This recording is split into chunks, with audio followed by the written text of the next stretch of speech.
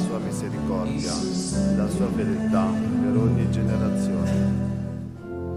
Il Verbo di Dio si è fatto uomo, venite adoriamo.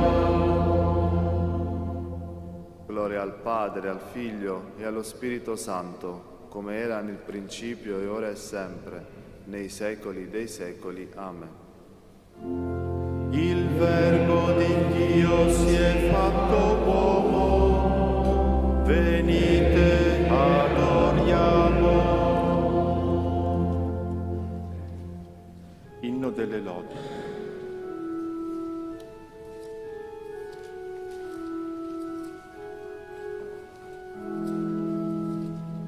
Dal sorgere del sole si irradi sulla terra il canto della lode.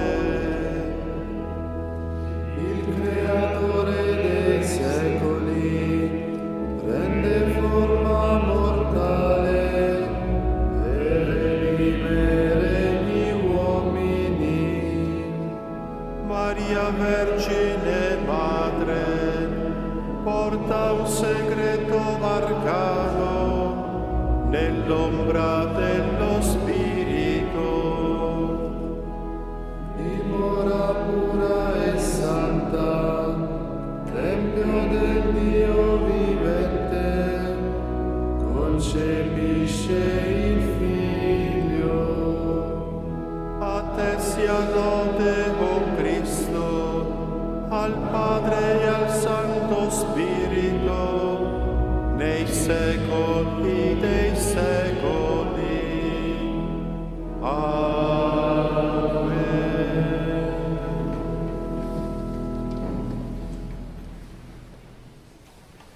Nella pienezza dei tempi, Dio mandò suo Figlio, nato da donna, perché fossimo adottati come figli.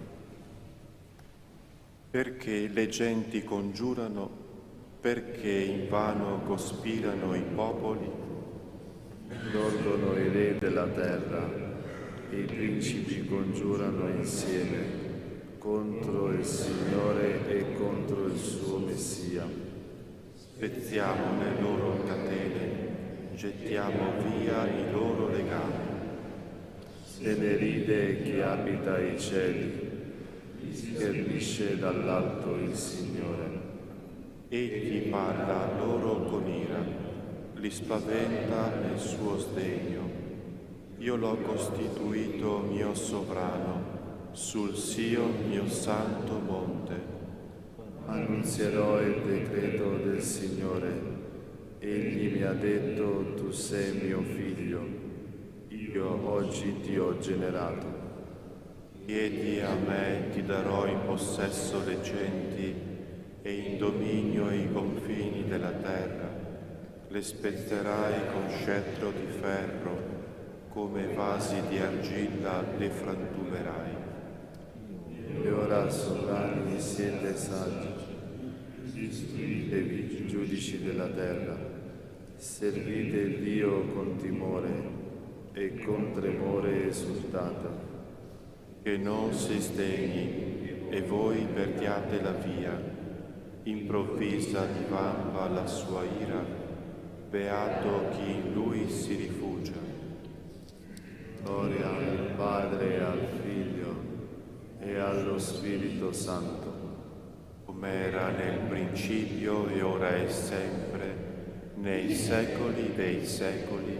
Amen.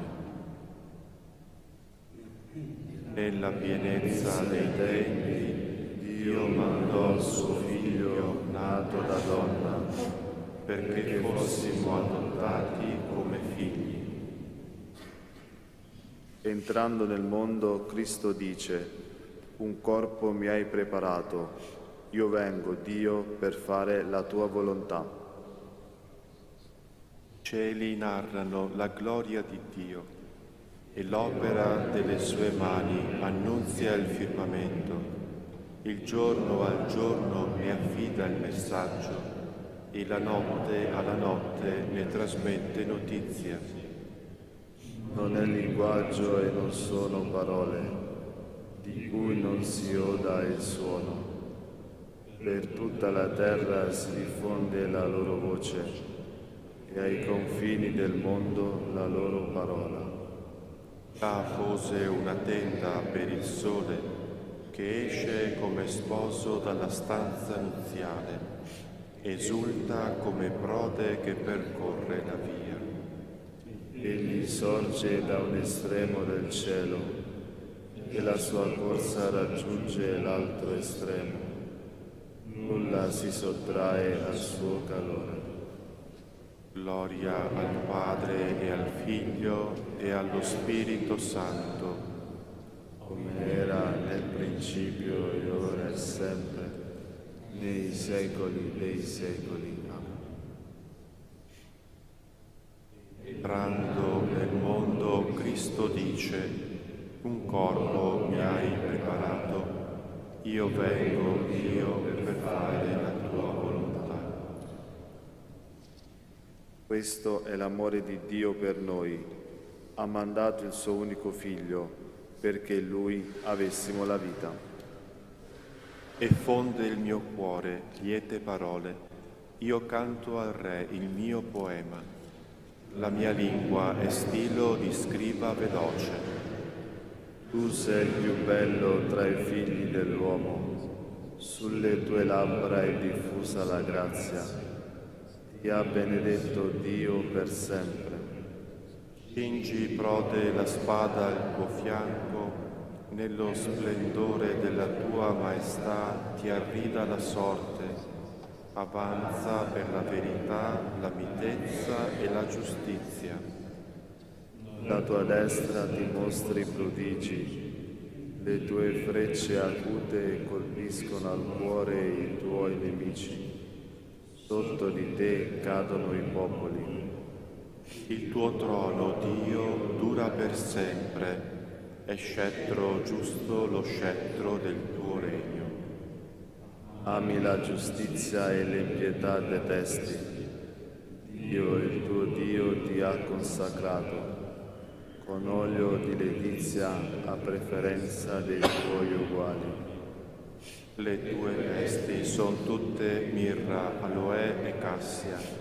Dai palazzi d'avorio ti allietano le cetre. Figlie di re stanno tra le tue predilette. Alla tua destra la regina in ori di Ofir. Ascolta, figlia, guarda, porgi l'orecchio. Dimentica il tuo popolo e la casa di tuo padre. Al re piacerà la tua bellezza. Egli è il tuo Signore, prostrati a lui. Da Tiro vengono portando doni. I più ricchi del popolo cercano il tuo volto. La figlia del re è tutta splendore, gemme e tessuto d'oro è il suo vestito. È presentata al re in preziosi ricami. Con lei le vergini compagne a te sono condotte. Guidate in gioia ed esultanza, entrano insieme nel palazzo regale. Ai tuoi padri succederanno i tuoi figli, farai capi di tutta la terra. Farò ricordare il tuo nome per tutte le generazioni e i popoli ti loderanno in eterno per sempre. Gloria al Padre e al Figlio e allo Spirito Santo. Era nel principio e ora e sempre, nei secoli dei secoli. Amen. Questo è l'amore di Dio per noi.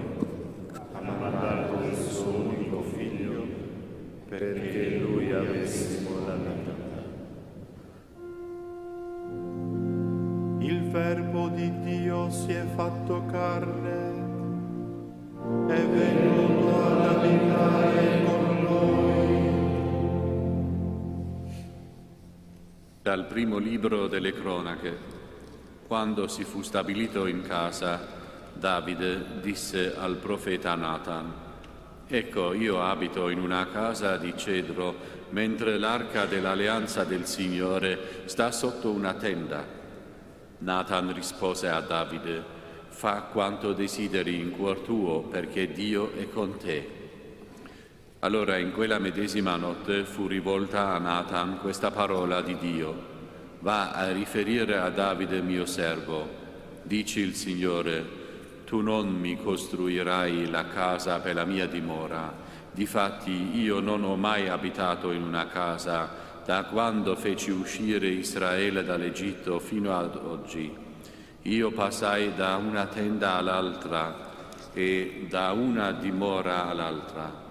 Durante tutto il tempo in cui ho camminato insieme con tutto Israele, non ho mai detto a qualcuno dei giudici ai quali avevo ordinato di pascere il mio popolo: perché non mi avete costruito una casa di cedro?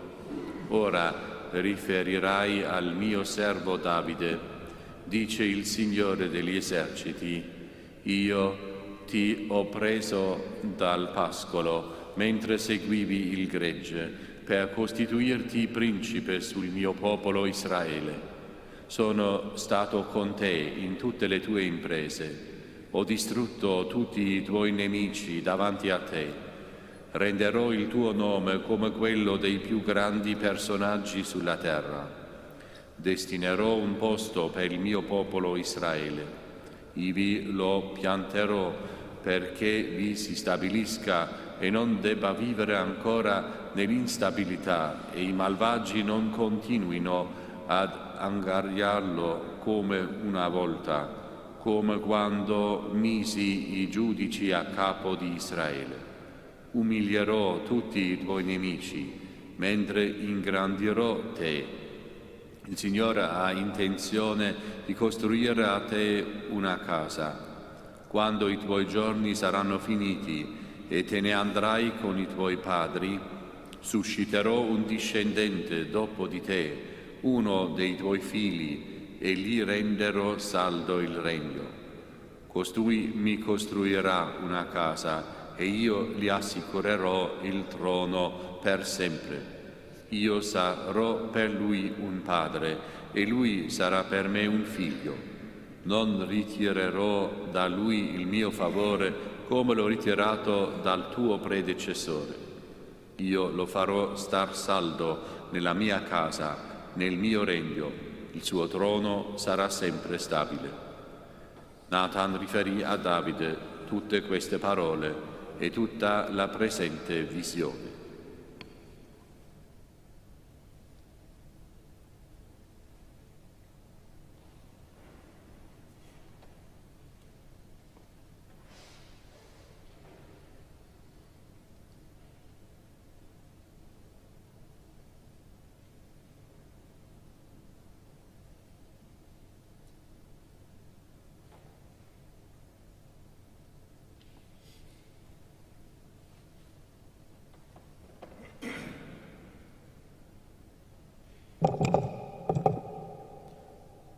L'angelo Gabriele fu mandato alla Vergine Maria, sposa di Giuseppe.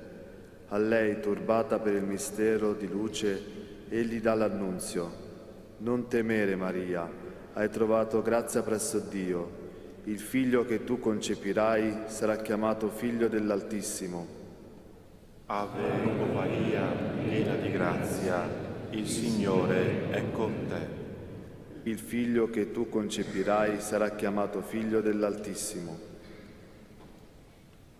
Dalle lettere di San Leone Magno, Papa. Nella maestà divina fu assunta l'umiltà della nostra natura, dalla forza la debolezza, da colui che è eterno la nostra mortalità. E per pagare il debito che gravava sulla nostra condizione, la natura impassibile fu unita alla nostra natura passibile. Tutto questo avvenne perché, come era conveniente per la nostra salvezza, il solo e unico mediatore tra Dio e gli uomini, l'uomo Cristo Gesù, immune dalla morte per un verso, fosse per l'altro ad essa soggetto. Vera, integra e perfetta fu la natura nella quale è nato Dio, ma nel medesimo tempo vera e perfetta la natura divina, nella quale rimane immutabilmente. In Lui c'è tutto della sua divinità e tutto della nostra umanità. Per nostra natura intendiamo quella creata da Dio al principio e assunta per essere redenta dal Verbo. Nessuna traccia invece vi fu nel Salvatore di quelle malvagità che il seduttore portò nel mondo e che furono accolte dall'uomo sedotto. Volle addossarsi certo la nostra debolezza, ma non essere partecipe delle nostre colpe. Assunse la condizione di schiavo, ma senza la contaminazione del peccato. Sublimò l'umanità, ma non sminuì la divinità. Il suo annientamento rese visibile l'invisibile e mortale, il Creatore e il Signore di tutte le cose. Ma il suo fu piuttosto un abbassarsi misericordioso verso la nostra miseria che una perdita della sua potestà e del suo dominio. Fu creatore dell'uomo nella condizione divina e uomo nella condizione di schiavo. Questo fu l'unico e medesimo Salvatore. Il Figlio di Dio fa dunque il suo ingresso in mezzo alle miserie di questo mondo, scendendo dal suo trono celeste senza lasciare la gloria del Padre. Entra in una condizione nuova, nasce in un modo nuovo. Entra in una condizione nuova, infatti invisibile in se stesso, si rende visibile nella nostra natura. Infinito si lascia circoscrivere. Esistente prima di tutti i tempi, comincia a vivere nel tempo.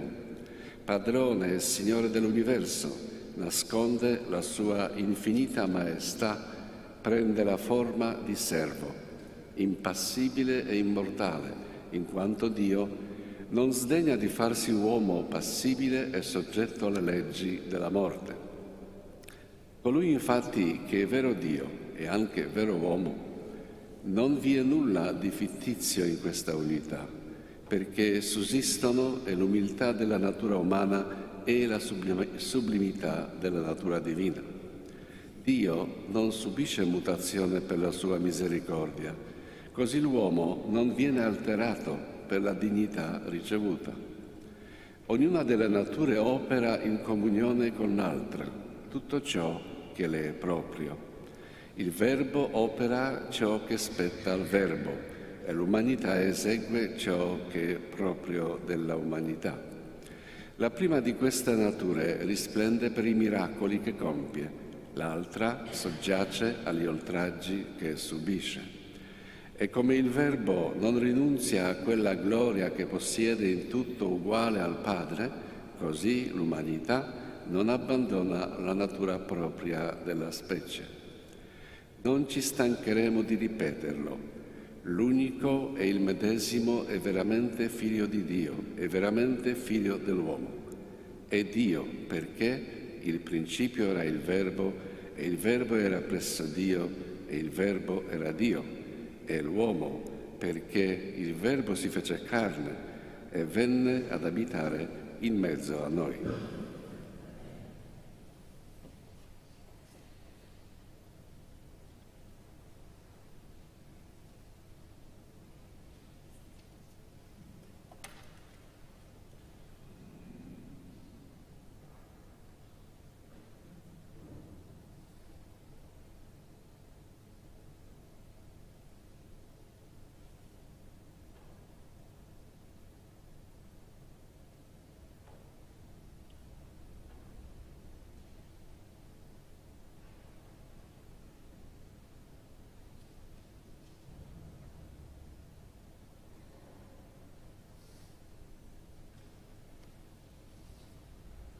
Accogli la parola, Vergine Maria, l'annunzio dell'angelo del Signore. Concepirai nel tuo grembo l'uomo Dio, diranno di te, benedetta fra le donne. Partorirai un figlio diranno di te, benedetta fra le donne.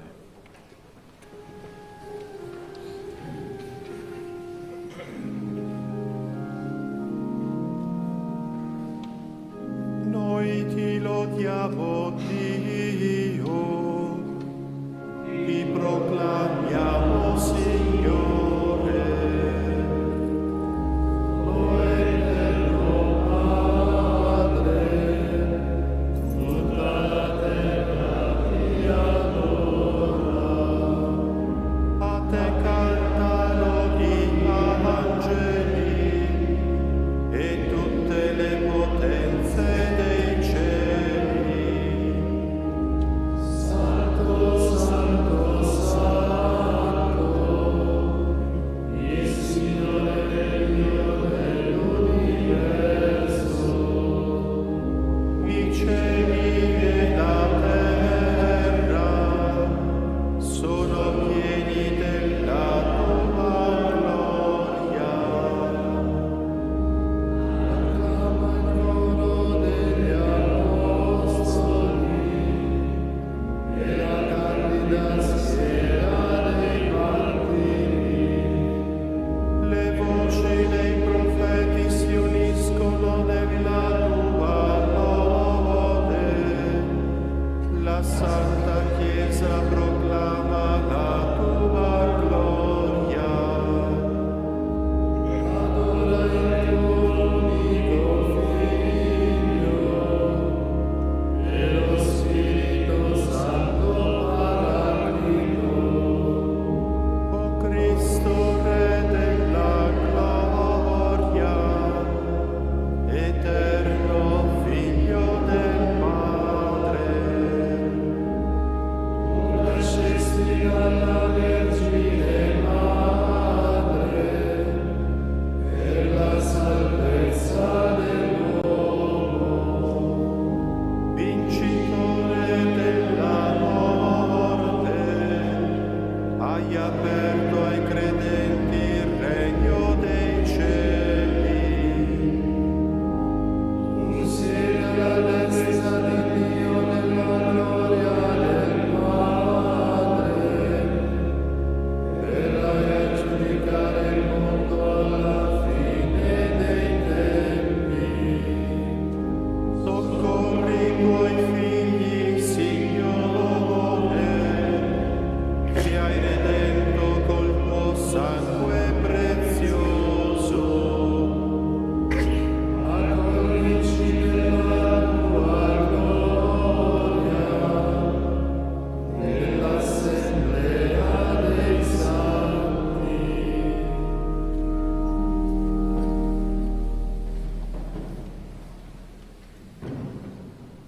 L'angelo Gabriele fu inviato alla sposa di Giuseppe, la Vergine Maria. O Dio, tu sei il mio Dio, all'aurora ti cerco. Di te ha sete l'anima mia, a te anela la mia carne, come terra deserta, arida senz'acqua. Così nel santuario ti ho cercato, per contemplare la tua potenza e la tua gloria. Poiché la tua grazia vale più della vita, le mie labbra diranno la tua lode.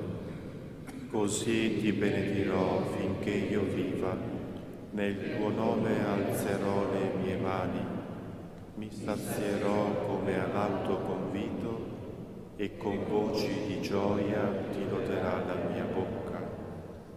Nel mio giaciglio di te mi ricordo, penso a te nelle veglie notturne. Sei stato il mio aiuto, esulto di gioia all'ombra delle tue ali. A te si stringe l'anima mia, la forza della tua destra mi sostiene. Gloria al Padre e al Figlio e allo Spirito Santo, com'era nel principio e ora e sempre, nei secoli dei secoli. Amen. L'angelo Gabriele fu inviato alla sposa di Giuseppe, la Vergine Maria. Benedetta sei tu fra le donne, e benedetto il frutto del tuo seno.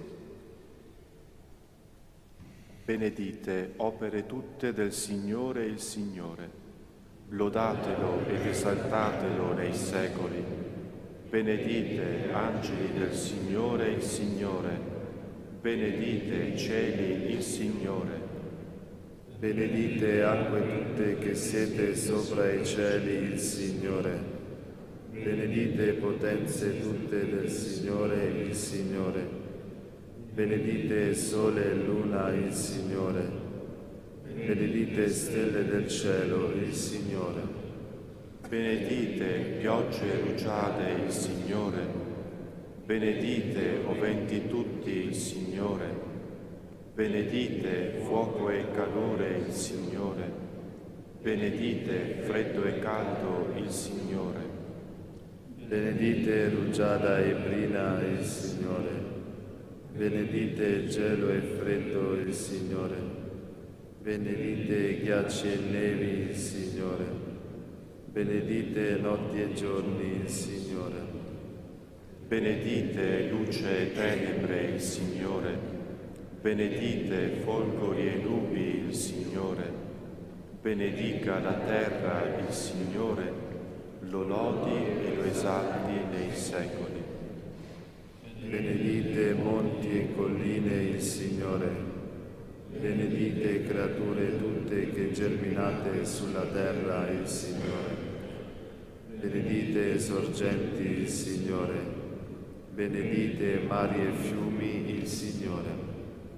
Benedite mostri marini e quanto si muove nell'acqua il Signore. Benedite uccelli tutti dell'aria il Signore. Benedite animali tutti selvaggi e domestici il Signore. Benedite figli dell'uomo il Signore. Benedica Israele il Signore. Lo lodi e lo esalti nei secoli. Benedite sacerdoti del Signore il Signore. Benedite o servi del Signore il Signore. Benedite spiriti, anime dei giusti il Signore. Benedite pie umili di cuore il Signore. Benedite Anania, Azzaria e Misaele il Signore. Lodatelo ed esaltatelo nei secoli. Benediciamo il Padre e il Figlio con lo Spirito Santo. Lodiamolo ed esaltiamolo nei secoli. Benedetto sei tu, Signore, nel firmamento del cielo, degno di lode e di gloria nei secoli. Benedetta sei tu fra le donne e benedetto il frutto del tuo seno. In virtù della parola, Vergine, Maria concepisce e, intatta, genera il Salvatore.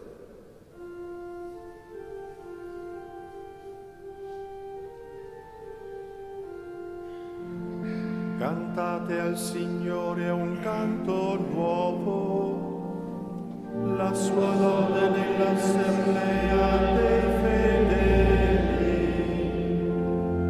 Gioisca Israele nel suo Creatore, esultino nel loro Re i figli di Sion. Lodino il suo nome con danze, con timpani e cedri di canti nobili. Il Signore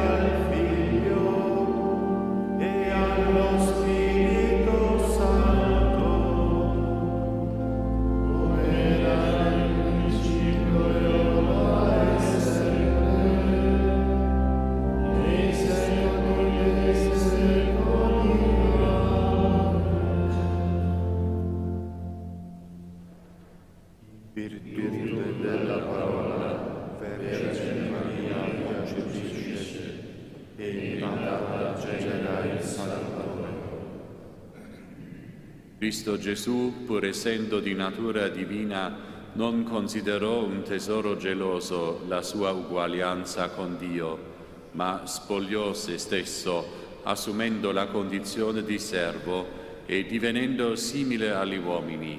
Apparso in forma umana, umiliò se stesso.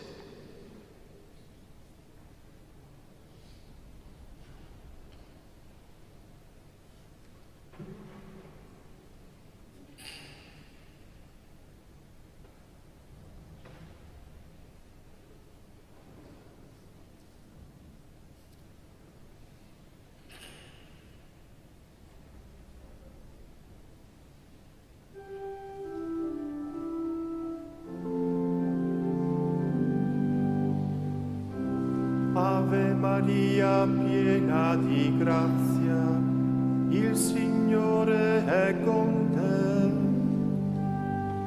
Ave Maria, piena di grazia, il Signore è con te.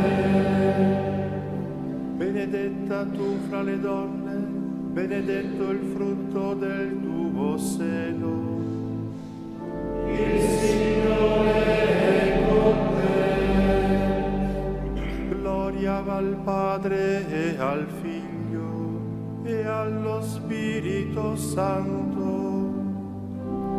Ave Maria, piena di grazia, il Signore è con te. Del suo immenso amore per noi, Dio ha mandato il suo Figlio, fatto uomo come noi peccatori.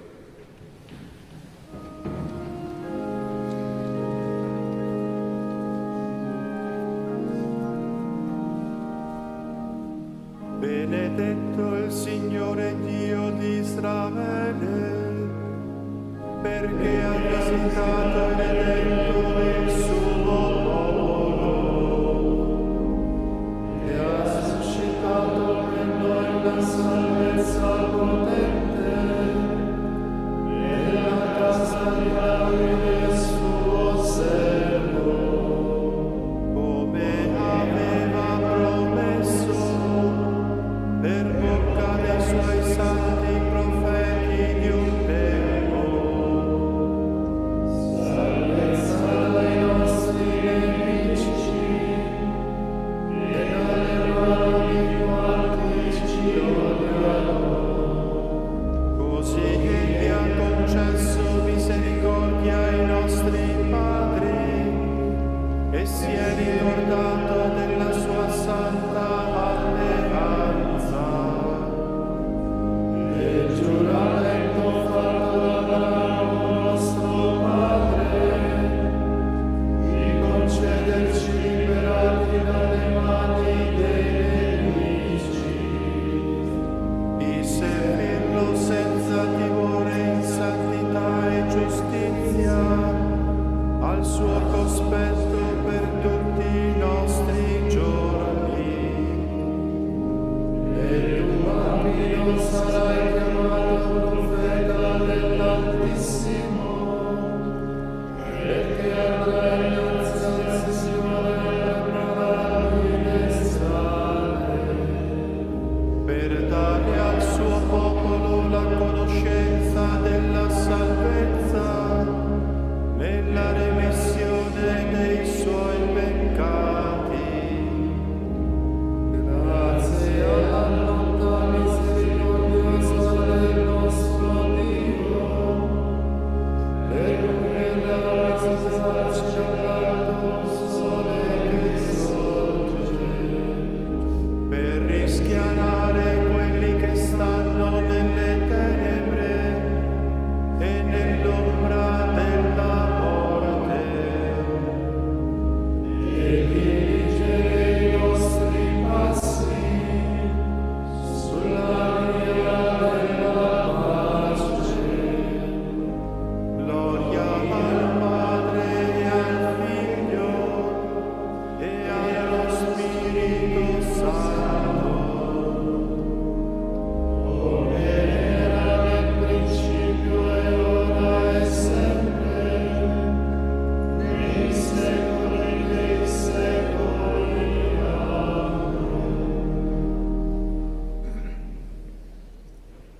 Nel suo immenso amore per noi, Dio ha mandato il suo Figlio, fatto uomo come noi peccatori. Celebrando gli inizi della nostra redenzione nel giorno dell'Annunziazione a Maria, preghiamo con fiducia Dio nostro Padre. Interceda per noi la Santa Madre di Dio. Come Maria accolse con fede l'annunzio dell'angelo, Donaci, o Padre, di accogliere con gioia la parola del nostro Salvatore. tu che hai guardato l'umiltà della tua serva, Abbi pietà di noi e di tutti gli uomini del nostro tempo. come Maria, nuova Eva, aderì pienamente alla tua parola, Fa che accettiamo con amore la tua volontà. la Santa Madre di Dio soccorra i miseri, conforti i deboli e gli oppressi. Preghi per il popolo, protegga il clero, interceda per le vergini consacrate.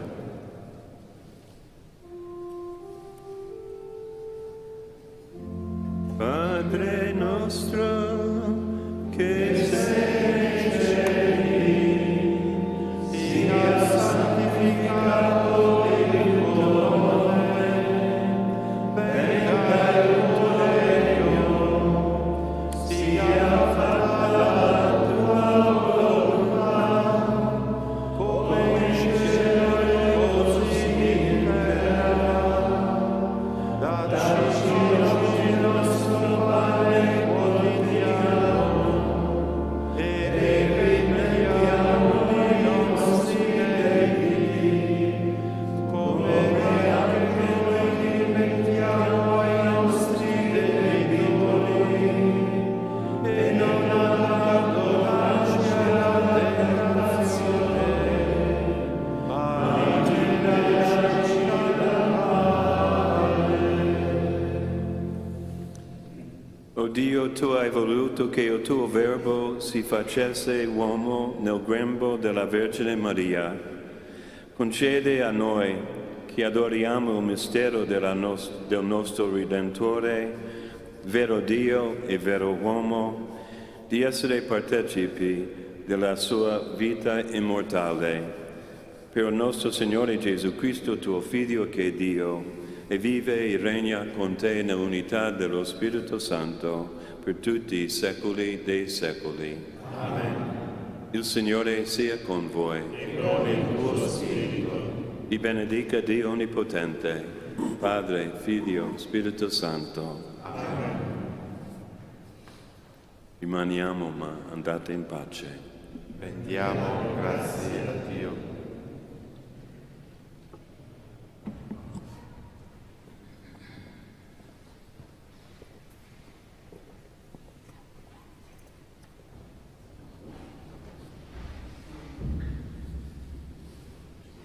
Vergine Immacolata, Madre della Chiesa e Madre mia, mi affido a te con tutto me stesso, accettando con gioia dalle mani del Figlio tuo il progetto di grazia da sempre pensato per me dal Padre Celeste.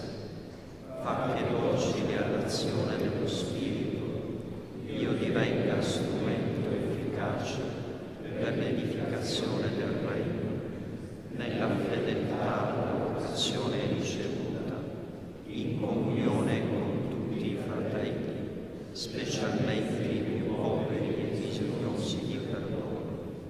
Pertanto ti offro, Maria, le preghiere, le azioni e i sacrifici di questo giorno. O Maria concepita senza peccato, prega per noi che a te ricorriamo e per quanti a te non ricorrono, in particolare per i nemici della Santa Chiesa e per quelli che ti sono raccomandati.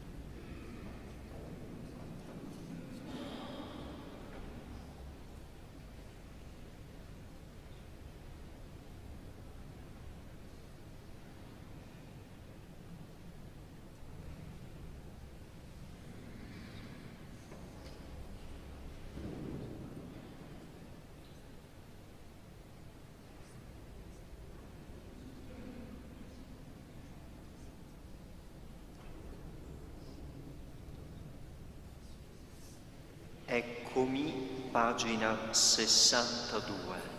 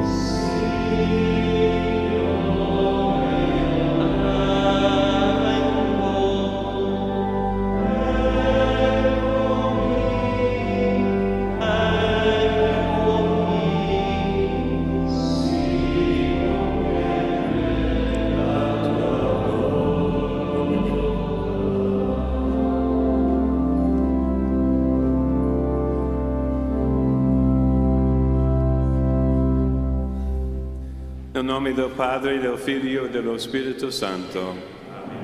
Il Signore sia con voi. Fratelli e sorelle, per celebrare degnamente questi santi misteri, questo giorno della solennità grande, l'annunciazione della Santissima Vergine Maria, preghiamo umilmente che il Signore ci riceva e che anche noi riceviamo Lui come deve essere ricevuto.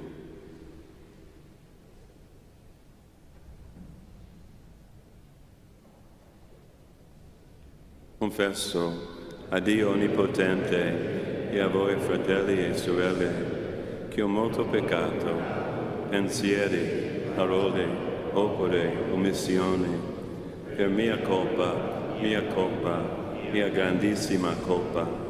E supplico la Beata sempre Vergine Maria, gli angeli, i santi e voi fratelli e sorelle, di pregare per me, il Signore Dio nostro. Dio Onnipotente, abbi misericordia di noi, perdoni i nostri peccati e ci conduca alla vita eterna.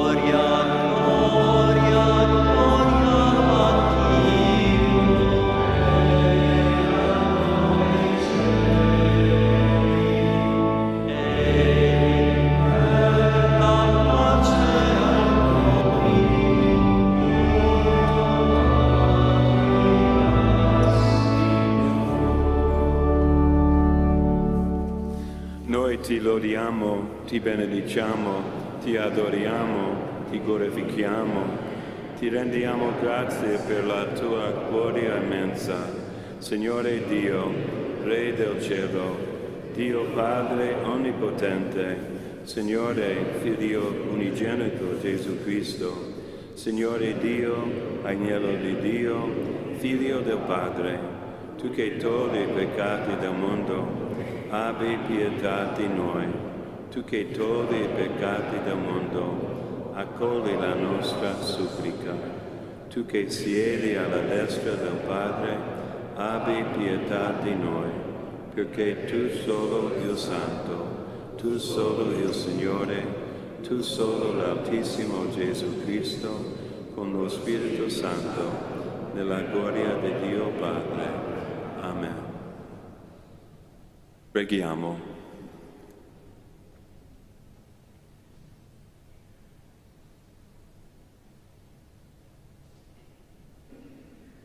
O Padre, tu hai voluto che il tuo Verbo si facesse carne nel grembo della Vergine Maria. Concedi a noi, che professiamo la fede nel nostro Redentore, vero Dio e vero uomo, di essere partecipi della sua natura divina. Egli è Dio e vive e regna con te nell'unità dello Spirito Santo per tutti i secoli dei secoli.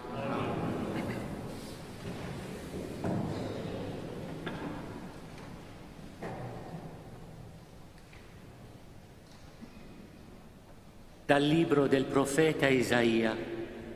In quei giorni il Signore parlò ad Acaz: chiedi per te un segno dal Signore tuo Dio, dal profondo degli inferi oppure dall'alto.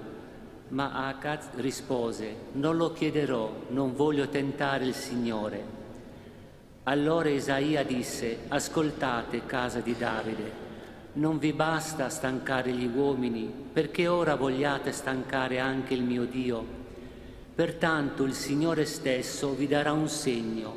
Ecco, la Vergine concepirà e partorirà un figlio, che chiamerà Emanuele, perché Dio è con noi. Parola di Dio.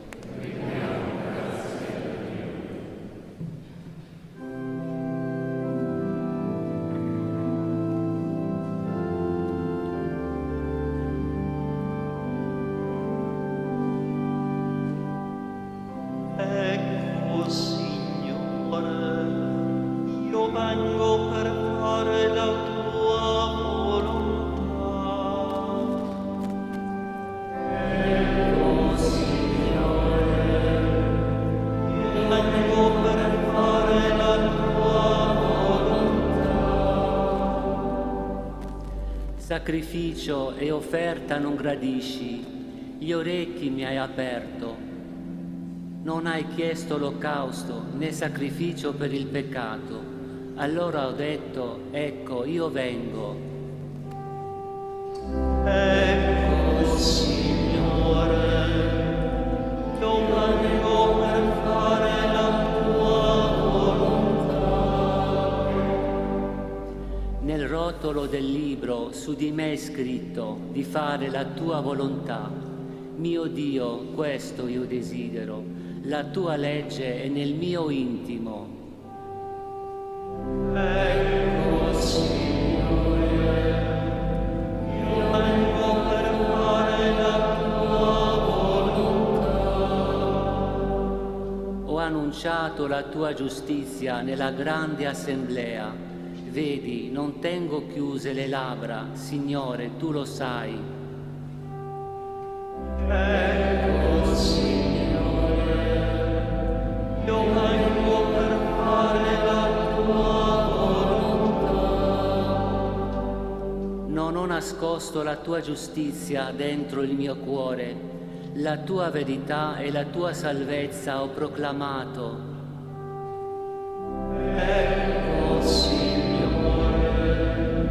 io vengo per fare la tua volontà.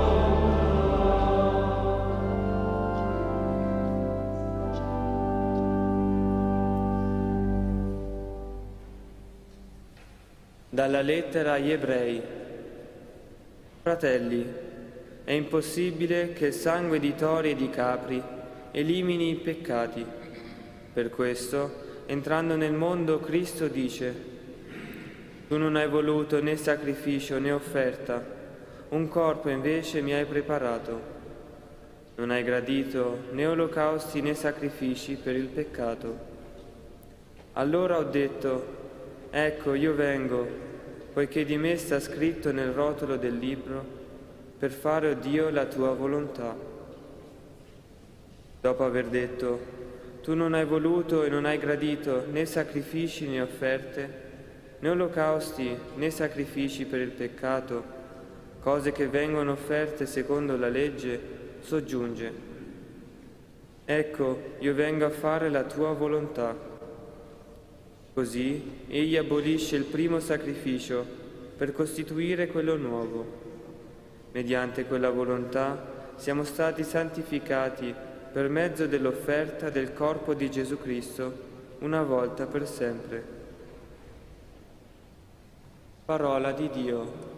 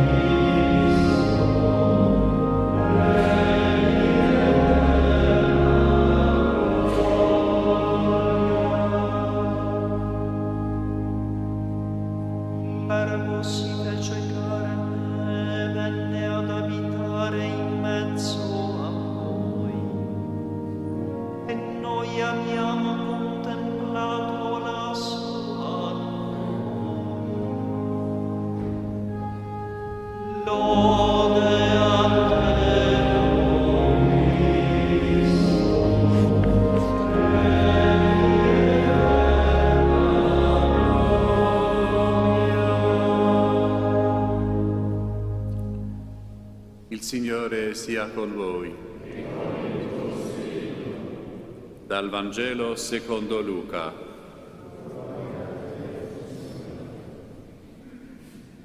In quel tempo l'angelo Gabriele fu mandato da Dio in una città della Galilea chiamata Nazaret a una vergine promessa sposa di un uomo della casa di Davide di nome Giuseppe. La vergine si chiamava Maria. Entrando da lei disse: Rallegrati, piena di grazia, il Signore è con te. A queste parole ella fu molto turbata e si domandava che senso avesse un saluto come questo. L'angelo le disse: Non temere, Maria, perché hai trovato grazia presso Dio. Ed ecco, concepirai un figlio, lo darai alla luce e lo chiamerai Gesù. Sarà grande e verrà chiamato Figlio dell'Altissimo. Il Signore Dio gli darà il trono di Davide suo padre e regnerà per sempre sulla casa di Giacobbe e il suo regno non avrà fine. Allora Maria disse all'angelo: Come avverrà questo, poiché non conosco uomo? Le rispose l'angelo: Lo Spirito Santo scenderà su di te e la potenza dell'Altissimo ti coprirà con la sua ombra. Perciò colui che nascerà sarà santo e sarà chiamato Figlio di Dio. Ed ecco, Elisabetta, tua parente, nella sua vecchiaia ha concepito anch'essa un figlio, e questo è il 6° mese per lei, che era detta sterile. Nulla è impossibile a Dio. Allora Maria disse: Ecco, la serva del Signore, avvenga per me secondo la tua parola. E l'angelo si allontanò da lei. Parola del Signore.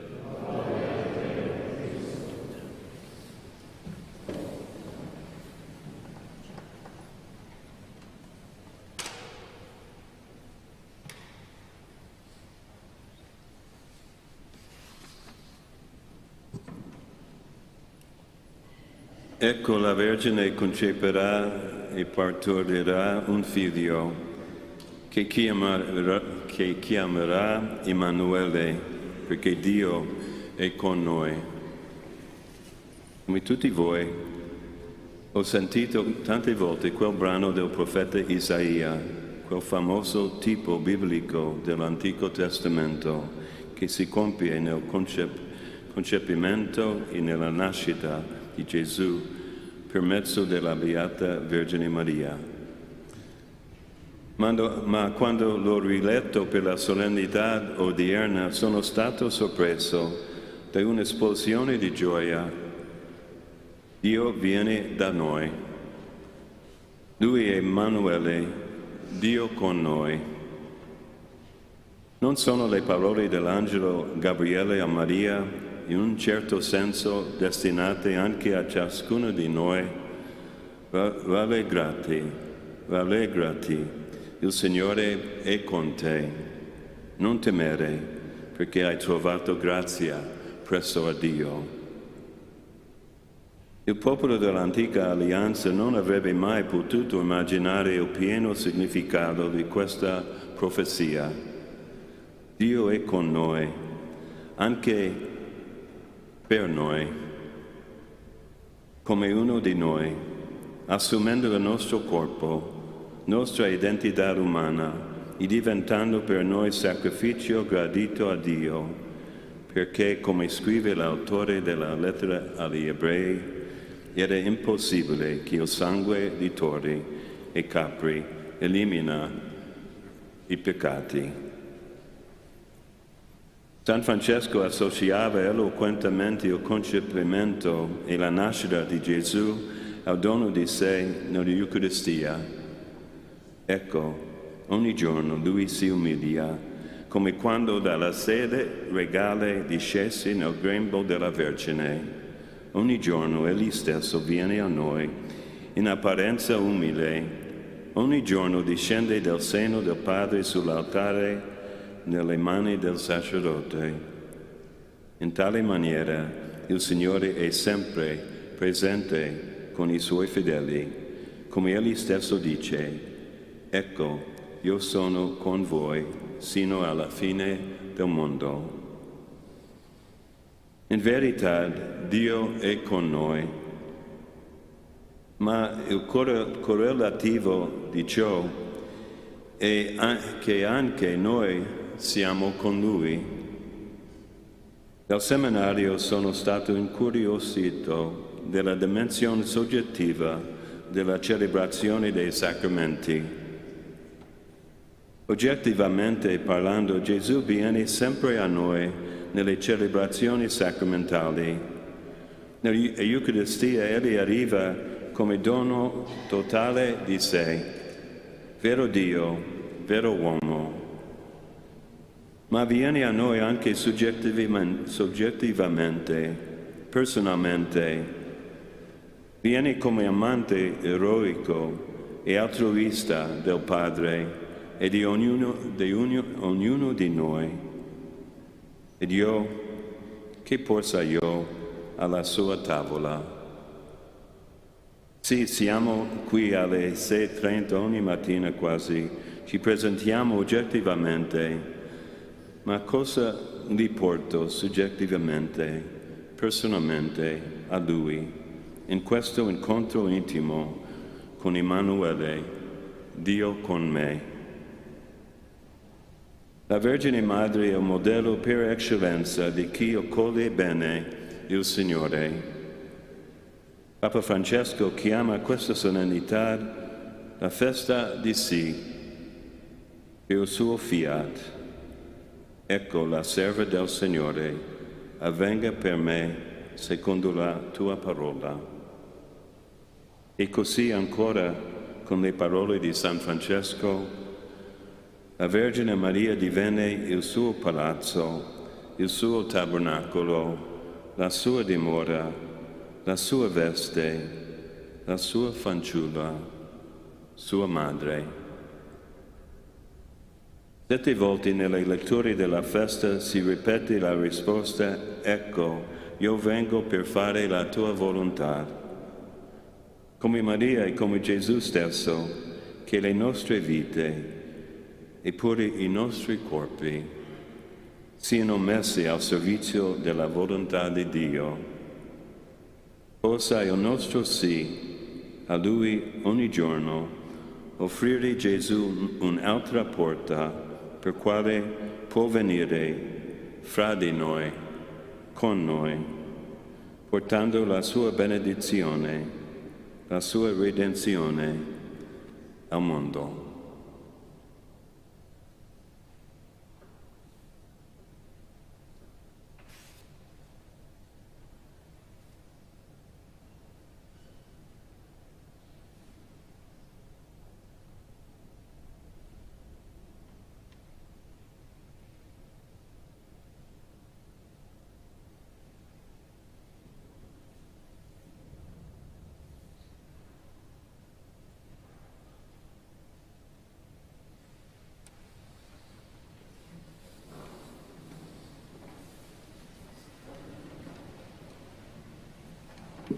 Oggi, mentre preghiamo insieme il credo, dobbiamo fare genuflessione durante le parole pertinenti specificamente a questa festa oggi.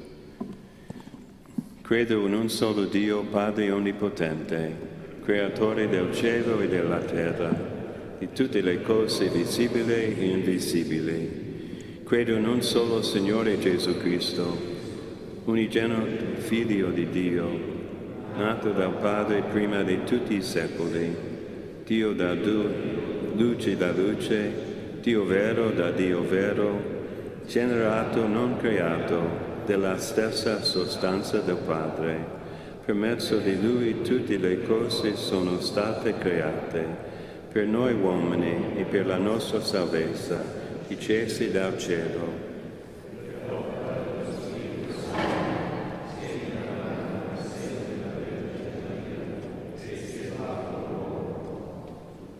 Fisso per noi sotto Ponzio Pilato, morì e il terzo giorno è risuscitato, secondo le Scritture, è salito al cielo, siede alla destra del Padre, e di nuovo verrà nella gloria per giudicare i vivi e i morti. Il suo regno non avrà fine.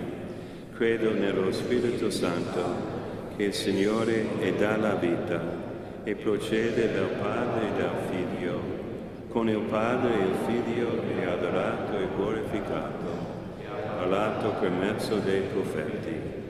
Credo la Chiesa una, santa, cattolica, apostolica. Professo un solo battesimo per perdono dei peccati.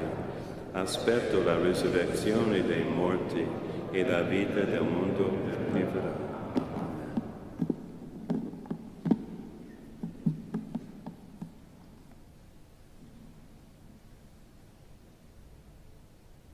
Nell'evento umile e nascosto dell'Annunciazione, Maria accoglie nella fede e nella carne il Verbo eterno fatto uomo per la nostra salvezza.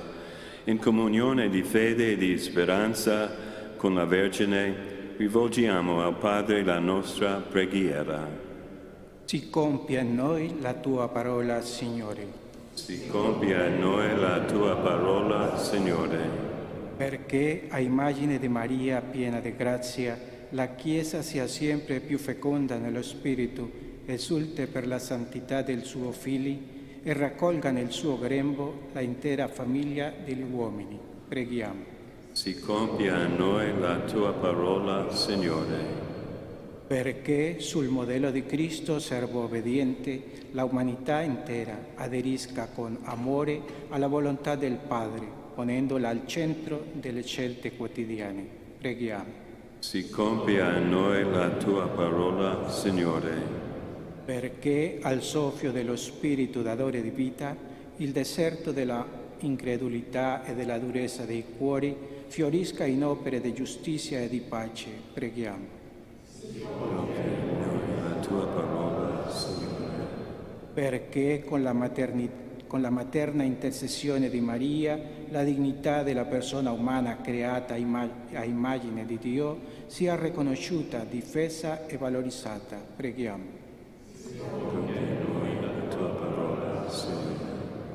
Perché l'esempio della Vergine Madre induca ciascuno di noi a accogliere con prontezza la parola di Dio e a testimoniarla nel mondo. Preghiamo.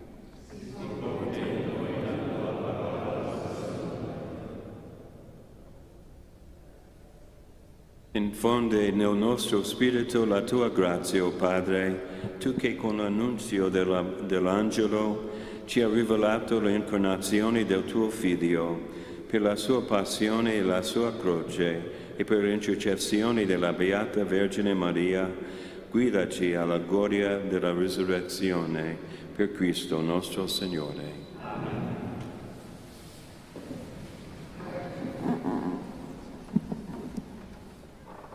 Vero pane, pagina 184.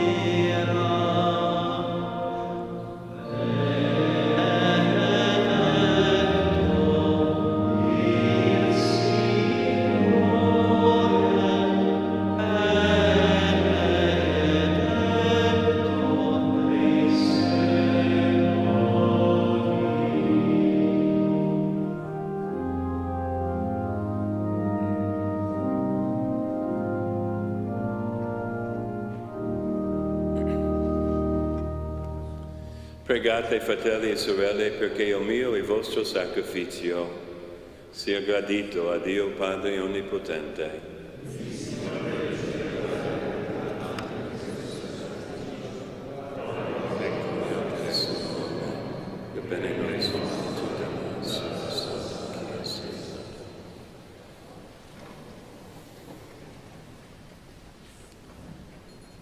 Accogli con bontà, Dio Onnipotente, l'offerta della tua Chiesa, perché riconoscendo le sue origini nell'incarnazione del tuo Figlio unigenito, esulti di gioia in questa celebrazione dei suoi misteri, per Cristo nostro Signore.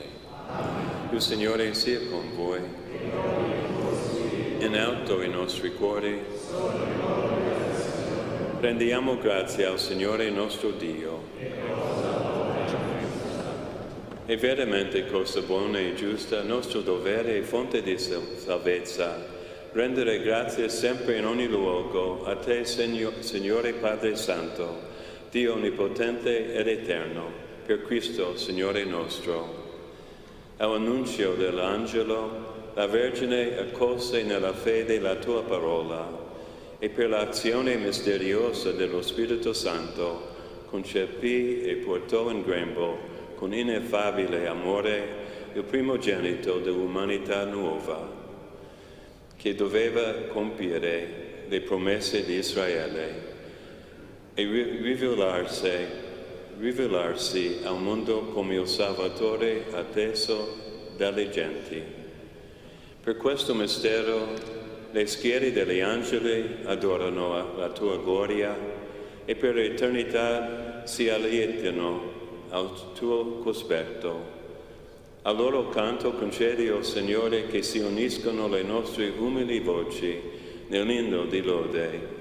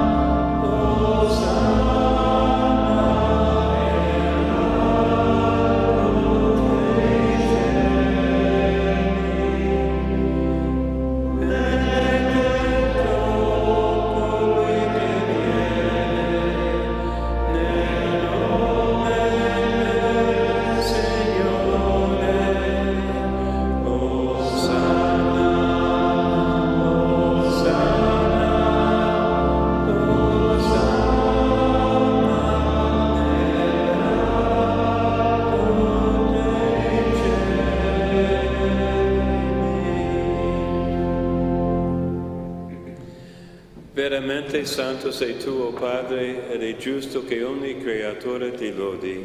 Per mezzo del tuo Figlio, il Signore nostro Gesù Cristo, nella potenza dello Spirito Santo, fai vivere e santifichi l'universo e continui a radunare intorno a te un popolo che da Oriente all'Occidente offra il tuo nome il sacrificio perfetto. Ti preghiamo umilmente, santifica e consacra con il tuo Spirito i doni che ti abbiamo presentato, perché diventino il corpo, il sangue del tuo Figlio, il Signore nostro Gesù Cristo, che ci ha comandato di celebrare questi misteri. Egli, nella notte in cui veniva tradito, prese il pane, ti rese grazie con la preghiera di benedizione, lo spezzò, lo diede ai suoi discepoli e disse: prendete e mangiatene tutti. Questo è il mio corpo, offerto in sacrificio per voi.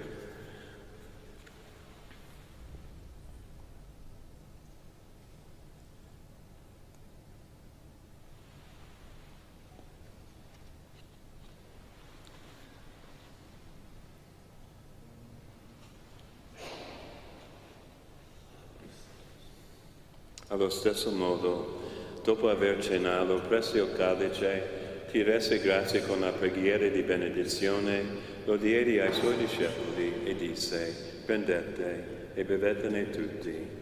Questo è il calice del mio sangue, per la nuova ed eterna alleanza, versato per voi e per tutti, in remissione dei peccati. Fate questo in memoria di me.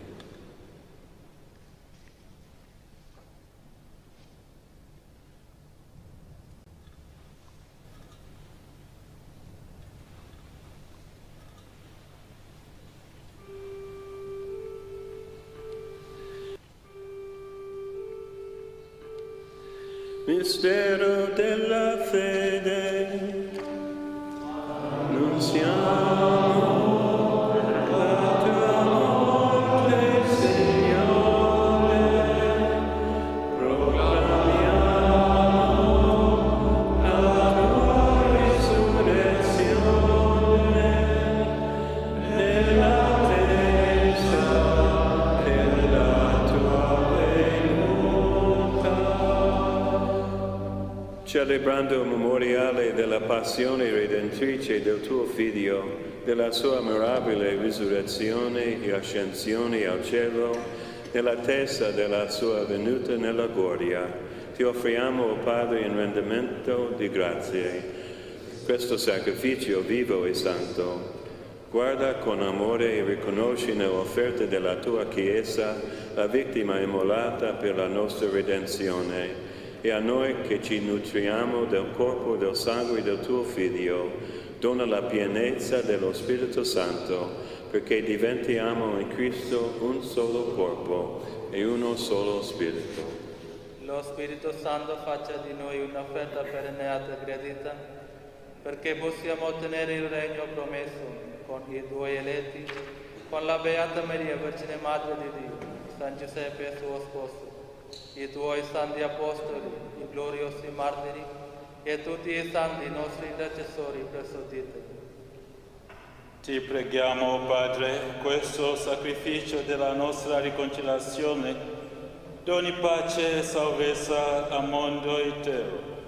Conferma nella fede e nell'amore la tua Chiesa peregrina sulla terra, il tuo servo e il nostro Papa Francesco, il nostro Vescovo Domenico, l'ordine episcopale, i presbiteri, i diaconi e il popolo che tu hai redento. Ascolta la preghiera di questa famiglia che hai convocato alla tua presenza. Ti congiungi a te, Padre misericordioso, tutti i tuoi figli ovunque dispersi. Accogli nel tuo regno i nostri fratelli e sorelle defunti e tutti coloro che in pace con te hanno lasciato questo mondo. Concedi anche a noi di ritrovarci insieme a godere per sempre della tua gloria. in Cristo nostro Signore, per mezzo del quale tu, o Dio, doni al mondo ogni bene. Per Cristo, con Cristo e in Cristo, a te Dio Padre Onnipotente, nell'unità dello Spirito Santo, per tutti i secoli dei secoli.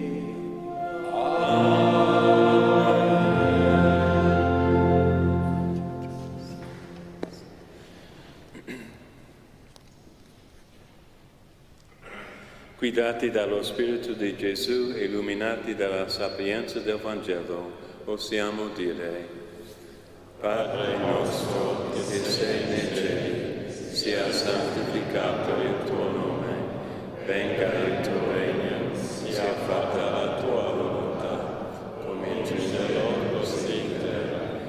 Dacci oggi il nostro pane quotidiano ed emetti a noi i nostri debiti, come anche noi remettiamo ai nostri debitori, e non abbandonarci alla tentazione, ma liberaci dal male.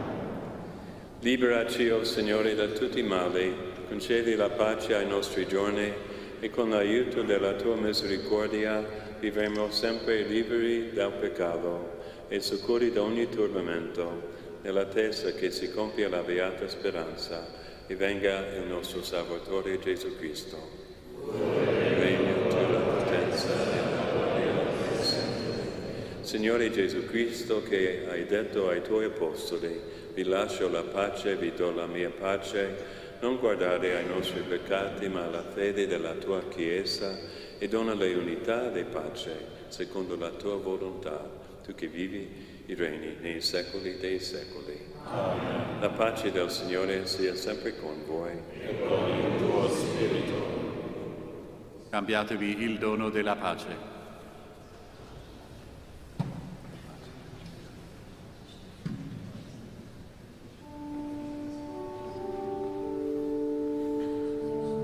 Agnello di Dio, che togli i peccati del mondo, abbi pietà di noi.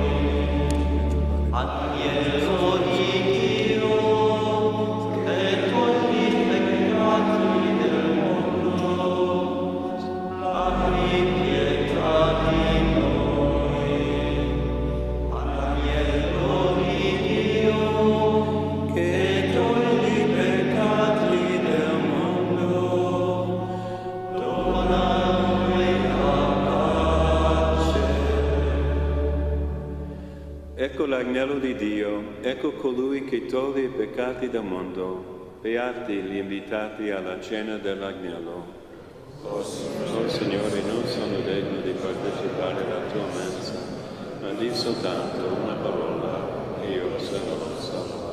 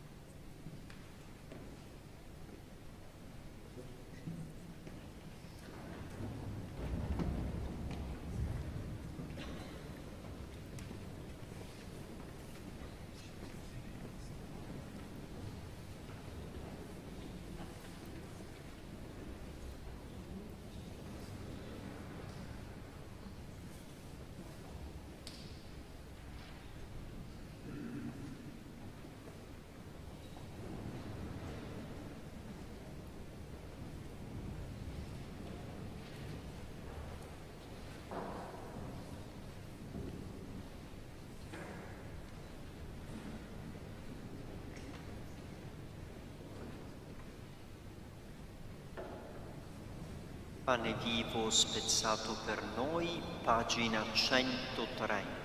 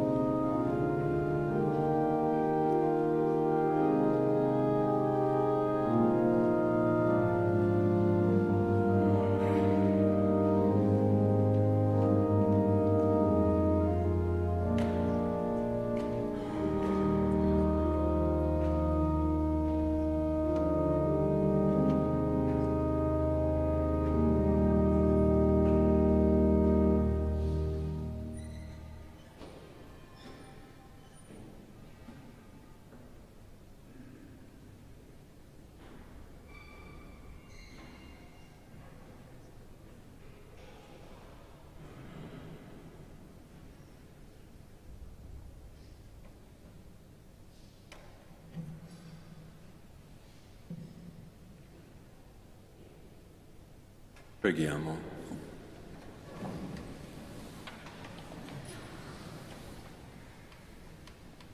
O Padre, che ci hai accolti alla tua mensa, conferma in noi il dono della vera fede, perché riconoscendo nel Figlio della Vergine il tuo Verbo fatto uomo, per la potenza della sua risurrezione, possiamo giungere alla gioia eterna.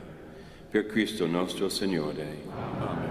Il Signore sia con voi. E con il tuo spirito. Vi benedica Dio Onnipotente, Padre, Figlio, Spirito Santo. Amen. Nel nome del Signore andate in pace. Beata sei tu, Maria, pagina 25.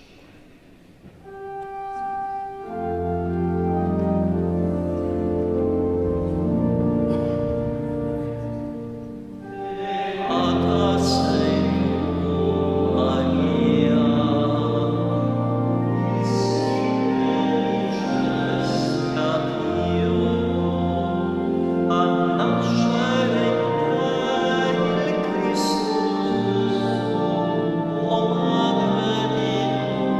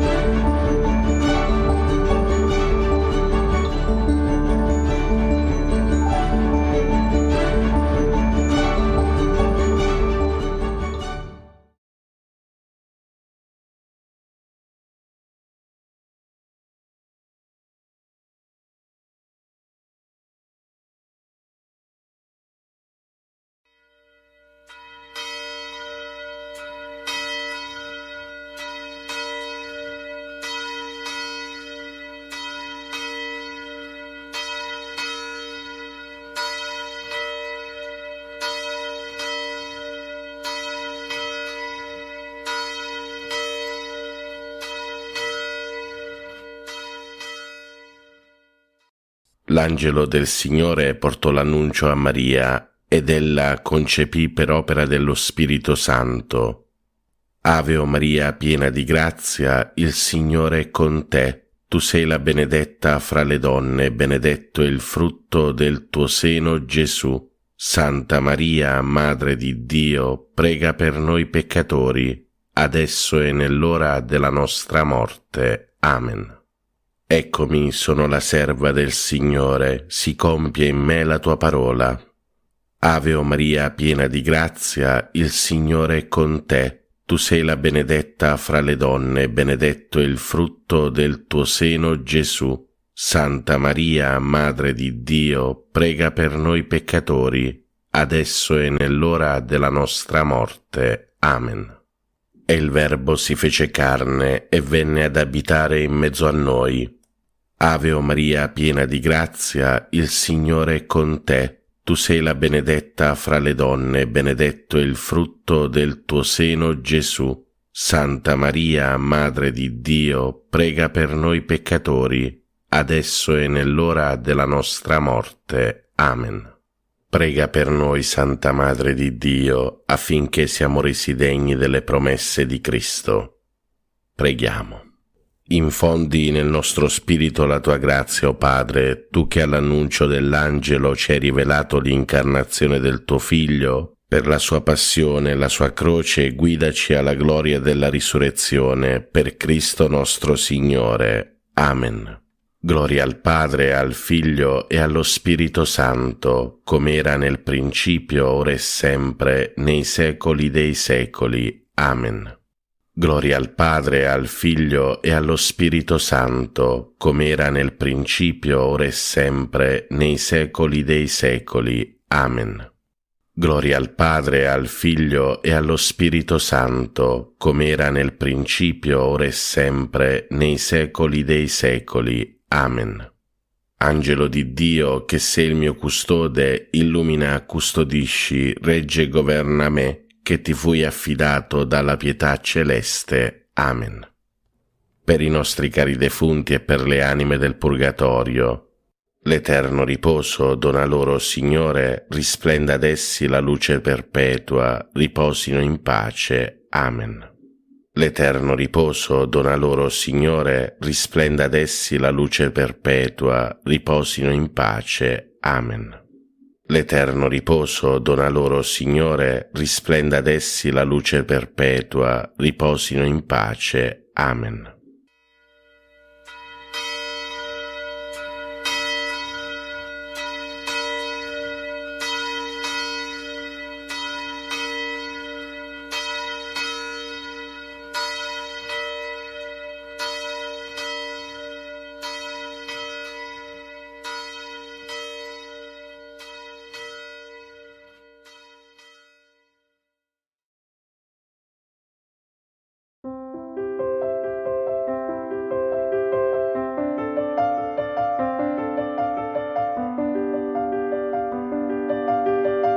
Nel nome del Padre, del Figlio e dello Spirito Santo. Amen. Ti benedico, Padre, all'inizio di questo nuovo giorno. Accogli la mia lode e il mio grazie per il dono della vita e della fede. Con la forza del tuo Spirito guida i miei progetti e le mie azioni. Fa che siano secondo la tua parola. Liberami dallo scoraggiamento davanti alle difficoltà e da ogni male. Proteggi con il tuo amore la mia famiglia. Amen. Padre nostro che sei nei cieli, sia santificato il tuo nome, venga il tuo regno, sia fatta la tua volontà, come in cielo così in terra. Dacci oggi il nostro pane quotidiano e rimetti a noi i nostri debiti, come anche noi li rimettiamo ai nostri debitori, e non ci abbandonare alla tentazione, ma liberaci dal male. Ave o Maria, piena di grazia, il Signore è con te. Tu sei la benedetta fra le donne, e benedetto è il frutto del tuo seno, Gesù. Santa Maria, Madre di Dio, prega per noi peccatori, adesso e nell'ora della nostra morte. Amen. Gloria al Padre, al Figlio e allo Spirito Santo, come era nel principio, ora e sempre, nei secoli dei secoli. Amen. Preghiera all'Angelo Custode. O Santo Angelo Custode, abbi cura dell'anima mia e del mio corpo. Illumina la mia mente perché conosca meglio il Signore e lo ami con tutto il cuore. Assistimi nelle mie preghiere perché non ceda alle distrazioni, ma vi ponga la più grande attenzione. Aiutami con i tuoi consigli perché veda il bene e lo compia con generosità. Difendimi dalle insidie del nemico infernale e sostienimi nelle tentazioni perché riesca sempre vincitore. Supplisci alla mia freddezza nel culto del Signore. Non cessare di attendere alla mia custodia finché mi abbia portato in paradiso, ove loderemo insieme il buon Dio per tutta l'eternità. Amen. Angelo di Dio, che sei il mio custode, illumina, custodisci, regge e governa me, che ti fui affidato dalla pietà celeste. Amen. Salve, o Regina, Madre di misericordia, vita, dolcezza e speranza nostra, salve. A te ricorriamo, noi esuli figli di Eva, a te sospiriamo, gementi e piangenti in questa valle di lacrime. Orsù dunque, Avvocata nostra, rivolgi a noi quegli occhi tuoi misericordiosi e mostraci dopo questo esilio, Gesù, il frutto benedetto del tuo seno, o clemente, o pia, o dolce Vergine Maria. Offerta della giornata a Maria. O Maria, Madre del Verbo incarnato e Madre nostra dolcissima, siamo qui ai tuoi piedi mentre sorge un nuovo giorno, un altro grande dono del Signore. Deponiamo nelle tue mani e nel tuo cuore tutto il nostro essere. Noi saremo tuoi nella volontà, nel cuore e nel corpo. Tu forma in noi con materna bontà in questo giorno una vita nuova, la vita del tuo Gesù. Previeni e accompagna, o Regina del Cielo, anche le nostre più piccole azioni con la tua ispirazione materna, affinché ogni cosa sia pura e accettata al momento del sacrificio santo e immacolato. Rendici santi, o Madre buona, santi come Gesù ci ha comandato, come il tuo cuore ci chiede e ardentemente desidera. Così sia. Ave o Maria, piena di grazia, il Signore è con te. Tu sei la benedetta fra le donne, e benedetto è il frutto del tuo seno, Gesù. Santa Maria, Madre di Dio, prega per noi peccatori, adesso e nell'ora della nostra morte. Amen. Offerta della giornata al cuore di Gesù. Cuore divino di Gesù, io ti offro per mezzo del cuore immacolato di Maria, Madre della Chiesa, in unione al sacrificio eucaristico, le preghiere e le azioni, le gioie e le sofferenze di questo giorno, in riparazione dei peccati per la salvezza di tutti gli uomini, nella grazia dello Spirito Santo, a gloria di Dio Padre. Amen. Ave o Maria, piena di grazia, il Signore è con te.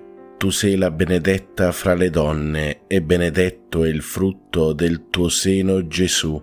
Santa Maria, Madre di Dio, prega per noi peccatori, adesso e nell'ora della nostra morte. Amen.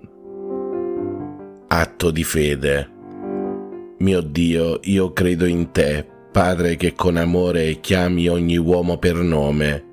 Credo in Gesù Cristo, vero Dio in mezzo a noi, per noi morto e risorto. Credo nello Spirito Santo, donato a noi come Spirito d'amore. Credo nella Chiesa, riunita dallo Spirito Santo, una, santa, cattolica e apostolica. Credo che il regno di Dio è in mezzo a noi, è in cammino e si compirà in una comunione piena e festosa. Signore, aiutami a crescere e a vivere in questa fede. Per tutti i fratelli e sorelle ammalati e sofferenti, Dolce Madre Santissima, ti preghiamo per questi nostri fratelli ammalati.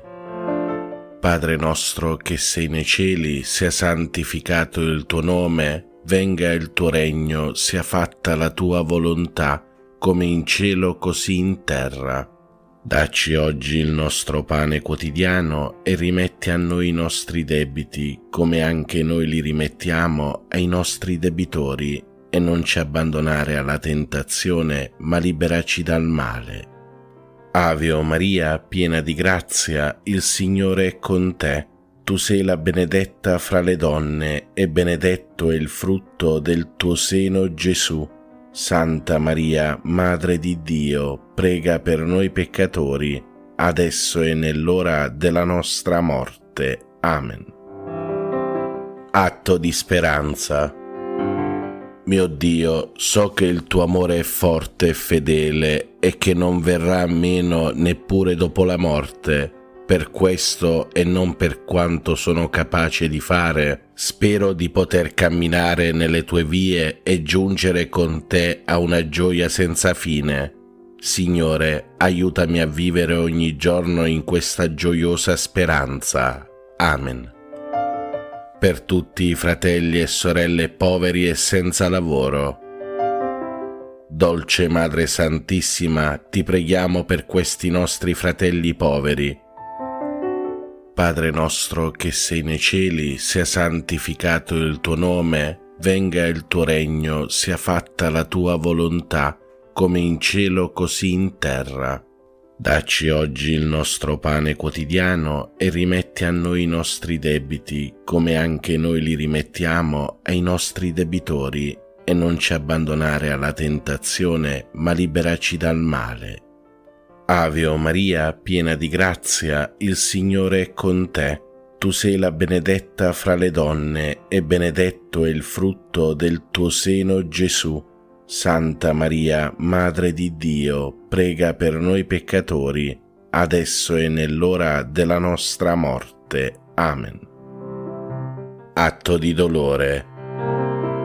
Mio Dio, mi pento e mi dolgo con tutto il cuore dei miei peccati, perché peccando ho meritato i tuoi castighi, e molto più perché ho offeso te, infinitamente buono e degno di essere amato sopra ad ogni cosa. Propongo col tuo santo aiuto di non offenderti mai più e di fuggire le occasioni prossime di peccato. Signore, misericordia, perdonami. Per tutti i fratelli e sorelle che soffrono nel corpo.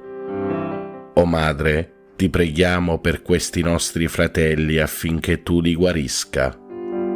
Padre nostro che sei nei cieli, sia santificato il tuo nome, venga il tuo regno, sia fatta la tua volontà, come in cielo così in terra. Dacci oggi il nostro pane quotidiano e rimetti a noi i nostri debiti, come anche noi li rimettiamo ai nostri debitori, e non ci abbandonare alla tentazione, ma liberaci dal male. Ave o Maria, piena di grazia, il Signore è con te. Tu sei la benedetta fra le donne, e benedetto è il frutto del tuo seno, Gesù.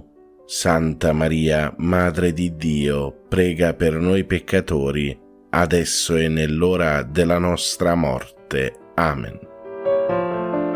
Fratelli e sorelle, recitiamo in onore della Santissima Vergine Madre il Magnificat. L'anima mia magnifica il Signore, e il mio spirito esulta in Dio mio Salvatore, perché ha guardato l'umiltà della sua serva. D'ora in poi tutte le generazioni mi chiameranno beata. Grandi cose ha fatto in me l'Onnipotente, e santo è il suo nome. Di generazione in generazione la sua misericordia si stende su quelli che lo temono. Ha spiegato la potenza del suo braccio, ha disperso i superbi nei pensieri del loro cuore. Ha rovesciato i potenti dai troni, ha innalzato gli umili, ha ricolmato di beni gli affamati, ha rimandato i ricchi a mani vuote. Ha soccorso Israele suo servo, ricordandosi della sua misericordia, come aveva promesso ai nostri padri, ad Abramo e alla sua discendenza per sempre. Gloria al Padre, al Figlio e allo Spirito Santo, come era nel principio, ora e sempre, nei secoli dei secoli. Amen. Preghiera a Maria. O Maria, Madre di Dio, riversa su tutta l'umanità il fiume di grazie che sgorga dal tuo amore infuocato, ora e nell'ora della nostra morte. Amen. Ave o Maria, piena di grazia, il Signore è con te. Tu sei la benedetta fra le donne, e benedetto è il frutto del tuo seno, Gesù. Santa Maria, Madre di Dio, prega per noi peccatori, adesso e nell'ora della nostra morte. Amen. Atto di consacrazione a Maria. O Maria, Regina del mondo, Madre di bontà, fiduciosi nella tua intercessione, noi affidiamo a te le nostre anime. Accompagnaci ogni giorno alla fonte della gioia. Donaci il Salvatore, noi ci consacriamo a te, Regina dell'amore. Amen. Ave o Maria, piena di grazia, il Signore è con te. Tu sei la benedetta fra le donne, e benedetto è il frutto del tuo seno, Gesù. Santa Maria, Madre di Dio, prega per noi peccatori, adesso e nell'ora della nostra morte. Amen. Per i nostri cari defunti. O Vergine Madre, ti preghiamo per tutti i nostri cari defunti e per le anime del purgatorio. L'eterno riposo dona loro, Signore, risplenda ad essi la luce perpetua, riposate in pace. Amen. L'eterno riposo dona loro, Signore, risplenda ad essi la luce perpetua, riposate in pace. Amen. L'eterno riposo dona loro, Signore, risplenda ad essi la luce perpetua, riposate in pace. Amen. Carissimi fratelli e sorelle, vi do la santa benedizione. Per intercessione di Maria Immacolata, vi benedica Dio Padre Onnipotente, Padre, Figlio e Spirito Santo. Amen. Buona e santa giornata a tutti voi, fratelli e sorelle. Pace e bene, Ave Maria.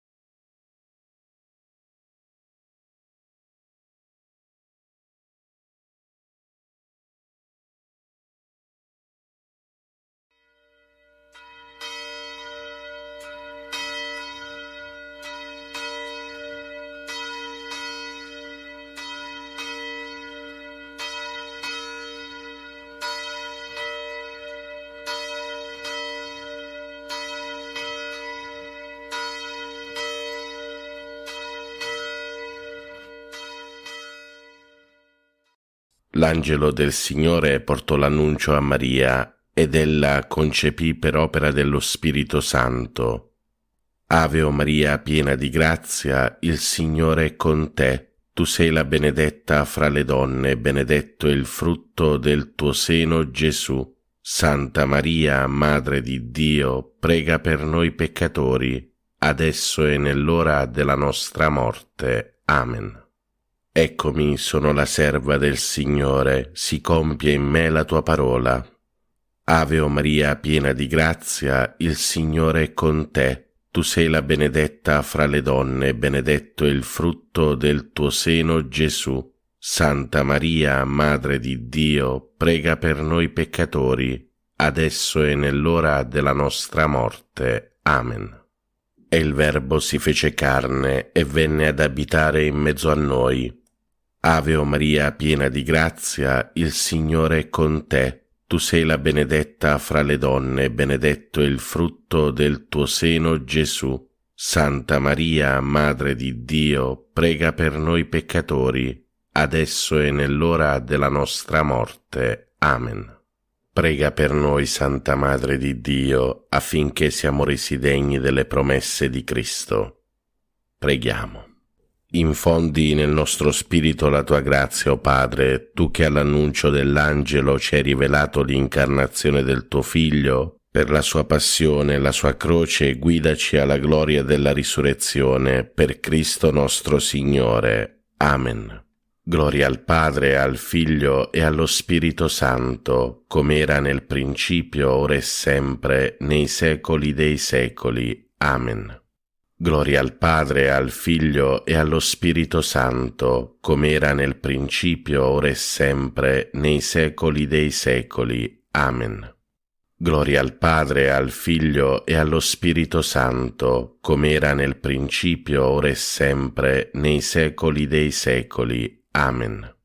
Angelo di Dio, che sei il mio custode, illumina, custodisci, regge e governa me, che ti fui affidato dalla pietà celeste. Amen. Per i nostri cari defunti e per le anime del purgatorio, l'eterno riposo dona loro, Signore, risplenda ad essi la luce perpetua, riposino in pace. Amen. L'eterno riposo dona loro, Signore, risplenda ad essi la luce perpetua, riposino in pace. Amen.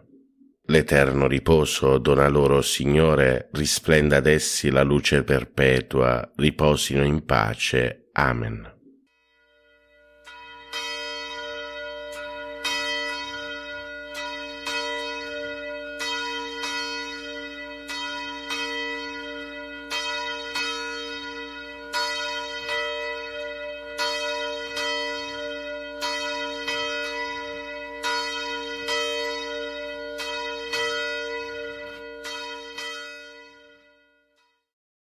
Nel nome del Padre, del Figlio e dello Spirito Santo. Amen. Ti adoro, mio Dio, e ti amo con tutto il cuore. Ti ringrazio di avermi creato, fatto cristiano e conservato in questa notte. Ti offro le azioni della giornata, fa che siano tutte secondo la tua santa volontà e per la maggior gloria di Dio. Preservami dal peccato e da ogni male. La tua grazia sia sempre con me e con tutti i miei cari. Amen. Per tutti i fratelli e sorelle ammalati e ricoverati. Padre nostro che sei nei cieli, sia santificato il tuo nome, venga il tuo regno, sia fatta la tua volontà, come in cielo così in terra. Dacci oggi il nostro pane quotidiano e rimetti a noi i nostri debiti, come anche noi li rimettiamo ai nostri debitori, e non ci abbandonare alla tentazione, ma liberaci dal male. Ave o Maria, piena di grazia, il Signore è con te. Tu sei la benedetta fra le donne, e benedetto è il frutto del tuo seno, Gesù. Santa Maria, Madre di Dio, prega per noi peccatori, adesso e nell'ora della nostra morte. Amen. Gloria al Padre, al Figlio e allo Spirito Santo, come era nel principio, ora e sempre, nei secoli dei secoli. Amen. Cuore divino di Gesù, io ti offro per mezzo del cuore immacolato di Maria, Madre della Chiesa, in unione al sacrificio eucaristico, le preghiere e le azioni, le gioie e le sofferenze di questo giorno, in riparazione dei peccati per la salvezza di tutti gli uomini, nella grazia dello Spirito Santo, a gloria del Divin Padre. Amen. Per tutti i fratelli e sorelle carcerati e senza tetto. Padre nostro che sei nei cieli, sia santificato il tuo nome, venga il tuo regno, sia fatta la tua volontà, come in cielo così in terra. Dacci oggi il nostro pane quotidiano e rimetti a noi i nostri debiti, come anche noi li rimettiamo ai nostri debitori, e non ci abbandonare alla tentazione, ma liberaci dal male. Ave o Maria, piena di grazia, il Signore è con te. Tu sei la benedetta fra le donne e benedetto è il frutto del tuo seno, Gesù. Santa Maria, Madre di Dio, prega per noi peccatori, adesso e nell'ora della nostra morte. Amen. Gloria al Padre, al Figlio e allo Spirito Santo, come era nel principio, ora e sempre, nei secoli dei secoli. Amen. Atto di fede. Mio Dio, perché sei verità infallibile, credo fermamente in tutto quello che tu hai rivelato e la Santa Chiesa ci propone a credere, ed espressamente credo in te, unico vero Dio, in tre persone uguali e distinte, Padre, Figlio e Spirito Santo, e credo in Gesù Cristo, Figlio di Dio, incarnato e morto per noi, il quale darà a ciascuno, secondo i meriti, il premio o la pena eterna. Conforme a questa fede voglio sempre vivere. Signore, accresci la mia fede. Per tutti i fratelli e sorelle poveri e senza lavoro.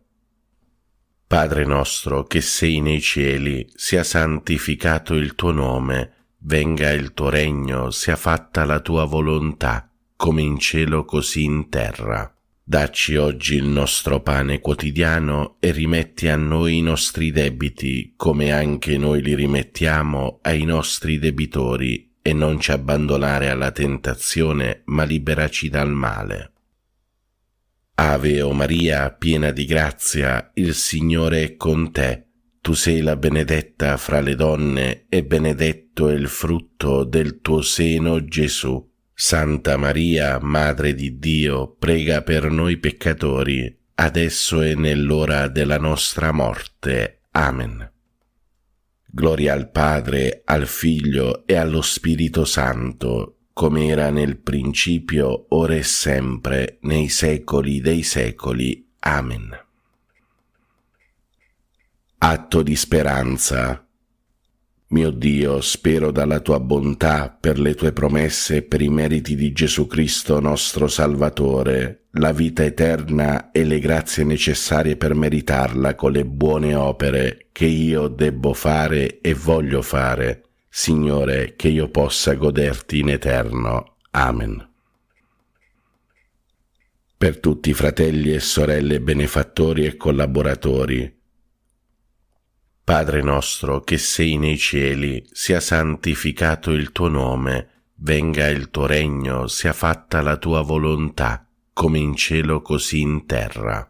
Dacci oggi il nostro pane quotidiano e rimetti a noi i nostri debiti, come anche noi li rimettiamo ai nostri debitori, e non ci abbandonare alla tentazione, ma liberaci dal male. Ave o Maria, piena di grazia, il Signore è con te. Tu sei la benedetta fra le donne e benedetto è il frutto del tuo seno, Gesù.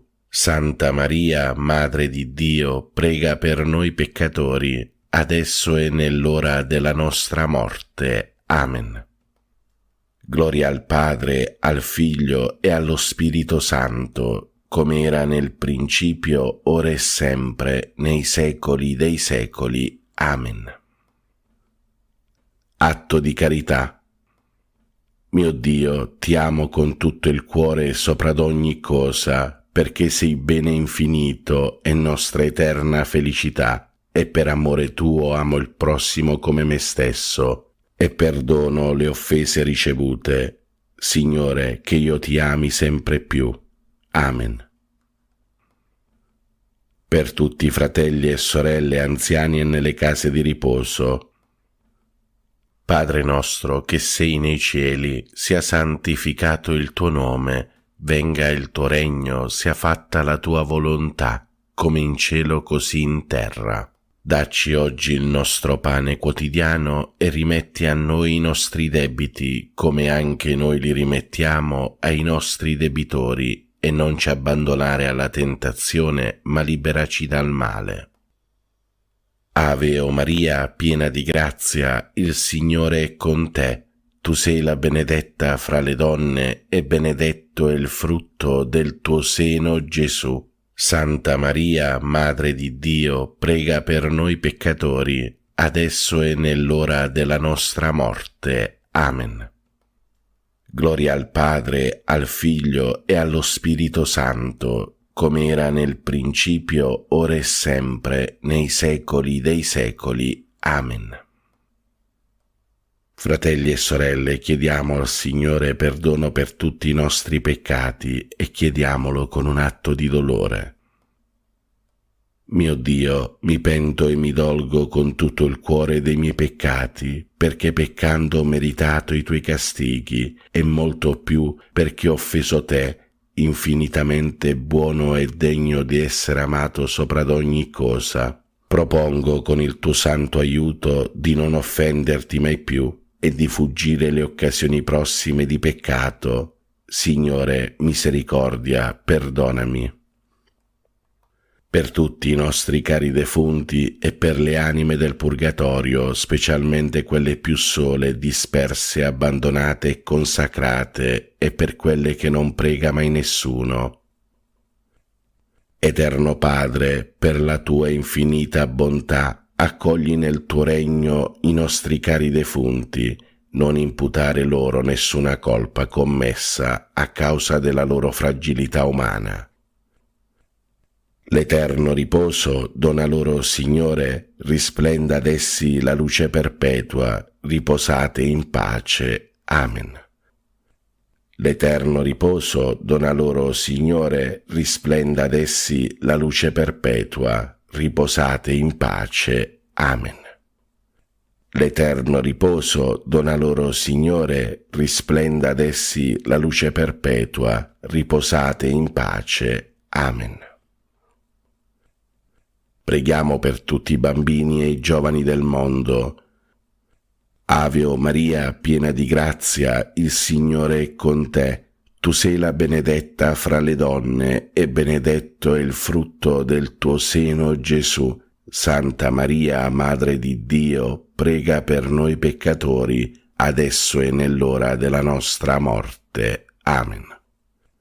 Angelo di Dio, che sei il mio custode, illumina, custodisci, regge e governa me, che ti fui affidato dalla pietà celeste. Amen.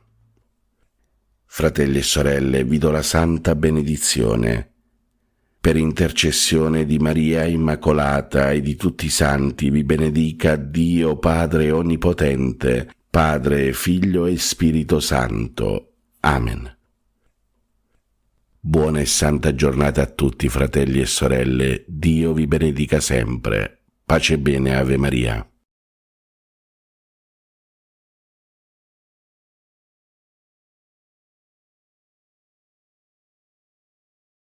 Oggi è grande festa, è la solennità dell'Annunciazione del Signore alla Vergine Maria. Auguri a tutte le annunziate. Oggi è giunta la gioia di tutti, che scioglie la primitiva condanna. Oggi è giunto colui che è dovunque per riempire di gioia tutte le cose. Così parlava Sant'Andrea di Creta in una omelia sull'Annunciazione. La festa dell'Annunciazione commemora l'annuncio dell'angelo Gabriele alla Vergine Maria, che sta per diventare la madre di Gesù Cristo, come è raccontato nel Vangelo di Luca. L'ingresso di Cristo nel mondo è coinciso con il suo ingresso nel grembo della Vergine Maria. Tale festa, che affonda le sue radici nei primi secoli del cristianesimo, quando i cristiani ricordavano le date significative della vita di Cristo e in particolare il momento mirabile dell'incarnazione del Figlio di Dio nel seno di Maria Vergine e il miracoloso incontro tra il divino e l'umano, tra il tempo e l'eternità. L'angelo Gabriele aveva annunziato alla Vergine Maria, una fanciulla di Nazareth, città della Galilea, l'incarnazione del Verbo, l'inizio della nostra redenzione. Nel credo, infatti, si dice: per noi uomini e per la nostra salvezza discese dai cieli e per opera dello Spirito Santo si è incarnato nel seno della Vergine Maria. La Vergine Maria aveva trascorso i suoi primi 14 anni di vita nel Tempio. Un giorno, nella sua casa paterna, le apparve l'angelo che le disse: «Ti saluto, Maria, piena di grazia, il Signore è con te». A queste parole Maria rimase turbata e si domandava che senso avesse un tale saluto. L'angelo le disse: «Non temere, Maria, perché hai trovato grazia presso Dio. Lo Spirito Santo scenderà su di te, concepirai un figlio e lo chiamerai Gesù». «Com'è possibile?» domandò Maria. «Io non conosco uomo». E la risposta: «Ciò che è impossibile agli uomini è possibile presso Dio». E Maria chinò il capo, disse il suo sì al volere divino. E il Signore fu con lei per sempre.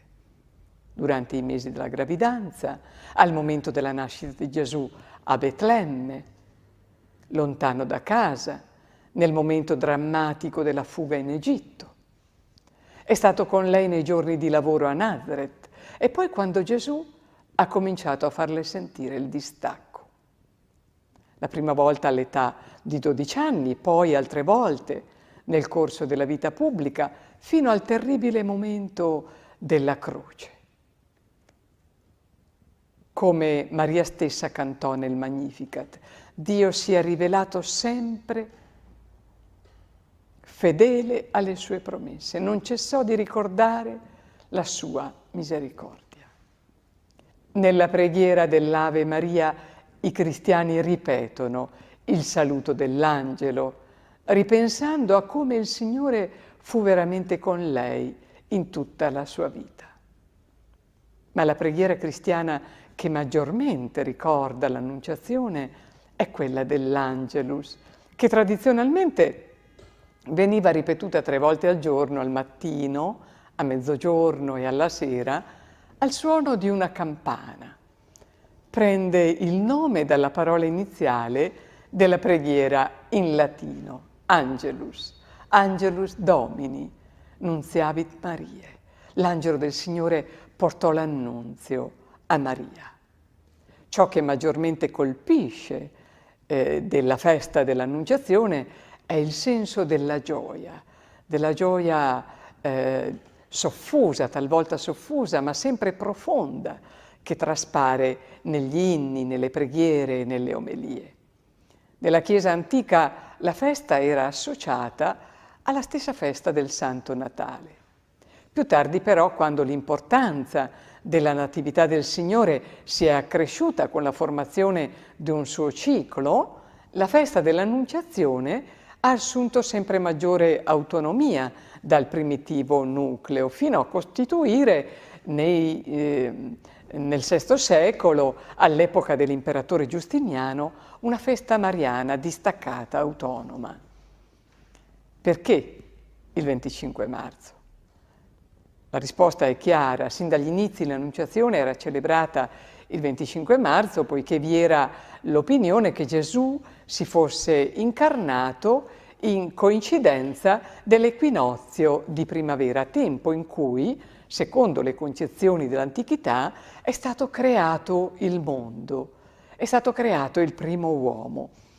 Forse invece la data del 25 marzo è stata voluta in relazione a quella del Santo Natale, ossia esattamente 9 mesi prima, per sottolineare il fatto che l'Annunciazione era la festa in onore di Cristo e precisamente del suo concepimento.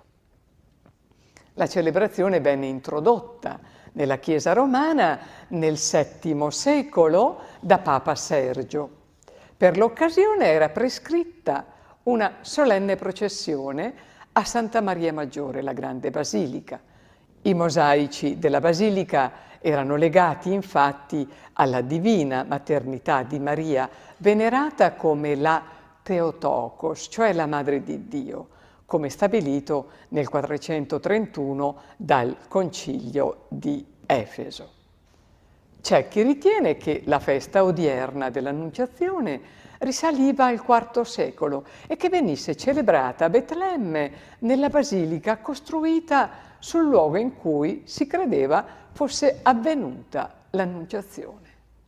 E allora noi, in questa grande solennità mariana dell'Annunciazione, preghiamo insieme così. Vergine Immacolata, che l'angelo Gabriele disse piena di grazia e benedetta tra tutte le donne, noi adoriamo il mistero ineffabile dell'incarnazione di Dio, compiutosi in te. L'amore ineffabile che porti al frutto benedetto del tuo seno ci testimonia l'affetto che nutri per noi, per i quali Gesù si è immolato vittima sulla croce. La tua annunciazione è l'aurora della redenzione e della nostra salvezza. Aiutaci ad aprire il cuore al sole che sorge, così che il nostro crepuscolo terreno si apra al suo giorno senza tramonto. Amen.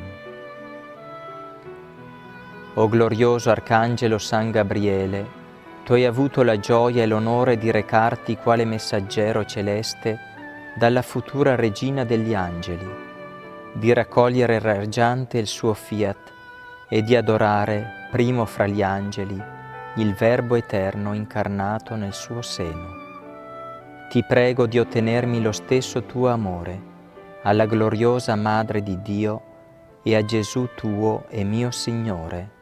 Amen.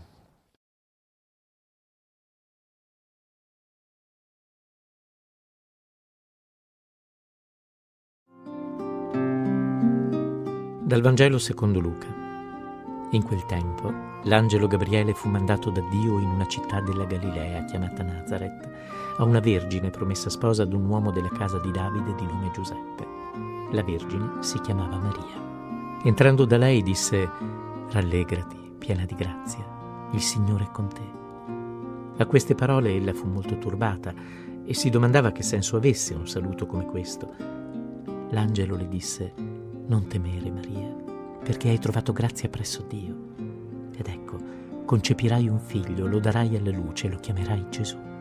Sarà grande e verrà chiamato Figlio dell'Altissimo. Il Signore Dio gli darà il trono di Davide suo padre e regnerà per sempre sulla casa di Giacobbe e il suo regno non avrà fine». Allora Maria disse all'angelo: «Come avverrà questo, poiché non conosco uomo?» Le rispose l'angelo: «Lo Spirito Santo scenderà su di te e la potenza dell'Altissimo ti coprirà con la sua ombra. Perciò colui che nascerà sarà santo e sarà chiamato Figlio di Dio. Ed ecco, Elisabetta, tua parente, nella sua vecchiaia ha concepito anch'essa un figlio, e questo è il 6° mese per lei che era detta sterile. Nulla è impossibile a Dio». Allora Maria disse: «Ecco la serva del Signore, avvenga per me secondo la tua parola». E l'angelo si allontanò da lei. Certamente il messaggio divino avrà riempito il cuore di Maria di luce e di forza. Tuttavia, ella si trovò di fronte a una scelta cruciale: dire sì a Dio rischiando tutto, compresa la vita, oppure declinare l'invito e andare avanti con il suo cammino ordinario. Che cosa fa? Risponde così: avvenga per me secondo la tua parola. Ma nella lingua in cui è scritto il Vangelo non è semplicemente un si faccia. L'espressione verbale indica un desiderio forte, indica la volontà che qualcosa si realizzi.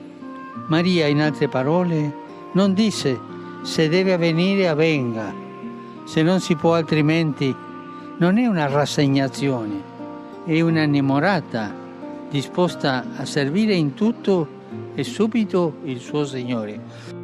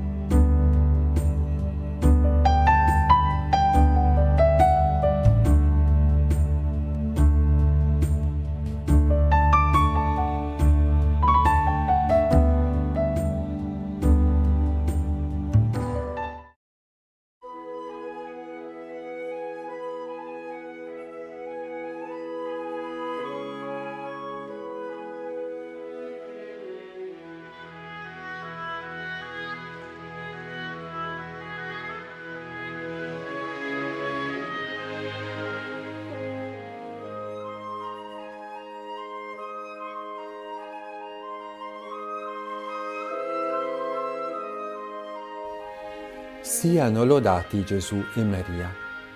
Cari fratelli e sorelle, oggi meditiamo sull'immensa grazia che ebbe San Giuseppe nel vivere accanto alla più santa delle creature, ovvero all'Immacolata.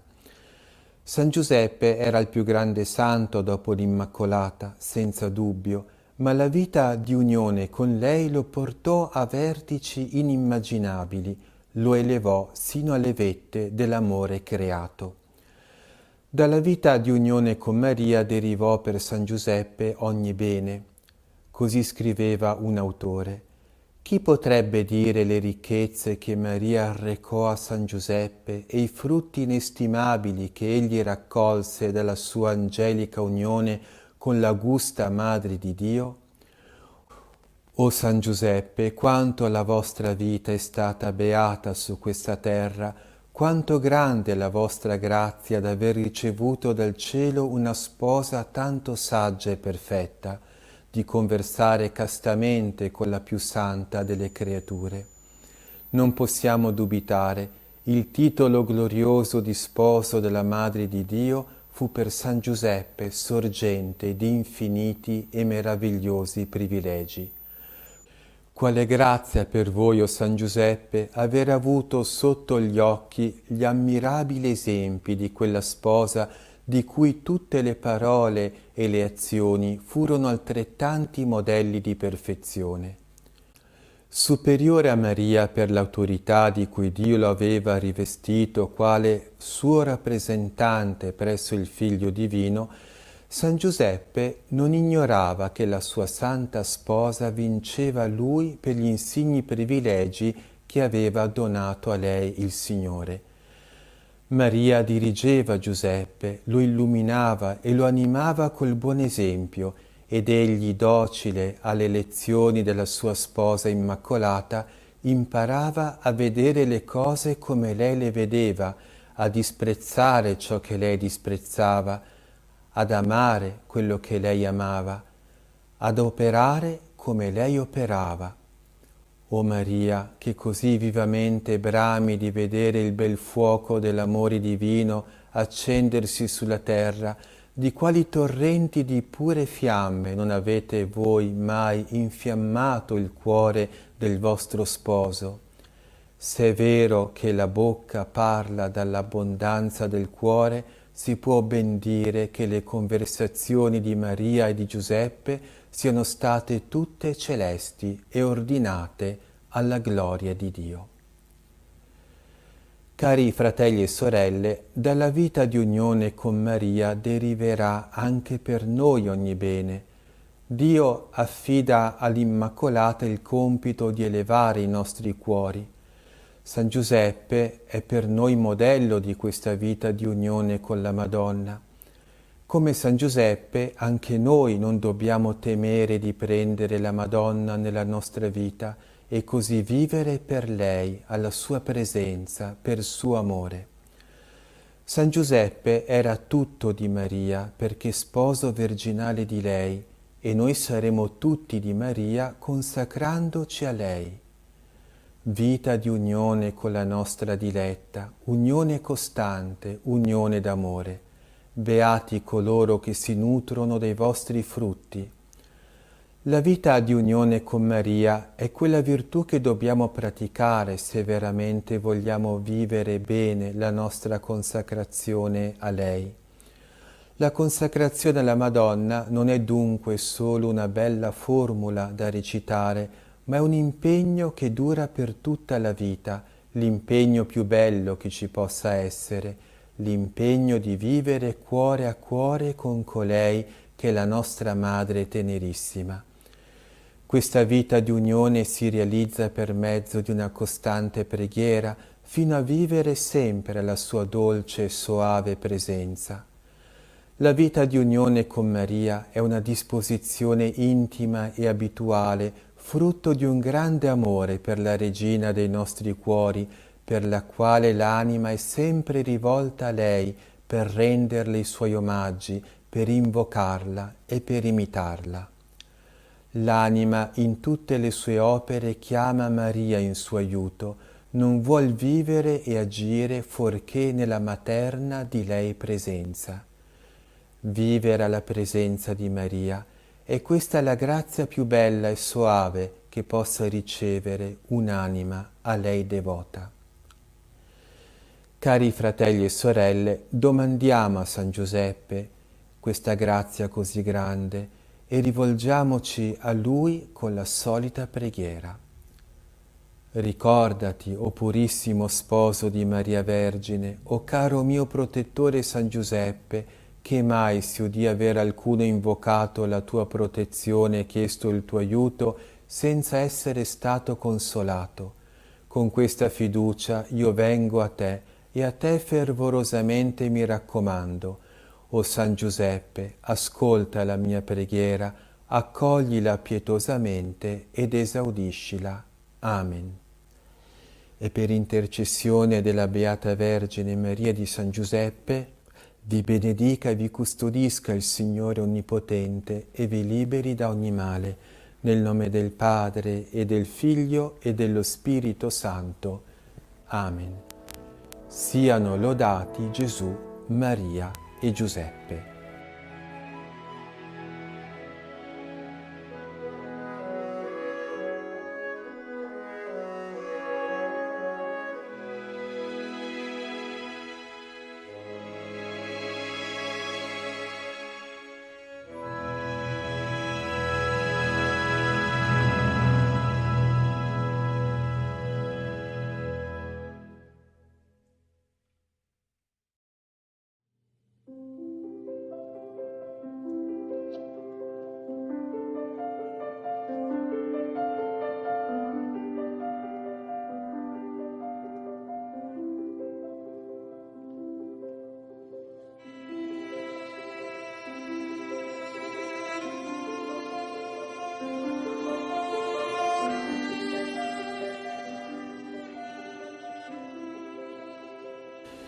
Siano lodati Gesù e Maria. Cari fratelli e sorelle, oggi è la solennità dell'Annunciazione. Nella prima lettura sono riportate queste parole della lettera agli Ebrei. Ecco, io vengo, poiché di me sta scritto nel rotolo del libro, per fare, o Dio, la tua volontà. Con queste parole è espressa la piena adesione dell'umanità di Cristo alla volontà del Padre fin dall'inizio della sua esistenza, quando il Verbo di Dio si fece carne e venne ad abitare in mezzo a noi. In quel momento la seconda persona della Santissima Trinità assunse la natura umana dalla Vergine Maria. E a queste parole fanno riscontro quelle della Madonna, la quale rispose all'angelo manifestando anch'ella la piena adesione al volere di Dio. Eccomi, sono la serva del Signore, avvenga di me quello che hai detto. Anche noi, sull'esempio di Gesù e di Maria, dobbiamo fare ogni giorno la volontà di Dio. In questo modo il Signore compirà delle meraviglie nella nostra vita. Per mezzo del nostro sì a Dio, molte cose possono cambiare in meglio e le letture di questa solennità sono un invito ad essere generosi con Dio, mettendo la nostra vita a sua disposizione. Dio fece dipendere le più grandi sue opere, ovvero l'incarnazione e la redenzione, dal consenso di una creatura, la Vergine Maria. Da questo impariamo quanto Dio ama le sue creature. Egli vuole rispettare a tal punto la loro libertà da chiedere il loro libero consenso. Egli vuole servirsi di loro e pur potendo fare tutto da solo, vuole la loro collaborazione. Ecco che, per mezzo dell'angelo Gabriele, Dio chiede all'umile Vergine di Nazaret il libero assenso alla sua opera di salvezza. Tutto dipese da quel sì di Maria. Come non ricordare a questo punto le stupende parole di San Bernardo che esprimono con calore l'attesa del mondo intero per quel sì dal quale scaturì la salvezza. Anche noi, o Signora, miseramente gravati come siamo da una sentenza di condanna, aspettiamo da Te una parola compassionevole. Ti viene offerto il prezzo della nostra salvezza. Se Tu sei d'accordo, noi saremo immediatamente liberati. Questa risposta, o Vergine pietosa, ti chiede in pianto Adamo cacciato dal paradiso insieme con la sua misera prole. Questa risposta sollecitano insistentemente da te Abramo, Davide e gli altri santi padri. Questa risposta attende da te l'umanità intera prostrata ai tuoi piedi. E giustamente, poiché dalla tua bocca dipende la consolazione dei miseri. Non indugiare più oltre, o Vergine, nel dare la tua risposta. Dà dunque in fretta la tua risposta all'angelo, anzi, tramite l'angelo al Signore stesso. Di una parola e accogli la parola. Apri, o Vergine beata, il tuo cuore alla fiducia, la tua bocca alla parola di assenso, il tuo grembo al Creatore. Ecco, disse l'ancella del Signore, si faccia di me secondo la tua parola. Da quel sì dipese la salvezza del mondo, da quel sì dipese il dono dell'incarnazione e, nota Giuseppe Schrivers, da quel sì dipende anche il dono di ogni grazia e la salvezza di ogni anima.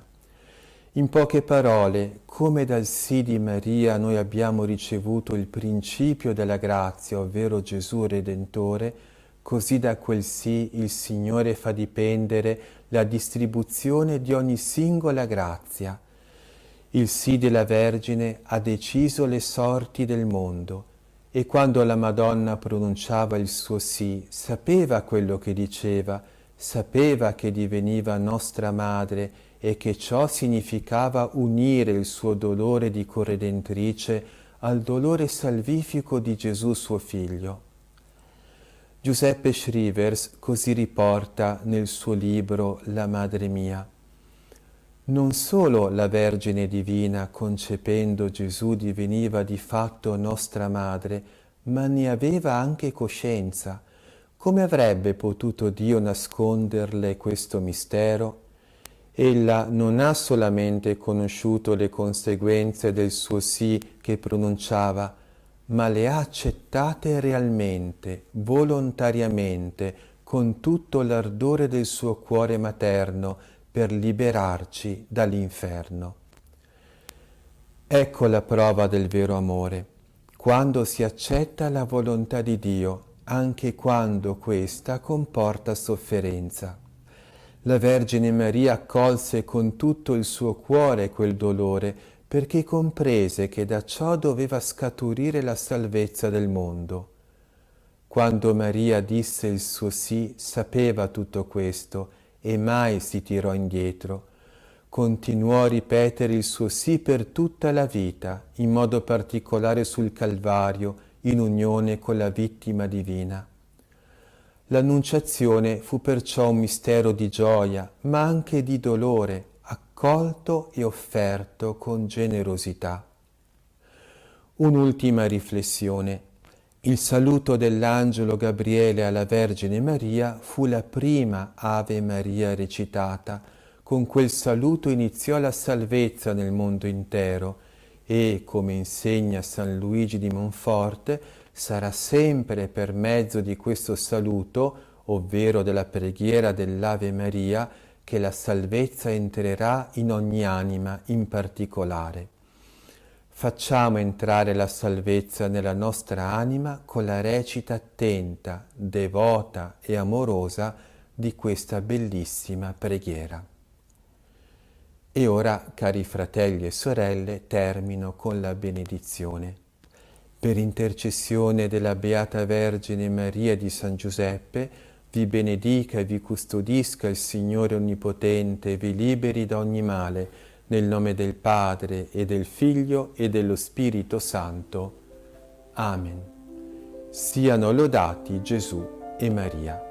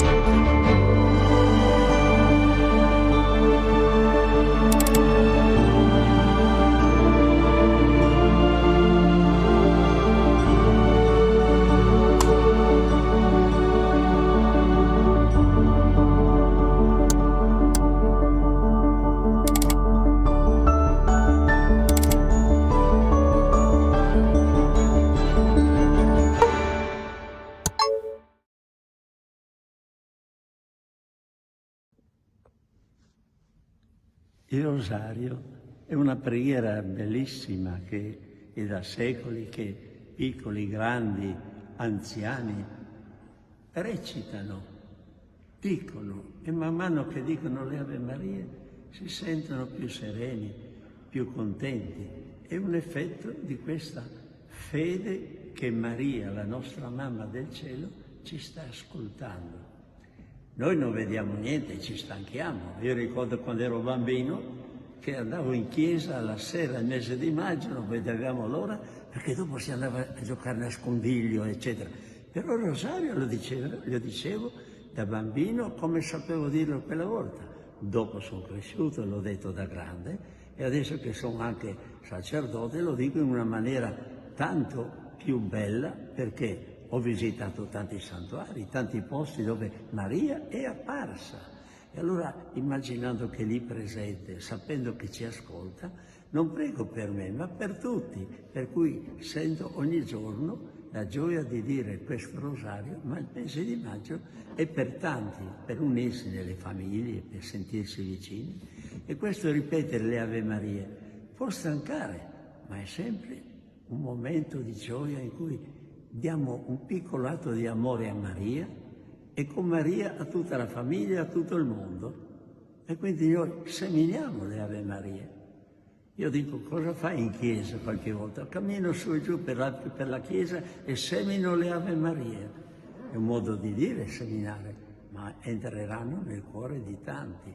E questo mi dà coraggio e gioia di andare avanti. E poi c'è l'abitudine di dire le 3 Ave Maria alla sera. A 8 anni mi hanno detto di dire le 3 Ave Maria la sera. Non ho mai smesso e ho sentito sempre una presenza della Madonna che mi benedice. Ecco, quelle 3 Ave Maria si possono dire ai piedi del letto prima di addormentarsi e dà un bel segno, perché l'Ave Maria, e finisco per dirvi questo, è un bel saluto che, pensandoci bene, l'angelo non ha detto a Maria, Shalom, la pace, ha detto Chaire Maria, una parola difficile che dice rallegrati Maria, sta contenta perché sei piena di grazia, il Signore è con te. E noi ripetiamo questo saluto a Maria, che poi dicendo prega per noi, che abbiamo bisogno di aiuto, dei compiti, per noi peccatori che abbiamo tante cose, che facciamo i capricci, che ci aiuti adesso in questo momento mentre preghiamo e poi nell'ora della nostra morte, che poi può essere chiamato anche nell'ora del nostro incontro, perché la morte non esiste, ma la morte è l'incontro con Maria che ci abbraccia dopo averla chiamata tante volte qui sulla terra e seminato tante Ave Marie, che sono tante rose messe insieme che formano il rosario. Buon mese di maggio a chi può provare, provi e vedrà che troverà pace e gioia. Amen.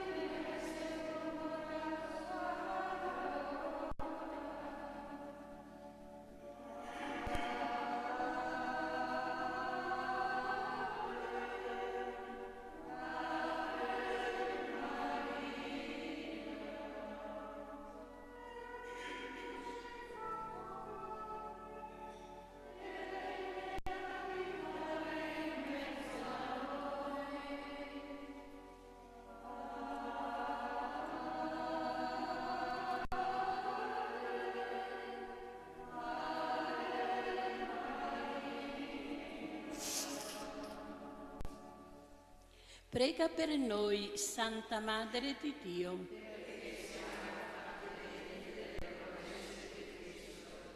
O Dio, tu hai rivelato la gratuità e la potenza del tuo amore, scegliendo il grembo purissimo della Vergine Maria per rivestire di carne mortale il Verbo della vita.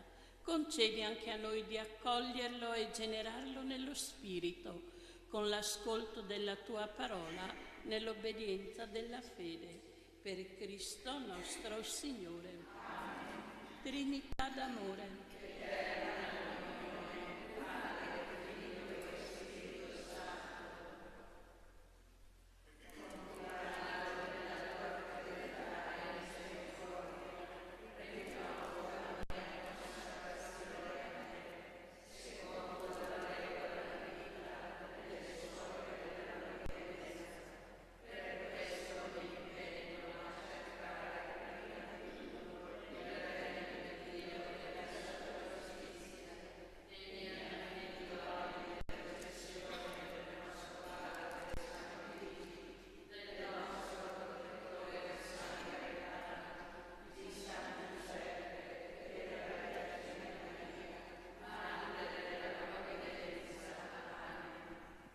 Vieni, Santo Spirito.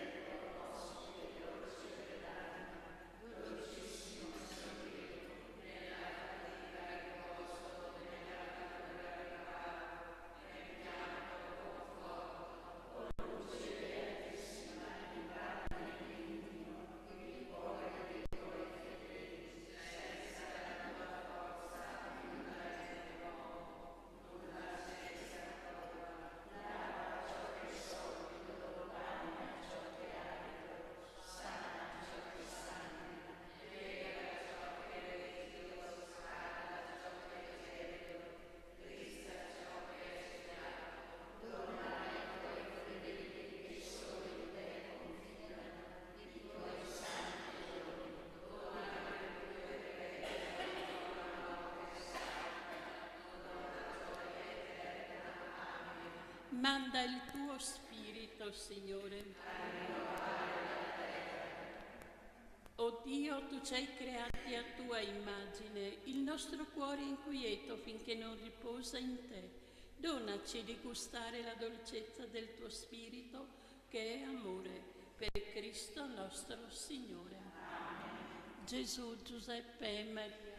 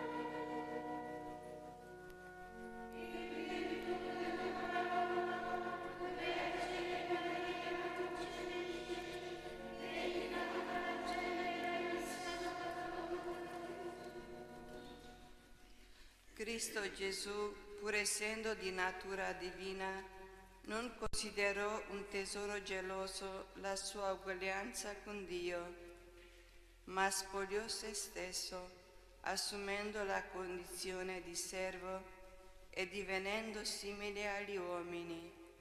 Apparso in forma umana, umiliò se stesso.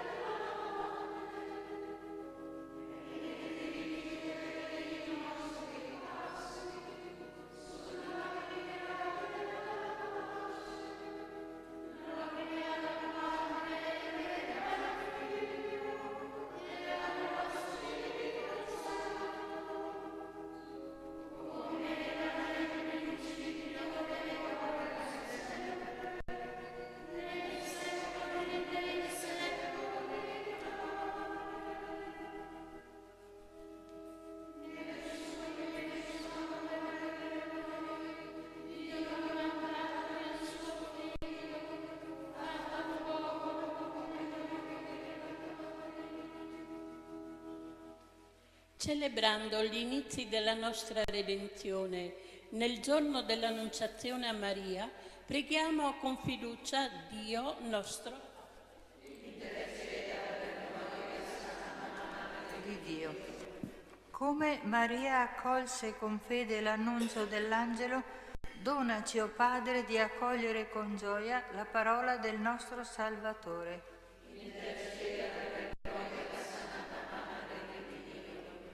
Tu, che hai guardato l'umiltà della tua serva, abbi pietà di noi e di tutti gli uomini del nostro tempo.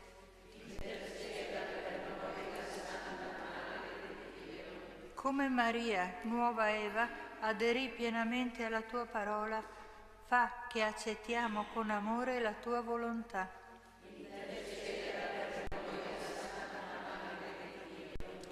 La Santa Madre di Dio soccorra i miseri, conforti i deboli e gli oppressi, preghi per il popolo, protegga il clero, interceda per le vergini consacrate.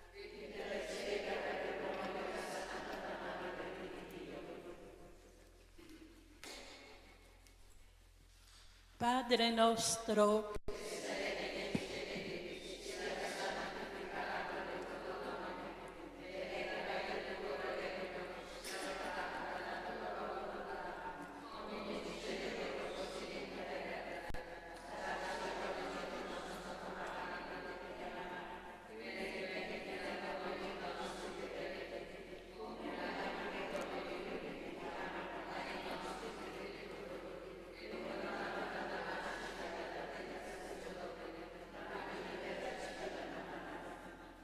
o Dio, tu hai voluto che il tuo Verbo si facesse uomo nel grembo della Vergine Maria. Concedi a noi, che adoriamo il mistero del nostro Redentore, vero Dio e vero uomo, di essere partecipi della sua vita immortale. Egli è Dio e vive e regna con te, nell'unità dello Spirito Santo, per tutti i secoli dei secoli. Il Signore ci benedica e ci rivesta della sua grazia.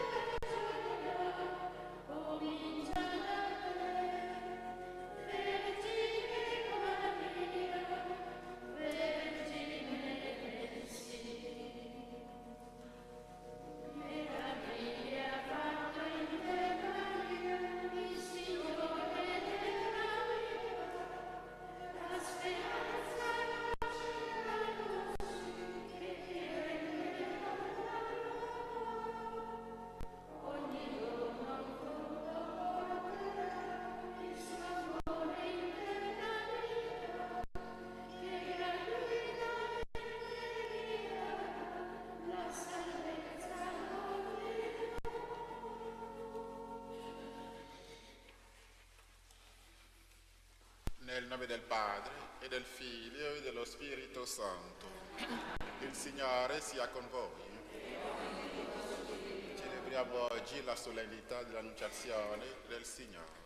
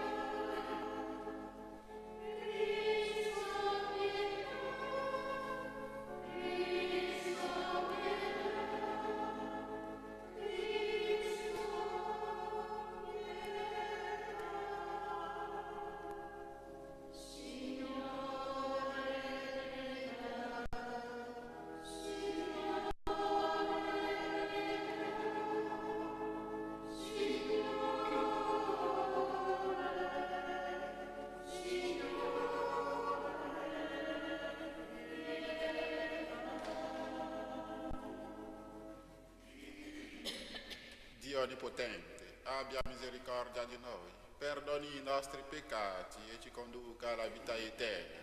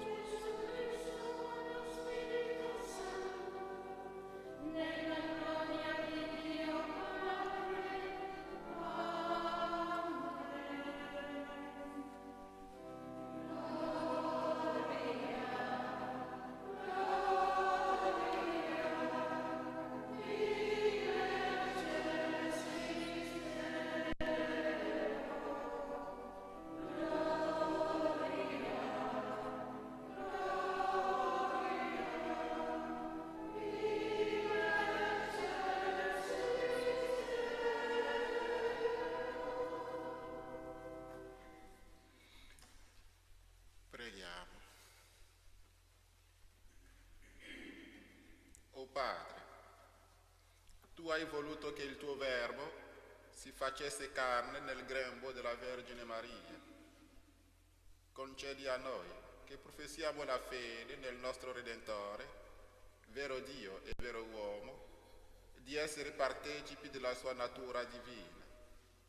Egli è Dio e vive e regna con te, nell'unità dello Spirito Santo, per tutti i secoli dei secoli.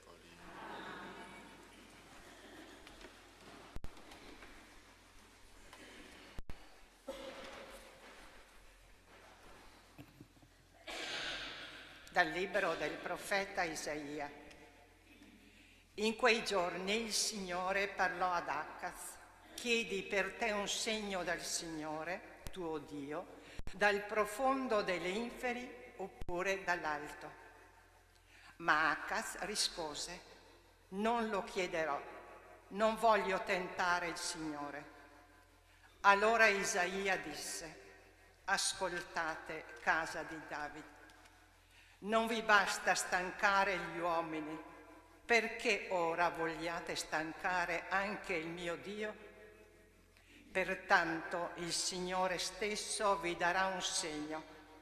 Ecco, la Vergine concepirà e partorirà un figlio, che chiamerà Emanuele, perché Dio è con noi.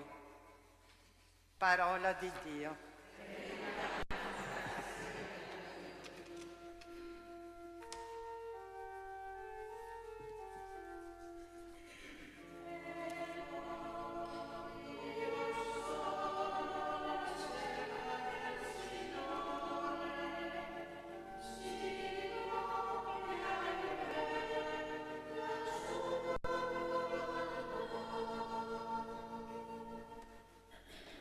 Sacrificio e offerta non gradissi, gli orecchi mi hai aperto.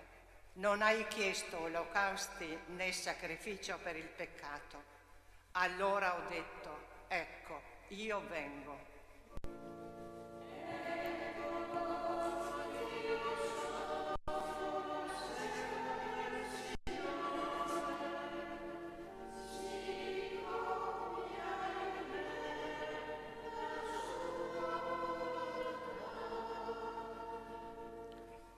Nel rotolo del libro su di me è scritto di fare la tua volontà.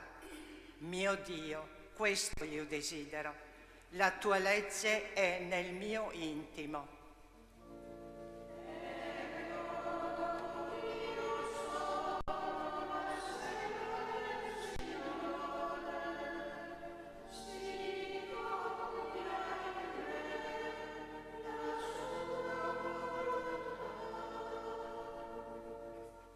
Ho annunciato la tua giustizia nella grande assemblea. Vedi, non tengo chiuse le labbra, Signore, tu lo sai.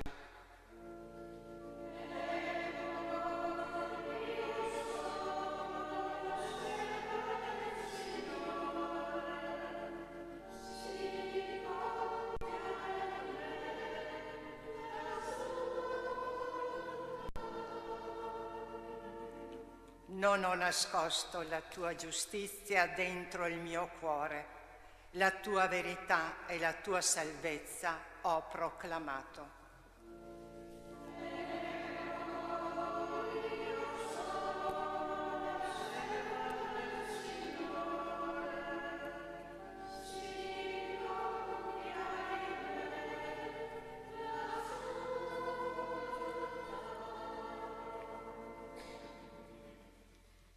Dalla lettera agli Ebrei.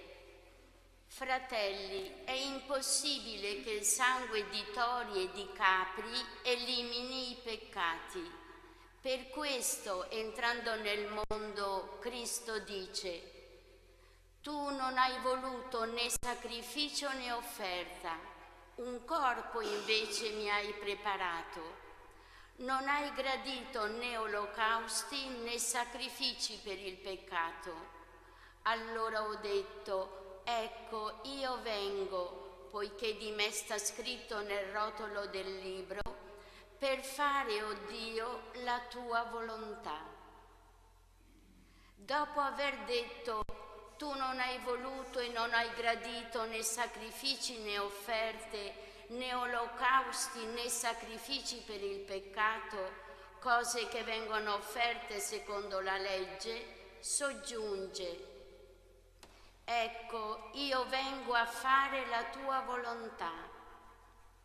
Così egli abolisce il primo sacrificio per costituire quello nuovo. Mediante quella volontà siamo stati santificati per mezzo dell'offerta del corpo di Gesù Cristo, una volta per sempre. Parola di Dio.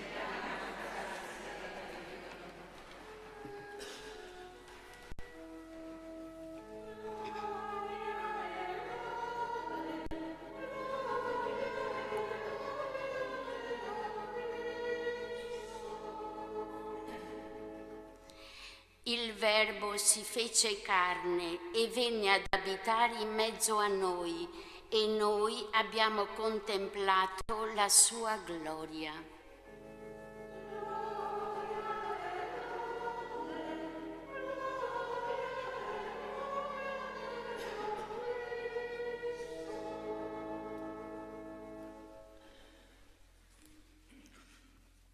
Il Signore sia con voi. Dal Vangelo secondo Luca.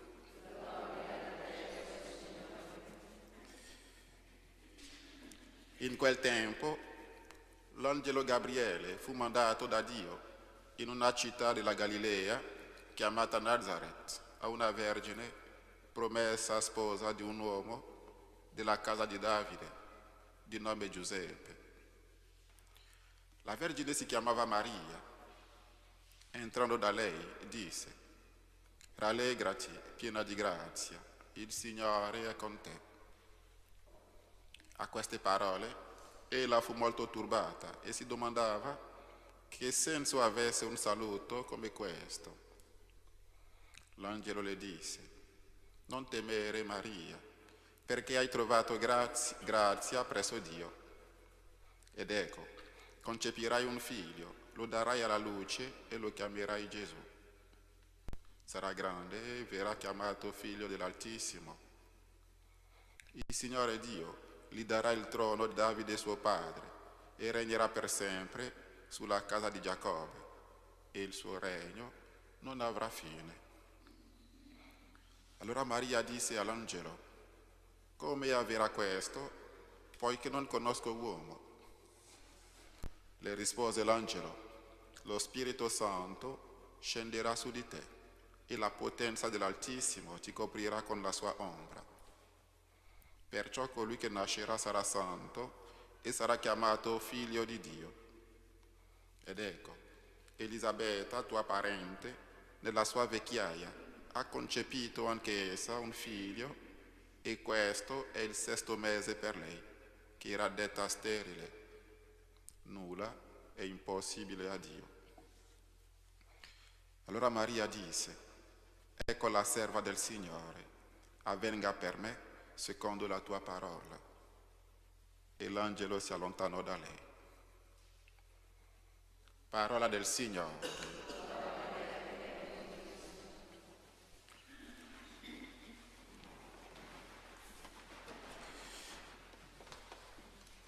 Celebriamo l'annunciazione del Signore, e questa festa, questa solennità ci fa pensare anche,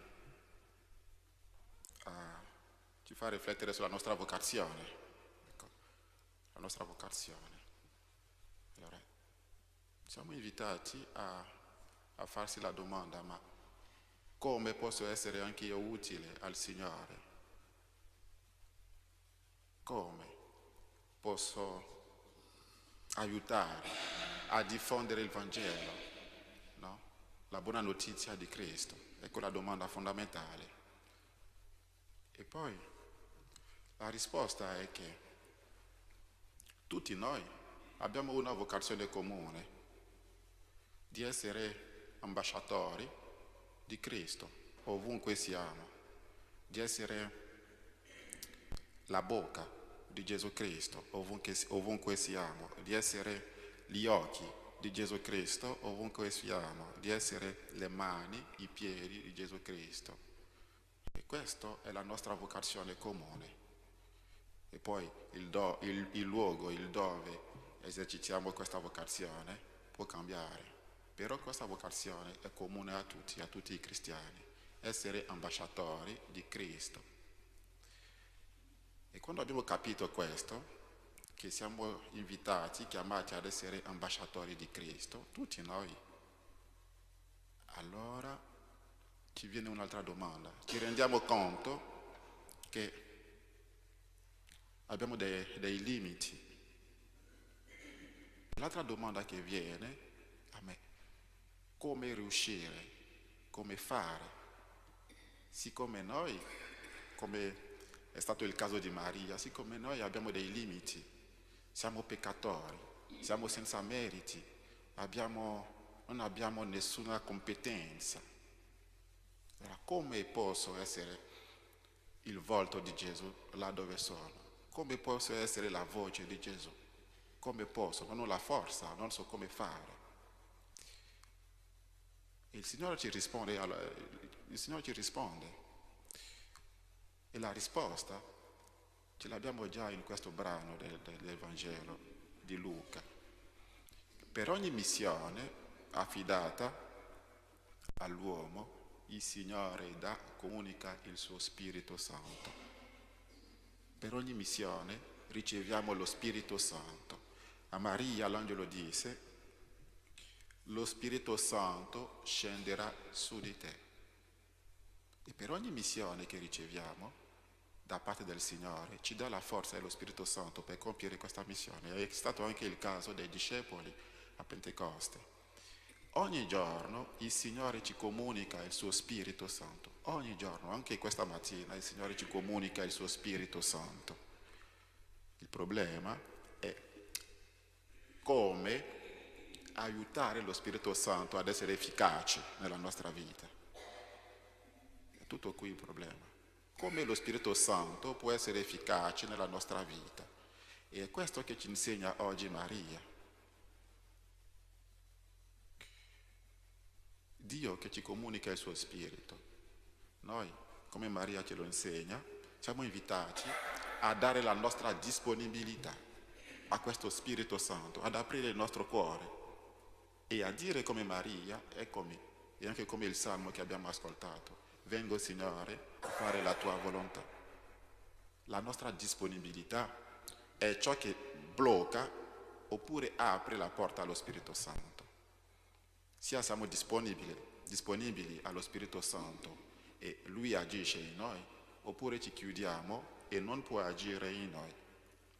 Allora chiediamo oggi, mentre celebriamo l'Annunciazione di Maria, mentre celebriamo questo bellissimo incontro fra Maria e l'angelo, mentre meditiamo la missione e la vocazione di Maria, siamo invitati anche noi a meditare sulla nostra vocazione e ad aprirci allo Spirito Santo, a lasciare lo Spirito Santo condurre il nostro cuore, condurre la nostra vita. Possa lo Spirito Santo aiutarci e possa la Vergine Maria che celebriamo oggi sostenere il nostro cammino di fede.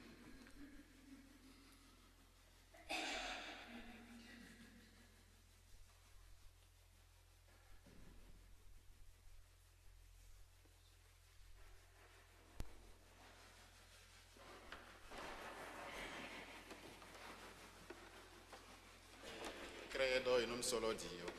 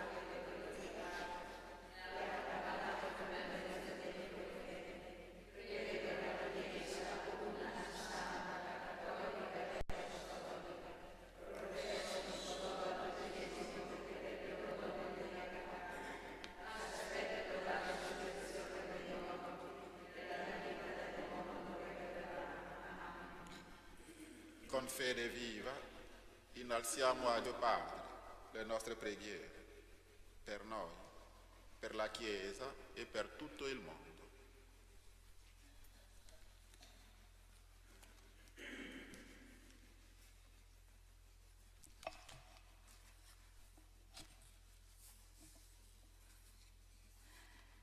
Ricolmaci di grazia, Signore. Ricolmaci di grazia, Signore. Nella lunga storia della salvezza, Maria rifulge come una pagina particolarmente gloriosa. Donaci di scorgere nello svolgersi degli eventi la tua presenza e il tuo disegno di amore. Preghiamo. Ricolmaci di grazia, Signore. Nell'incarnazione il tuo Verbo ha dimostrato una disponibilità pronta e totale. Concedi anche a coloro che il battesimo ha reso tuoi figli adottivi di aderire a te con cuore aperto. Preghiamo. Ricolmaci di grazia, Signore. Dopo il messaggio a Zaccaria, Gabriele porta a compimento la sua missione recando a Maria l'annuncio atteso da secoli, perché sappiamo contemplare nella Vergine la nuova Eva che genera Cristo e in Lui ci dona l'autore della vita. Preghiamo. Il fiat di Maria fu motivo di esultanza per il paradiso e di confronto per l'umanità, perché sappiamo vedere nell'incarnazione del Figlio di Dio l'inizio della sinfonia della redenzione destinata a raggiungere nella Pasqua la sua pienezza. Preghiamo. Per la degnazione di Cristo che scelse il grembo della Vergine come sua dimora sulla terra, siano accolti nella corte celeste tutti i nostri defunti. Preghiamo. Tu che vivi e regni nei secoli dei secoli. Amen.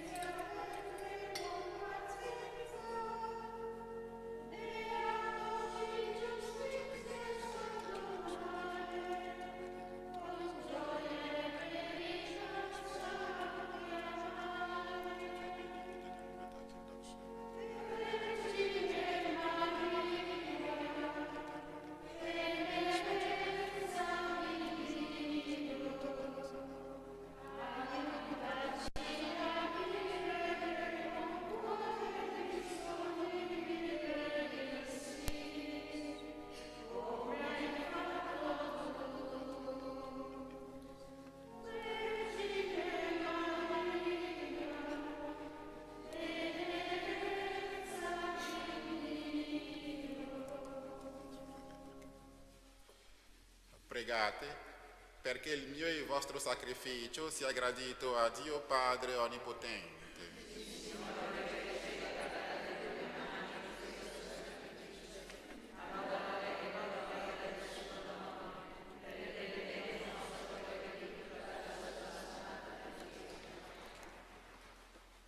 Accogli con bontà, Dio Onnipotente, l'offerta della tua Chiesa, perché riconoscendo le sue origini nell'incarnazione del tuo Figlio unigenito, esulti di gioia in questa celebrazione dei suoi meriti, dei suoi misteri. Te lo chiediamo per Cristo nostro Signore. Il Signore sia con voi. In alto i nostri cuori. Rendiamo grazie al Signore nostro Dio.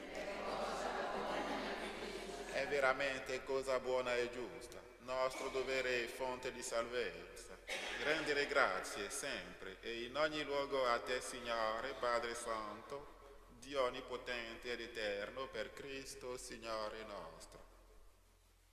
All'annuncio dell'angelo, la Vergine accolse nella fede la tua parola e per l'azione misteriosa dello Spirito Santo concepì e portò in grembo con ineffabile amore il primogenito dell'umanità nuova, che doveva compiere le promesse di Israele e rivelarsi al mondo come il Salvatore atteso dalle genti.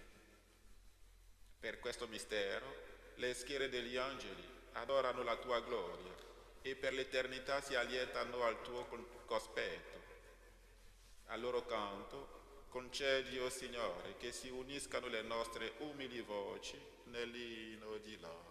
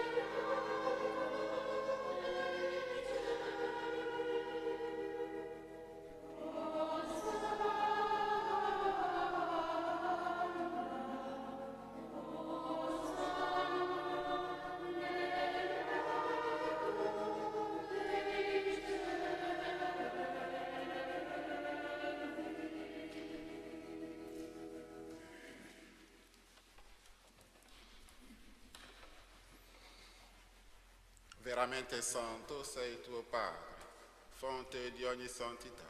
Ti preghiamo. Santifica questi doni con la rugiada del tuo Spirito, perché diventino per noi il corpo e il sangue del Signore nostro Gesù Cristo.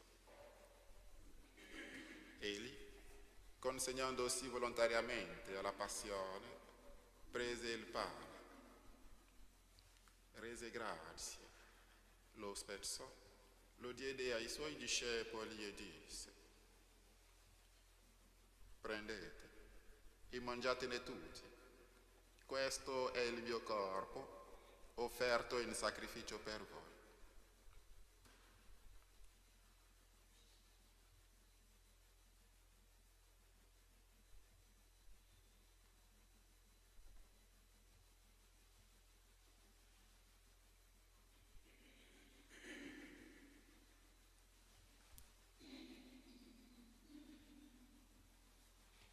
Allo stesso modo, dopo aver cenato, prese il calice. Di nuovo ti rese grazie, lo diede ai suoi discepoli e disse: prendete e bevetene tutti. Questo è il calice del mio sangue, per la nuova ed eterna alleanza, versato per voi e per tutti, in remissione dei peccati. Fate questo in memoria di me.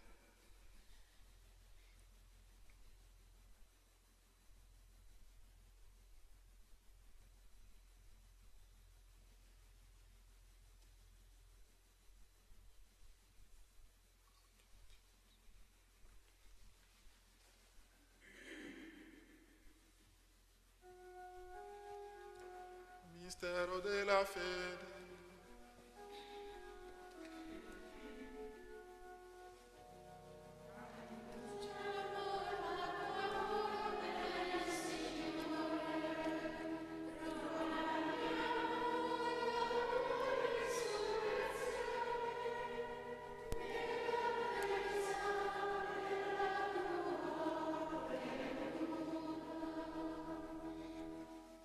Celebrando il memoriale della morte e risurrezione del tuo Figlio, ti offriamo, Padre, il pane della vita e il calice della salvezza, e ti rendiamo grazie perché ci hai resi degni di stare alla tua presenza a compiere il servizio sacerdotale. Ti preghiamo umilmente per la comunione al corpo e al sangue di Cristo, lo Spirito Santo ci riunisca in un solo corpo. Ricordati, Padre, della tua Chiesa diffusa su tutta la terra. Rendila perfetta nell'amore, in unione con il nostro Papa Francesco, il nostro Vescovo Carlo, i presbiteri e i diaconi. Ricordati anche dei nostri fratelli e sorelle che si sono addormentati nella speranza della risurrezione. Ricordati oggi in modo particolare di Maria, di Giuliana, di Ottaviano, di Silvana. Ricordati di Vincenzo, di Don Fausto, dei defunti delle nostre famiglie. Ricordati di tutte le vittime delle guerre nel mondo. E nella tua grande misericordia, ricordati di tutti i defunti. Ammettili alla luce del tuo volto. Di noi tutti abbi misericordia. Ti preghiamo per noi stessi, per questa assemblea, per le nostre famiglie, per tutti coloro che contano sulle nostre umili preghiere. Ti preghiamo per la pace nel mondo. Donaci di aver parte alla vita eterna, insieme con la Beata Maria, Vergine e Madre di Dio, San Giuseppe suo sposo, gli Apostoli e tutti i santi che in ogni tempo ti furono graditi. E in Gesù Cristo, tuo Figlio, canteremo la tua lode e la tua gloria.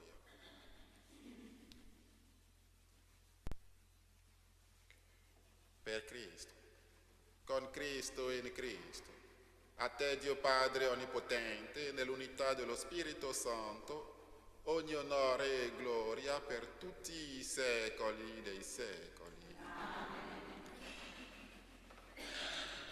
Obbedienti alla parola del Salvatore e formati al suo divino insegnamento, osiamo dire: Padre nostro,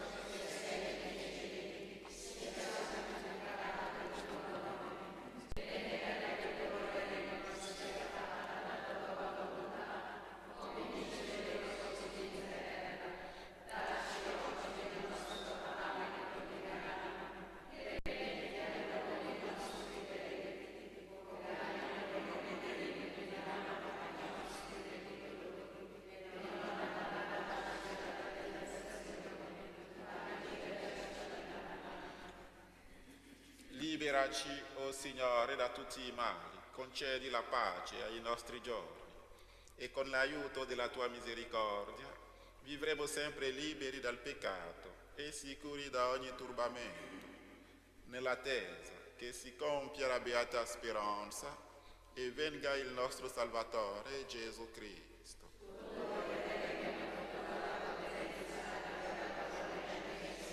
Signore Gesù Cristo, che hai detto ai tuoi apostoli: vi lascio la pace, vi do la mia pace. Non guardare ai nostri peccati, ma alla fede della tua Chiesa, e donale unità e pace secondo la tua volontà, tu che vivi e regni nei secoli dei secoli. La pace del Signore sia sempre con voi.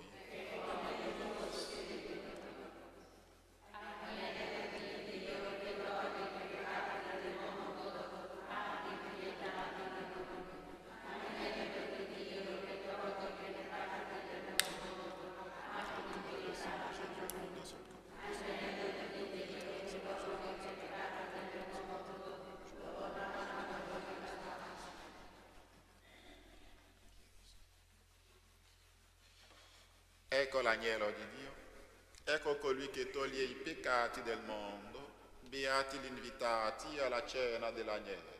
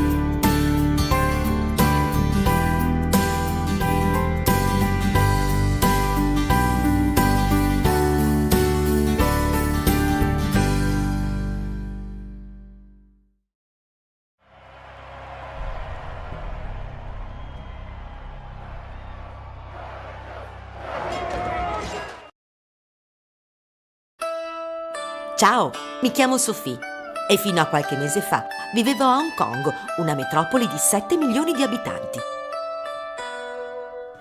Mi sono sposata con Max, un italiano che ho conosciuto 3 anni fa mentre girava un documentario proprio qui a Hong Kong, e dopo il matrimonio, via, sono partita per l'Italia.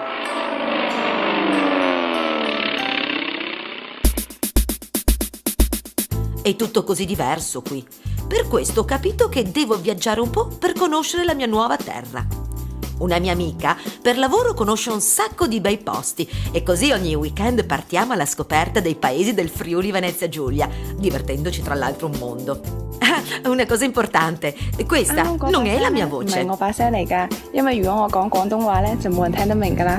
Così la mia amica mi presterà la sua voce. Che bello!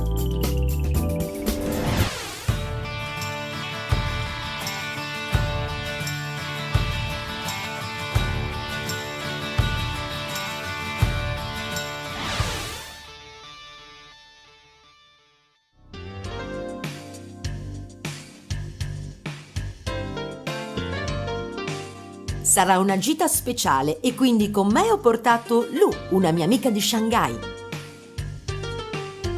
Grazie agli amici dell'Associazione Friulana Appassionati Carrozze, visiteremo questo paese in carrozza. Siamo in un comune che si chiama Campolongo Tapogliano.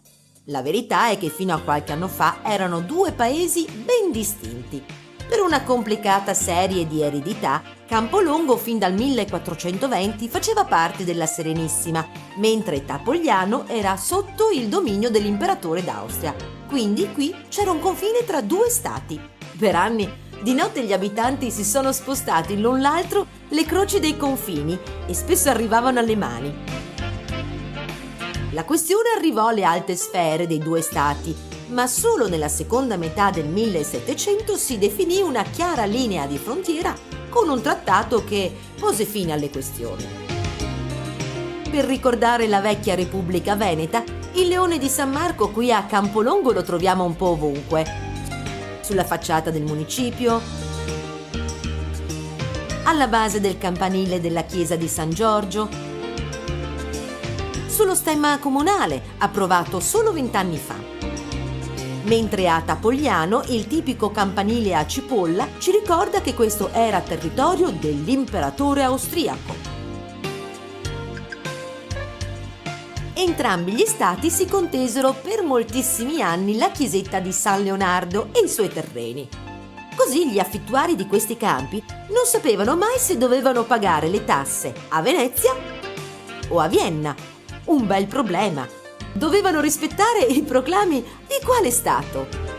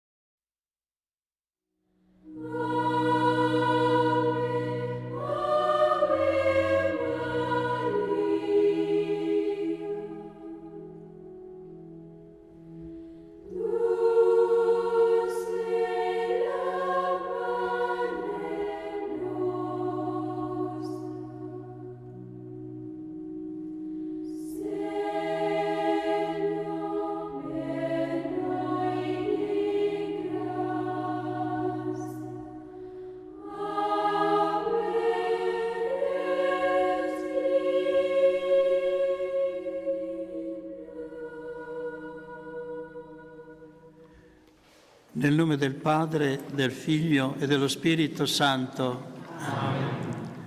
Preghiamo il Santo Rosario in comunione con i fedeli qui presenti e con tutti coloro che sono collegati con noi attraverso TV 2000. Preghiamo per noi e per tutti coloro che si sono raccomandati alla nostra preghiera, specialmente per tutti gli ammalati e i sofferenti.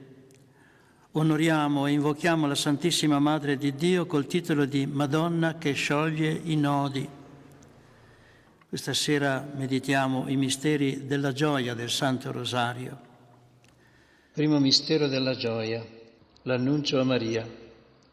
Ti contempliamo, Gesù, nel mistero della tua incarnazione in Maria. Donaci per sua intercessione di accoglierti con fede nella nostra vita.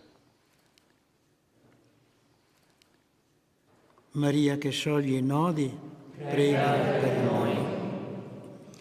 Padre nostro che sei nei cieli, sia santificato il tuo nome, venga il tuo regno, sia fatta la tua volontà come in cielo così in terra. Dacci oggi il nostro pane quotidiano e rimetti a noi i nostri debiti, come noi rimettiamo ai nostri debitori, e non ci indurre in tentazione, ma liberaci dal male. Ave Maria, piena di grazia, il Signore è con te. Tu sei benedetta fra le donne e benedetto è il frutto del tuo seno, Gesù. Santa Maria, Madre di Dio, prega per noi peccatori, adesso è nell'ora della nostra morte. Amen. Ave Maria, piena di grazia, il Signore è con te. Tu sei benedetta fra le donne e benedetto è il frutto del tuo seno, Gesù. Santa Maria, Madre di Dio, prega per noi peccatori, adesso è nell'ora della nostra morte. Amen. Ave Maria, piena di grazia, il Signore è con te. Tu sei benedetta fra le donne e benedetto è il frutto del tuo seno, Gesù. Santa Maria, Madre di Dio, prega per noi peccatori, adesso è nell'ora della nostra morte. Amen. Ave Maria, piena di grazia, il Signore è con te. Tu sei benedetta fra le donne e benedetto è il frutto del tuo seno, Gesù. Santa Maria, Madre di Dio, prega per noi peccatori, adesso è nell'ora della nostra morte. Amen. Ave Maria, piena di grazia, il Signore è con te. Tu sei benedetta fra le donne e benedetto è il frutto del tuo seno, Gesù. Santa Maria, Madre di Dio, prega per noi peccatori, adesso è nell'ora della nostra morte. Amen. Ave Maria, piena di grazia, il Signore è con te. Tu sei benedetta fra le donne e benedetto è il frutto del tuo seno, Gesù. Santa Maria, Madre di Dio, prega per noi peccatori, adesso è nell'ora della nostra morte. Amen. Ave Maria, piena di grazia, il Signore è con te.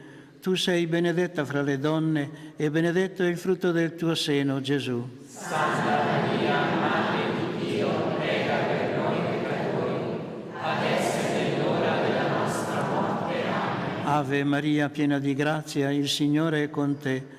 Tu sei benedetta fra le donne e benedetto è il frutto del tuo seno, Gesù. Santa Maria, Madre di Dio, prega per noi peccatori, adesso è nell'ora della nostra morte. Amen. Ave Maria, piena di grazia, il Signore è con te. Tu sei benedetta fra le donne e benedetto è il frutto del tuo seno, Gesù. Santa Maria, Madre di Dio, prega per noi peccatori, adesso è nell'ora della nostra morte. Amen. Ave Maria, piena di grazia, il Signore è con te. Tu sei benedetta fra le donne e benedetto è il frutto del tuo seno, Gesù. Santa Maria, Madre di Dio, prega per noi peccatori, adesso è nell'ora della nostra morte. Amen. Gloria al Padre, e al Figlio e allo Spirito Santo. Come era nel principio, ora e sempre, nei secoli dei secoli. Amen. Secondo mistero della gioia, Maria visita la cugina Elisabetta. Ti contempliamo, Gesù, mentre santifichi Giovanni Battista nella visita di Maria ad Elisabetta. Donaci per sua intercessione di portare nel mondo la gioia della salvezza. Maria che scioglie i nodi, prega per noi.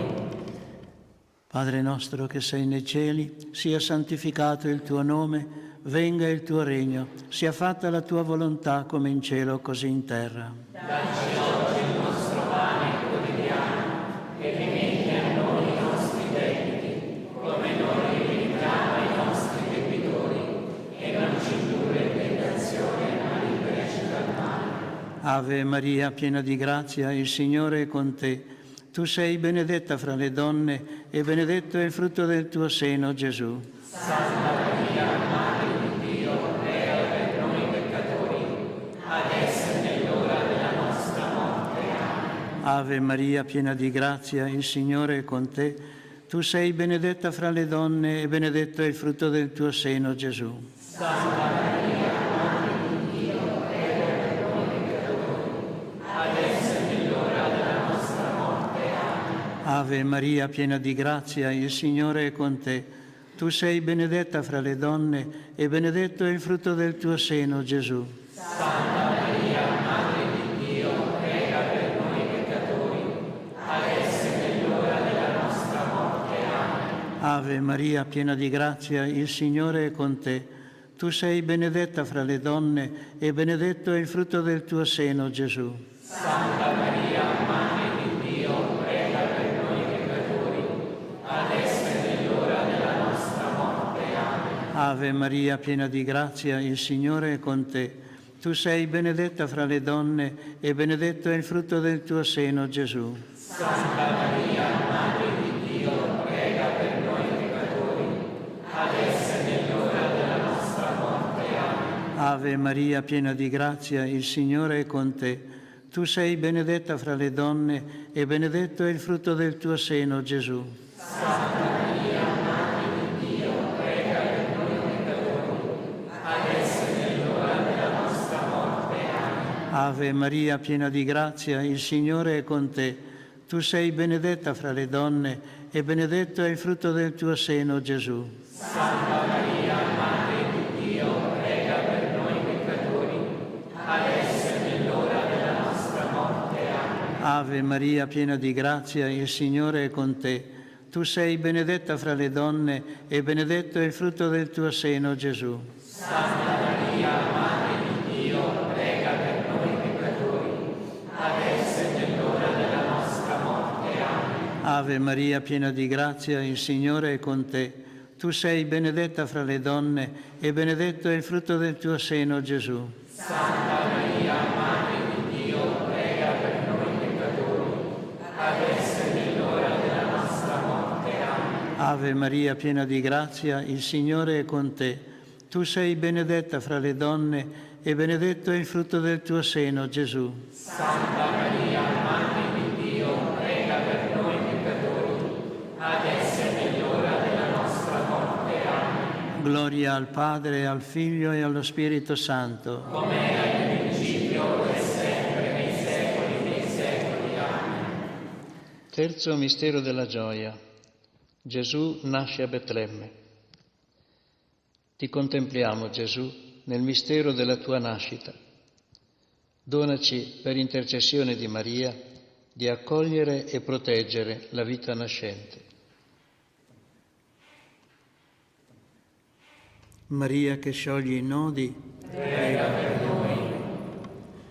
Padre nostro che sei nei cieli, sia santificato il tuo nome, venga il tuo regno, sia fatta la tua volontà come in cielo così in terra. Dacci oggi il nostro pane quotidiano e rimetti a noi i nostri debiti, come noi rimettiamo ai nostri debitori, e non ci indurre in tentazione, ma liberaci dal male. Ave Maria, piena di grazia, il Signore è con te.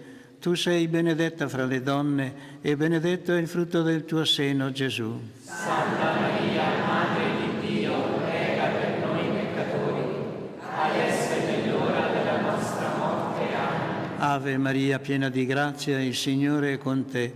Tu sei benedetta fra le donne e benedetto è il frutto del tuo seno, Gesù. Santa Maria, Madre di Dio, prega per noi peccatori, adesso è nell'ora della nostra morte. Amen. Ave Maria, piena di grazia, il Signore è con te. Tu sei benedetta fra le donne e benedetto è il frutto del tuo seno, Gesù. Santa Maria, Madre di Dio, prega per noi peccatori, adesso e nell'ora della nostra morte. Amen. Ave Maria, piena di grazia, il Signore è con te. Tu sei benedetta fra le donne e benedetto è il frutto del tuo seno, Gesù. Santa Maria, Madre di Dio, prega per noi peccatori, adesso e nell'ora della nostra morte. Amen. Ave Maria, piena di grazia, il Signore è con te. Tu sei benedetta fra le donne e benedetto è il frutto del tuo seno, Gesù. Santa Maria, Madre di Dio, prega per noi peccatori, adesso e nell'ora della nostra morte. Amen. Ave Maria, piena di grazia, il Signore è con te. Tu sei benedetta fra le donne e benedetto è il frutto del tuo seno, Gesù. Santa Maria, Madre di Dio, prega per noi peccatori, adesso e nell'ora della nostra morte. Amen. Ave Maria, piena di grazia, il Signore è con te.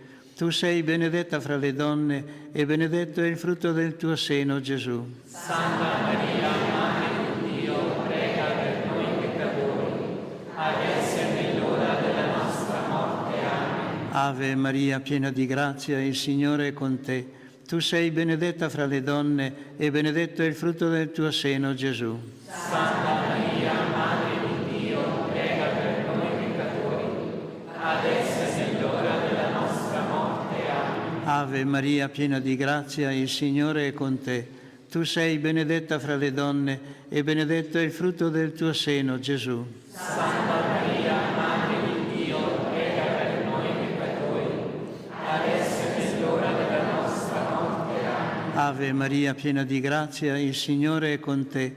Tu sei benedetta fra le donne e benedetto è il frutto del tuo seno, Gesù. Santa Maria, Madre di Dio, prega per noi peccatori, adesso e nell'ora della nostra morte. Amen. Gloria al Padre e al Figlio e allo Spirito Santo. Come era nel principio, e sempre, nei secoli dei secoli. Amen. Quarto mistero della gioia. Maria offre Gesù al Tempio. Ti contempliamo, Gesù, nel mistero della tua presentazione al Tempio. Donaci, per intercessione di Maria, di essere un'offerta a Dio gradita.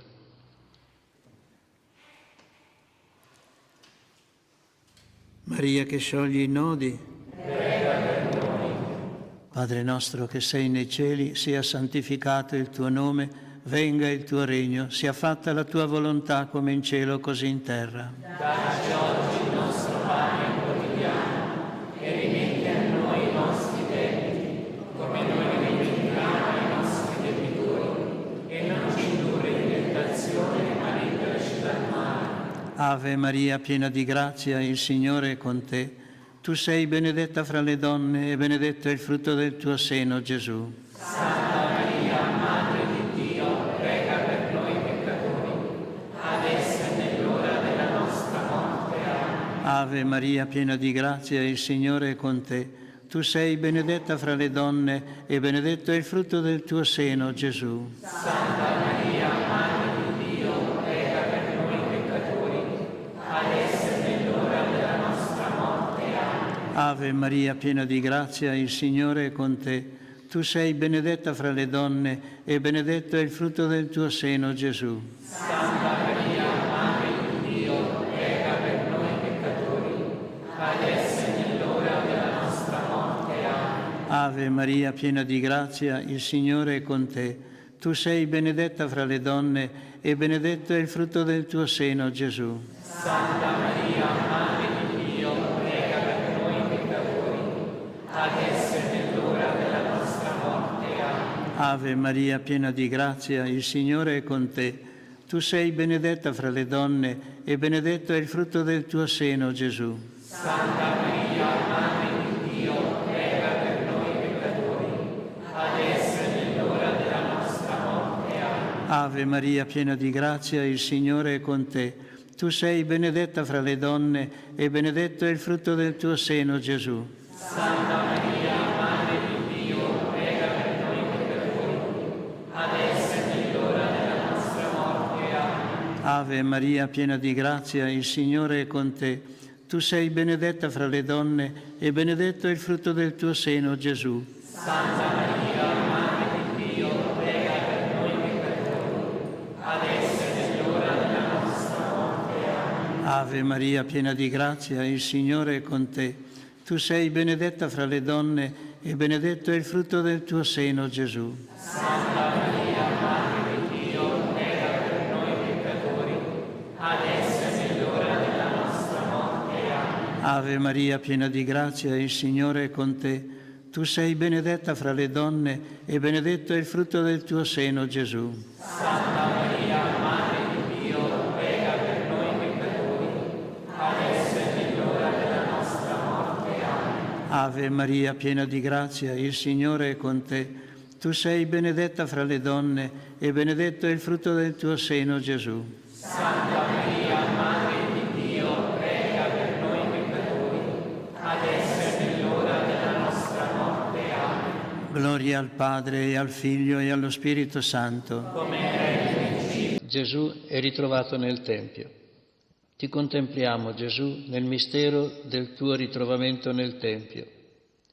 Donaci, per intercessione di Maria, di ricercare in ogni avvenimento la volontà del Padre. Maria che scioglie i nodi, prega per noi. Padre nostro che sei nei cieli, sia santificato il tuo nome, venga il tuo regno, sia fatta la tua volontà come in cielo così in terra. Dacci oggi il nostro pane quotidiano e rimetti a noi i nostri debiti, come noi rimettiamo ai nostri debitori, e non ci indurre in tentazione, ma liberaci dal male. Ave Maria, piena di grazia, il Signore è con te. Tu sei benedetta fra le donne e benedetto è il frutto del tuo seno, Gesù. Santa Maria, Madre di Dio, prega per noi peccatori, adesso è nell'ora della nostra morte. Amen. Ave Maria, piena di grazia, il Signore è con te. Tu sei benedetta fra le donne e benedetto è il frutto del tuo seno, Gesù. Santa Maria, Madre di Dio, prega per noi peccatori, adesso è nell'ora della nostra morte. Amen. Ave Maria, piena di grazia, il Signore è con te. Tu sei benedetta fra le donne e benedetto è il frutto del tuo seno, Gesù. Santa Maria, Madre di Dio, prega per noi peccatori, adesso è nell'ora della nostra morte. Amen. Ave Maria, piena di grazia, il Signore è con te. Tu sei benedetta fra le donne e benedetto è il frutto del tuo seno, Gesù. Santa Maria, Madre di Dio, prega per noi peccatori, adesso è nell'ora della nostra morte. Amen. Ave Maria, piena di grazia, il Signore è con te. Tu sei benedetta fra le donne e benedetto è il frutto del tuo seno, Gesù. Santa Maria, Madre di Dio, prega per noi peccatori, adesso è nell'ora della nostra morte. Amen. Ave Maria, piena di grazia, il Signore è con te. Tu sei benedetta fra le donne e benedetto è il frutto del tuo seno, Gesù. Santa Maria, Madre di Dio, prega per noi peccatori, adesso è nell'ora della nostra morte. Amen. Ave Maria, piena di grazia, il Signore è con te. Tu sei benedetta fra le donne e benedetto è il frutto del tuo seno, Gesù. Santa Maria, Madre di Dio, prega per noi peccatori, adesso è nell'ora della nostra morte. Amen. Ave Maria, piena di grazia, il Signore è con te. Tu sei benedetta fra le donne e benedetto è il frutto del tuo seno, Gesù. Santa Maria, Madre di Dio, prega per noi peccatori, adesso è nell'ora della nostra morte. Amen. Ave Maria, piena di grazia, il Signore è con te. Tu sei benedetta fra le donne e benedetto è il frutto del tuo seno, Gesù. Santa Maria, Madre di Dio, prega per noi peccatori, adesso è nell'ora della nostra morte. Amen. Ave Maria, piena di grazia, il Signore è con te. Tu sei benedetta fra le donne e benedetto è il frutto del tuo seno, Gesù. Santa Maria, Madre di Dio, prega per noi peccatori, adesso è nell'ora della nostra morte. Amen. Gloria al Padre e al Figlio e allo Spirito Santo. Come era in principio, ora e sempre, nei secoli dei secondo le intenzioni di Papa Francesco. Padre nostro che sei nei cieli, sia santificato il tuo nome, venga il tuo regno, sia fatta la tua volontà come in cielo così in terra. Dacci oggi il nostro pane quotidiano, che rimetti a noi i nostri debiti, come noi rimettiamo ai nostri debitori, e non ci indurre in tentazione, ma liberaci dal male. Ave Maria, piena di grazia, il Signore è con te. Tu sei benedetta fra le donne e benedetto il frutto del tuo seno, Gesù. Santa Maria, Madre di Dio, prega per noi peccatori, adesso è nell'ora della nostra morte. Amen. Gloria al Padre, al Figlio e allo Spirito Santo. Come era in principio, ora e sempre, nei secoli dei secoli. Amen. Salve Regina, Madre di misericordia, vita, dolcezza, speranza nostra, salve. A te ricorriamo, noi esseri figli di Eva, a te sospiriamo, gementi e piangenti in questa valle di lacrime. Orso lunga, avvocata nostra, rivolgi a noi gli occhi tuoi misericordiosi, e mostraci dopo questo Figlio Gesù, il frutto benedetto del tuo seno, o clemente, o pia, o dolce Vergine Maria. Preghiera a Maria che scioglie i nodi. Vergine Maria, Madre che non hai mai abbandonato un figliolo che grida aiuto, Madre le cui mani lavorano senza sosta per i tuoi figli tanto amati, perché sono spinte dall'amore divino e dall'infinita misericordia che esce dal tuo cuore. Volgi verso di me il tuo sguardo pieno di compassione. Guarda il cumulo di nodi che soffocano la mia vita. Tu conosci la mia disperazione e il mio dolore. Sai quanto mi paralizzano questi nodi e li ripongo tutti nelle tue mani. Nessuno, neanche il demonio, può sottrarmi dal tuo aiuto misericordioso. Nelle tue mani non c'è un nodo che non sia sciolto. Vergine Madre, con la grazia e il tuo potere di intercessione presso tuo Figlio Gesù, mio Salvatore, ricevi oggi questo nodo.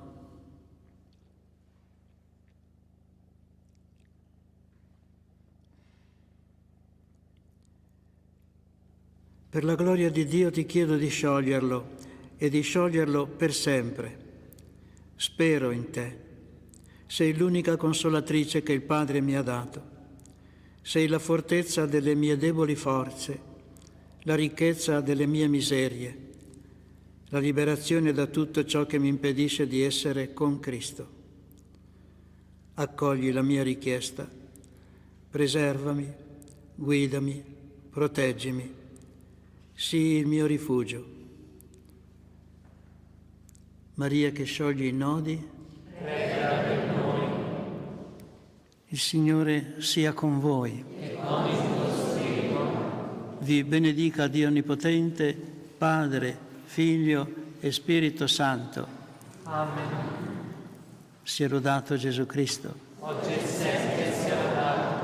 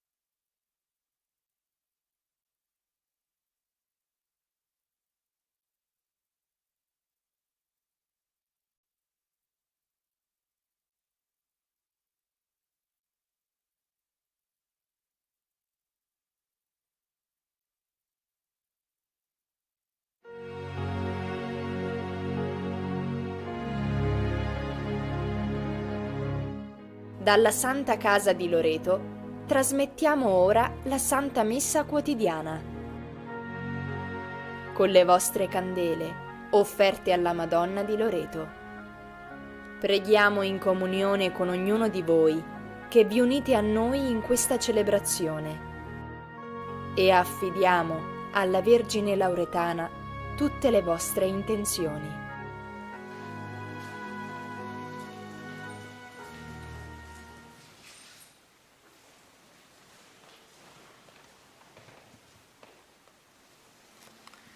Entrando nel mondo il Signore disse: Ecco mio Dio, io vengo per fare la tua volontà. Celebriamo oggi l'annunciazione del Signore. Nel nome del Padre, del Figlio e dello Spirito Santo. Amen. La grazia del Signore nostro Gesù Cristo, l'amore di Dio Padre e la comunione dello Spirito Santo siano con tutti voi. E con il tuo spirito. Invochiamo il perdono di Dio per essere più degni di partecipare a questa Santa Eucaristia.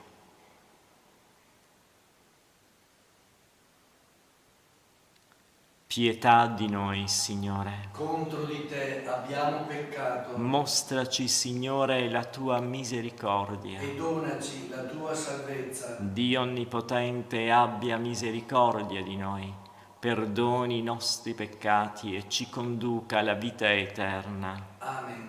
Kyrie eleison. Kyrie eleison. Christe eleison. Christe eleison. Kyrie eleison. Kyrie eleison. Gloria a Dio nell'alto dei cieli e pace in terra agli uomini amati dal Signore.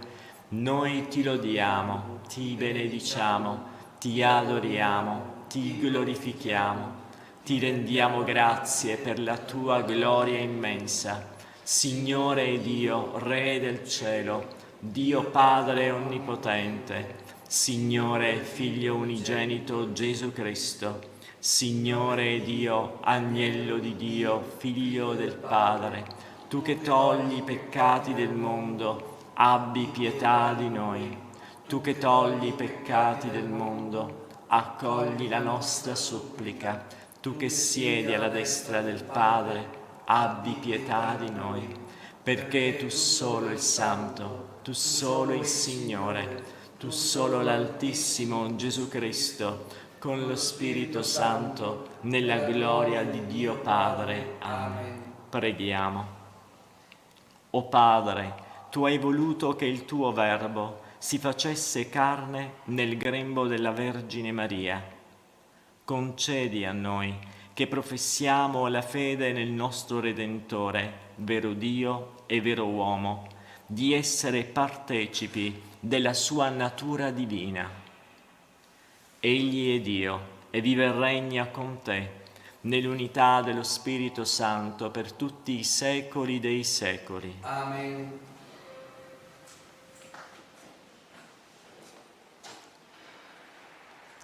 Dal libro del profeta Isaia. In quei giorni il Signore parlò ad Acaz: chiedi per te un segno dal Signore, tuo Dio, dal profondo degli inferi oppure dall'alto. Ma Acaz rispose: non lo chiederò, non voglio tentare il Signore. Allora Isaia disse: ascoltate, casa di Davide, non vi basta stancare gli uomini, perché ora vogliate stancare anche il mio Dio? Pertanto il Signore stesso vi darà un segno. Ecco, la Vergine concepirà e partorirà un figlio, che chiamerà Emmanuele, perché Dio è con noi. Parola di Dio. Rendiamo grazie a Dio. Ecco, Signore, io vengo per fare la tua volontà. Signore, io vengo per fare la tua volontà.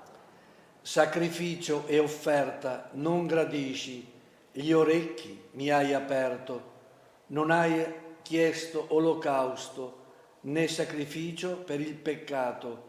Allora ho detto: ecco, io vengo. Ecco, Signore, io vengo per fare la tua volontà. Nel rotolo del libro su di me è scritto di fare la tua volontà. Mio Dio, questo io desidero, la tua legge è nel mio intimo. Ecco, Signore, io vengo per fare la tua volontà. Ho annunciato la tua giustizia nella grande assemblea. Vedi, non tengo chiuse le labbra, Signore, tu lo sai. Ecco, Signore, io vengo per fare la tua volontà. Non ho nascosto la tua giustizia dentro il mio cuore. La tua verità e la tua salvezza ho proclamato.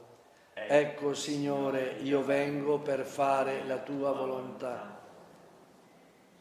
Dalla lettera agli Ebrei. Fratelli, è impossibile che il sangue di tori e di capri elimini i peccati. Per questo, entrando nel mondo, Cristo dice: tu non hai voluto né sacrificio né offerta, un corpo invece mi hai preparato. Non hai gradito né olocausti né sacrifici per il peccato. Allora ho detto: ecco, io vengo, poiché di me sta scritto nel rotolo del libro, per fare, o Dio, la tua volontà. Dopo aver detto: tu non hai voluto e non hai gradito né sacrifici né offerte, né olocausti, né sacrifici per il peccato, cose che vengono offerte secondo la legge, soggiunge: ecco, io vengo a fare la tua volontà. Così egli abolisce il primo sacrificio per costituire quello nuovo. Mediante quella volontà siamo stati santificati per mezzo dell'offerta del corpo di Gesù Cristo, una volta per sempre. Parola di Dio. Rendiamo grazie a Dio. Lode a te, o Cristo, Re di eterna gloria. Lode a te, o Cristo, Re di eterna gloria. Il Verbo si fece carne e venne ad abitare in mezzo a noi, e noi abbiamo contemplato la sua gloria. Lode a te, o Cristo, Re di eterna gloria. Lode a te, o Cristo, Re di eterna gloria. Il Signore sia con voi. E con il tuo spirito. Dal Vangelo secondo Luca. Gloria a te, o Signore. In quel tempo l'angelo Gabriele fu mandato da Dio in una città della Galilea chiamata Nazaret, a una vergine promessa sposa di un uomo della casa di Davide di nome Giuseppe. La vergine si chiamava Maria. Entrando da lei disse: rallegrati piena di grazia, il Signore è con te.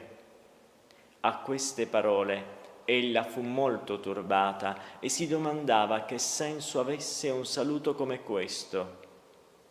L'angelo le disse: non temere, Maria, perché hai trovato grazia presso Dio, ed ecco concepirai un figlio, lo darai alla luce e lo chiamerai Gesù. Sarà grande e verrà chiamato Figlio dell'Altissimo. Il Signore Dio gli darà il trono di Davide, suo padre, e regnerà per sempre sulla casa di Giacobbe, e il suo regno non avrà fine. Allora Maria disse all'angelo: come avverrà questo, poiché non conosco uomo? Le rispose l'angelo: lo Spirito Santo scenderà su di te, e la potenza dell'Altissimo ti coprirà con la sua ombra. Perciò colui che nascerà sarà santo e sarà chiamato Figlio di Dio. Ed ecco Elisabetta, tua parente, nella sua vecchiaia, ha concepito anch'essa un figlio, e questo è il 6° mese per lei, che era detta sterile. Nulla è impossibile a Dio.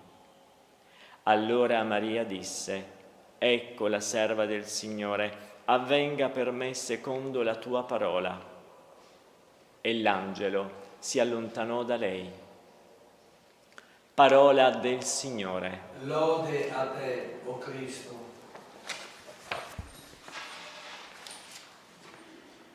Pace e bene a tutti. Venendo nel mondo il Figlio unigenito del Padre, la parola del Padre, la seconda persona della Trinità, dice: un corpo mi hai preparato, per questo io ho detto: eccomi, io vengo per fare, o Padre, la tua volontà. Celebriamo oggi la solennità dell'Annunciazione e dell'incarnazione di Cristo Gesù nel grembo della Vergine Maria. E proprio qui, nella Santa Casa, questa solennità ha un valore tutto speciale, perché su questo altare c'è un avverbio che descrive tutto il valore spirituale di questo santuario. Hic verbum caro factum est. Hic, qui, proprio qui, il Verbo si è fatto carne. Proprio in questa Santa Casa, che in quel tempo era a Nazaret, è avvenuto quanto abbiamo ascoltato oggi nel Vangelo, per cui queste 3 pareti di pietre sono le testimoni di un evento che ha segnato la storia dell'umanità e la salvezza eterna. Qui, infatti, il Padre ha preparato un corpo al Figlio che entrava nel mondo, e la porta d'ingresso per Dio nella storia umana è proprio il cuore di Maria, porta del cielo, ma anche porta di accesso per Dio in questa storia e in questa umanità. Le viene mandato proprio Gabriele, che significa forza di Dio. Dio è forte, come a dire che nulla è impossibile a Dio, come l'angelo Gabriele stesso dirà a Maria. Il Vangelo dell'Annunciazione, potremmo dire, è la radice di tutti gli altri Vangeli, per così dire, è il DNA di tutti i Vangeli. È l'evento salvifico che racchiude in forma germinale, in sintesi, tutto il mistero di Cristo, che si svilupperà fino alla croce e alla risurrezione. Oggi, infatti, inizia la redenzione dell'umanità. I 3 momenti che scandiscono la pagina di questo Vangelo sono quelli che segneranno la relazione tra Dio e l'uomo per sempre, per mezzo di Gesù. Prima di tutto l'annuncio. Dio bussa alla porta del nostro cuore, ci chiede di essere responsabili della storia che Egli vuol fare con noi. Egli è discreto, desidera che apriamo il cuore alla fiducia in Lui attraverso l'annuncio, pari all'atto del bussare alla porta, chiedendo un permesso prima di entrare nella stanza della nostra vita, dicendo prima di tutto chi è che bussa? È Dio. L'ascolto, il dialogo. La Vergine di Nazaret ci insegna a meditare, a dialogare con la parola e ad ascoltare. Maria è una donna piena di grazia, quindi in lei i doni di Dio sono molto attivi.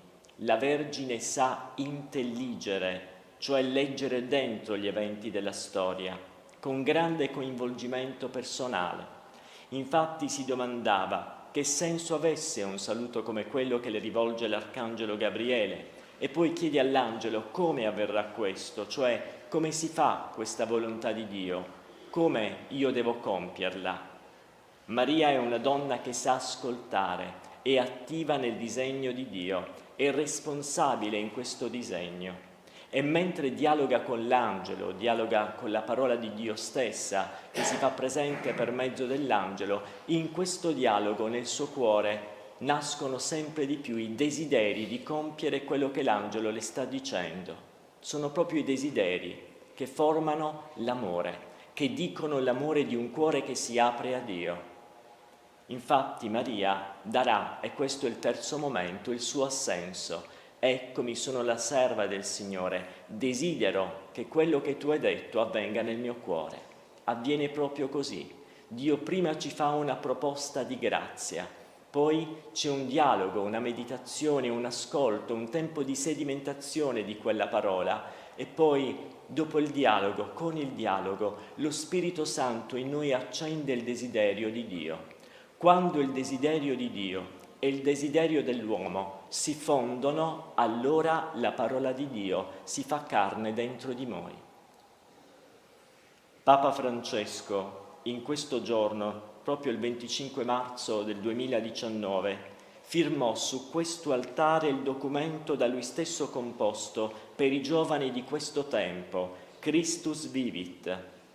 Il 22 marzo scorso ha detto al termine della sua udienza: sabato, cioè oggi, si celebrerà la solennità dell'Annunciazione del Signore e il pensiero va al 25 marzo dello scorso anno, quando in unione con tutti i vescovi del mondo si sono consacrate la Chiesa e l'umanità, in particolare la Russia e l'Ucraina, al cuore immacolato di Maria. Non stanchiamoci di affidare la causa della pace alla Regina della Pace. Desidero, dice Papa Francesco, invitare ciascun credente e comunità, specialmente i gruppi di preghiera, a rinnovare ogni 25 marzo l'atto di consacrazione alla Madonna, perché lei che è madre possa custodirci tutti nell'unità e nella pace. Amen. Pregheremo il credo e ricorderemo il mistero dell'incarnazione inginocchiandoci. Io credo in Dio, Padre Onnipotente, Creatore del cielo e della terra, e in Gesù Cristo, suo unico Figlio e nostro Signore, il quale fu concepito di Spirito Santo, nacque da Maria Vergine, patì sotto Ponzio Pilato, fu crocifisso, morì e fu sepolto, discesi agli inferi, il terzo giorno risuscitò da morte, salì al cielo, siede alla destra di Dio Padre Onnipotente, di là verrà a giudicare i vivi e i morti. Credo nello Spirito Santo, la Santa Chiesa Cattolica, la comunione dei santi, la remissione dei peccati, la risurrezione della carne, la vita eterna. Amen.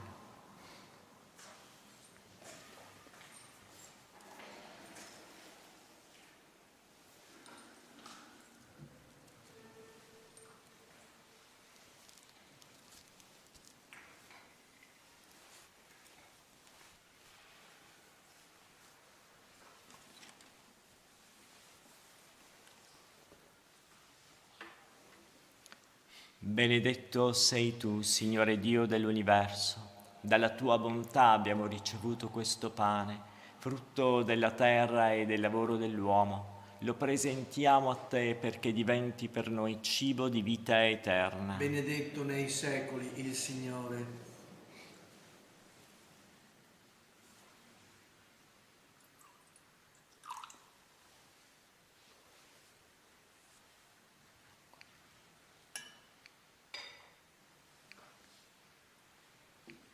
Benedetto sei tu, Signore Dio dell'universo, dalla tua bontà abbiamo ricevuto questo vino, frutto della vite e del lavoro dell'uomo. Lo presentiamo a te perché diventi per noi bevanda di salvezza. Benedetto nei secoli il Signore.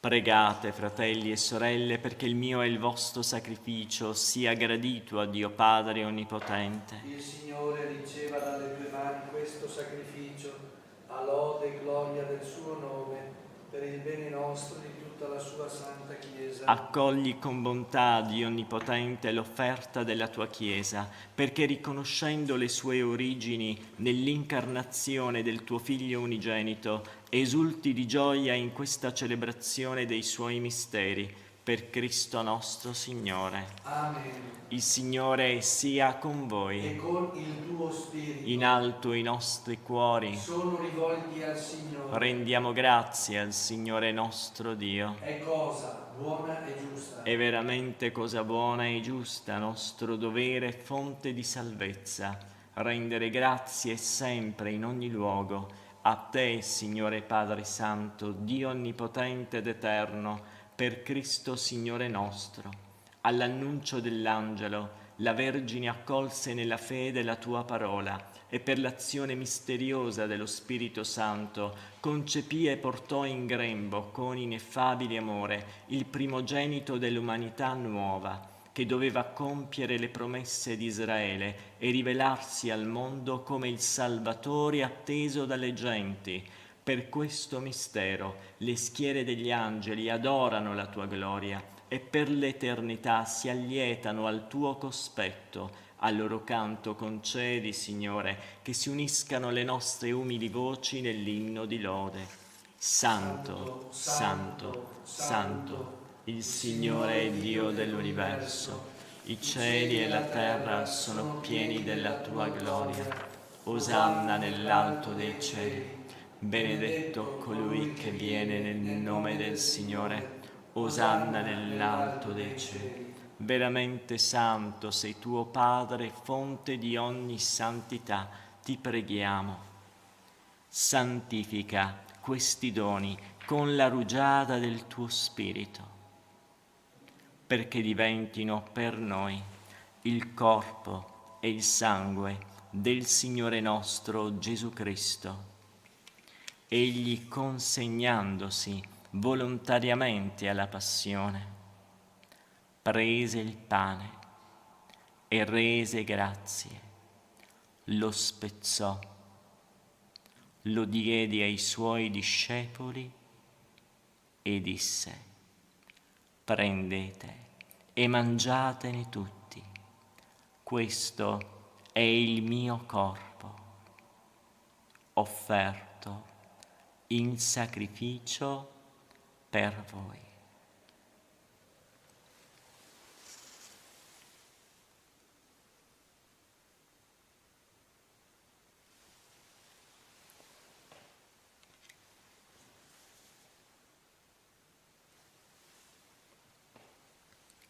Allo stesso modo, dopo aver cenato, prese il calice, di nuovo ti rese grazie, lo diede ai suoi discepoli e disse: prendete e bevetene tutti, questo è il calice del mio sangue, per la nuova ed eterna alleanza, versato per voi e per tutti in remissione dei peccati.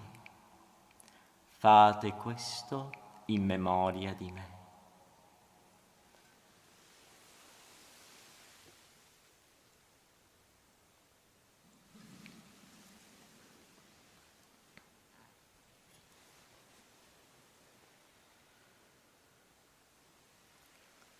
Mistero della fede. Annunciamo la tua morte, Signore, proclamiamo la tua risurrezione nell'attesa della tua venuta. Celebrando il memoriale della morte e risurrezione del tuo Figlio, ti offriamo, Padre, il pane della vita e il calice della salvezza, e ti rendiamo grazie perché ci hai resi degni di stare alla tua presenza a compiere il servizio sacerdotale. Ti preghiamo umilmente per la comunione al corpo e al sangue di Cristo, lo Spirito Santo ci riunisca in un solo corpo. Ricordati, Padre, della tua Chiesa, diffusa su tutta la terra. Rendila perfetta nell'amore, in unione con il nostro Papa Francesco, il nostro Vescovo Fabio, i presbiteri e i diaconi. Ricordati anche dei nostri fratelli e sorelle, che si sono addormentati nella speranza della risurrezione e nella tua misericordia di tutti i defunti. Ammettili alla luce del tuo volto. Di noi tutti abbi misericordia.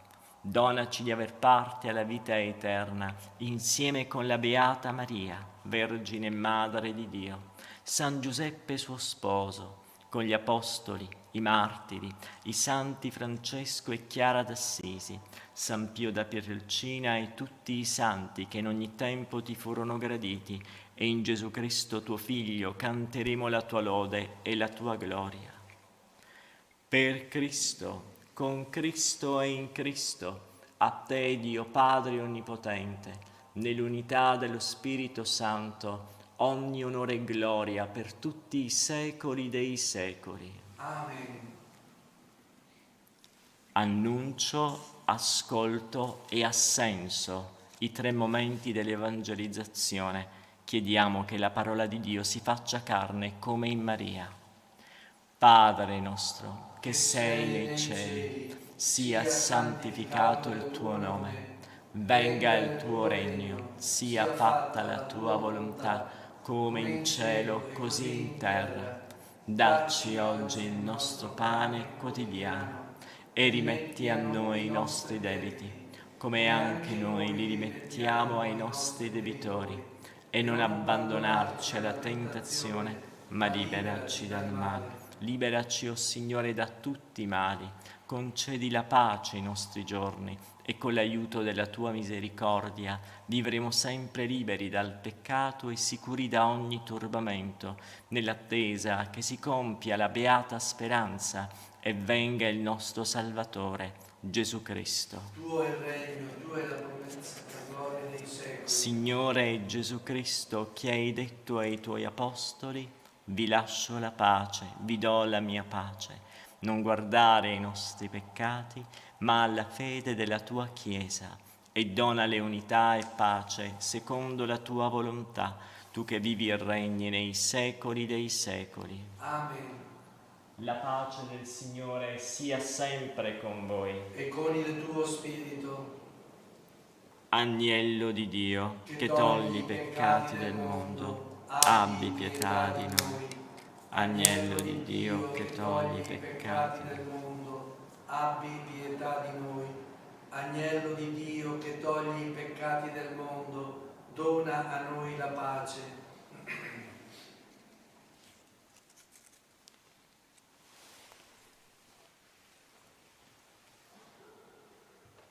Ecco l'agnello di Dio, ecco colui che toglie i peccati del mondo. Beati gli invitati alla cena dell'agnello.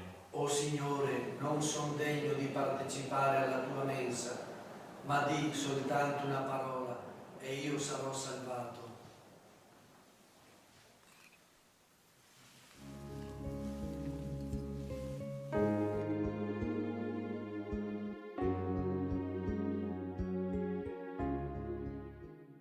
Gesù mio, credo che sei realmente presente nel Santissimo Sacramento dell'altare.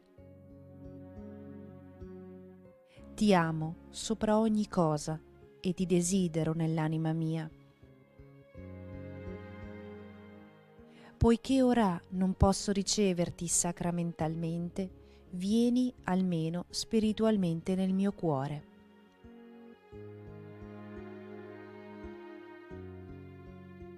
Come già venuto, io ti abbraccio e mi unisco tutto a te.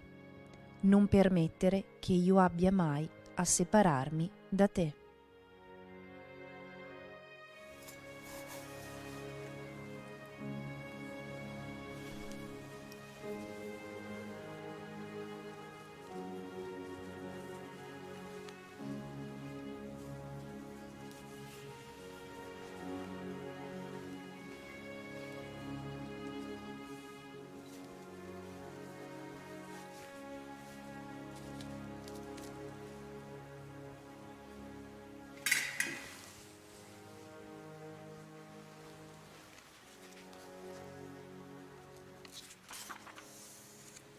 Ecco, la Vergine concepirà e darà alla luce un figlio, lo chiamerà Emanuele, Dio con noi.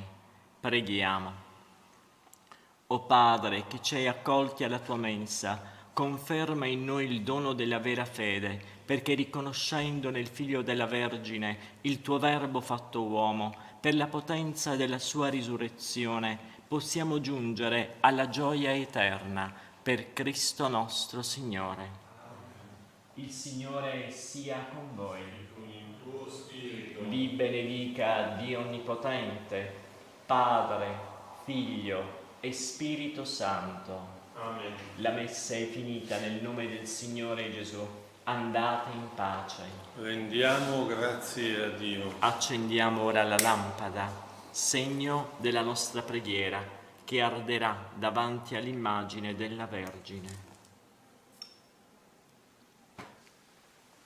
Maria, Madre della Chiesa, che in questa santa casa con il tuo sì hai accolto il Dio della vita, aiuta i giovani e le famiglie a seguire il tuo Figlio Gesù e ad accogliere e a custodire la vita in tutte le sue stagioni. Madre della Divina Grazia, donaci di vivere in comunione tra di noi e di testimoniare l'amore fedele di Dio nella semplicità del quotidiano. Madre della tenerezza, che conosci il cuore di ogni persona, ottienici per mezzo di Gesù lo spirito della verità e dell'amore e portaci nel cuore del Padre. Amen.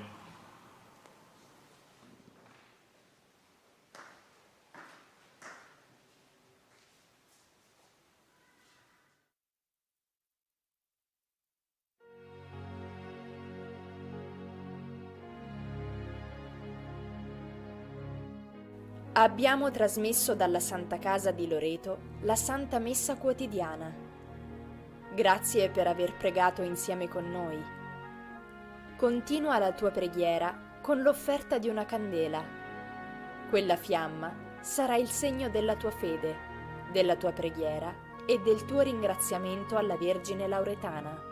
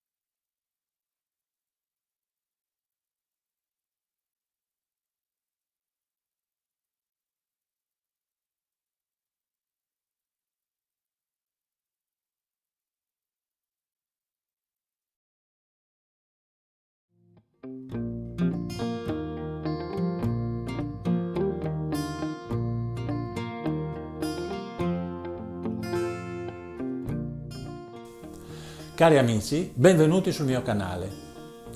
Dove vi porto oggi? Ho pensato di portarvi in uno dei borghi caratteristici del Friuli, che ha fatto parte anche della lista dei borghi più belli d'Italia. Parlo di Valvasone, che è in provincia di Pordenone, è un centro che conta oggi poco più di 2200 abitanti. Si trova lungo il fiume Tagliamento, al confine tra la provincia di Udine e quella di Pordenone. È un borgo medievale costruito attorno a un castello, le cui prime testimonianze risalgono al 1206, anche se le sue origini si dice che risalgono all'età romana. Il suo nome deriva dal casato Valvason Cucagna, che ha gestito il castello a partire dalla seconda metà del 1200. È stato danneggiato, ristrutturato più volte e oggi appare come un bel palazzo rinascimentale. Nel corso dei secoli ha ospitato varie persone note e importanti, come ad esempio Papa Gregorio XII nel 1409, Papa Pio VI nel 1782 e anche Napoleone Bonaparte nel 1797. Per le riprese volevo portare anche il mio drone Mavic Mini, ma andando su YouTube ho visto che il collega Adolfo Melilli ne aveva già fatte di belle, per cui ho pensato che non ne valeva la pena e quindi ho deciso di utilizzare queste riprese e fare pubblicità al mio collega.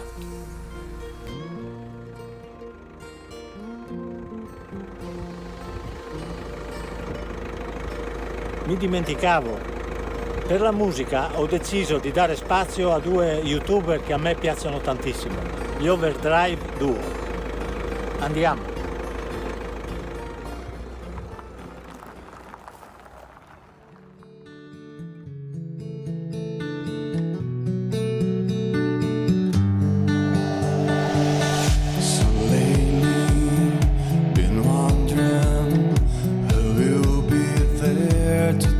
My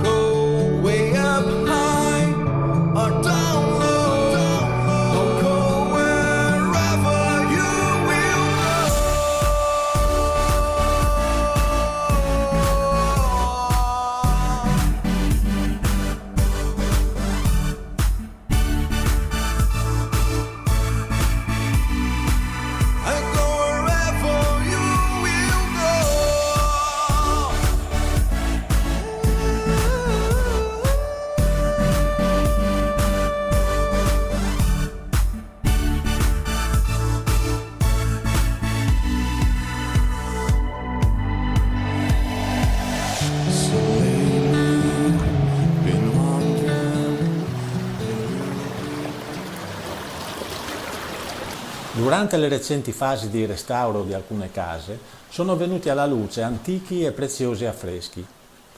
Nell'edificio del mulino, oltre a un trittico e un leone marsano, si è rinvenuta la data di costruzione del vecchio mulino e della ruota Irma. Questo manufatto antico, dal mio punto di vista, sono una caratteristica di questo borgo molto interessante.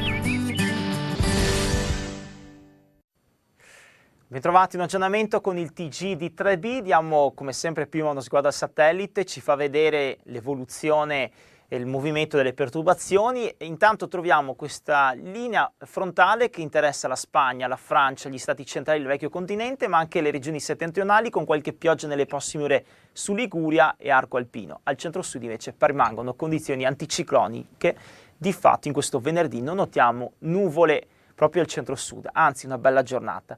Cambiano le cose nel weekend.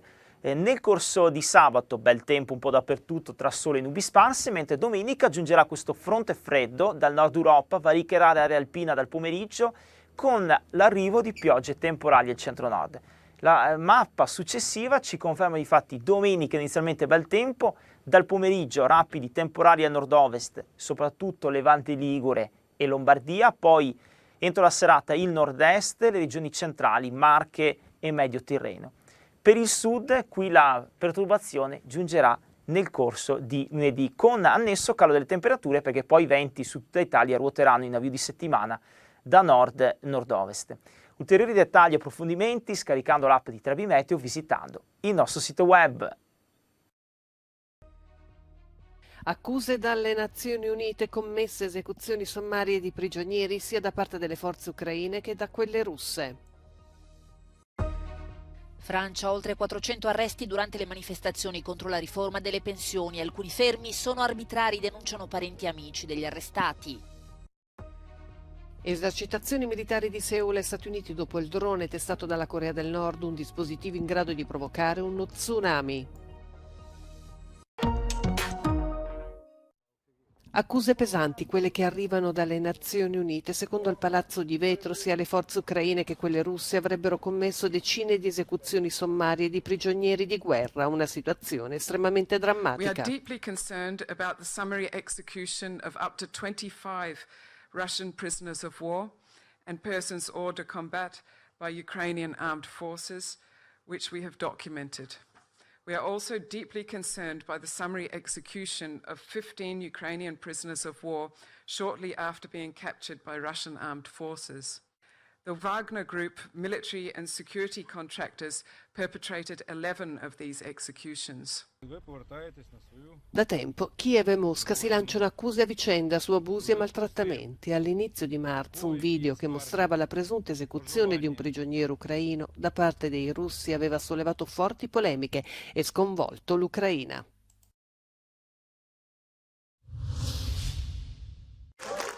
La nona giornata di mobilitazione in Francia contro la riforma delle pensioni ha portato a più di 400 arresti, alcuni arbitrari e ingiustificati, almeno secondo gli amici e i parenti, che hanno manifestato davanti al commissariato del 17° distretto di Parigi. En fait, il n'était pas à Opéra, donc il n'était même pas avec les Black Blocs, il était dans le cortège avec ses camarades lycéens. Et il y a eu cette charge hyper violente. Questo padre spiega che suo figlio è accusato di essersi unito agli altri per commettere un crimine, mentre a suo dire manifestava pacificamente. Over 400 people have been detained across France on Thursday following demonstrations that have turned violent, and many remain in custody today. What you see behind me is friends and family members of people who are detained here in Paris's 17th district. Many have come here in the early hours of Friday to demand their loved ones' release, and saying that what's happening here in this country is very worrying, that the government is using the police against its own people. It's going to be interesting to see what happens in the coming days, but tensions are very high, with government officials multiplying statements today conveying their disappointment at this turn of events. Clearly the government was expecting protests to die down following the adoption of that controversial reform of the pension system, but that is not what's been happening. Protesters yesterday, more than 3 million people in the streets of France, according to unions, saying that they're going to continue their fight until the government drops this reform, and have called for another major day of action on Tuesday. But we're also expecting more of these informal gatherings to continue over the next few days, over the next few evenings, and therefore more tension and more arrests. Annelies Boers is in Paris for Euronews.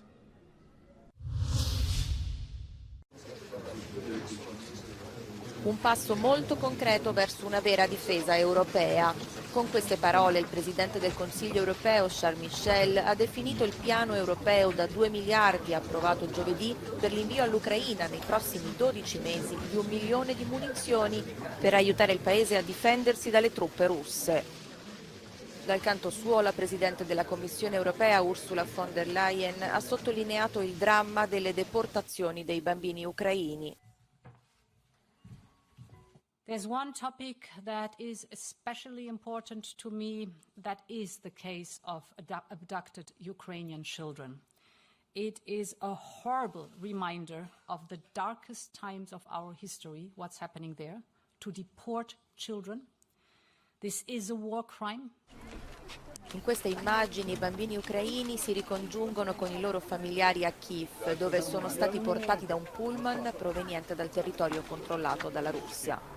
È opera di Save Ukraine, una ONG che combatte quelle che definisce deportazioni illegali di bambini verso il territorio controllato dalla Russia.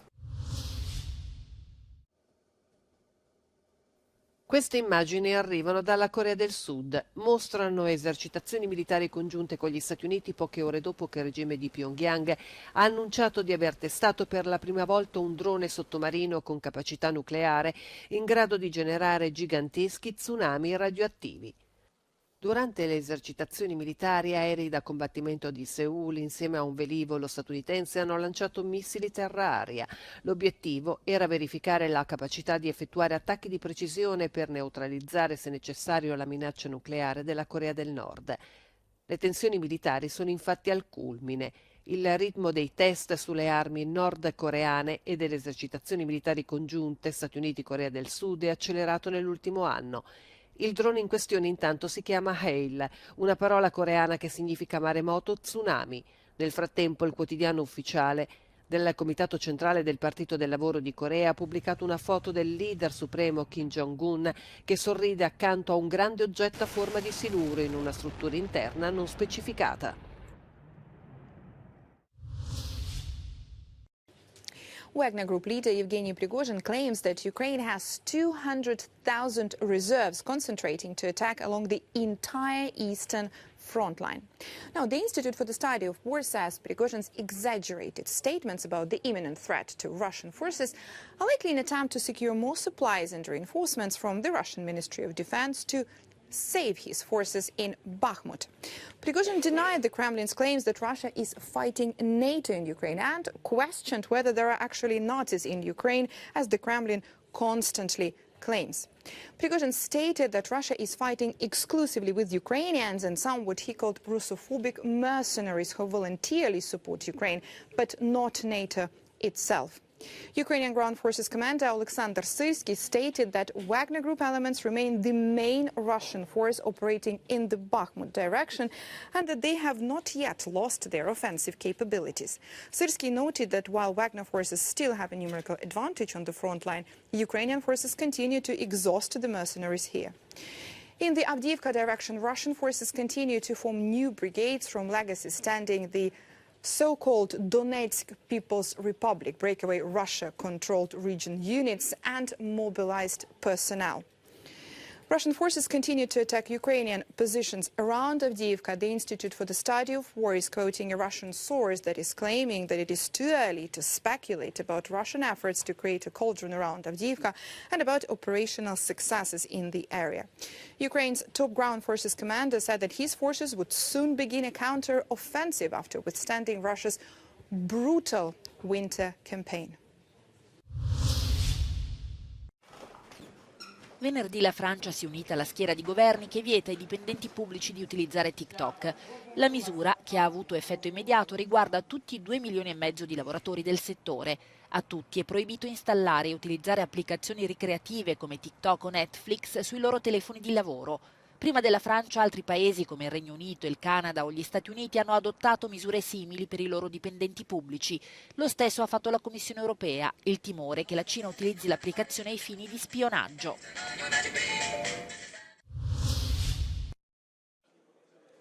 Questo è un lanciarazzi RM-70 Premisl all'interno del padiglione di produzione a Polička, in Repubblica Ceca.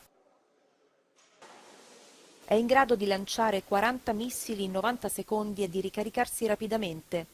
Non rientra tra gli aiuti statali all'Ucraina. Vi hanno infatti contribuito singole persone nell'ambito di una raccolta pubblica. Dopo l'invasione russa dell'Ucraina, i cittadini hanno cominciato a versare denaro sul conto dell'ambasciata.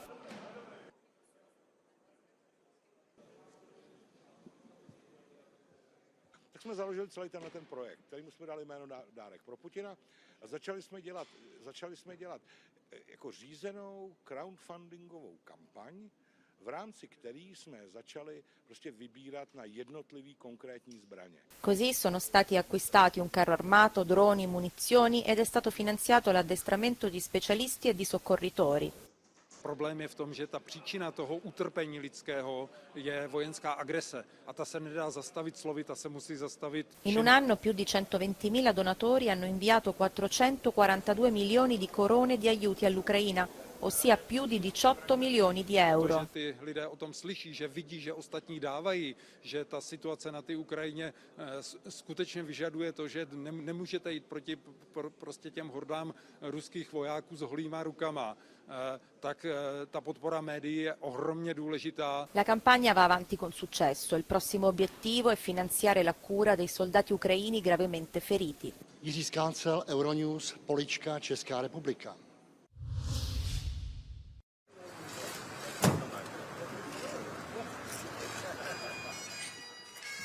tutto rimandato, slitta l'arrivo di Carlo III in Francia, per la prima volta atteso in visita di Stato come monarca del Regno Unito, dopo i 34 viaggi ufficiali nel paese in qualità di principe ereditario. Chiara l'impossibilità di seguire il protocollo da parte del contestato presidente Macron, che avrebbe dovuto accoglierlo e invece deve fare i conti con le proteste legate alla riforma delle pensioni. Proteste che si fanno più dure, decise e imprevedibili ora dopo ora, con un bilancio ancora provvisorio di 457 arresti, 441 poliziotti feriti, 900 incendi in strada a Parigi, con nuovi scioperi annunciati. La mobilitazione prosegue.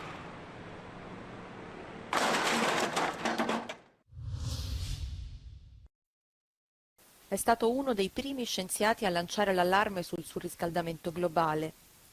È morto all'età di 91 anni il climatologo francese Claude Lorius, nel 2015 insignito del titolo di grande ufficiale dell'Ordine Nazionale al Merito. Il decesso martedì, anche se non è stato reso pubblico immediatamente. Le sue ricerche sui ghiacci polari gli hanno permesso di misurare le variazioni del clima nel tempo e il suo lavoro ha dimostrato un legame tra la concentrazione atmosferica di gas serra e il cambiamento climatico.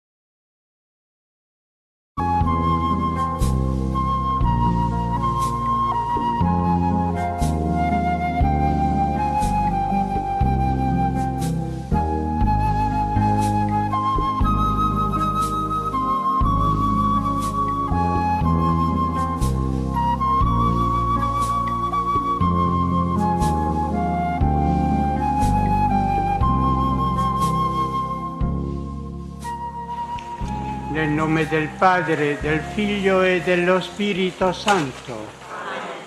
Dalla grotta delle apparizioni del santuario di Lourdes, preghiamo in comunione con i pellegrini qui presenti e con tutti voi che ci seguite dalle vostre case attraverso TV 2000 e il sito internet del santuario.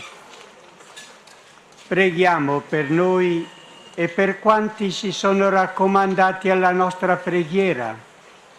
Preghiamo per Papa Francesco, per tutti gli ammalati e i tribolati e per quanti ci sono stati segnalati anche via email o via telefono. Affidiamo tutti e tutto a Maria l'Immacolata Concezione.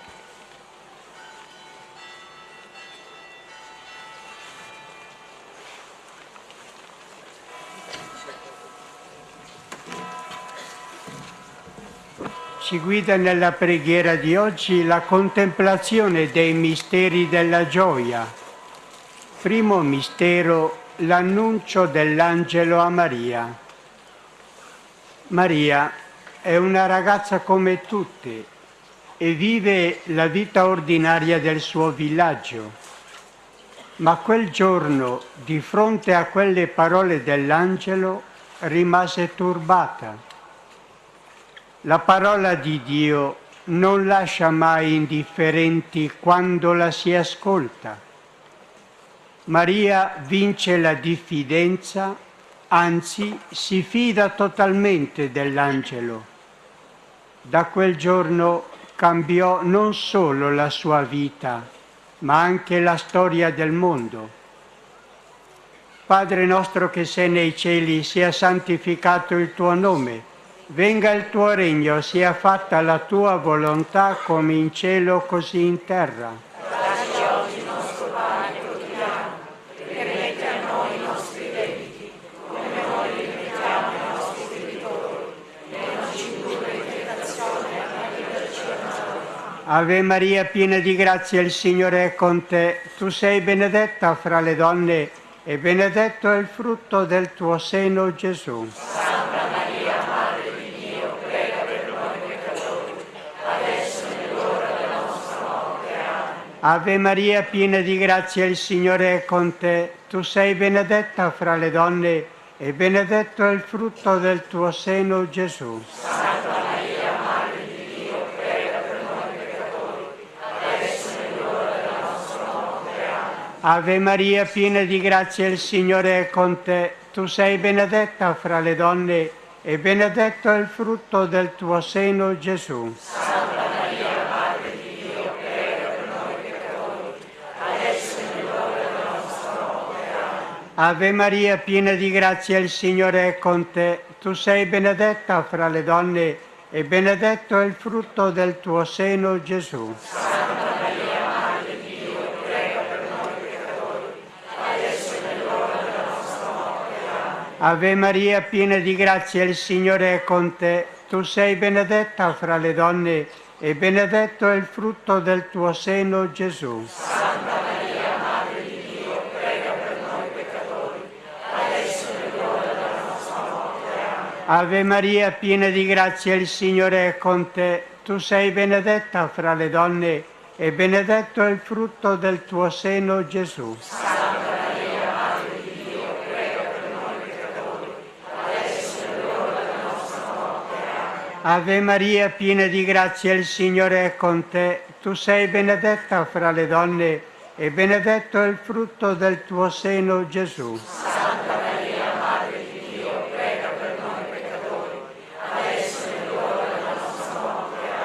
Amen. Ave Maria, piena di grazia, il Signore è con te. Tu sei benedetta fra le donne e benedetto è il frutto del tuo seno, Gesù. Santa Maria, Madre di Dio, prega per noi peccatori, adesso è l'ora della nostra morte. Amen. Ave Maria, piena di grazia, il Signore è con te. Tu sei benedetta fra le donne e benedetto è il frutto del tuo seno, Gesù. Santa Maria, Madre di Dio, prega per noi peccatori, adesso è l'ora della nostra morte. Amen. Ave Maria, piena di grazia, il Signore è con te. Tu sei benedetta fra le donne e benedetto è il frutto del tuo seno, Gesù. Santa Maria, Madre di Dio, prega per noi peccatori, adesso è l'ora della nostra morte. Amen. Gloria al Padre, al Figlio e allo Spirito Santo. Come era nel principio, ora e sempre, nei secoli dei secoli.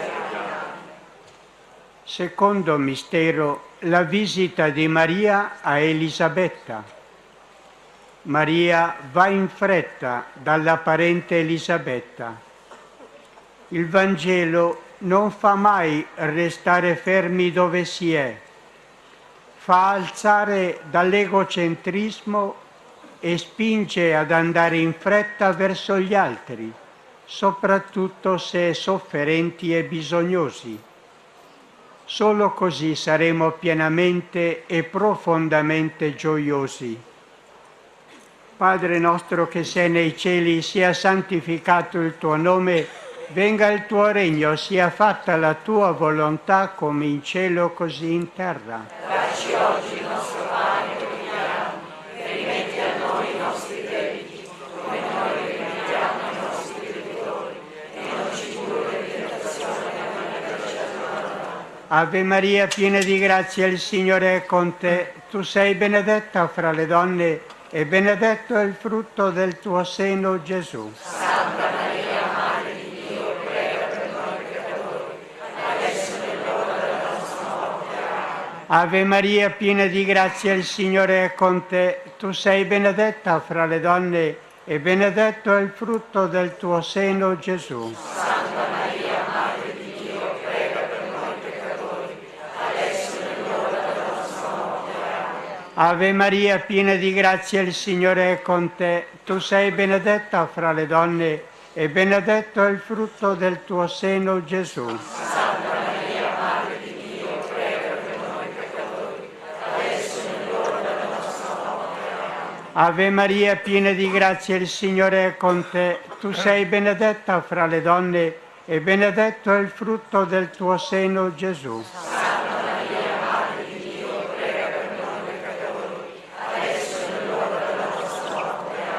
Amen. Ave Maria, piena di grazia, il Signore è con te. Tu sei benedetta fra le donne e benedetto è il frutto del tuo seno, Gesù. Santa Maria, Madre di Dio, prega per noi peccatori, adesso è l'ora della nostra morte. Amen. Ave Maria, piena di grazia, il Signore è con te. Tu sei benedetta fra le donne e benedetto è il frutto del tuo seno, Gesù. Santa Maria, Madre di Dio, prega per noi peccatori, adesso è l'ora della nostra morte.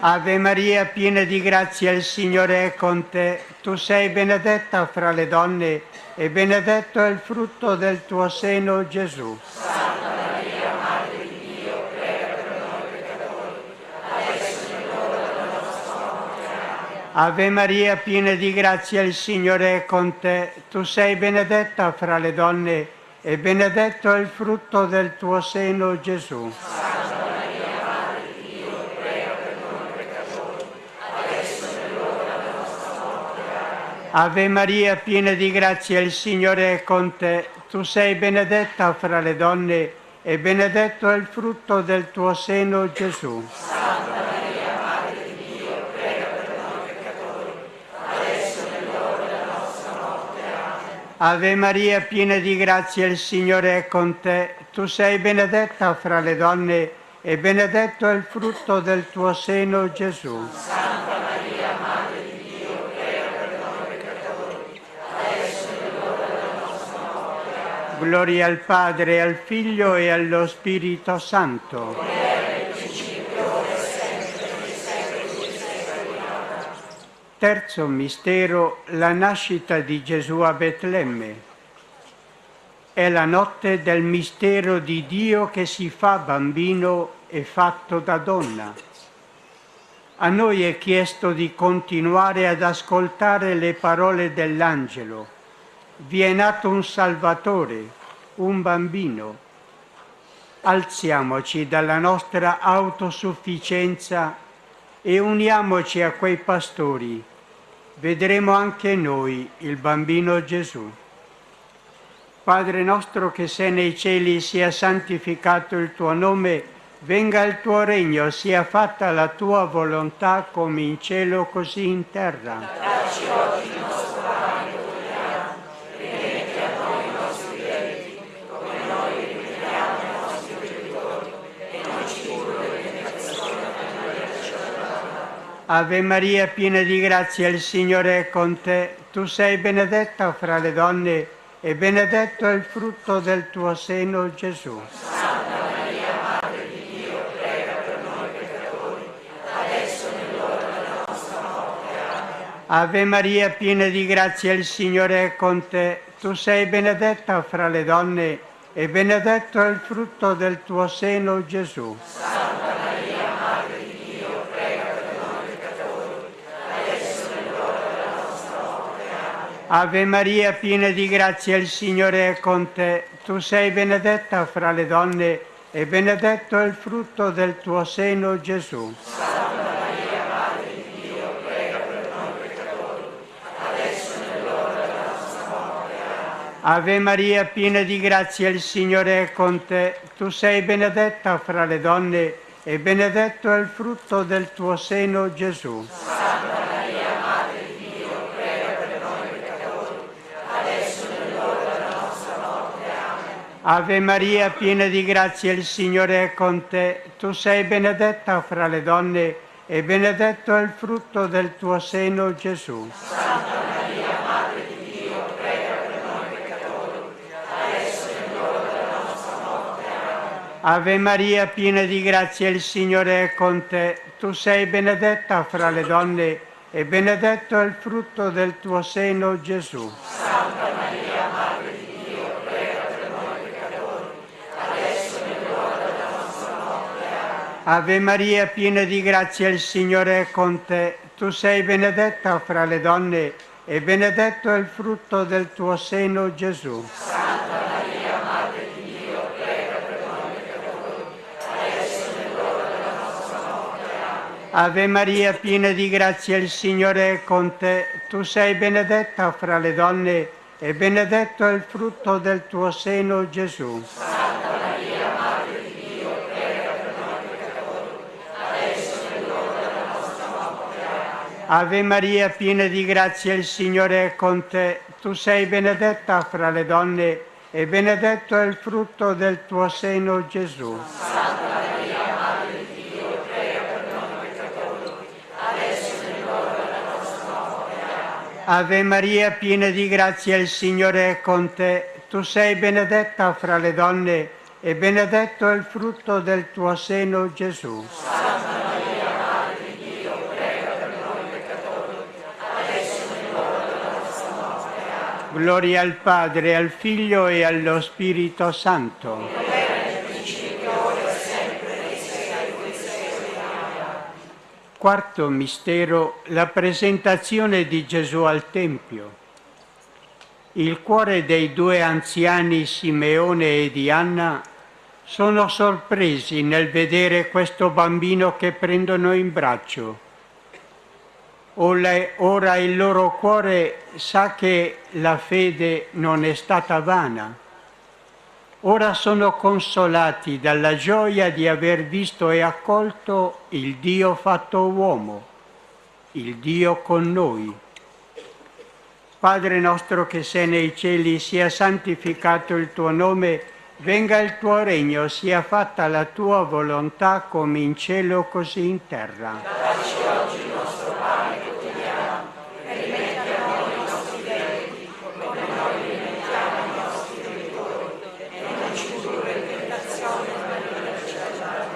Ave Maria, piena di grazia, il Signore è con te. Tu sei benedetta fra le donne e benedetto è il frutto del tuo seno, Gesù. Santa Maria, Madre di Dio, prega per noi peccatori, adesso è l'ora della nostra morte. Amen. Ave Maria, piena di grazia, il Signore è con te. Tu sei benedetta fra le donne e benedetto è il frutto del tuo seno, Gesù. Santa Maria, Madre di Dio, prega per noi peccatori, adesso è l'ora della nostra morte. Amen. Ave Maria, piena di grazia, il Signore è con te. Tu sei benedetta fra le donne e benedetto è il frutto del tuo seno, Gesù. Santa Maria, Madre di Dio, prega per noi peccatori, adesso è l'ora della nostra morte. Amen. Ave Maria, piena di grazia, il Signore è con te. Tu sei benedetta fra le donne e benedetto è il frutto del tuo seno, Gesù. Santa Maria, Madre di Dio, prega per noi peccatori, adesso è l'ora della nostra morte. Amen. Ave Maria, piena di grazia, il Signore è con te. Tu sei benedetta fra le donne e benedetto è il frutto del tuo seno, Gesù. Santa Maria, Madre di Dio, prega per noi peccatori, adesso è l'ora della nostra morte.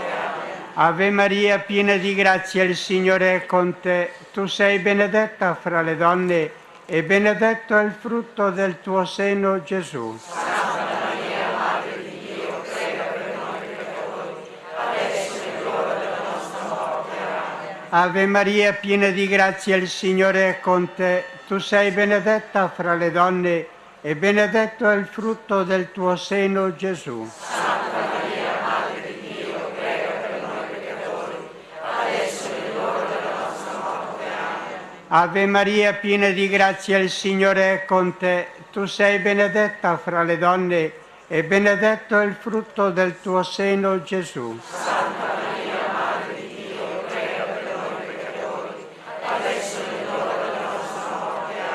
Amen. Ave Maria, piena di grazia, il Signore è con te. Tu sei benedetta fra le donne e benedetto è il frutto del tuo seno, Gesù. Santa Maria, Madre di Dio, prega per noi peccatori, adesso è l'ora della nostra morte. Amen. Ave Maria, piena di grazia, il Signore è con te. Tu sei benedetta fra le donne e benedetto è il frutto del tuo seno, Gesù. Santa Maria, Madre di Dio, prega per noi peccatori, adesso è l'ora della nostra morte. Amen. Gloria al Padre, al Figlio e allo Spirito Santo.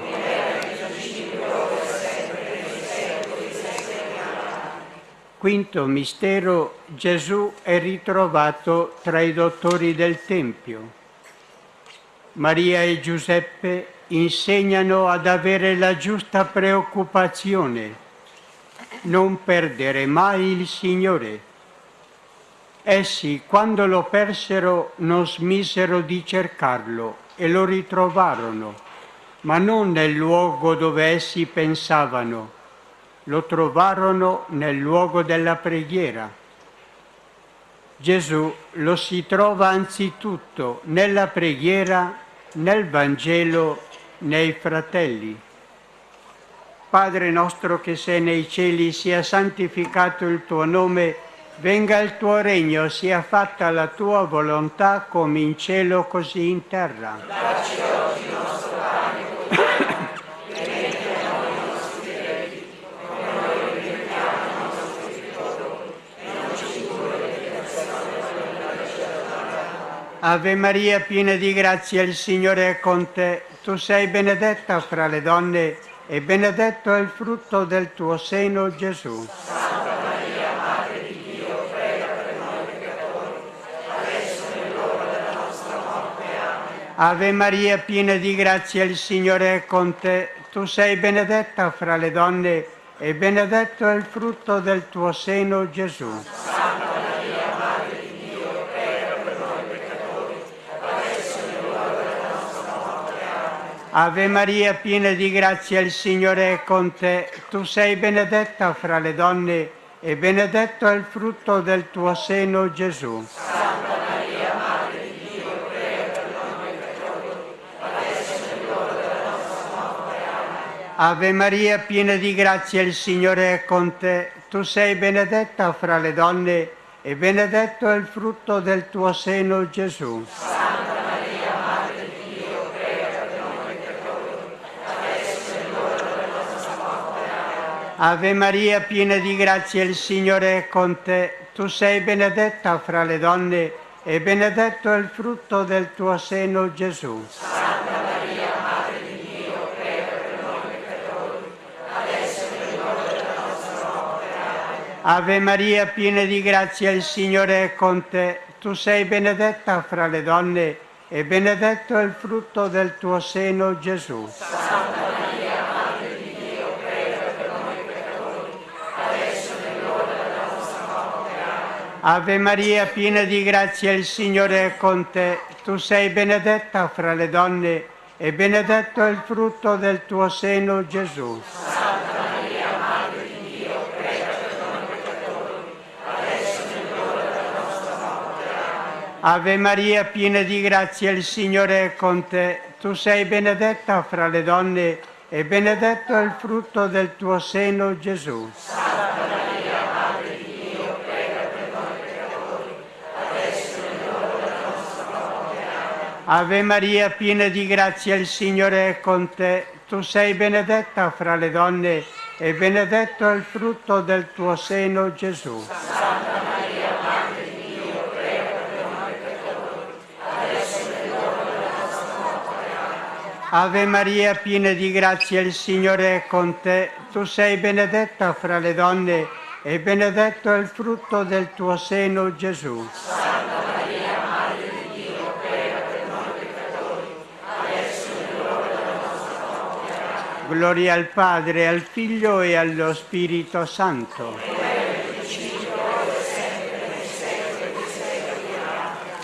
Per il Papa, Padre nostro che sei nei cieli, sia santificato il tuo nome, venga il tuo regno, sia fatta la tua volontà come in cielo così in terra. Dacci oggi il nostro pane quotidiano, rimetti a noi i nostri debiti, come noi rimettiamo ai nostri debitori, e non ci indurre in tentazione, ma liberaci dal male.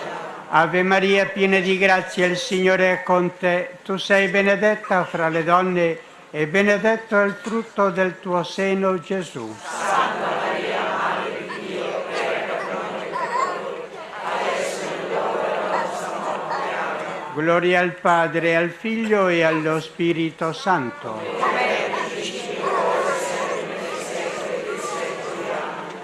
Salve Regina, Mater misericordiae, vita dulcedo, et spes nostra salve.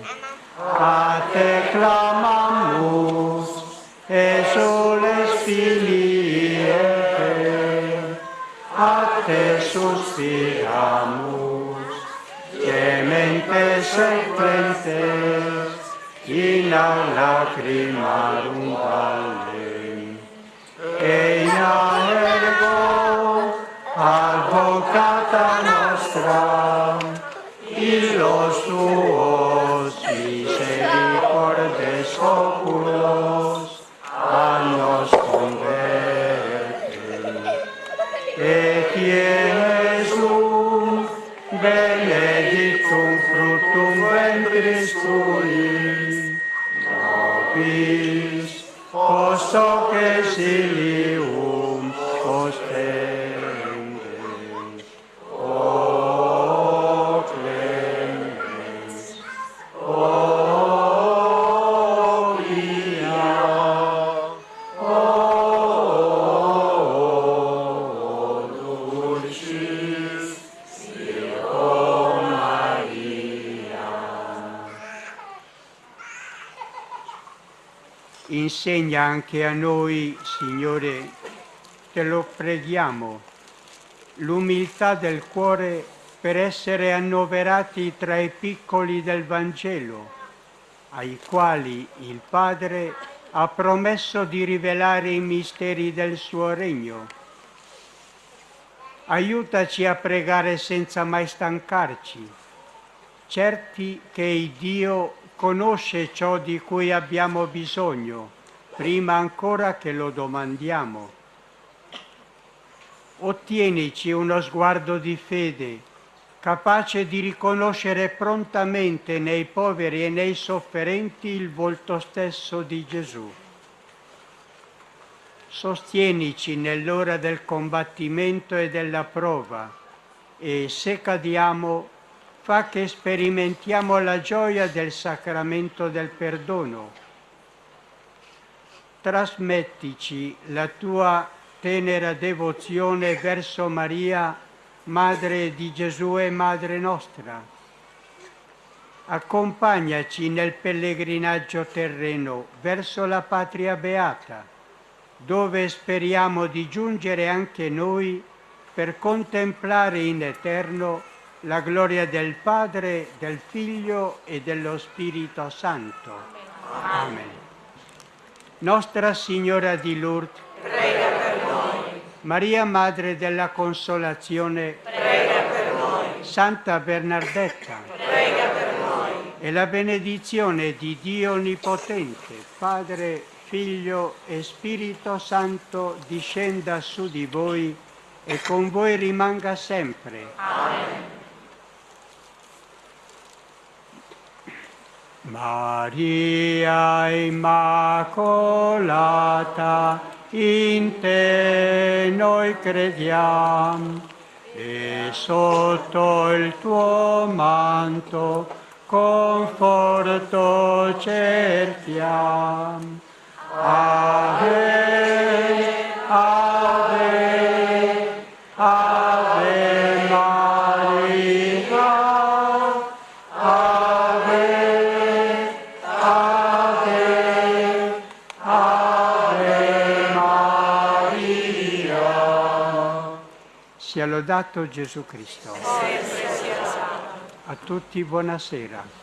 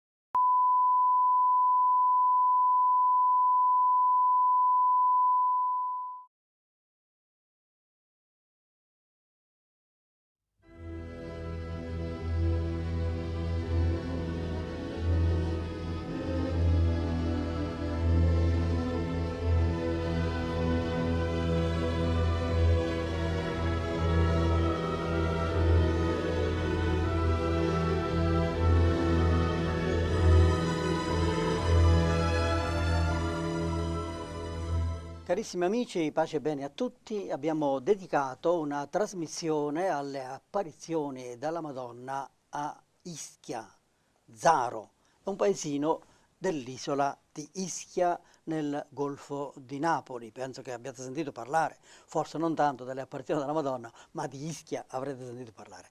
Lì dicono, per chi ci crede, che da 21 anni appare la Madonna. Prima erano un gruppetto, tra loro c'era anche un ragazzo che poi è diventato sacerdote, e adesso sono praticamente due giovani spose, una si chiama Simona, un'altra si chiama Angela, alle quali periodicamente appare la Madonna e vanno tante persone anche dall'estero per assistere a questa estasi in cui entrano tutte e due mentre appare la Madonna. Nella precedente trasmissione abbiamo avuto in studio Anna Maria Baratto e Stefano Petrazzuolo. Oggi abbiamo invece Anna Patrizia Alfieri. Buonasera. Sei anche tu poeta? No. No, non sei poeta, però sei parente di Vittorio Alfieri. Sì, c'è un legame e reale. Allora, sei fantasioso forse un po' anche tu, va bene. E poi abbiamo anche Maria Lauro, anche Lauro è un nome ridondante a Napoli, vero? Lauro, quante cose richiama Lauro. Benvenuti nei nostri studi. Cara Patrizia, Anna Patrizia, senti, ci vuoi descrivere un po' che cosa avviene là? Perché si parla di un bosco, si parla di centinaia di giovani, di persone che vanno in questo bosco, si parla dei messaggi della Madonna e qualche volta si dice che sono anche preoccupanti, si dice che addirittura la Madonna fece vedere l'abbattimento delle torri di New York, ma prima ancora che succedesse. Insomma, che cosa succede lì a Zaro? Dunque, da quando la Madonna appare nel bosco di Zaro, all'incirca intorno alle 15:30 di ogni giorno? No, del 26 di ogni mese ci si raduna in preghiera in questo bosco. Naturalmente le persone che adesso frequentano il bosco arrivano prima anche per preparare, no, il cuore, l'anima al momento di preghiera. C'è qualcuno che spiega un po' la storia, una persona, eccetera. Sì, che spiega. E poi arrivano... poi arrivano le ragazze, Angela, le signore ragazze, Angela e Simona, che anche loro si soffermano prima un momento in una loro preghiera personale. Dopo, cari amici in ascolto, dopo fra pochi minuti vedremo Angela e Simona in un piccolo filmato che abbiamo realizzato. Sì, dunque loro un momento prima si soffermano in preghiera personale insieme al sacerdote, Don Ciro Vespoli, dopodiché insieme iniziamo, con tutte le persone presenti, si inizia la recita del Santo Rosario. Durante la recita del Santo Rosario a loro è dato di ricevere, per grazia. Si interrompe perché mi pare verso loro il terzo, vanno in estasi, verso il terzo mistero. Ma verso il terzo, verso il quarto, quando arriva la Madonna. Cioè cadono in ginocchio. Loro già sono in ginocchio perché sono solite pregare in ginocchio, quindi hanno questo momento di estasi. Vivono quindi per il momento e la durata. Ma è vero questo fatto, come dicevo, no, che alcuni messaggi sono preoccupanti, fanno un po' di paura. Veramente i messaggi per esempio, non sono assolutamente preoccupanti, nel senso che non infondono timore. Per modo di dire, perché uno degli ultimi messaggi faceva vedere che c'era il Papa vestito solennemente davanti a San Pietro e la cuore di San Pietro che scoppia. Uno ha paura, no? Allora, sicuramente loro, oltre al messaggio, la Madonna, oltre a dare un messaggio, in alcune situazioni loro hanno anche da vedere, hanno delle visioni in cui praticamente a loro è dato di vedere delle cose. Nell'ultimo messaggio, come lei sta facendo ricordo, è stata vista questa visione particolare che in fondo deve essere interpretata. Anche io, Anna Maria, anche io quando ho letto questo messaggio con questa visione, cioè la gente vede la cupola del Vaticano, di San Pietro che scoppia, mi sono preoccupata anche io, ma in realtà si tratta di come si interpreta, perché poi continua la visione e la vedente vede come tanti sacerdoti per terra, morti. Alcuni morti, E anche altri che pregano anche con questo è insistenza. brutto, ma poi arriva il bello, e cioè che arriva la Madonna e tutti questi sacerdoti che erano morti si rialzano. E questo è il messaggio, non la cupola che la Madonna con questa apparizione, con questo quadro, direi, ha voluto dire che ci sono delle cose che vanno male, ma la Madonna può risolvere tutto, no? Certo, ma Credo infatti che... i messaggi che possono sembrare catastrofici, pericolosi, preoccupanti, non devono essere così letti, ma sono Esatto. degli inviti continui, dei moniti anche a farci ritornare sulla retta strada, Certo. perché non è che camminiamo tutti quanti bene. Poi. Certo, Ecco. Maria Lauro, dicevo che il tuo cognome ci ricorda qualcuno molto ricco, non è a caso che lo dico, perché tu sei la presidente di un'associazione che avete comprato tutto il bosco o una parte, non so, spiega un tantino, l'hai fatto con i soldi tuoi, non so, sei ricca. No, a prescindere dal fatto, non so se lei si vuole riferire ad Achille Lauro, io non so Esatto. nemmeno se sono una lontana parente. La cosa che posso dire è che quando nell'ottobre del 94, quando sono iniziate le apparizioni, si andava in questo appezzamento di terreno che abbiamo scoperto fosse di proprietà privata. Per tutto il corso del 95, fino a quando nel 2007 si è posto il problema che il proprietario doveva vendere questo pezzo di terreno. E proprio nel 2007, sotto invito della Madonna, abbiamo costituito questa associazione, l'Associazione Madonna di Zaro, che è una Onlus.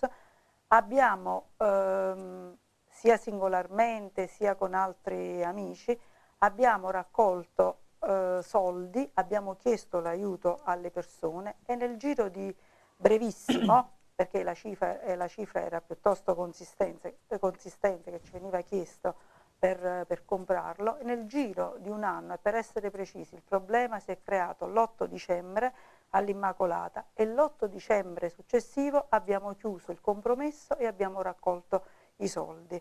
Quindi abbiamo comprato il terreno perché il proprietario era in fin di vita. E il figlio avrebbe venduto tutti gli appezzamenti di terreno, compreso l'appezzamento dove avvenivano le apparizioni. Quindi l'abbiamo comprato. Se ho capito bene, quindi anzitutto non l'hai comprato con i soldi tuoi? No, non solo i Ma è miei, l'associazione. anche io ho partecipato. Anche tu hai dato 100 Anche euro. Ho partecipato, ma tante persone hanno Sì. partecipato a comprare il terreno. Ma sentivo dire, non so quando ci sia vero, che poi lì dovrà sorgere una grande chiesa. Perché quando sono venuto lì una veggente, mi pare che era Angela, mi pare, mi ha indicato anche il posto dove verrà questa grande chiesa. È vero questo? In realtà loro hanno molte indicazioni dunque sul posto.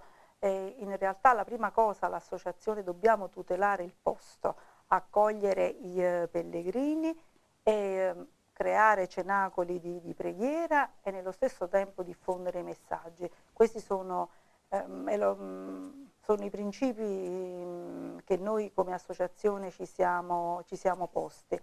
Poi per quanto riguarda quello che lei dice in particolare, in realtà si parla di un futuro e si parla anche di un eventuale santuario che le stesse veggenti hanno visto, però su questo andiamo molto cauti.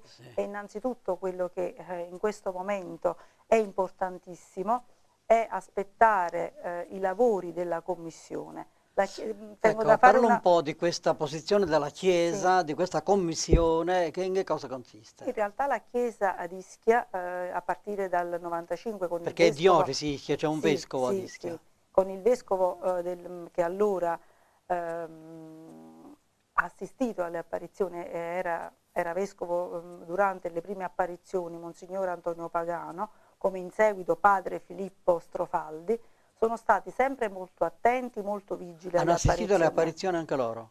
Erano vescovi del momento e hanno avuto la possibilità di poter parlare anche con gli stessi veggenti, anche perché a Zaro... No, voglio capire, hanno parlato con i veggenti o stavano lì durante le apparizioni? No. Questo, durante l'apparizione no. Almeno durante l'apparizione Quindi non hanno solo parlato con i veggenti. Che poi veggenti. possano essere stati in modo privato, questo noi non lo sappiamo. e erano molto attenti, avevano comunque preposto un sacerdote del posto che seguiva i ragazzi e che raccoglieva tutti i messaggi, fino ad arrivare ad oggi, ad agosto del 2014, quando il nuovo vescovo, Monsignor Pietro Lagnese, ha istituito una commissione che sta già lavorando da un anno, anche in modo piuttosto solerte. È una commissione costituita da vari teologi, ma sacerdoti e laici. sì, anche da due autorevoli docenti in Mariologia come il professor Salvatore Perrella e il professore Alfonso Langella. Sì. Quindi noi adesso aspettiamo, quindi ci aspettiamo un po' il responso, poi vediamo. Stanno lavorando di buona lena, quindi e poi Bene. quello che sarà il futuro vedremo. Ma è stata la Madonna però a dire di acquistare il bosco, se ho capito bene. Sì. La Madonna stessa. E portava molta fretta perché il proprietario era in fin di vita, era malato, aveva un tumore. Viva Gesù, viva Maria. Cara Anna Patrizia, la Madonna in questi messaggi, l'abbiamo già accennato nella precedente trasmissione, quando appare la Madonna ai veggenti, appare sempre vestita in una maniera diversa, sì, vero? Sì. Intanto se ci dici come appare, per esempio, con la corona in testa, non so.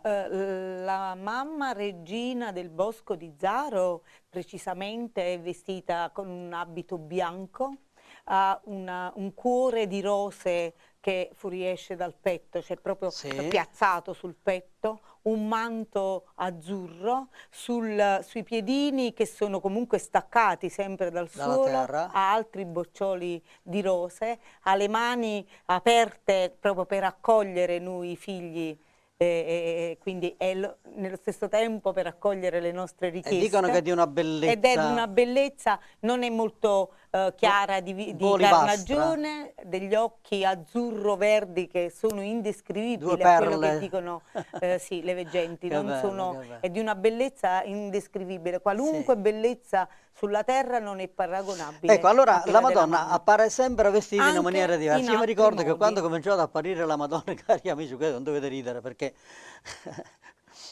quando cominciò ad apparire la Madonna a Medjugorje, io feci io ero all'inizio di queste trasmissioni televisive, 30 anni fa, e intervistai un giornalista di un giornale che non vi nomino, di Napoli, il quale fece l'obiezione intelligentissima, guarda, veramente straordinaria. Dice, ma che la Madonna c'ha un armadio in paradiso? No, non è così. È intelligentissimo questo, come no? La Vergine Santa... Cari amici, non è questione di armadio, il Dio è spirito, la Madonna è andato in cielo con il suo corpo, ma è spiritualizzato. Anche Gesù è andato in cielo con il suo corpo, ma è spiritualizzato. Cioè, come dice San Paolo, noi non sappiamo adesso come saremo in cielo. Sì. Saremo dei raggi di luce, non abbiamo l'armadio, per amor di Dio. Assolutamente non è che ci mettiamo una veste, però il modo di vestirsi dalla Madonna annuncia qualcosa. Annuncia, esatto. Se è vestita di nero vuol dire che dirà qualche cosa. Allora, è così. Lei me lo insegna, Padre Fiorenzo, cioè la Madonna non trasmette il messaggio solo a parole, ma lei trasmette il messaggio anche nel modo in cui appare. In tutte le altre apparizioni anche già riconosciute dalla Chiesa, vedi quella di Lourdes, vedi quella di Guadalupe, è comunque circoscritta al luogo, al momento storico, alla cultura del luogo. Nello specifico a Zaro parla all'umanità intera e non è soltanto relativa all'Italia o all'isola di Ischia, ma è comunque un messaggio rivolto all'umanità. E lei ogni volta nell'esprimere anche a parole a noi uomini, esprime anche alle nostre sensibilità, ai nostri cuori, al nostro animo, che noi stessi, poi grazie all'azione dello Spirito Santo, dobbiamo cogliere un messaggio che si identifica nella tipologia, proprio la tipicità del vestito, del modo in cui si presenta. Il 26 ottobre 2015 la Madonna apparve con una corona regale sul capo. Perché? Perché stava per dire nel messaggio poi: io sono la madre di tutti i popoli, regina dei cieli e della terra. Quindi quella corona, quel modo di vestire splendido, voleva significare con i gesti, con i colori, quello che lei era, la regina del cielo e della terra. Così come è anche importante il fatto delle rose, perché la Madonna appare con le rose? La regina Perché ci riporta alla preghiera del Santo Rosario, la rosa E appunto ci io rimette su questo ti ci volevo, riporta alla preghiera del Santo Rosario. ti volevo un po' chiedere. La Madonna ha chiesto di recitare il Rosario della Pace e il Rosario della Risurrezione. Sì, Che differenza oltre c'è? al Che sono? rosario diciamo canonico, la Vergine Santa a Zaro ha chiesto di recitare ogni mercoledì il Rosario della Pace, e mentre nell'occasione della ricorrenza dell'Immacolata, del Santo Natale e della Santa Pasqua, il Rosario della Risurrezione, che è strettamente legato alla croce mistica. Ecco, di questo vorrei che mi parlasse un po' Maria. Cos'è questa croce mistica? La croce mistica È una croce reale che sta lì, di legno. Una croce reale che noi portiamo in processione in queste occasioni di cui ha parlato Anna Patrizia, ed è legata a diverse apparizioni che Don Ciro Vespoli ha avuto. La vedeva spesso durante alcune apparizioni e in un'apparizione specifica gli è chiesto di andare a Fatima perché lì l'avrebbe trovata, senza ulteriori spiegazioni. Don Ciro si reca a Fatima con la famiglia e cercava di capire dove potesse trovarla. In realtà aveva pensato anche di trovarla in negozi di souvenir come un oggetto. Si reca alla cappellina della Madonna di Fatima, ha la visione e riceve il messaggio. Subito dopo la mamma lo chiama per indicargli una fiaccolata. La fiaccolata si avvicinava al luogo, alla cappellina, e c'era una persona che guidava la fiaccolata con questa croce che lui aveva visto in visione e resta molto colpito di questa cosa.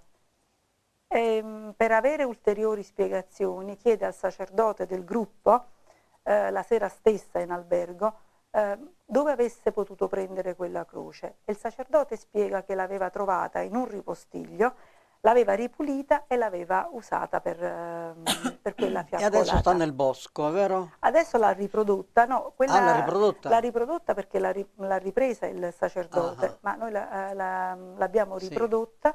Sta nel bosco, e la Madonna dice che chi prega davanti a quella croce ha delle particolari grazie, mi pare. Sì, è particolare ed è legato, e soprattutto durante le apparizioni in vari momenti viene dettato a Don Ciro il Rosario della Resurrezione, quindi sono strettamente legati. Anche nelle stesse litanie c'è la litania Santa Croce Mistica. Meraviglioso. Cari amici, abbiamo ascoltato Anna Patrizia Alfieri e Maria Lauro su queste cose prodigiose, straordinarie, belle, di ciò che avvengono nel bosco di Zaro, nell'isola di Ischia, e abbiamo parlato dei messaggi della Madonna e delle apparizioni. Io vorrei pregare la regia di mandare in onda il filmato che abbiamo visto già nella precedente trasmissione, lo vogliamo vedere anche adesso.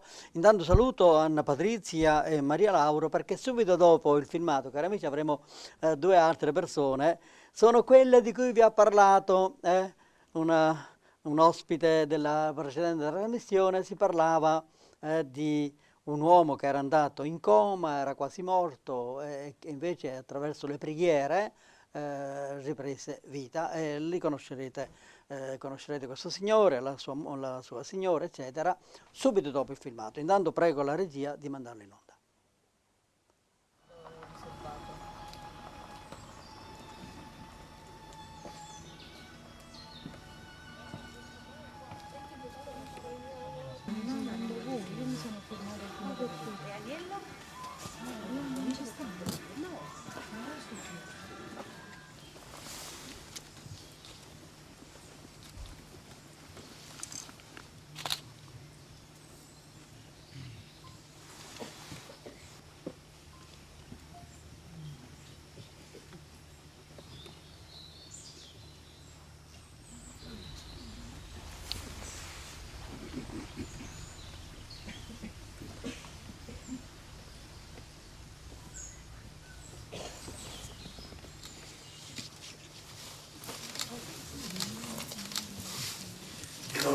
stiamo contemplando il mistero glorioso della nascita di Gesù.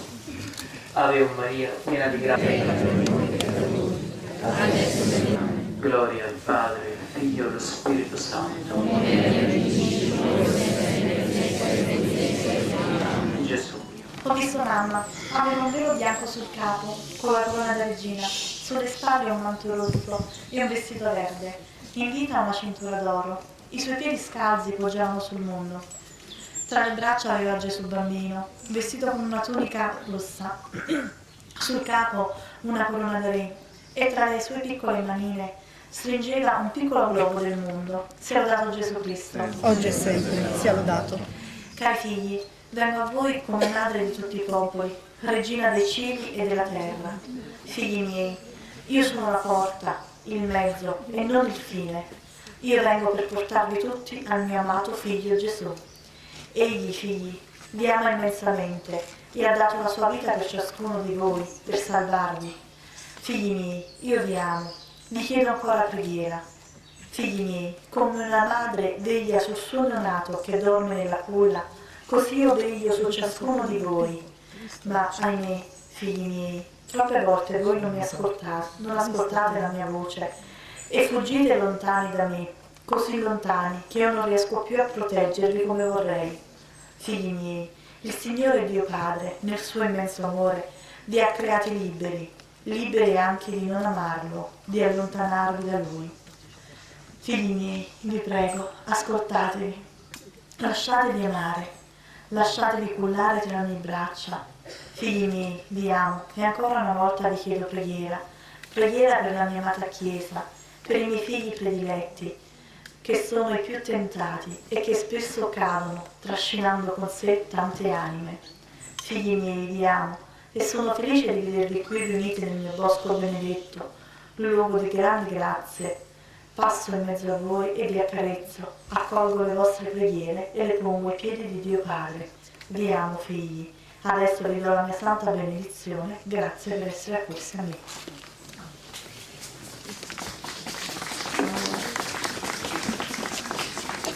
Questo pomeriggio mamma si è presentata come regina e madre di tutti i popoli.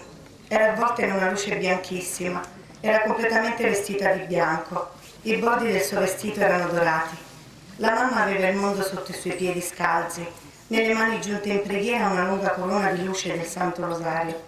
Alla destra di mamma c'era San Michele Arcangelo, era grandissimo, come un grande condottiero, aveva la spada sguainata e scintillante. La teneva ferma, puntata verso il basso, sopra l'Italia. La mamma era triste, una lacrima scendeva sul suo volto. Sia lodato Gesù Cristo. Cari figli, grazie che anche quest'oggi avete risposto a questa mia chiamata. Vi amo, figli, vi amo immensamente e vedervi qui numerosi a riempire il mio bosco benedetto mi riempie il cuore di gioia. Figli miei, anche quest'oggi vengo ad implorare preghiera. Vi prego, figli, pregate, apritemi i vostri cuori e fatemi entrare. Figli amatissimi, tempi duri vi attendono, ma voi non temete. Io vi sono accanto e prego e imploro misericordia per ciascuno di voi. Figli miei, vi prego di non giudicare, ma di perdonare. Il giudizio non spetta a voi, ma a Dio. Uno dei peccati più gravi è quello di pensare di non essere perdonati da Dio. Non pensate questo, figlioli. Non c'è nessun peccato così grave da non poter essere perdonato. Chiedete perdono, affidatevi al mio cuore immacolato e così vi farò passare per la sorgente d'amore che porta a mio figlio Gesù. Figlioli miei, ancora una volta vi chiedo di confessarvi e di restare davanti a mio figlio presente nel Santissimo Sacramento dell'altare almeno 10 minuti al giorno. Pregate, figli, pregate per la salvezza dell'intera umanità e pregate San Michele Arcangelo che protegga l'Europa. Pregate e non temete, io vi amo e vi tengo tutti nella culla del mio cuore. Voi siete i miei bambini e io tengo a ciascuno di voi, tengo a voi come a mio figlio Gesù. Pregate ancora per la Santa Chiesa e per tutti i miei figli prescelti. Benedico tutti, in modo particolare, e benedico tutti i sacerdoti qui presenti, nel nome del Padre, del Figlio e dello Spirito Santo. Amen. Ecco, cari amici, abbiamo voluto farvi rivedere questo breve filmato realizzato a Zaro, nell'isola di Ischia, il 26 ottobre 2015. Abbiamo assistito, per chi ci crede sempre, all'estasi delle due veggenti, che poi ci hanno fatto anche sentire uno dei due messaggi dati dalla Madonna. Come vi promisi, non abbiamo mai accennato, cari amici, che anche a Zaro, come a Medjugorje, ci sono 10 segreti dati dalla Madonna, che essendo segreti ovviamente non li conosciamo. Basta sapere che ci sono anche questi 10 segreti che la Madonna dà come prova, anche in modo che quando si avverano si possa dire: allora veramente, ecco, la Madonna ci è apparsa, veramente la Madonna ha detto delle cose vere. Vi promisi che avrei fatto venire in studio, ecco, i due coniugi, Maria e Giuseppe Castaldo, ai quali do il benvenuto. Grazie. Perché nella precedente trasmissione si parlò di un signore che stava in coma, ed eccolo qua, il signor Giuseppe Castaldo, e si parlò di una signora che aveva il glaucoma, ma invece di pregare per la sua guarigione, pregò per la guarigione del signor Giuseppe, e poi la Madonna fece il miracolo tutte e due, perché guarirono tutte e due. Vogliamo sentire un po' la storia dalla signora Maria, che è la sposa di Giuseppe. Dobbiamo sempre dire grazie a Liliana, che ci ha dato l'opportunità di conoscere la Madonna di Zaro attraverso quello che dico io, un vero e proprio miracolo. Tu allora conoscevi Zaro, le apparizioni? No, me l'ha fatto conoscere Liliana. E ti ha dato un'immaginetta? Mi diede un'immaginetta e la portai in ospedale, passandola sul torace a mio marito, perché i medici mi avevano detto: signora, 3 sono le opzioni: o le ridiamo un vegetale su una sedia a rotelle, o suo marito finisce i suoi giorni qui in rianimazione, o ci vuole un miracolo. Un miracolo. In quel momento mi sentii persa, abbandonata da tutti, e diedi spazio al mistero. Sinceramente mi aggrappai a quell'immaginetta, entrai in rianimazione, gliela passai sul torace, perché i medici dicevano: stiamo provando a stubarlo, ma non respira autonomamente. Signora, facilmente suo marito non ce la fa. Ha i suoi 72 anni, i suoi acciacchi legati all'età, per cui si metta tranquilla. Ma chiaramente mi aggrappai a questa immaginetta, pregavo disperatamente e la lasciai sotto al materasso in rianimazione. Questo il giorno 27. Il 26 settembre Liliana era stata nel boschetto a pregare. Il giorno dopo andai a colloquio con i sanitari e mi ricevette una dottoressa con un sorriso radioso e disse ai miei figli: ragazzi, papà ce l'ha fatta, sta avendo cenni di ripresa. Infatti entrammo e lui biascicava qualche parola, diceva qualcosa. Ma voi attribuite questa cosa alla Madonna semplicemente perché avete messo l'immaginetta della Madonna? No, c'è da dire questo anche, in onor del vero. Un grande applauso va anche alla sanità, perché bisogna dire che c'è la buona sanità, certo, esiste, ci dobbiamo credere. Però, padre, quando... Ma lui ha avvertito qualcosa? Tu di questo fatto dell'immaginetta non ricordi niente? Lui non sa niente, né del ricovero, né dell'intervento, né del coma. Quando si è risvegliato poi mi ha detto cose che mi ha lasciato stupita. Ecco perché ci credo. Questo vorrei sentire. Che cosa? Lo può dire lui? Ho visto un bosco pieno di luce. Mi è sembrato proprio come stare in un limbo. Sospeso, e vedere questo bosco con luce forte, bella, che non ho mai visto. E da allora ha cominciato a prendere coscienza?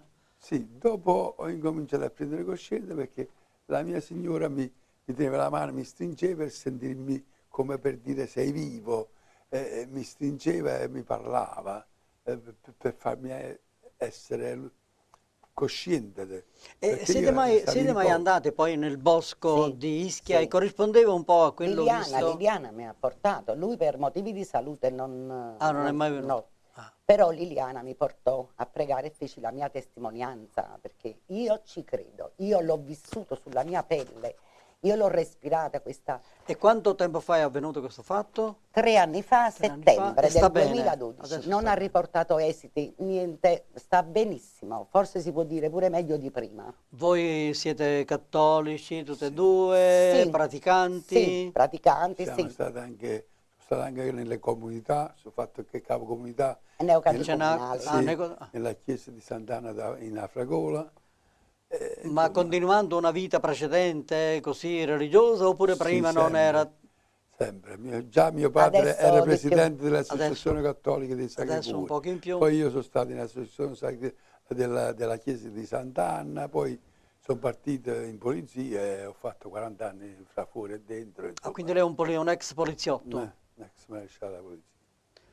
Bene, cari amici, ringraziamo i coniugi Castaldo che Grazie ci hanno a lei. portato questa bellissima testimonianza. Ripeto, noi a queste cose siamo liberi di crederci o no finché non si pronunzia la Chiesa, no? Siamo liberi di crederci o no, però è sempre meglio, quando non abbiamo niente in contrario, è sempre meglio credere, quando abbiamo niente in contrario.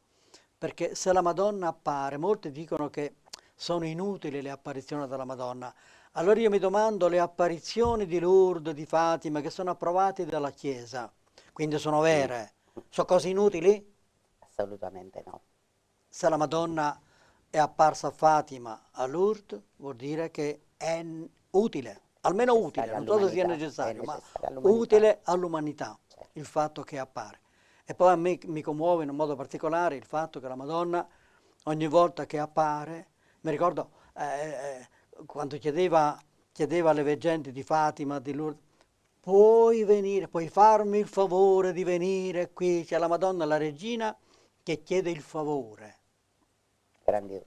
E poi alla fine che ringrazia, grazie che siete venuti. Cioè la Madonna è contenta che noi andiamo. Non ci scarichiamo facilmente dicendo, va buono, ci crederà, Maronna, non c'è bisogno che io vada. La Madonna è contenta se noi andiamo. E ripeto, se appare vuol dire che è almeno utile all'umanità. Cari amici, grazie. Io ci credo moltissimo perché, come mi diceva la mia signora, che io avevo 41 di febbre, avevo una broncopolmonite. E la broncopolmonite, il primario disse, come si fa in un giorno a non apprezzare più niente? Quindi per me è stato un miracolo. Cose che solo Dio e la Madonna sanno fare. Cari amici, grazie agli ospiti, grazie a voi per averci seguiti fino a questo momento, a risentirci nella prossima trasmissione. Un bacione, a risentirci nella prossima trasmissione. Pace e bene a tutti. Pace e bene.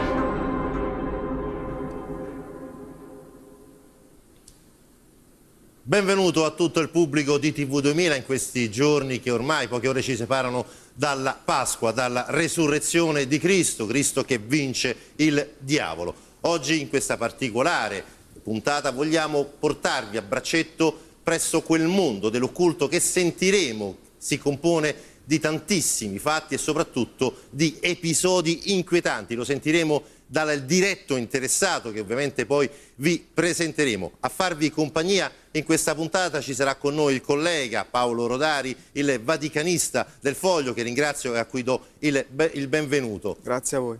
Paolo Rodari, il diavolo fa paura? Fa paura a chi non lo conosce. Diciamo, chi ne riconosce l'esistenza e chi attraverso la preghiera e il digiuno ci sta lontano non può far paura. Tu parli di digiuno, siamo alla fine della Quaresima, perché è importante il digiuno? Ma questo lo dicono, diciamo, coloro che hanno a che fare col diavolo, quindi principalmente gli esorcisti. Occorre un allenamento per stare lontano dal diavolo, e l'allenamento principe, oltre che la preghiera, è anche il digiuno, cioè una certa astinenza, quindi una certa capacità di controllarsi rispetto ai vizi e rispetto ai peccati.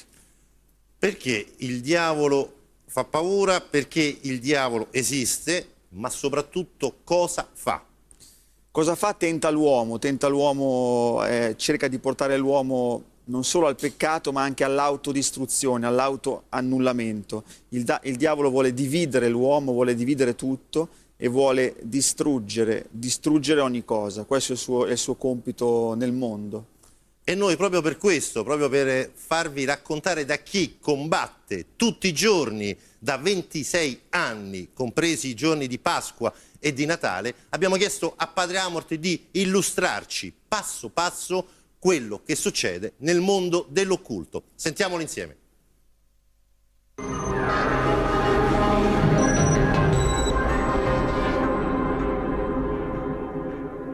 Il diavolo fa paura perché la gente non lo conosce, non ci crede, e allora, come tutte le cose che non si conoscono, non si credono, ma si dubitano che ci sono.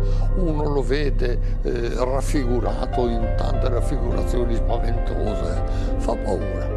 Il diavolo, se uno lo guarda in faccia, lo conosce a fondo, sa che noi cristiani, col sigillo della Trinità, siamo immensamente più forti di lui, e allora non fa nessuna paura. Il bello è che coloro che non credono al diavolo molte volte ce lo hanno dentro. Satana lavora di nascosto.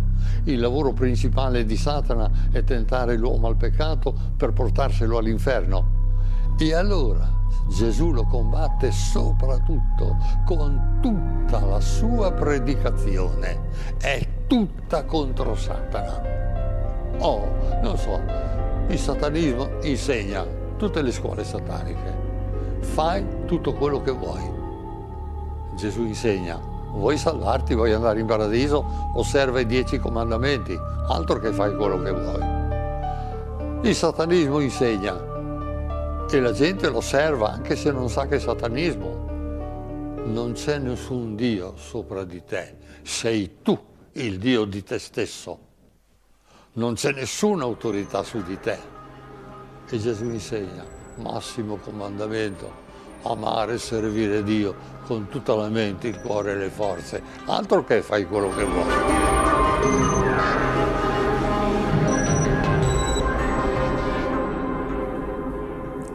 Paolo, abbiamo ascoltato un po' quello che è il decalogo del buon satanista. Sostanzialmente a me sembra che alla fine sia una sorta di buoni consigli che ogni padre fa ai suoi figli, cioè attenzione, cerca di essere il primo, cerca di essere non solo il migliore, ma soprattutto, anche se in modo disonesto, cerca di farti gli affari tuoi. Secondo te questo è satanismo?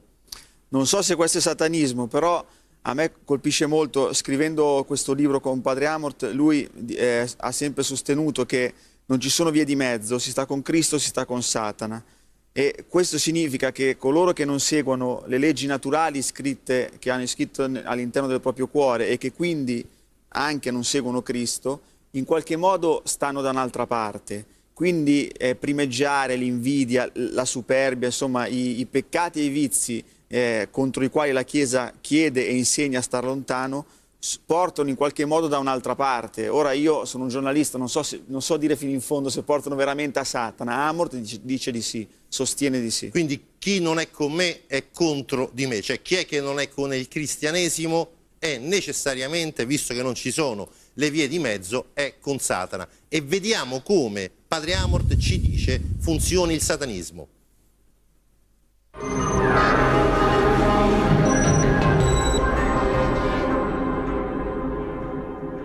ci sono delle forme in cui si accede al satanismo direttamente. Direi nella stragrande maggioranza dei casi si accede al satanismo senza credere nel demonio, senza pensarci e senza accorgersi che si assecondano i suoi suggerimenti, perché il demonio ha un trucco, Io gliel'ho detto al demonio e lui mi ha dato ragione. Dico, tu sei monotono, fai sempre lo stesso sistema, come hai fatto con Adamo ed Eva.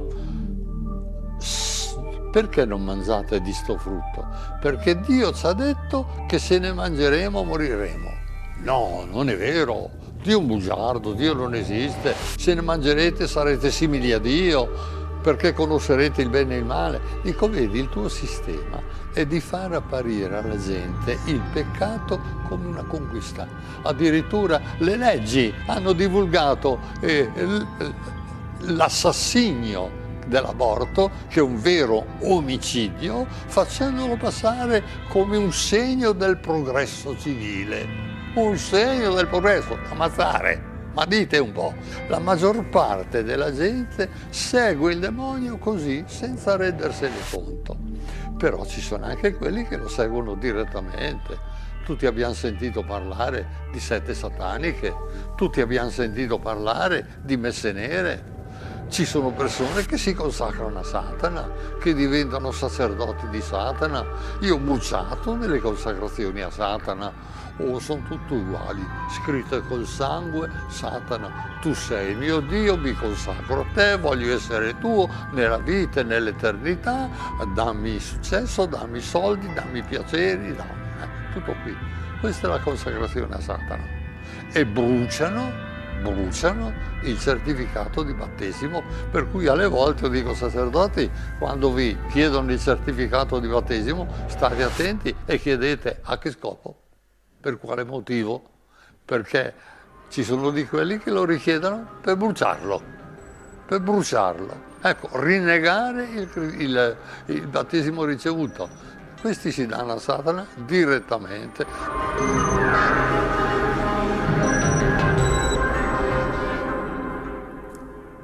Ecco, la cosa che mi sembra inquietante, caro Paolo, è che da un mondo dell'occulto fatto di ombre e luci vengono fuori episodi come questo di cui ha parlato Padre Amorth, cioè le persone per consacrarsi a Satana decidono di bruciare, lo ripeto ai nostri telespettatori, di bruciare i certificati battesimali. Secondo te, da giornalista, quindi da uomo della cronaca, che vuol dire per chi brucia un certificato di battesimo? Cioè, che male può fare un certificato del battesimo ad una persona?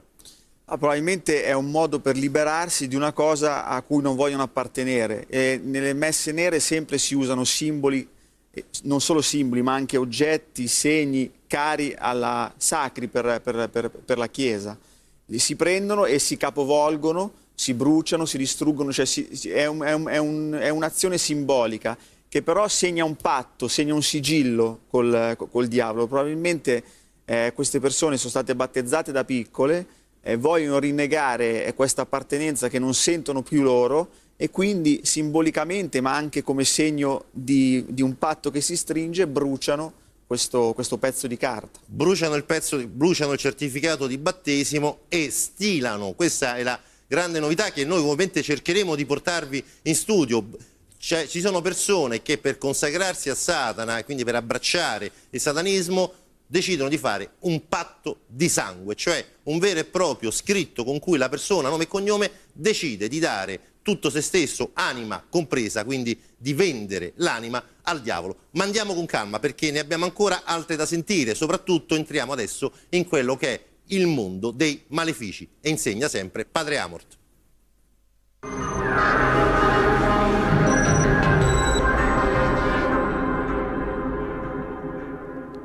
Magia, fattura, legatura, maledizione, due forme tremende di origine africana, la macumba, il voodoo, tutte forme di maleficio. Maleficio è termine generico per dire faccio del male per mezzo del demonio. Vado da un satanista e dico quanto vuoi perché tu condanni quella persona, ti faccio un caso concreto, condanni quella persona a non sposarsi mai e a non trovare mai lavoro. Paga, o quella persona mai si trova a sposare e mai trova lavoro. Ce n'è una, ad esempio, un giovanotto che quando ha cominciato a venire da me aveva 18-19 anni, adesso ne avrà più di 40.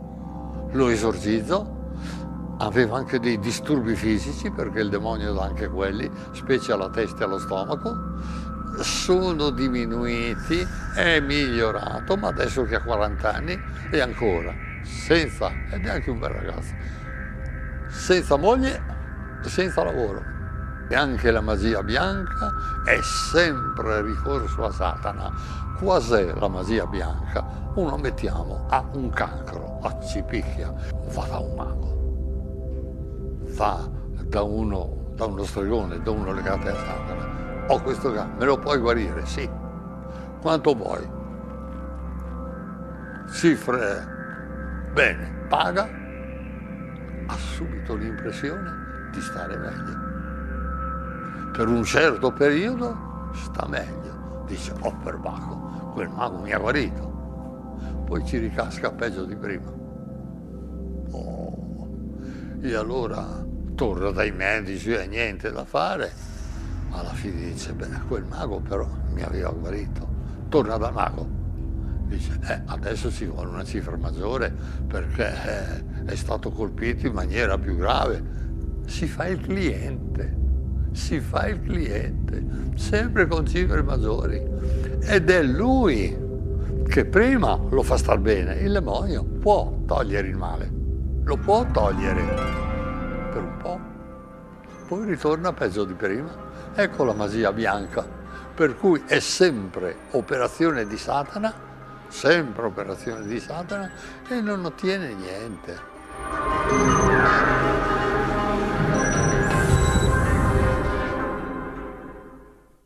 Vi stiamo trascinando in questo mondo che sembra proprio di un altro mondo.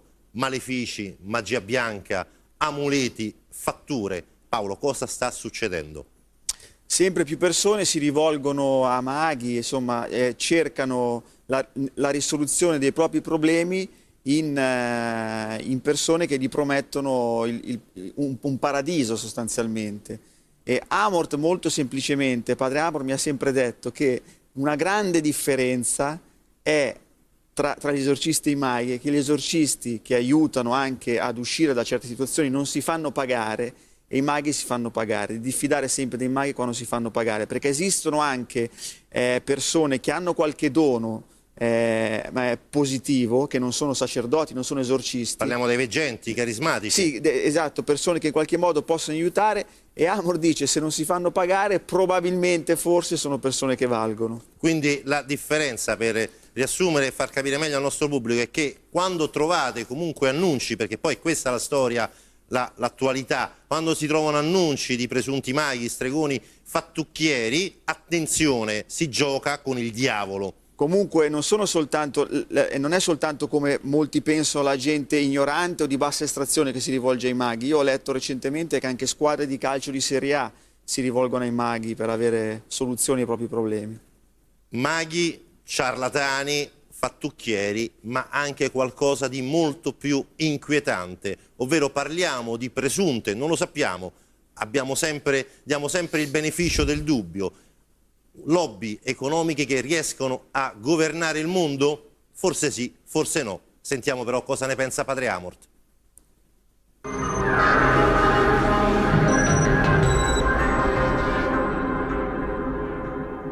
La massoneria, che non era nata però così, perché è fondata da un sacerdote anglicano, non cattolico, però insomma era stata fondata a scopi umanitari e poi è diventata sempre di più.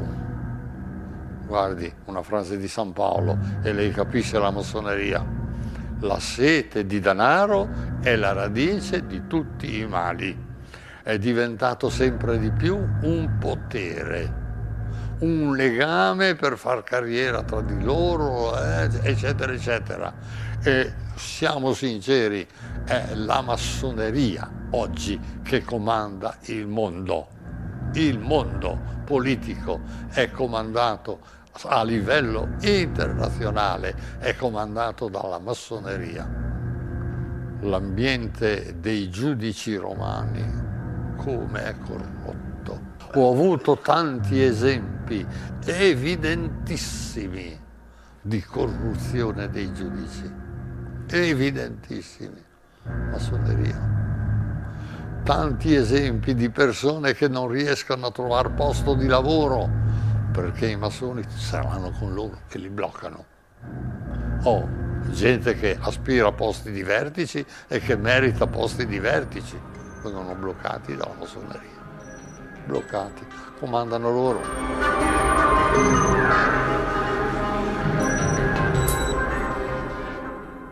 Paolo, comandano loro. Questa lobby che ogni tanto viene presa, rimessa, rispostata, il cui nome viene cambiato, esiste, non esiste, cosa fanno, chi sono? Io non sono esperto di massoneria, non la conosco, quindi non posso, diciamo, esprimermi nel modo giusto. Certo che mi ha colpito quello che dice Amor, cioè lui sostiene che Satana, il diavolo, tenta principalmente le persone che hanno potere e soprattutto il prodotto che vende è un prodotto di successo, cioè vende sempre i soldi, il potere, la carriera.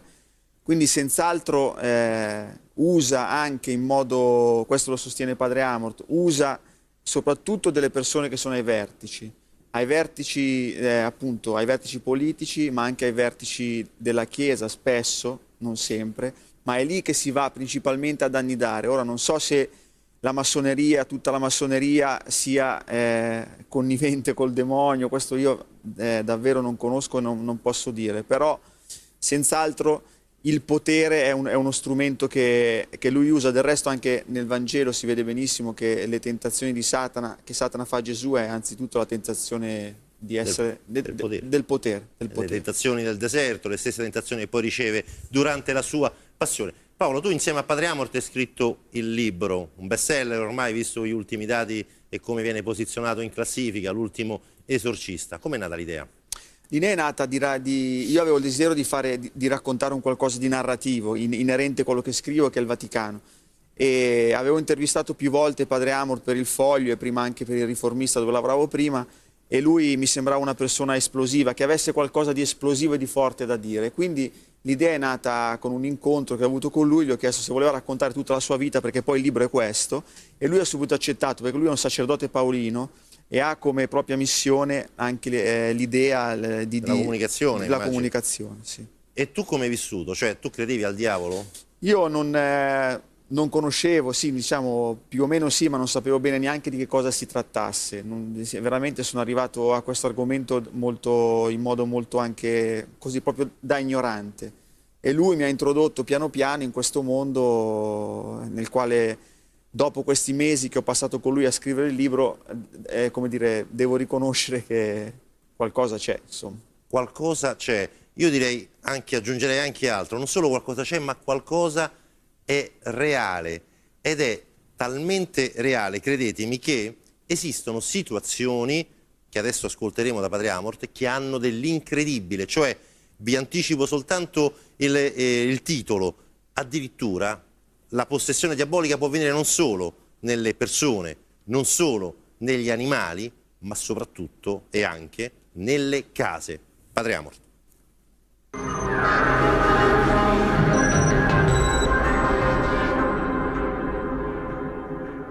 Quando c'è l'infestazione delle case è così difficile liberarle.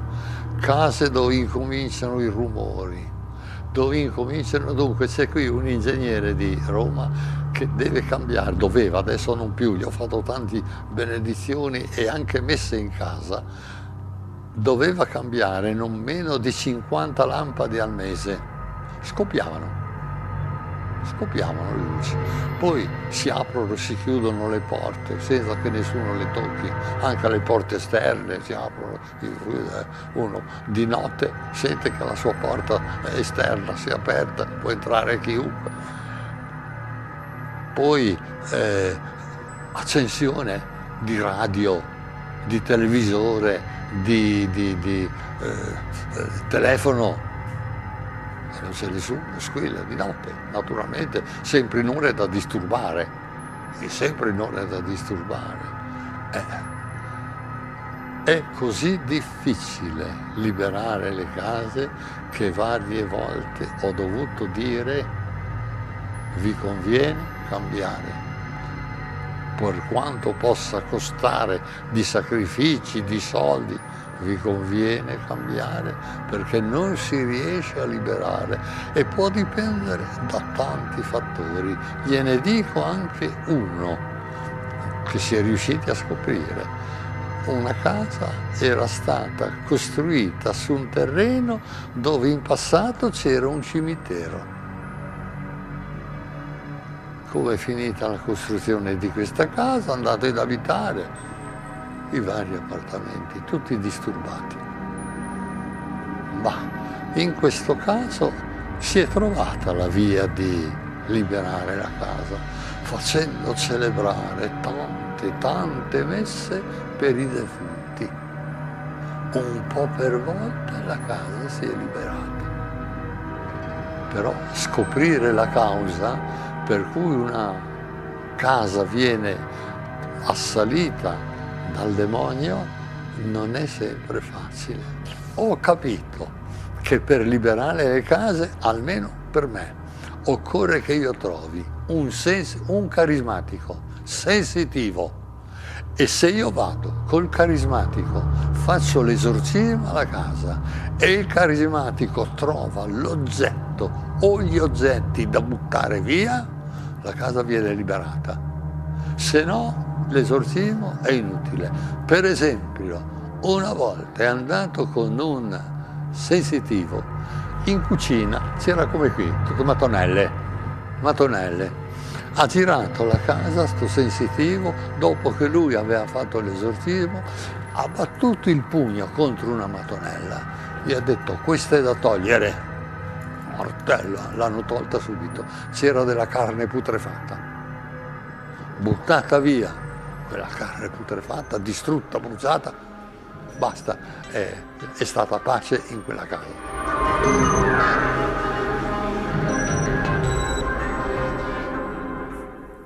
Case infestate dal demonio, carne putrefatta dentro le mattonelle, spiriti che fanno accendere o spegnere le luci, telefoni che squillano. Paolo, sembra un film. Sembra un film. Cos'è invece? È la realtà. Nel libro Padre Amor racconta di questa casa infestata, nel senso che si spegnevano le luci, scoppiavano le lampadine, sbattevano le porte, e questa coppia di persone che vi lavorava non riusciva più a abitarvi perché non riusciva più a dormire. Amort ha chiamato un sensitivo, suo amico di fiducia, che ha guidato Amort dentro la casa fino a scoprire in fondo a una stanza, dietro non una mattonella ma un intercapedine, un fazzoletto legato con un nodo. Era una sorta di maleficio, non so bene che cosa, fatto da un mago, da un satanista che ha abitato quella casa precedentemente. Quindi sostanzialmente le case, da quello che mi sembra di aver capito in questo mondo così inquietante, la causa che può dare disturbi dentro gli appartamenti possono essere di due tipi: o costruita sopra un cimitero, per cui immagino che il disturbo sia dato dal fatto che è stato costruito su un territorio sacro, o dal fatto che ci abbia vissuto un mago. Sì, il cimitero è anche perché probabilmente molte di quelle persone, uno poi ci può credere o no, non sono ancora in paradiso. E quindi dove sono? In purgatorio. E quindi pregare per loro... Sono anime sante? Sì, che poi entreranno in paradiso. Quindi probabilmente, questo lo dice Amort, non lo dico io, probabilmente pregare per loro significa aiutarle a spostarsi di lì anche, insomma. E perché secondo te quelle presunte anime purganti o quel presunto santone o mago che ha abitato quella casa vuole riprendersela? Non è che vuole riprendersela, probabilmente il mago ha fatto questa cosa per far del male, cioè semplicemente per lasciare un segno. Perché vuole riprendersela non lo so. Io so che nelle possessioni diaboliche, sataniche, Satana si nasconde perché non ha altro luogo in cui andare, vuole rimanere nella persona o nell'animale o nel luogo in cui è. Tant'è che anche il Vangelo, le legioni che Gesù ha scacciato chiedono non mandarci via perché non sappiamo dove andare. Questo è tutto un grande mistero, ovviamente, è una cosa che non so spiegare però io. Quello che su cui vorrei riflettere insieme a te è che, dette così, sembriamo dei matti. Certo. Quando invece, a quel che risulta, almeno a vade retro, e presumo che anche tu la stessa impressione, sono cose che accadono. Questo è il vero dramma. Sono cose che accadono, la cosa strana, pazzesca è che accadono. Anche io stesso prima di scrivere il libro pensavo, ma sì, insomma, tutta una cosa strana, però in effetti accadono. E mi ha colpito anche quando Padre Amorth parla di magia bianca. Magia bianca, per me, era la magia che aiutava e può aiutare le persone. Padre Amorth, l'abbiamo sentito, dice no, attenzione, anche quel tipo di magia, anche se a fin di bene, è magia diabolica, quindi non fa distinzione tra magia bianca e magia nera. Sei d'accordo? Sì, perché spesso introduce e porta poi a cose più gravi. Tra l'altro la magia bianca spesso dà dei benefici provvisori che durano per qualche tempo e poi il male che si voleva estirpare si ripresenta in modo più violento. E spesso comunque si accede al satanismo attraverso queste cose anche, oppure anche semplicemente attraverso la partecipazione a una seduta spiritica che uno magari lo fa per gioco. Quindi anche le sedute spiritiche possono essere la porta d'accesso? Un veicolo. L'uomo scherza, ma Satana no. Bella questa frase, chi l'ha detta? Io adesso. Andiamo avanti, cari telespettatori, perché ancora entriamo in questo mondo per tanti versi anche affascinante. Però siamo riusciti a raccogliere per voi una testimonianza sempre di Padre Amorth che però anticipa delle cose incredibili, ovvero voi sapete che quando viene praticato il rito dell'esorcismo, ricordiamo che l'esorcismo è un rito, ovviamente deve essere autorizzato dal sacerdote che a sua volta è autorizzato dal vescovo diocesano, il diavolo che possiede quella persona è costretto, quando l'esorcista glielo impone, soprattutto in nome di Cristo, a rivelare delle verità. E Padre Amorth in questo, sentiamo, non vi annuncio nulla, sentiamo.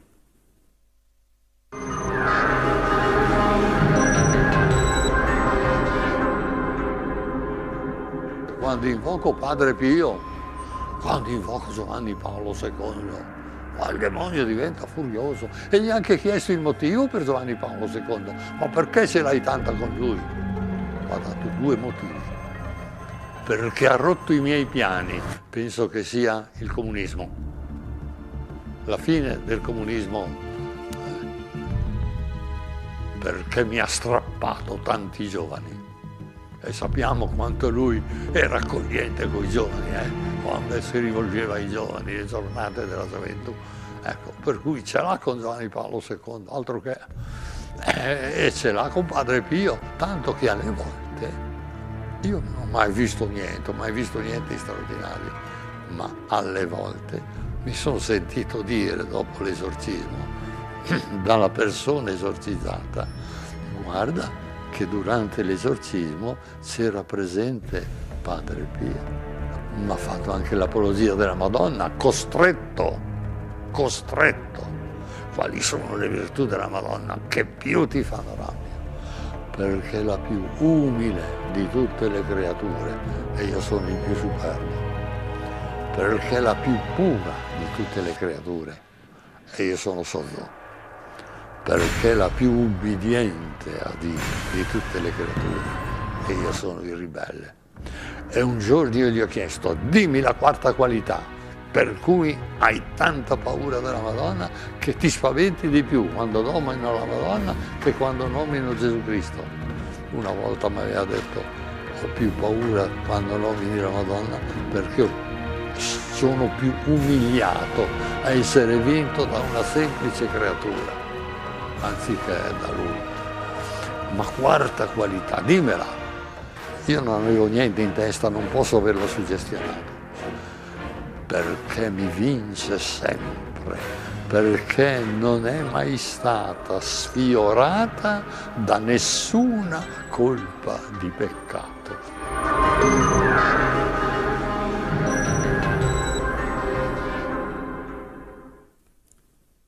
Padre Pio è il numero uno, il nemico numero uno del diavolo. A seguire Giovanni Paolo II. C'è qualcun altro che tu sappia?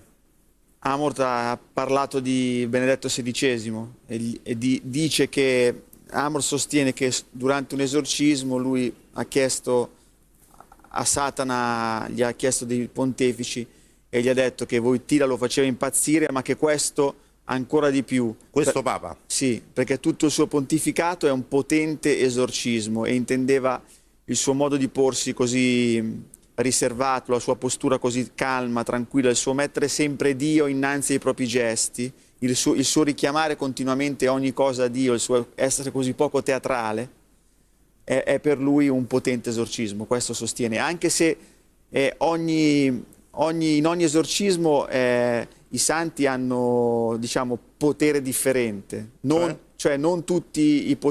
tutti i posseduti fa effetto l'invocazione di Padre Pio, con altri fa molto più effetto, non so, Padre Leopoldo Mandic per esempio.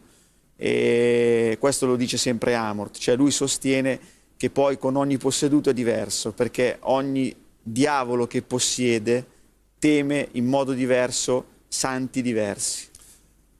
Una cosa che mi incuriosisce e che non ho avuto tempo di chiedere a Padre Amort: è stato mai attentato alla sua vita? Mai? La sua vita? Sì.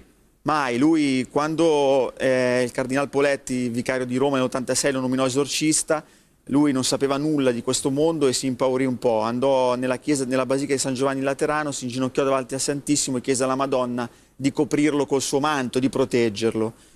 E più volte sotto esorcismo Satana gli ha detto: a te non posso fare nulla perché il manto della Madonna ti copre e non posso raggiungersi. Ha ricevuto qualche sputo, qualche spintone, ma senza lasciare traccia. Ha ricevuto tante promesse di morte: stasera vengo nel tuo letto e ti uccido, stanotte vedi cosa ti faccio, ma lui sorridendo, ridendo dice: non mi è mai successo niente.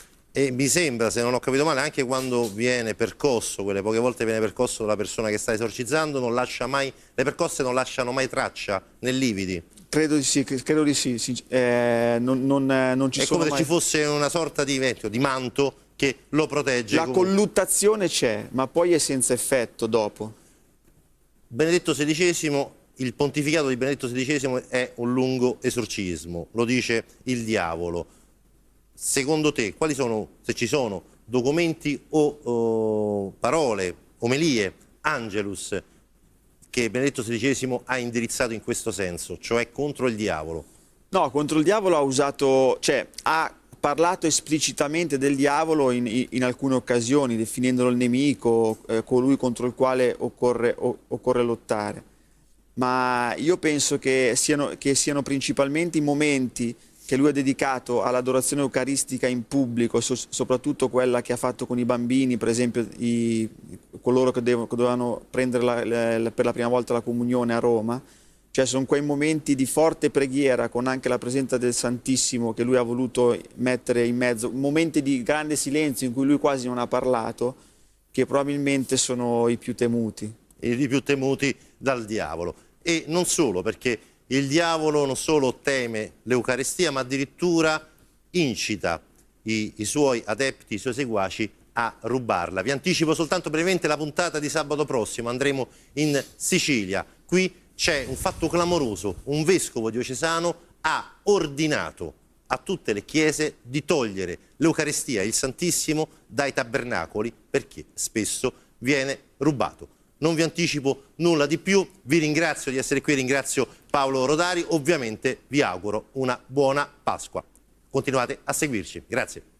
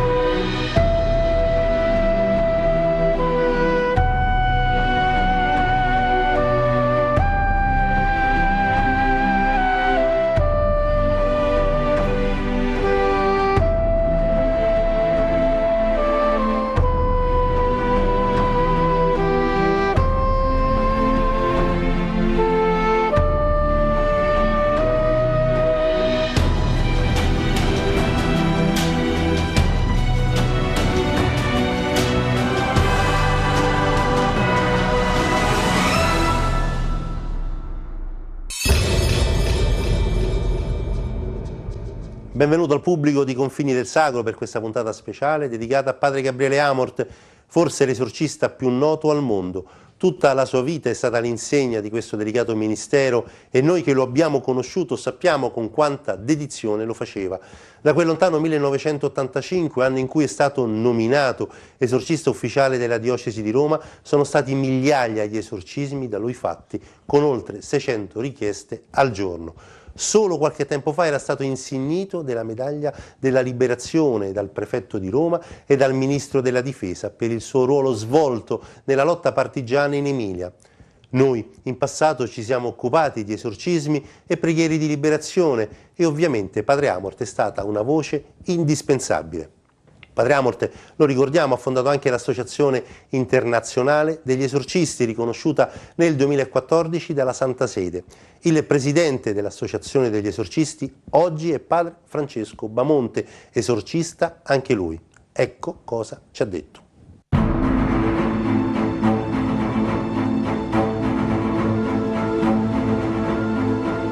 Noi sacerdoti esorcisti di tutto il mondo siamo immensamente grati a Don Gabriele Amort per tutto quello che ha fatto riproponendo e valorizzando nella Chiesa il ministero degli esorcismi.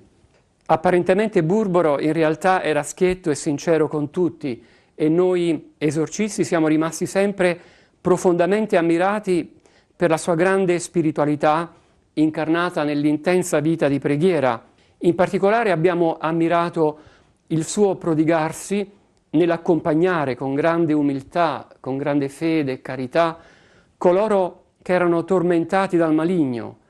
Ci hanno edificati la premura e l'amore con cui sosteneva questi fratelli e queste sorelle sofferenti e come li incoraggiasse nel duro cammino della liberazione, così che essi ritrovavano fiducia in Dio e forza nella sua grazia.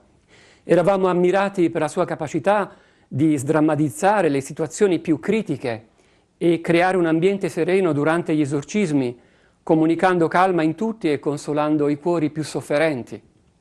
Ci ha anche colpiti nei momenti di relax e nei suoi colloqui amichevoli il suo personale senso di humor, la sua capacità di raccontare qualche aneddoto che si concludeva con una sonora risata che risollevava lo spirito dei presenti. Nei giorni successivi alle dimissioni di Benedetto XVI, padre Amort è venuto da noi in studio, qui a TV2000. Con lui abbiamo fatto il punto sulla situazione del Ministero dell'Esorcismo.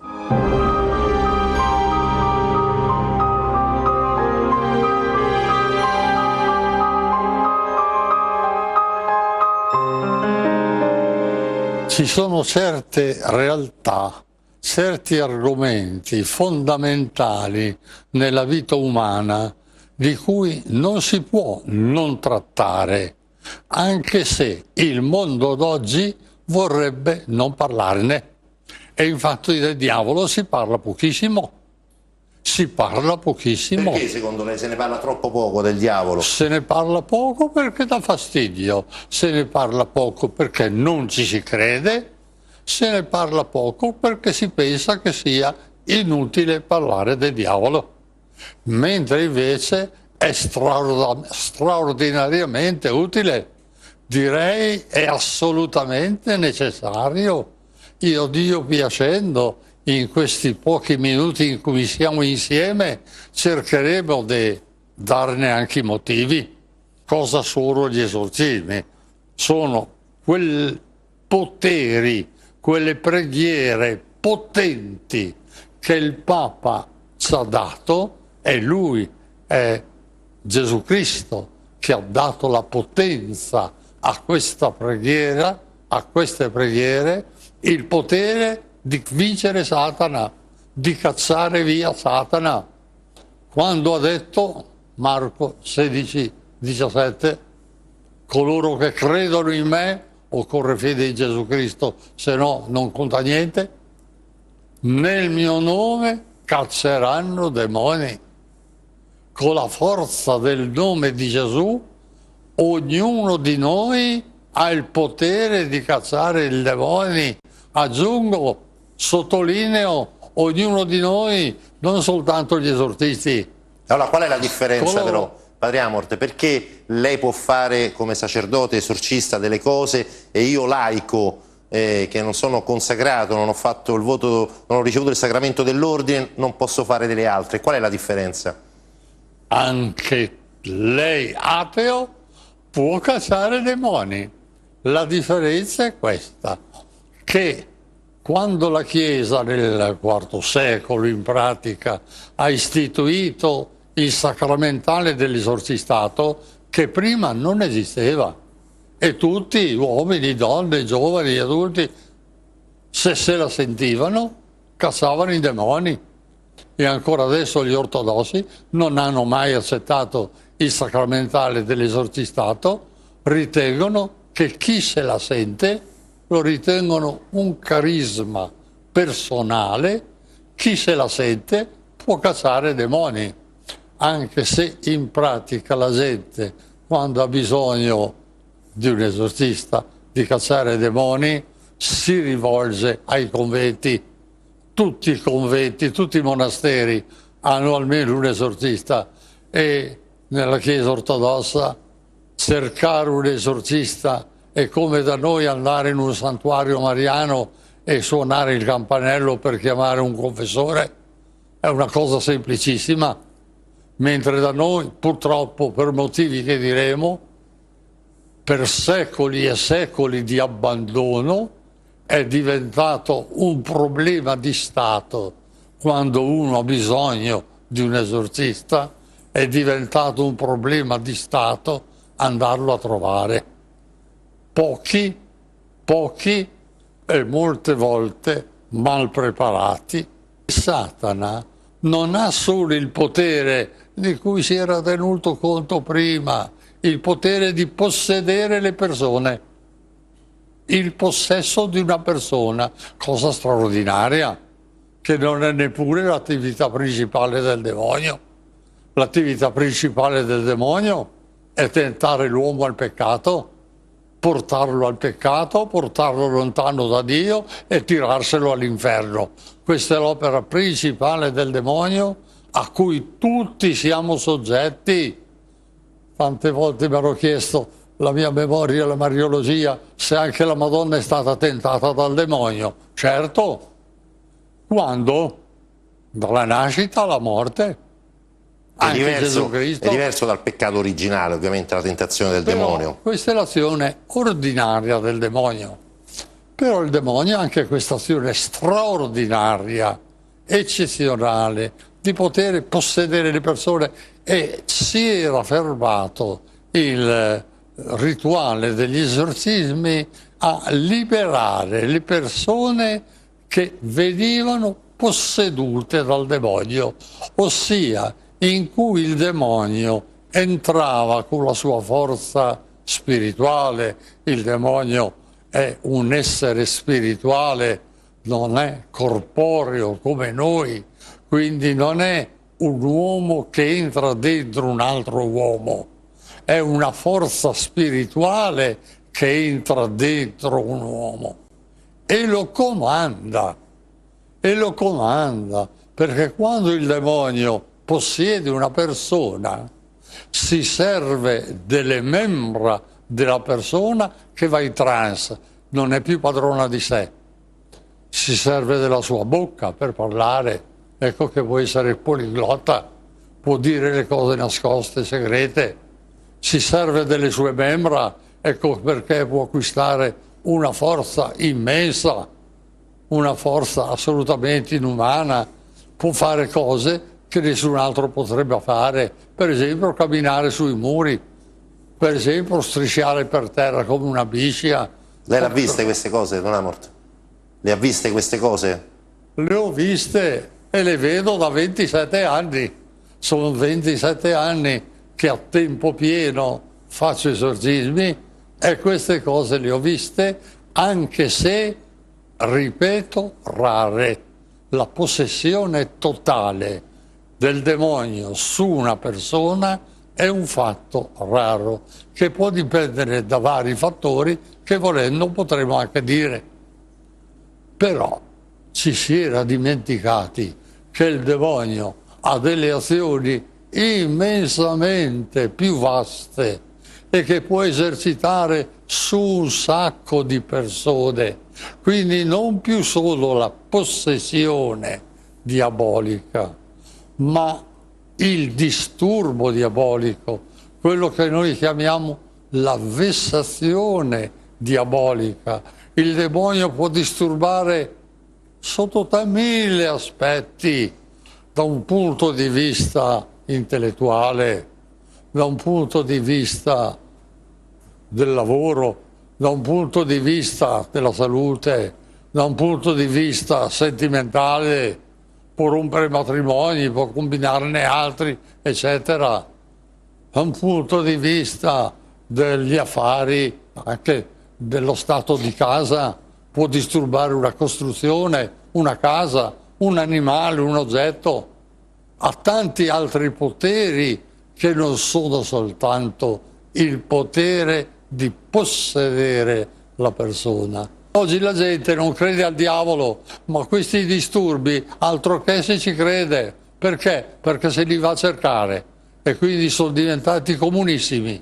E la gente allora cosa fa? Va dai maghi, va dai cartomanti, da coloro che si autodefiniscono esorcisti o si autodefiniscono carismatici, mentre non hanno nessun carisma e nessun potere, dai fanfaroni, dai ciarlatani.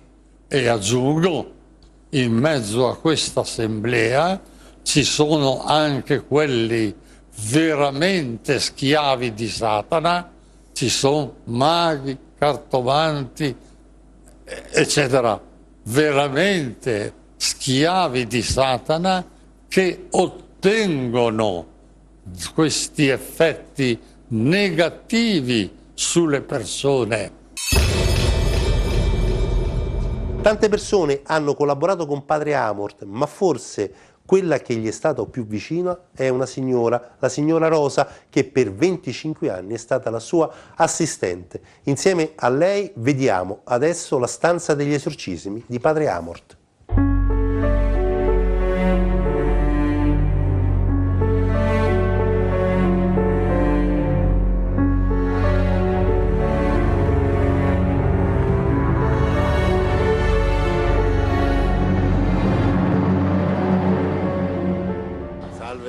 Buonasera. Grazie per averci ricevuto. Prego. Allora, signora Rosa, lei è la segretaria storica di Padre Gabriele Amorth, l'esorcista più famoso, insomma, nel mondo, se si parla di esorcismi, anche grazie all'intervento di Padre Amorth, sia personalmente che ovviamente tramite anche i suoi libri. Da quanti anni lei è stata segretaria di Padre Amorth? 27. Per 27 anni chi voleva andare da Padre Amorth passava inevitabilmente. Non tutte le volte. Però insomma, grosso modo, quante persone sono entrate da questa porta? Tante. Un numero? 1.000, 5.000, 10.000? Non ne so dire il conto proprio perché sono state tantissime. Tantissime. E ad impatto, no? La prima volta che lei ricordi, no? La prima volta che ha scelto, poi vedremo perché ha scelto di fare questo mestiere, insomma di aiutare, di essere l'angelo custode di Padre Amorth, nonché anche la sua memoria storica. Spesso Padre Amorth a me personalmente ricordava il suo nome quando dimenticava qualcosa, ti devo chiedere alla signora Rosa perché me lo sono dimenticato. Le persone che venivano qui entravano in che modo? Parliamo di persone che pensavano... persone che avevano dei problemi, volevano incontrare Don Gabriele. Giovani, vecchi e bambini? Di tutti. Tutti i tipi? Di tutti i tipi. Anche tutti i sessi, donne e uomini? E insieme vogliamo percorrere un po' questo viale, che è un po' un viale della speranza, no? Insieme per... Ma non è che era solo qui, abbiamo cambiato tantissimi posti, abbiamo iniziato qui.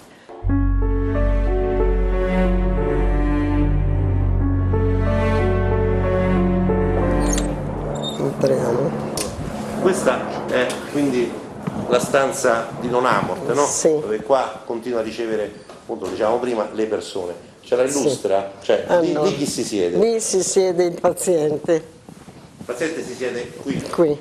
Questa sedia? Noi che preghiamo, fratello Francesco che è il suo assiduo aiutante, si mette lì e noi Siete qui. Quindi la persona che ha disturbi e che è in cura è sempre seduta qui. Sì. Prima di cominciare come avviene? Cioè, parliamo da dove scende? Viene da lì, da questa porta, entra, nella sua stanza scende. Si inchina alla Madonnina, gli dice per 3 volte Ave Maria e poi inizia. Comincia con la persona interessata. Padre Amort ha vissuto quasi tutta la sua vita in uno stabile di Roma Sud, sede della congregazione della Società San Paolo. Viveva al secondo piano, in una piccola stanza. Le nostre immagini, in esclusiva.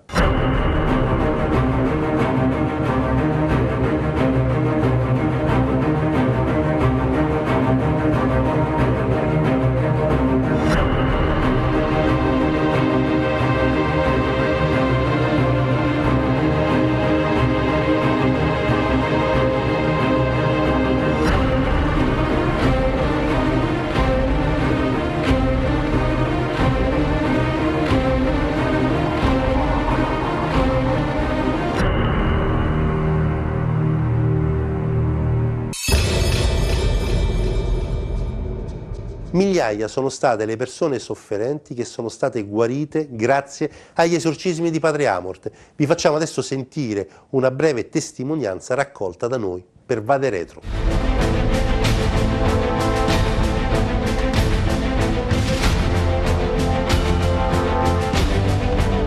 Per 22 anni tu sei dovuta andare in modo costante dall'esorcista. L'esorcista, lo diciamo, è Don Gabriele Amort, sei stata una dei suoi primi casi, anche forse uno dei casi più forti, più violenti che Don Gabriele Amort ricorda. Ecco, Gabriella, ma la tua possessione diabolica ormai è finita, insomma, alla fine ce l'hai fatta ad uscire da questo tunnel. Cosa ricordi? Cosa ricordi con maggiore, con maggiore sensibilità? Cos'è che più ti ha dato fastidio? Cos'è che più ti ha pesato in questi numerosi anni di possessione diabolica? Beh, c'è da dire innanzitutto una grandissima sofferenza psicologica. Avevo sempre pensieri suicidi, quindi ero anche anoressica, non mangiavo nulla, potevo passare anche settimane senza toccare cibo e stranamente riuscivo a rimanerne in vita. Pesavo 35 kg. E quando ti sei accorta che comunque il tuo non era un disturbo fisico o psichico, ma un disturbo di altra natura, qual è stato il tuo primo pensiero? Insomma, credo che non sia bello pensare e sapere di essere posseduti dal diavolo. Beh, è cominciata questa situazione, ho cominciato a prendere coscienza quando sono stata a Medjugorje, sono andata in un pellegrinaggio a Medjugorje e a un certo punto ho sentito parlare nel 1987 e ho sentito parlare di padre Iozo e dissero che lui era un esorcista. E allora io sentii come dentro di me un qualcosa che mi diceva che avevo bisogno di questo sacerdote, ma mi fu impedito di andarci perché diciamo che in quel periodo viveva una situazione in cui non poteva essere facilmente raggiungibile, avvicinabile. Ma questo è l'inizio, no? Poi c'è l'incontro con Don Gabriele Amort. Molti anni, cioè molto tempo dopo, ecco. Ma quando c'è stato l'incontro con Don Gabriele Amort e c'è stato l'interrogatorio durante il rito esorcistico, no? E quando Don Amort ha chiesto e ordinato al diavolo chi eri, qual è stata la risposta che ricordi? Io ho detto sono Satana.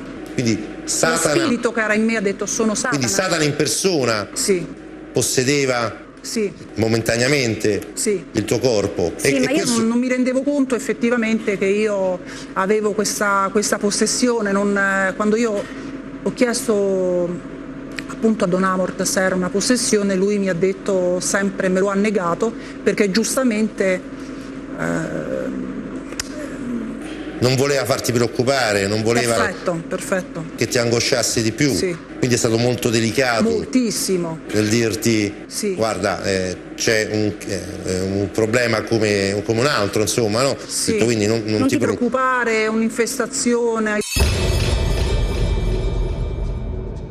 C'era un legame profondo che univa padre Amort e Giovanni Paolo II e il Papa polacco era sensibile al ministero esorcistico, ce lo racconta lui stesso. C'era una ragazza del nord che veniva tutti i mesi a Roma per una settimana a ricevere esorcismi da me e da un altro esorcista di pomeriggio. Quindi per quella settimana tutti i pomeriggi noi la esorcizzavamo. Un mercoledì, essendo che noi la esorcizzavamo al pomeriggio, aveva il mattino libero, ha pensato di andare all'udienza generale in piazza San Pietro. È andato, hanno visto le guardie che si comportava in maniera un po' strana, hanno pensato, beh, forse un po' malata, l'hanno messa in prima fila tra i malati. Quando il Papa è uscito ed è entrato in piazza San Pietro, questa qui si è messa a urlare con una forza che io conoscevo bene, molto bene, e va sicuro una forza tremenda. Allora immediatamente sono corso da lei per bloccarla e portarla fuori, ma Giovanni Paolo II se n'era accorto e allora ha detto: portatemela fuori, ma tenetemela, perché io dopo l'udienza pubblica le voglio parlare.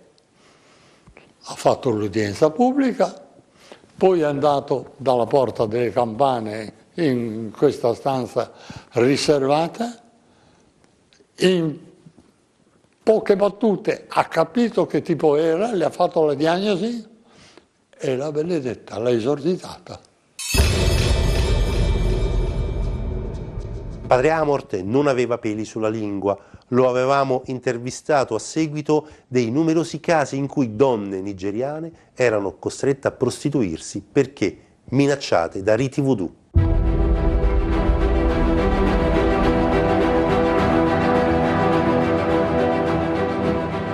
Il voodoo, penso che la gente ormai lo sappia, dal momento che purtroppo sta entrando anche in Italia, è una delle forme peggiori di maleficio diabolico dato in Africa. E quando c'è stato quell'orrendo episodio, forse il più orrendo episodio della storia umana, della tratta dei negri, proprio una cosa orribile, ecco che anche queste due forme di magia, la macumba e il voodoo, sono state importate in America, specie in America Latina, per cui macumba e voodoo in Brasile, in Argentina sono molto diffuse. Adesso purtroppo stanno entrando anche in Italia. Cos'è il voodoo? È una magia che attraverso Satana, perché lì c'è indirettamente o direttamente l'invocazione di Satana, si vuol fare del male agli altri. È per fare del male agli altri. Questo è il voodoo.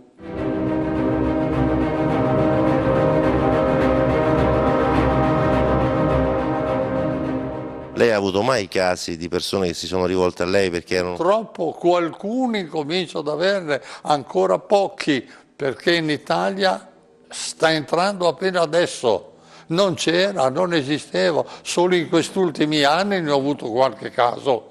In passato, sono 27 anni che io faccio l'esorcista a tempo pieno, in passato non ne avevo mai avuti, ho fatto migliaia di esorcismi, non ne avevo mai avuti di casi di macumba e di voodoo, adesso se ne ho qualcuno. E da cosa si differenziano rispetto agli altri malefici? Sono malefici tremendi che uno fa col gusto di fare del male agli altri e siccome adesso c'è di moda, venuto anche dal Giappone, ma soprattutto che si è sviluppato negli Stati Uniti, la lotta per depravare i bambini, ma c'è proprio veramente, ci sono dei giornaletti, dei fumetti, delle carte. I genitori li prendono pensando sono per ragazzi, sono per bambini, saranno cose buone, e invece insegnano il satanismo. insegnano il satanismo e anche questi qui sono direttamente oggetti per praticare il satanismo. Quindi sono cose orrende che dovrebbe lo Stato impedirle. Dovrebbe lo Stato impedirle, cioè che nello Stato queste cose non si sanno.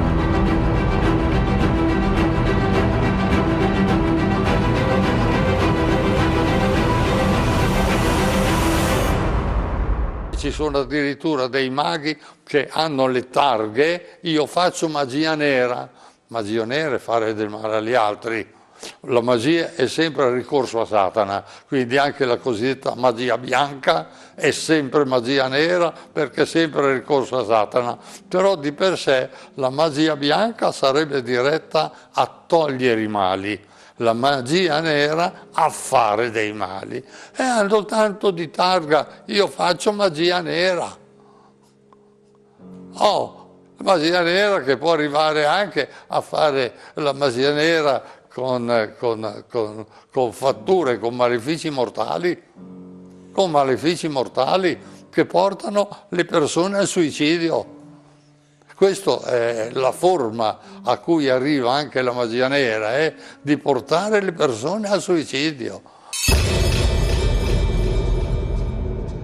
Questa che stiamo per vedere è l'ultima sua intervista, era già provato dalla sofferenza, non l'abbiamo mai mandato in onda e secondo noi rappresenta un po' il suo testamento spirituale. Il diavolo c'è, che è il nemico numero 1 di Dio. Dio ci vuole tutti in paradiso, il diavolo ci vuole tutti all'inferno. Quelli che dicono, e questa frase toccherà molti, quelli che dicono ad esempio, io credo ma non sono praticante, sono con Satana. Sono con Satana.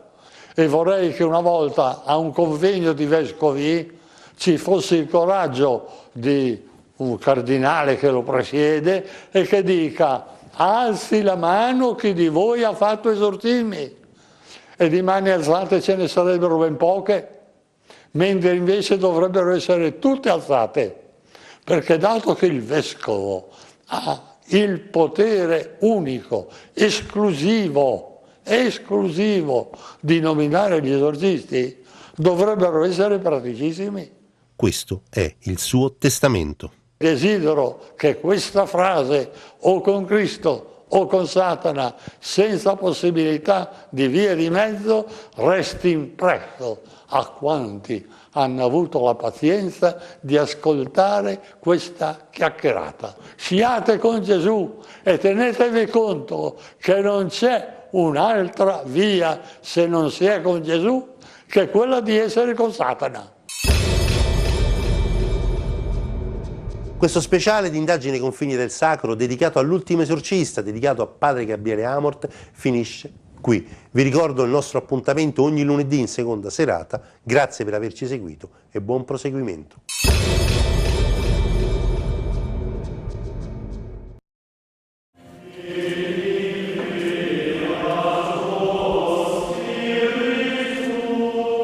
Il profumo dell'incenso si alza come una preghiera dal nuovo altare della Basilica della Dormizione a Gerusalemme.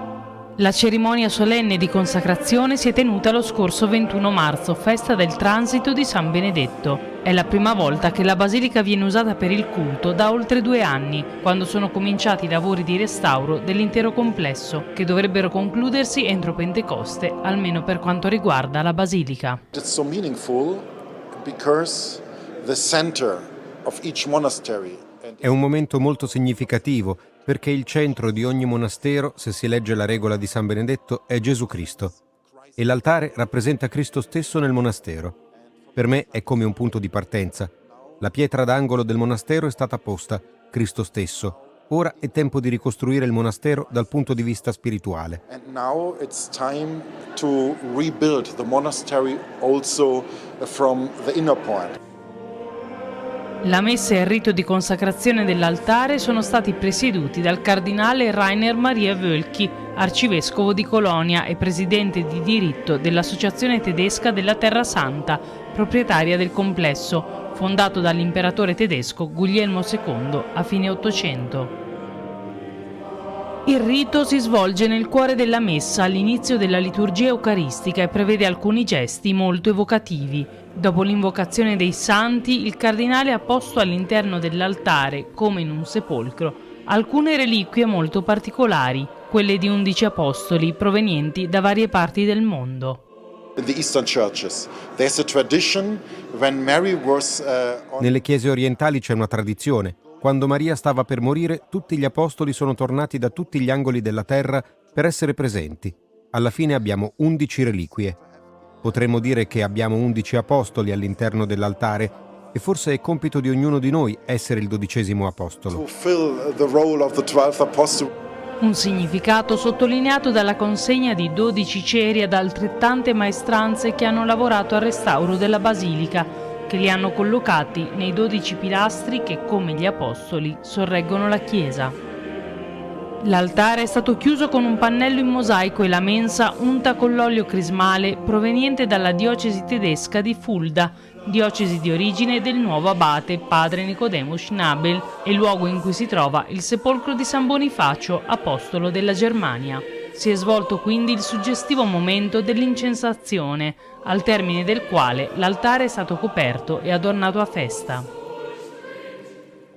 Per la comunità dei Benedettini, che dal 1906 vive qui quasi ininterrottamente, il nuovo altare è anche una riconferma del voto di stabilità e della presenza in questa terra per tutti coloro che la abitano. We are here. Siamo qui e siamo qui come pietre vive. Siamo qui per aprire il cielo alle persone che vivono qui e ai pellegrini. Questa è l'abbazia della Dormizione, il luogo in cui tutti sono benvenuti. Apriamo davvero la nostra casa. Sogniamo e viviamo Gerusalemme come una città aperta. È un'immagine reale della Gerusalemme celeste, o almeno un piccolo seme della Gerusalemme celeste, dove speriamo di ritrovarci tutti uniti.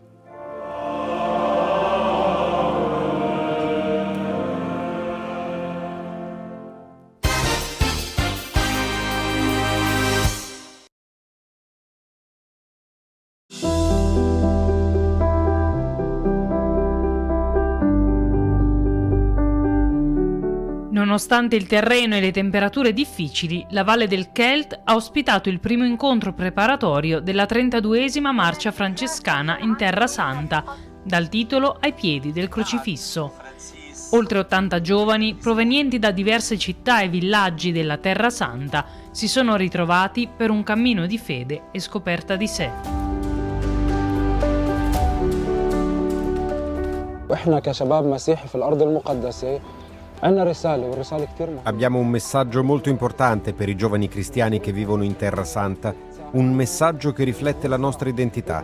La marcia francescana ci aiuta a gettare il seme nel cuore dei giovani affinché conoscano il loro compito e la loro vocazione. Cerchiamo di farli uscire dalla routine della vita quotidiana per vivere un'esperienza totalmente nuova con Gesù, che portano con loro dopo la marcia, un'esperienza di speranza e di preghiera, un'esperienza di vita e un'esperienza sociale.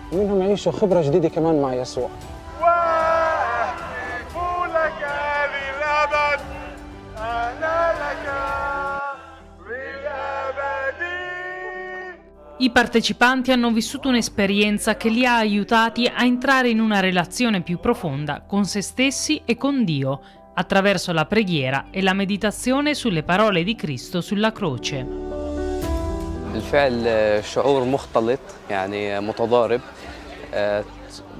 Qui nel deserto viviamo un clima di preghiera e meditazione. Se in futuro avrò l'opportunità di partecipare a questa marcia, lo farò sicuramente. Noi cristiani siamo pochi in questo paese, ma è bello conoscere i cristiani che vengono da Nazareth, da Betlemme e da tutte le parti. المسيحيين في الناصرة في بيت لحم في كل المناطق. كان نشاط خارج عن المألوف يعني احنا أبعدنا عن الحياة التكنولوجية. È un'attività fuori dal comune, camminare nel deserto, lontano dalla routine quotidiana e dalla vita tecnologica. Ci sono poche attività simili a Jenin che mettono in evidenza la nostra presenza cristiana. È stata un'esperienza fantastica, con 7 fasi di meditazione e spiegazione di ogni parola che Gesù disse sulla croce. حكاها السيد المسيح على خشبة الصليب. تجربة كتير حلوة بتذكرنا كيف Un'esperienza molto bella. Ci ricorda come Gesù visse e digiunò 40 giorni nel deserto e noi non resistiamo a 3 ore di caldo. Questo ci insegna la pazienza e la forza e che tra 1000 difficoltà e le prove che viviamo possiamo superare qualsiasi cosa con la forza di Dio. على كل هذا الإشي بقوة ربنا.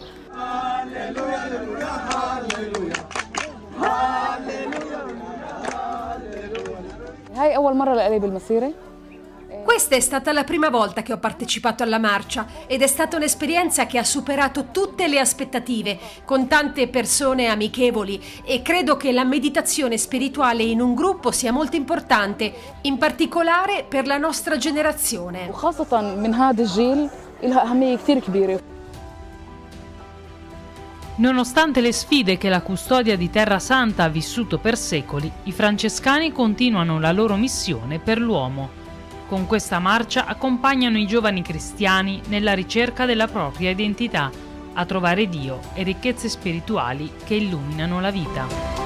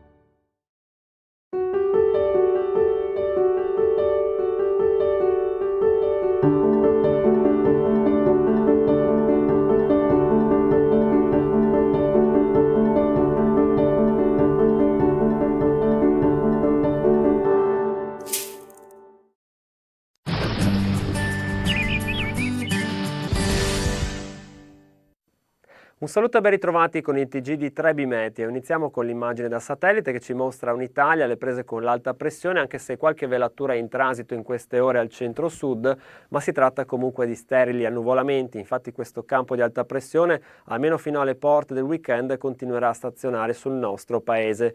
I fronti atlantici quindi transiteranno molto a nord, influenzando solo marginalmente l'Italia, in particolare la fascia alpina. Nella giornata di venerdì potrà vedere qualche acquazzone, così come anche la Liguria.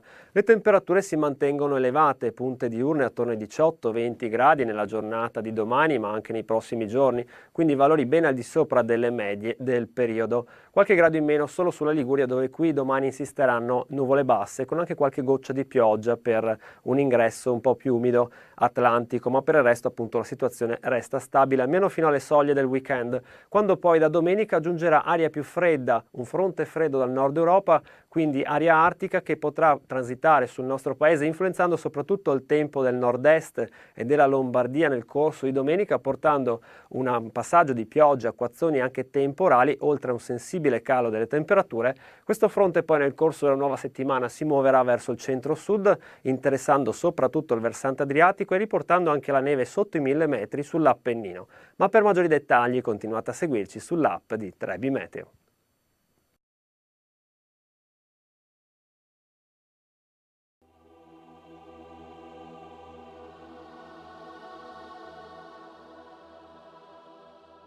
Chi posso amare più di te, se non te che ti vivo immensamente per la tua grandezza spirituale? Dove posso incontrare tanta bontà ed umiltà se non in te che mi illumini d'infinita luce? O meraviglioso Maestro, Nel pensarti, nel sognarti e nel crederti a volte piango di felicità, o meraviglioso spirito. Quanto fibrilla il cuor mio per il gran bene che ci trasmetti. A volte soffrendo son contento, perché ritrovo finalmente la fede per affrontare la vita. E così vorrei rimanerti vicino con quella luce che esplorai oltre i confini terreni. Tornato indietro mi sentii diverso, troppo diverso, perché avrei preferito restare immerso in quella luce vera come tuo servo, o mio Signore.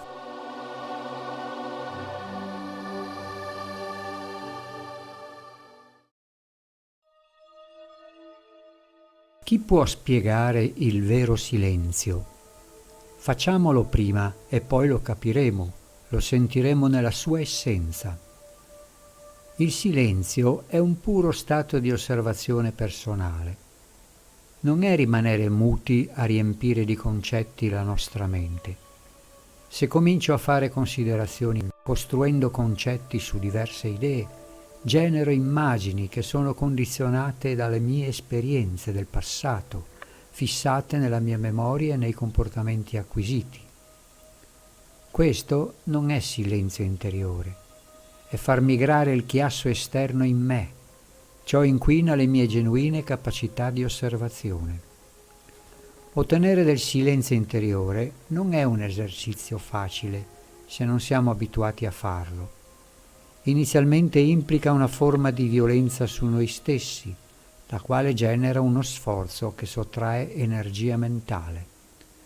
Quando notiamo che riusciamo ad essere osservatori passivi senza sforzo, allora comincia lo stato meditativo. Osservo il flusso dei pensieri, lascio che scorrano in me senza emettere un giudizio, che consiste nell'affermare se un pensiero è buono o cattivo, se è utile o inutile, eccetera. In questo silenzio interiore non solo riesco a staccarmi dai contenuti mentali, ma imparo ad osservare come funziona realmente la mia mente. Questo fatto è molto importante perché mi consente di continuare l'esplorazione con estremo interesse. Se riesco a comprendere gradualmente i miei meccanismi mentali, comprendo anche l'intera umanità alla quale appartengo, proprio perché ognuno di noi è il precipitato dell'intero universo.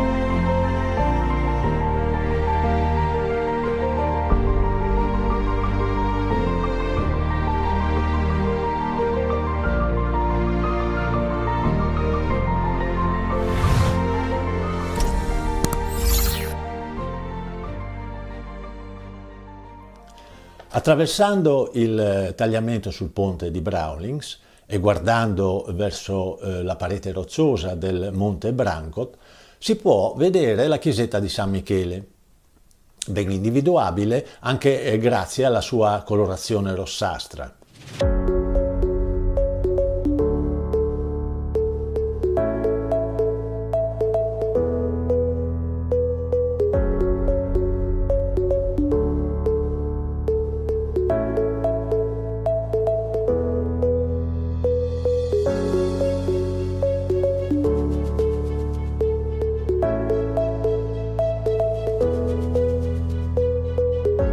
Datata intorno al XIII secolo, La tradizione vuole che sia stata edificata sui resti di un tempio pagano di epoca longobarda.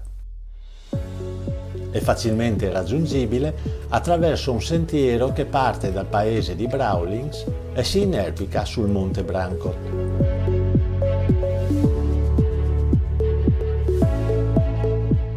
Lungo il percorso si incontrano i resti del castello di Bragolino, che nel 1335 passò sotto la dominazione del conte di Gorizia, nemico del patriarcato di Aquileia.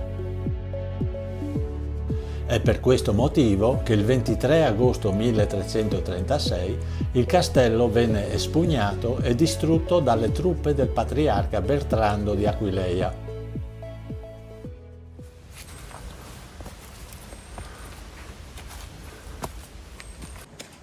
Il sentiero è ben indicato ed è facilmente praticabile. Alcuni tratti però è bene percorrerli con attenzione, soprattutto se ci sono bambini.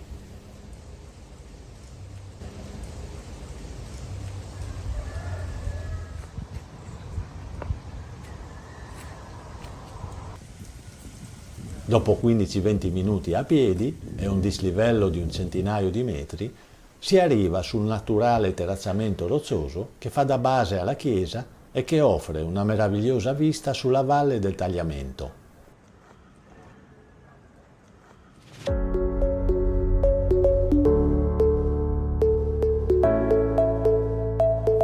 A seguito di un lungo periodo di abbandono e i danni subiti dal terremoto del 1928, nel 1929 la chiesetta è stata ristrutturata e consacrata in onore ai caduti della Grande Guerra. È uno dei pochi edifici di valore artistico e architettonico della zona che si sono salvati dalla violenza del terremoto del 1976. Nell'abside c'è un affresco della Santissima Trinità del XVI secolo e sulla parete un altro affresco risalente al XIII secolo e raffigurante San Michele intento a pesare con una bilancia le anime dei defunti. Il culto di San Michele conferma la derivazione longobarda della Chiesa. Questo popolo, infatti, si convertì al cristianesimo attribuendo a San Michele le virtù guerriere che prima venivano riconosciute al dio pagano Odino.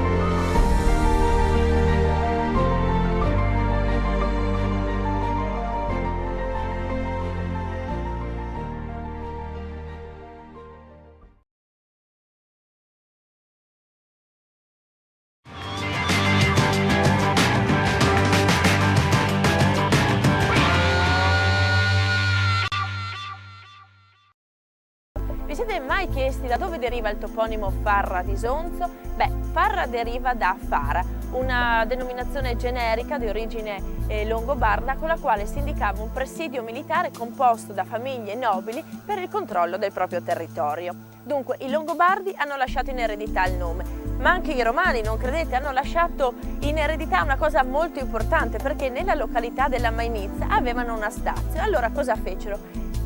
Come posizione strategica costruirono un ponte che permetteva loro appunto di collegarsi con le terre dell'est. Di recente sono state rinvenute, grazie proprio agli abitanti della zona della località, queste pietre che ora sono esposte vicino alla chiesa della Mainizza.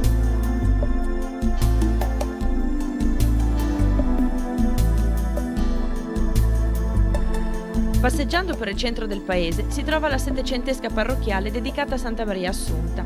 Distrutta durante la Prima Guerra Mondiale e riedificata nel 1923, conserva affreschi del primo Novecento. Accanto alla chiesa rimangono i resti dell'antica pieve medievale, all'interno della quale è stato restaurato di recente un affresco con Madonna con Bambino della seconda metà del Cinquecento.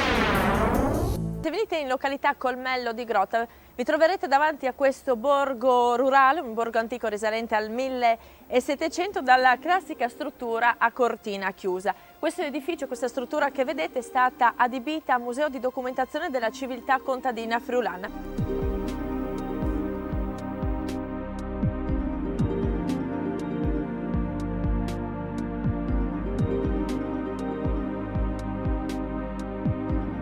All'interno del museo abbiamo una ricostruzione di un'antica cucina friulana con il classico fogolar, quindi l'ambiente dove si ritrovava la famiglia, ma abbiamo anche un'altra cucina dove troviamo invece la cucina in muratura ed era questo uno spazio che veniva utilizzato non solo per cucinare e per mangiare. Era il cuore della casa, era il momento in cui la famiglia socializzava, si ritrovava la sera appunto per mangiare assieme, ma era anche il posto, soprattutto d'inverno, essendo l'unico luogo caldo della casa, riscaldato dal fuoco, dove si facevano anche altre attività. In questo caso noi abbiamo collocato un angolo dedicato al calzolaio e vediamo appunto che abbiamo Ivaldi al lavoro che ci fa vedere quello che era un'attività degli uomini di un tempo, mentre da questa parte abbiamo l'impagliatura delle sedie, che era invece un lavoro delle donne. Tra le altre 1000 incombenze avevano anche questa attività.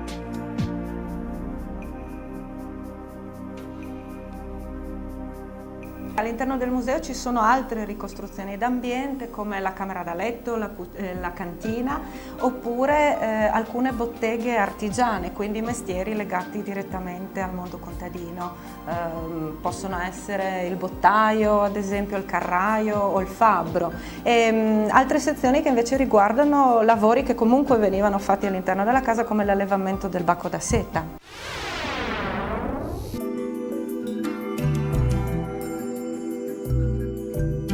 Farra si estende tra pianura e collina, sorge sulle ultime propaggini del Coglio, quindi è un territorio privilegiato per la produzione di vino. Quali sono le proprietà di questo terreno che consentono di dare un vino così buono? A Farra di Isonzo ci sono due tipologie di DOC, denominazione di origine controllata. Il Friuli Isonzo, quindi la zona pianeggiante, e il Coglio invece, che è la collina, quindi un terreno totalmente diverso. Il primo terreno, quello dell'Isonzo, è un terreno sciolto, noi usiamo questa terminologia, di origine alluvionale con molta presenza di sassi, di molto sassoso. Invece questo in collina è un terreno ricco di marne, arenarie, è un terreno anche molto più antico perché si fa risalire a 30-40 milioni di anni fa.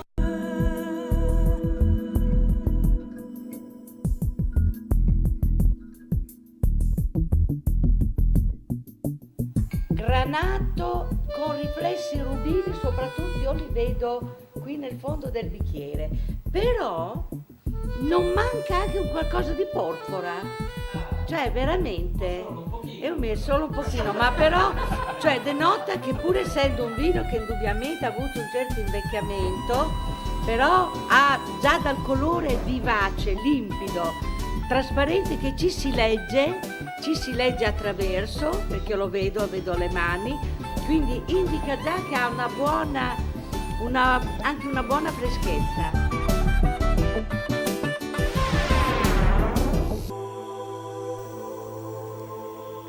Una delle particolarità che Farra offre è sicuramente il CAF, il Circolo Culturale Astronomico di Farra. Siamo tutti dei volontari e la nostra principale attività è divisa in due parti. La prima è la divulgazione astronomica rivolta alle scuole di tutti i tipi, dagli asili alle scuole medie superiori, e dal pubblico che viene come curiosi o come gruppi più o meno organizzati ad ascoltare le conferenze, consultare biblioteche o per avere qualche informazione o sfruttare qualche osservazione particolare. La seconda attività è l'astrometria dei corpi minori del sistema solare, che equivale a dire misurare la posizione di asteroidi e comete, inviarli ad un centro negli Stati Uniti che li coordina con quelli degli altri osservatori mondiali e li pubblica e li mette a disposizione della comunità scientifica. Molte strutture del paese sono dedicate a Riccardo Pitteri, poeta triestino che trascorse i suoi ultimi anni a Farra. Mio padre qui ospitava il poeta Riccardo Pitteri perché aveva anche la moglie che era una brava cantante, una brava soprano e l'accompagnava al pianoforte. Mio padre, che è stato allievo di Franz Lehár, ha messo su una piccola accademia. Venivano qui in questa stanza gli allievi delle scuole magistrali di Gradisca e facevano bella musica, chi con il mio padre col pianoforte, chi col flauto, chi col clarinetto, chi con il violino e il violoncello, una piccola accademia.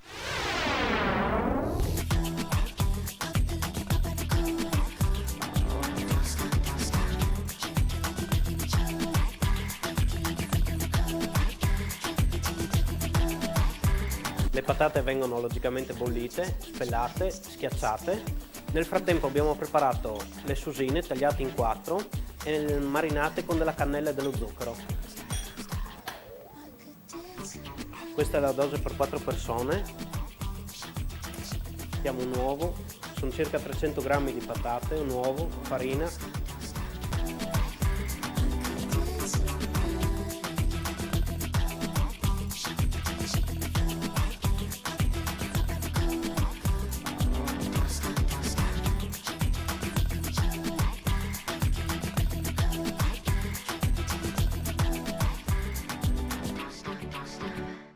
Abbiamo potuto scoprire anche una cittadina così graziosa, ma purtroppo, ahimè, il tempo a nostra disposizione è concluso. Allora io vi aspetto la prossima settimana da un'altra bella località.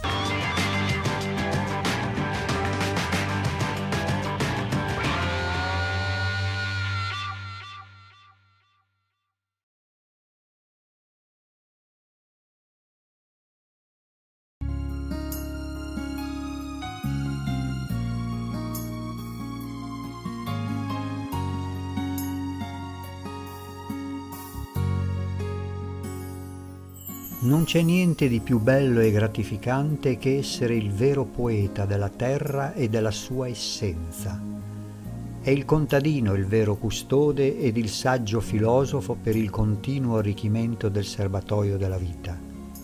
È il sommo guardiano, il cultore del quotidian pane dell'universo, il suo vero cuore ed anima spirituale.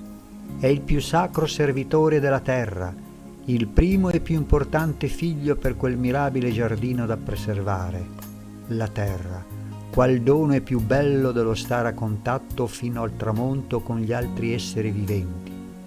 E lui viene ripagato con le soddisfazioni più belle e pure, perché è frutto di sacrifici, di sudore e a volte di un gran dolore.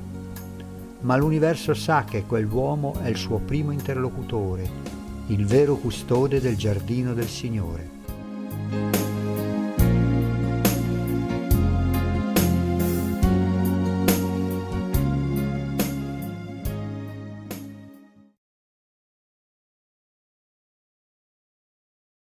Medjugorje, un villaggio che arriva a malapena a 3.000 abitanti. Non lo si trova sulla cartina geografica. Le più particolareggiate segnano appena Čitluk, di cui Medjugorje è frazione. Nessuno si prenderebbe cura di questo paese jugoslavo, nel cuore della Bosnia e Erzegovina, a 60 km dall'Adriatico, se non fosse teatro, dal 24 giugno 1981, di avvenimenti soprannaturali e di straordinarie apparizioni della Vergine. 6 ragazzi, da quel giorno, vivono un incontro quotidiano con la presenza misteriosa della Madonna. Da quel giorno è corsa voce di molti segni divini, di guarigioni, di fenomeni luminosi inspiegabili, ma soprattutto di un incredibile influsso sui cuori. Essi raccontano: Gospa, la signora, ci è apparsa, è la regina della pace, chiede la preghiera, il digiuno, la conversione. L'inizio delle apparizioni cade il 24 giugno 1981. Il primo giorno i veggenti hanno visto la Madonna sul colle Podbro. Si sono spaventati e sono fuggiti. Provano nello stesso tempo gioia e paura. L'indomani si sono indirizzati nello stesso luogo, dove hanno rivisto la Madonna, che li ha chiamati con le mani, ed essi sono saliti sul colle in fretta, così che nessuno poteva seguirli. Dicono che si sentivano come se fossero portati da qualcuno. E in quel luogo e in quel giorno, il 25 giugno 1981, per la prima volta si sono incontrati da vicino con la Vergine. Per la prima volta la gente salì sul colle.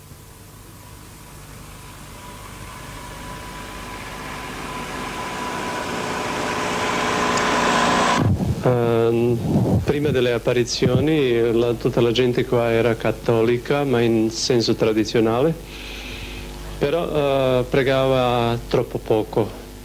Difatti la gente dice adesso noi non abbiamo pregato neanche.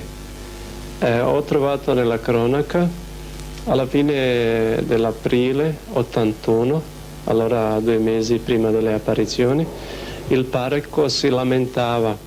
I ragazzi non conoscono che cosa è il rosario, dicono nelle famiglie, in una maggioranza delle famiglie non si prega, non conoscono che cos'è la venerazione della Madonna nel maggio, il mese del maggio, allora proprio la preghiera era sparita, ma dopo le apparizioni la gente ha ripreso la fede. E secondo me è uno dei doni più grandi che ho visto che la Madonna ha lasciato qui, è proprio la preghiera e il digiuno.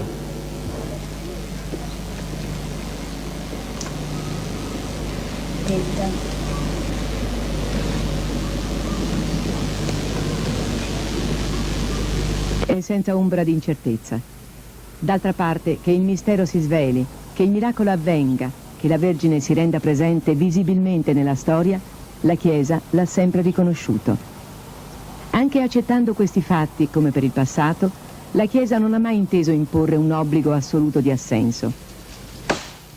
Essa indica, come per Lourdes o per Fatima, che le apparizioni possono essere considerate autentiche.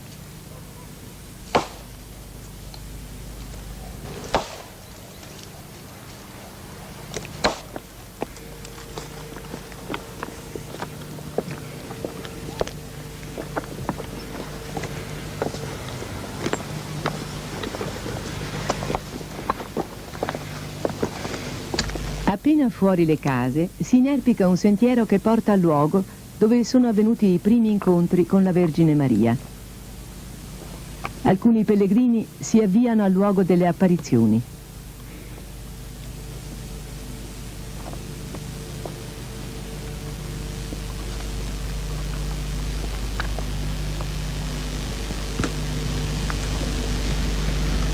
Questo è il luogo benedetto dove la Vergine lascerà anche un segno tangibile e documentabile della sua presenza. Forse è la prima volta che questo luogo viene ripreso, anche perché fino a non molto tempo fa era circondato dalle forze dell'ordine che impedivano a chiunque di avvicinarsi.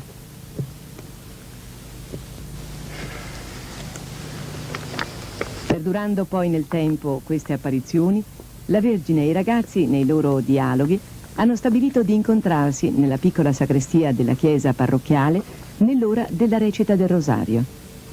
Sugli avvenimenti di Medjugorje regna ancora l'incertezza e l'attesa di un giudizio. La chiesa locale non si esprime. Il vescovo di Mostar non nasconde le sue perplessità.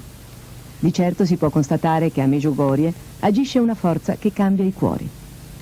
In Bosnia e Erzegovina, in tutta la Croazia e su fino all'Istria e alla Slovenia sta accadendo qualcosa di sorprendente. Il vescovo di Spalato ammette: in questo dopoguerra avevamo cercato di evangelizzare il nostro popolo. È valsa di più Medjugorje di tutti i precedenti sforzi, specialmente per i giovani. Tomislav aggiunge: veramente la gente è stata mossa dal di dentro ed è pronta a fare tutto per Dio. Qui tutte le famiglie digiunano il venerdì e nelle famiglie si prega in media un'ora ogni giorno. I vecchi e gli adulti affermano che i giovani pregano e digiunano molto di più. Le chiese sono piene di gente, di giovani. La conversione della gente per noi è il fatto più sorprendente. Madonna ha mandato i messaggi all'umanità. Il primo messaggio è il messaggio principale, attorno a cui tutto ruota, è il messaggio della pace all'umanità. Maria, quella veggente che ieri avete visto, ha raccontato la sua terza giornata, dice, è apparsa la Madonna con le lacrime grosse, in sottofondo stava una croce nera spaventosa, la Madonna ripeteva piangendo pace, pace, pace, riconciliatevi. Il messaggio della pace porta questo contenuto. Il mondo con queste tensioni cammina sull'orlo delle catastrofi. Se il mondo vuole la salvezza, deve prendere la strada della pace. Però la pace avrà soltanto se troverà Dio. Io sono venuta per dire al mondo: Dio esiste. In Dio è la vita. Quelli i quali troveranno Dio troveranno la vita e troveranno la pace. Ecco il messaggio della pace, spesso ripetuto anche un mese fa. La Madonna disse di nuovo, voglio ripetere di nuovo, la pace sta in crisi. Convertitevi, fatevi fratelli tra di voi, aumentate le preghiere e i digiuni. Per raggiungere la pace, la Madonna chiede la conversione. Anche questo messaggio si ripete quasi ogni giorno, spinge sempre i veggenti e l'umanità alla conversione. Per realizzare la conversione ci si vogliono la preghiera e il digiuno.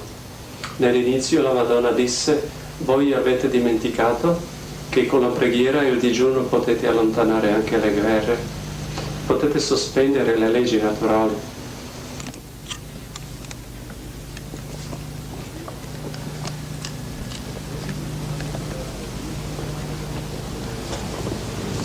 Padre Tomislav Vlasic è direttore spirituale dei 6 ragazzi di Medjugorje e responsabile della parrocchia dopo l'arresto e l'allontanamento del precedente parroco, padre Ioso.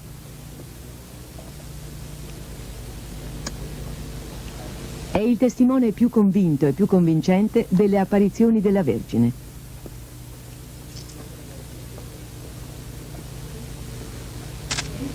All'inizio, dice padre Tomislav, pensavo di avere un atteggiamento aperto di fronte a questi fatti.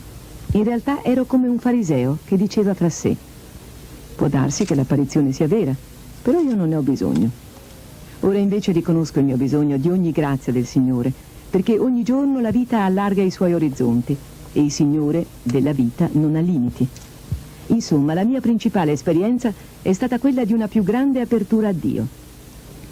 Mi sono poi accorto che se un uomo prende in seria considerazione quello che la Madonna dice, deve per forza accogliere tutto quello che dice il Vangelo.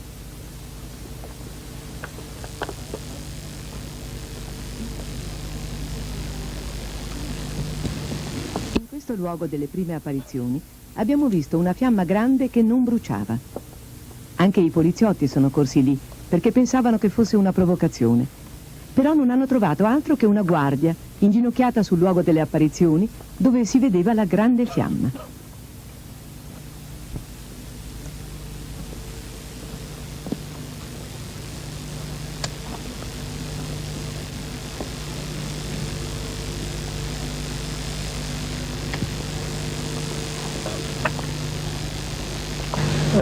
Il segno che la Madonna lascerà sul luogo delle apparizioni qui a Medjugorje sarà dato per tutta l'umanità.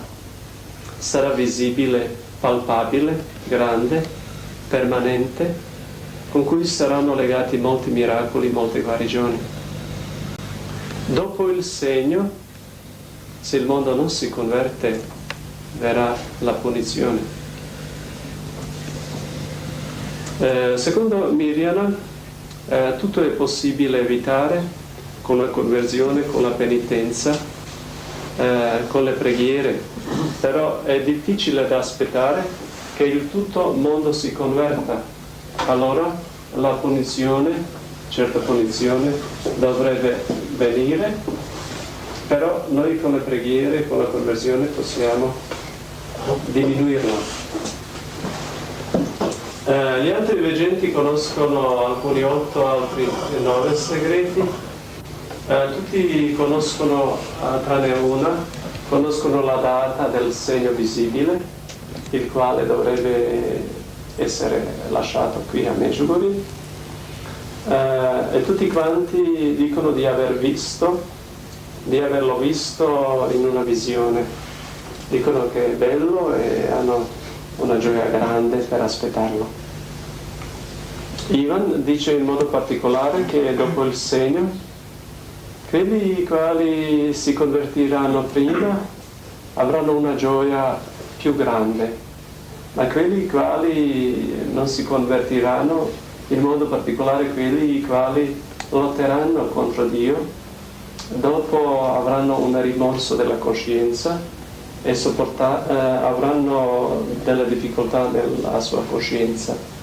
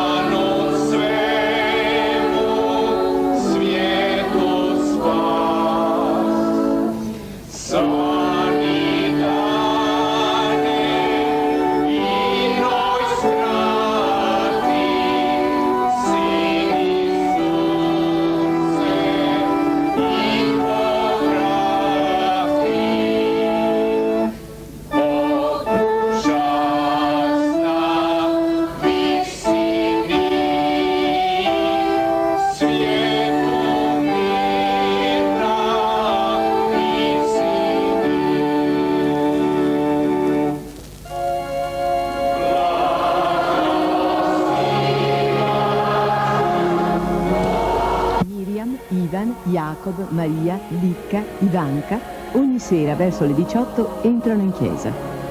La gente è già presente nella navata centrale. I ragazzi entrano nella sagrestia delle apparizioni, iniziano la preghiera e immediatamente viene la signora. Parla con loro, li conforta, li sostiene, svela loro segreti, annuncia profezie per il mondo.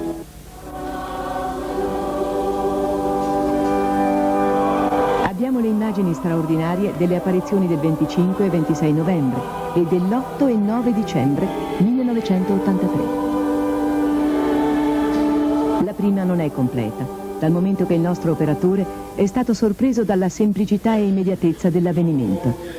La seconda apparizione, quella del 26 novembre, è ripresa dall'inizio.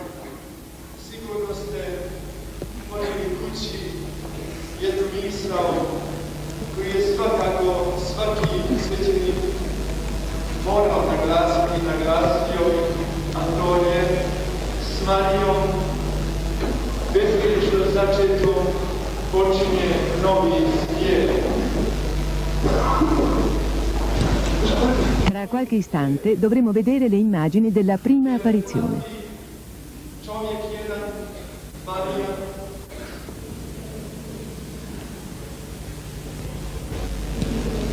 Queste immagini testimoniano con naturalezza la incomparabile avventura di esseri umani che dialogano con il mistero di Dio, che si rivela nella materna immagine della Vergine.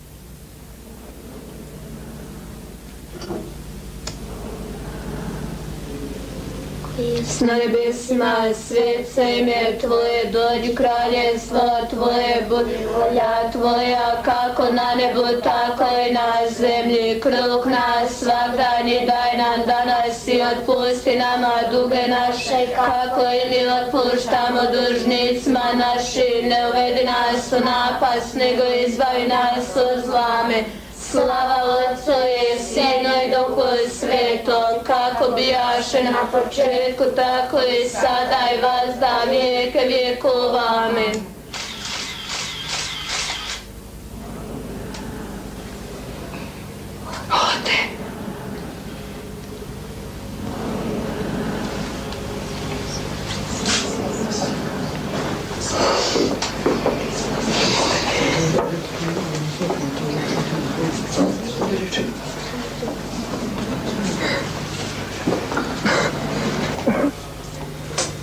Moli za nas.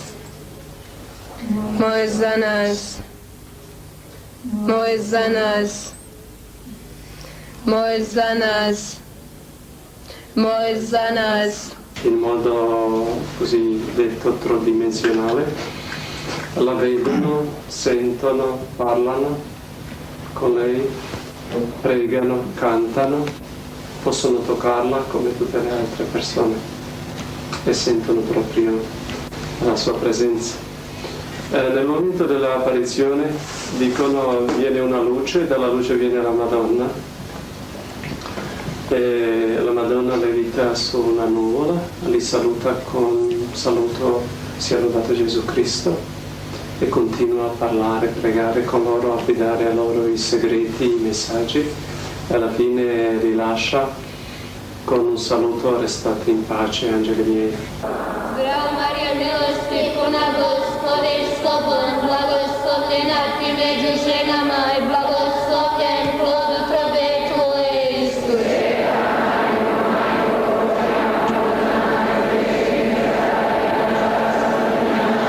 Slava Otcu i Sinu i Duhu Svetom.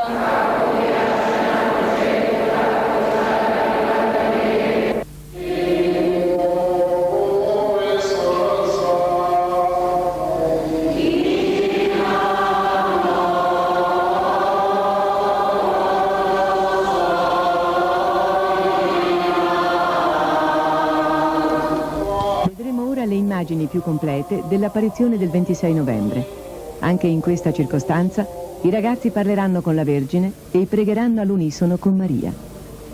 Le immagini lasciano trasparire l'incontenibile gioia e la sovrumana esperienza di comunicare con il divino. L'ode finale che pronunziano è il commiato. Significa se ne va. È come se venisse loro strappato un tesoro che dona una letizia incontenibile.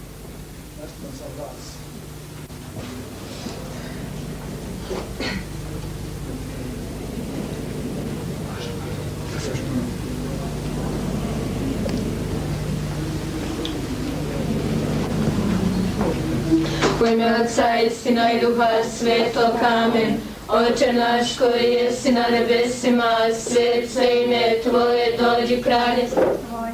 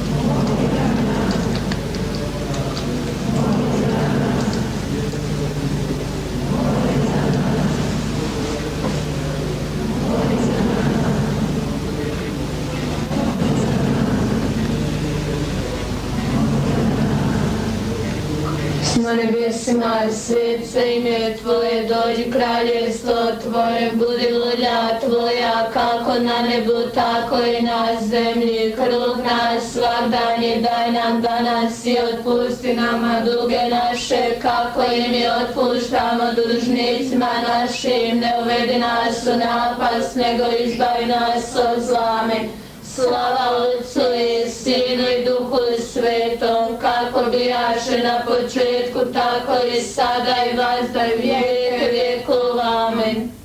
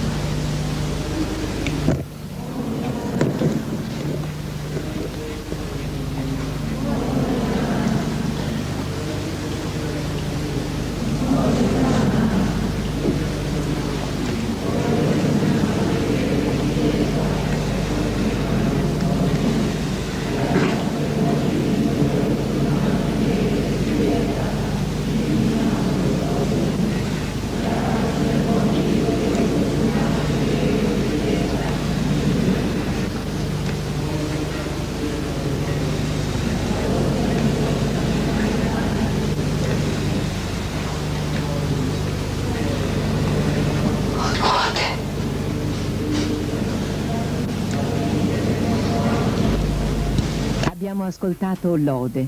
La Vergine se n'è andata. I veggenti si preparano ad entrare nella chiesa dove il popolo, questa volta, ha già terminato la recita del Rosario e come tutte le sere, insieme a tutti i pellegrini, reciteranno 7 volte Padre Nostro, Ave Maria e Gloria al Padre.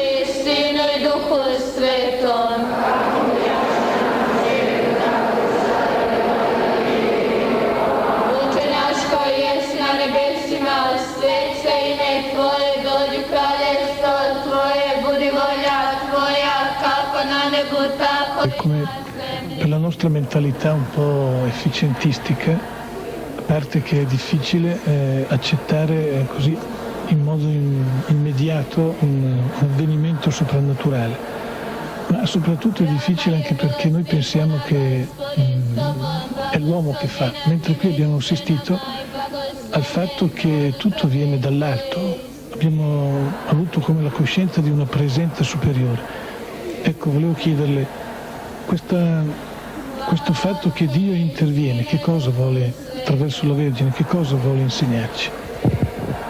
Il messaggio principale di queste apparizioni è la pace all'umanità e tutti i messaggi praticamente ruotano attorno alla pace, la conversione, la preghiera e la conversione, il digiuno, la vita sacramentale sono proprio indirizzati in questo senso per raggiungere la pace. E i veggenti dicono che la Madonna disse il mondo con queste tensioni cammina sull'orlo delle catastrofi. Se vuole essere salvato deve prendere la strada della pace, però la pace avrà soltanto se troverà Dio. Io sono venuta per dire al mondo Dio esiste, in Dio è la vita e quelli i quali troveranno Dio troveranno la vita e troveranno la pace. Perciò spesso ripete questo messaggio della pace, il messaggio della conversione. A proposito di quello che tu dici che è difficile accettare questo fatto soprannaturale, ci si vuole la grazia.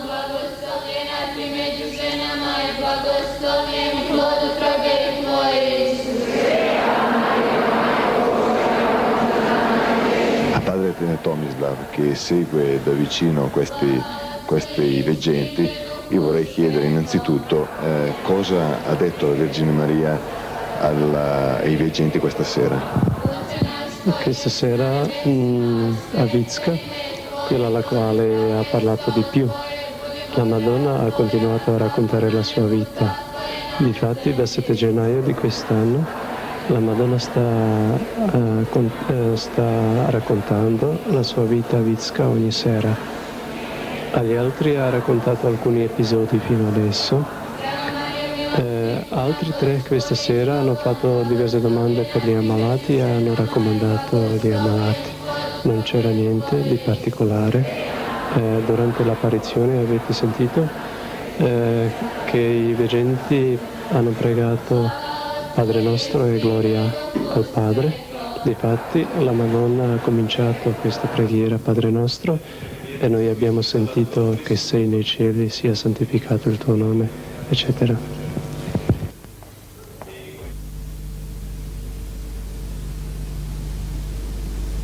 Le immagini che ora vedremo riprendono l'apparizione dell'8 dicembre, festa dell'Immacolata Concezione. In questa circostanza la Vergine rivela a una veggente il 9° segreto. Ancora più evidente diventa l'estasi dei ragazzi, specie del piccolo Jacob, i cui occhi alla fine accompagnano la Vergine che si eleva davanti a lui. Отче наш, koji jesi na nebesima, svet se ime Tvoje, dođi kraljevstvo Tvoje, budi volja.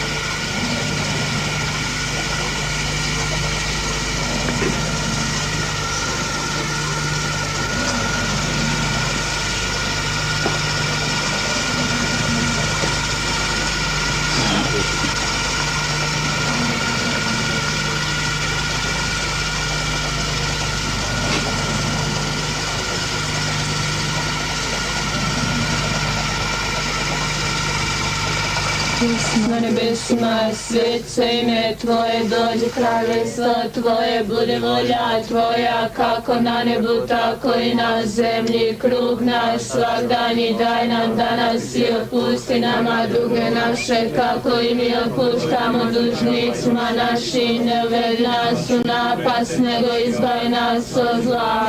Slava Otcu i Sinu i Duhu Svetom, kako bijaše na početku, tako i sada i vazda vijeke vjekova. Amen.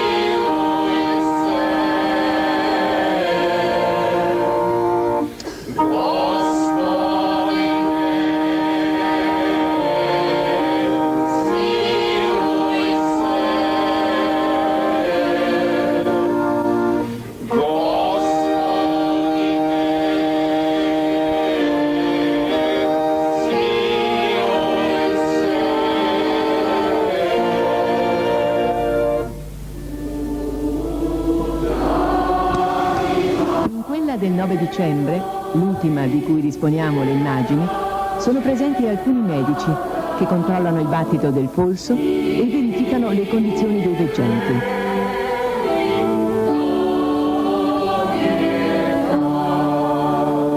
Spesse volte, anche in passato, sono stati esaminati e interrogati da medici di diverso orientamento ideologico, ma non è mai stato riscontrato in essi nulla di anormale.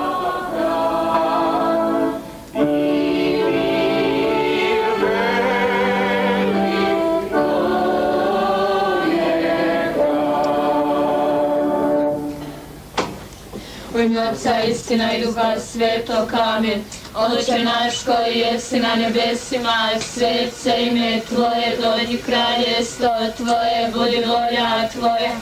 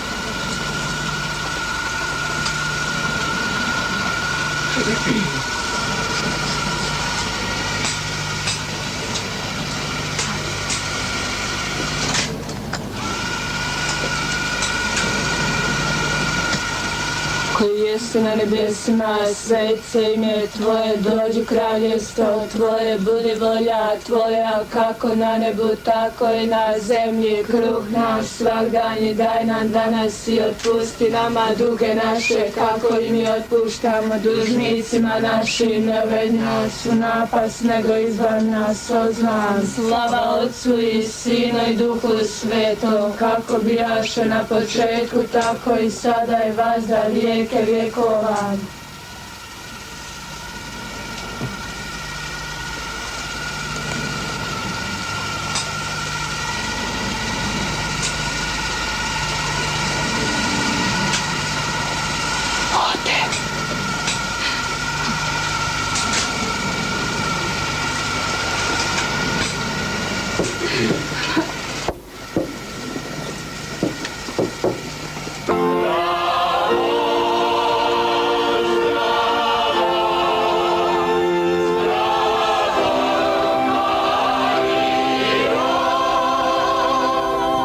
dunque e la conversione, da chiedere con preghiera assidua e con la penitenza, è il messaggio principale che la Madonna continua a ripetere in straordinaria consonanza con le esigenze dell'anno santo della Redenzione.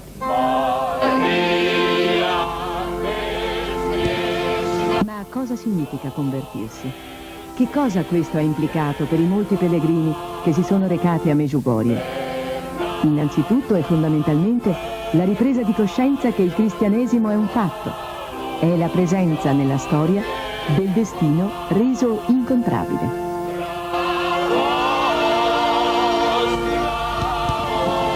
Noi in fondo siamo cresciuti in un ambiente intellettualistico, ci ha detto un pellegrino, nel quale siamo stati abituati a valutare e a prendere le distanze di fronte ad ogni fatto, invece che a lasciarci interpellare. E anche Cristo può restare un argomento di discorso, più che rapporto personale, più che presenza nelle cui braccia ci si abbandona. Non meravigliatevi, ma voi siete proprio deboli perché pregate troppo poco. Al minimo ogni mattina e ogni sera pregate per mezz'ora. Altro tempo cercate durante la giornata e vi raccomando ogni giorno assistere alla messa quotidiana. A quelle persone le quali frequentano la scuola e vanno al lavoro, la Madonna disse al minimo di mattina e di sera per mezz'ora pregare. Durante la giornata non spegnete lo spirito della preghiera, cercate di trovare il tempo libero e in modo particolare di ritirarvi per qualche minuto nelle pause per mettervi in contatto con Dio. Una volta quando siamo stati in raduno ci disse: bene, avete cominciato a pregare 3 ore, però tutti guardate sugli orologi. Quando finire i vostri obblighi, come finirli? Non vi dico subito, mai li finirete così bene. Offrite il vostro tempo a Dio, lasciate le vostre preoccupazioni, abbandonatevi a Dio e lasciatevi guidare dallo Spirito e dopo tutti i vostri doveri saranno fatti bene e del tempo ne avrete di più. Difatti il gruppo si è accorto presto che dopo c'è il tempo di più, perché prima perdevano il tempo, lo sciupavano. In modo particolare in quest'anno ha chiesto di pregare per il nostro Vescovo, per le autorità della Chiesa, perché lo Spirito Santo discenda sulla Chiesa in quest'anno giubilare. Per moltissimi il pellegrinaggio in Jugoslavia ha rappresentato una novità, meglio un approfondimento e una maggiore coscienza della strada su cui già siamo. Anzi, ha messo a nudo la nostra posizione di fronte alla fede, facendo scoprire superficialità, entusiasmi effimeri, mancanze di fedeltà, deviazioni dal cuore dell'esperienza, verso particolari non determinanti. Quei volti, quella chiesa, quella croce, ci ricordano un fatto, sono memoria di un fatto, il fatto decisivo della vita del mondo e della storia degli uomini. 2000 anni fa il mistero si è fatto visibile in Cristo, Redentore dell'uomo. Ancora oggi, dopo 2000 anni, Maria si assume il compito di ricordare agli uomini distratti e infelici del nostro tempo quell'avvenimento.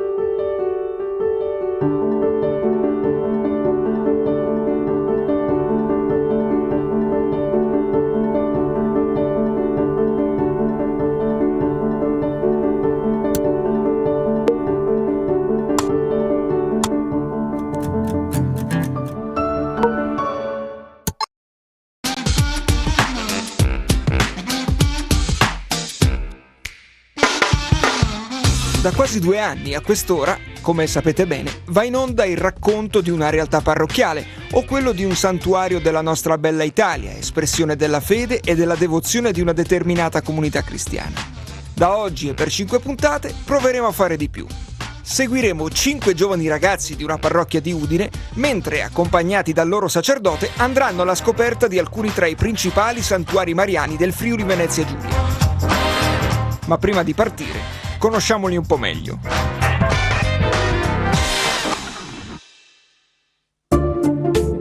Ciao ragazzi, com'è? Bene. Tutto a posto? Sì. Maggie, batti un 5, sì, già. Ha dormito Maggie, no, con quell'altra, con questa, sì, fagli vedere come Sono Maggie, ho 15 anni e frequento l'istituto Zanon, una scuola di economia e lingue.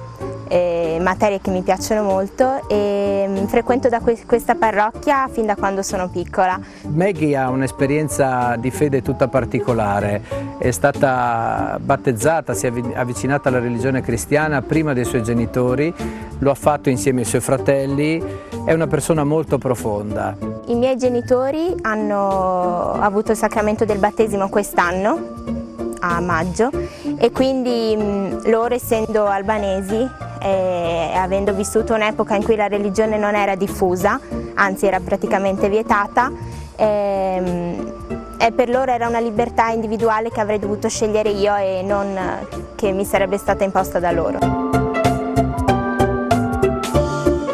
Gabriele è una di quelle persone che mi dà una grossa mano anche in parrocchia, una persona per me di fiducia, è una persona alla quale se affido un incarico so che me lo porta avanti. Mi chiamo Gabriele, ho 16 anni, vengo da Udine, conosco Don Beppe da circa 8 anni, abbiamo una bella amicizia insieme, mi piace suonare, suono la batteria e faccio una scuola di meccanica, sono motorista, quindi aggiusto macchine in futuro. Mi chiamo Beppe, ho 53 anni, sono prete da 27, mi ritrovo in questa parrocchia del Buon Pastore che insieme ad altre 2 parrocchie costituisce una unità pastorale, sono qui da 8 anni.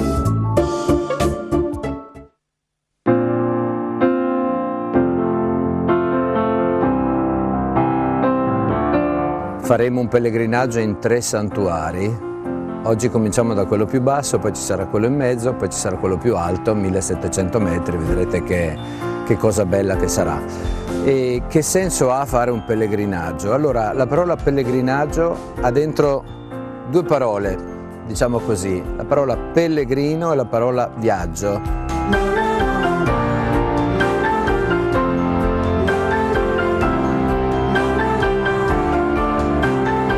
Il pellegrino è uno che gira, che parte, che non sa poi neanche dove troverà una locanda per riposarsi, dove troverà qualcosa da mangiare, eccetera, no? La bellezza del viaggio è qualcosa che ti fa mettere in cammino, ti fa mettere in movimento, come dirti, è qualcosa che ti fa scoprire cose che non ti aspettavi, no?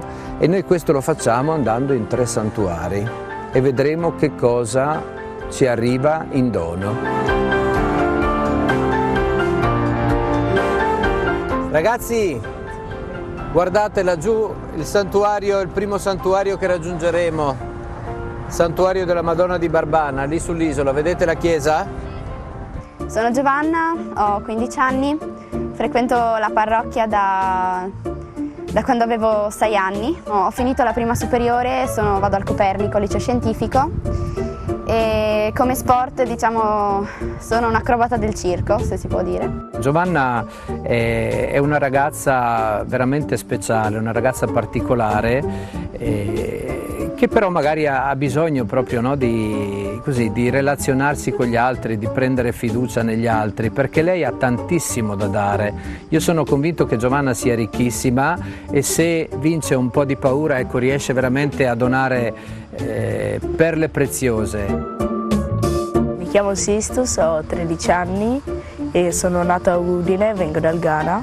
I miei genitori sono originari del Ghana e quest'anno ho fatto la terza media e il prossimo anno faccio la prima superiore, farò la prima superiore. Sistus è allegro, mette allegria, è contento, lui, diciamo, quando si muove balla, quando parla balla, è una persona così, serena, allegra. Allora, io mi chiamo Leonardo, ho 15 anni, andrò il prossimo anno in prima superiore. Leonardo è una persona piuttosto taciturna, piuttosto silenzioso, però è capacissimo di cogliere le cose più profonde delle relazioni umane. Magari lui non te lo dimostra, non te lo dice, no? Però ha questa capacità. Ho un fratello che si chiama Lorenzo, frequento la parrocchia da 6 anni e qua svolgo quasi tutte le attività che vengono proposte.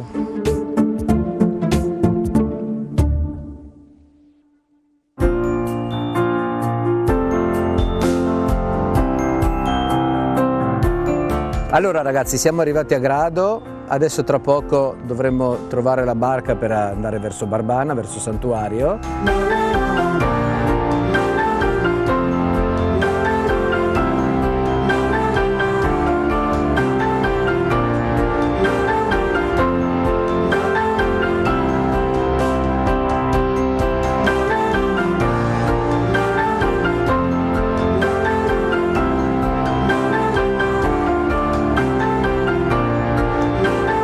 Un po' camminiamo, un po' in barca, un po' in macchina, però comunque ci stiamo muovendo, no? Io sono convinto che il movimento esteriore poi comunque inevitabilmente, per fortuna dico io, fa fare un movimento anche interiore. Quando uno si sposta, vede situazioni, prova emozioni, comunque dentro succede qualcosa di bello, sempre. Allora ogni tanto è bene raggiungere questi luoghi, no? Che ci riportano dentro, ci riportano alla sostanza anche della nostra fede. E quindi siamo venuti qui per questo. Siamo qui in una zona di mare, sappiamo anche nel Vangelo quanti discorsi sono stati fatti su una barca o in riva al mare. Siamo qui in un santuario. Dicevo, è bello andare in un santuario, ogni tanto è bello incontrare altri cristiani, qua vengono persone da ogni parte del mondo.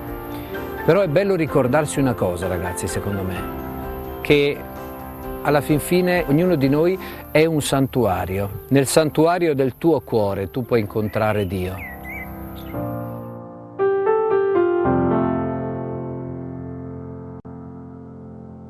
It's all right.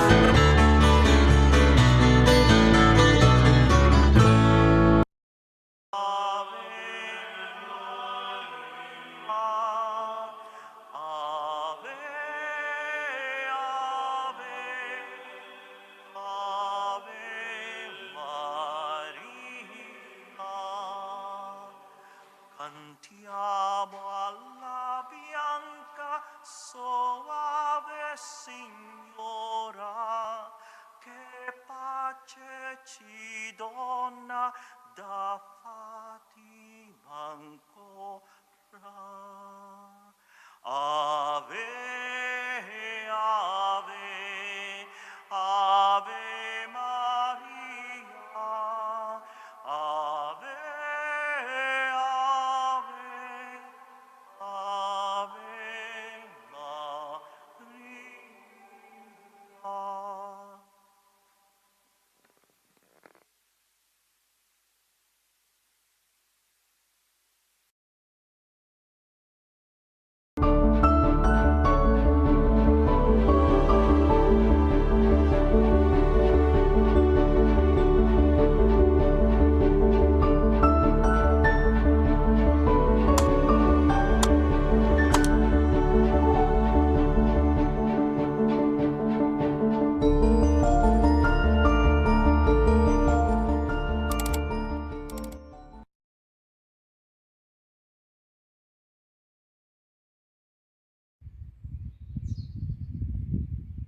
Buongiorno e ben ritrovati cari amici.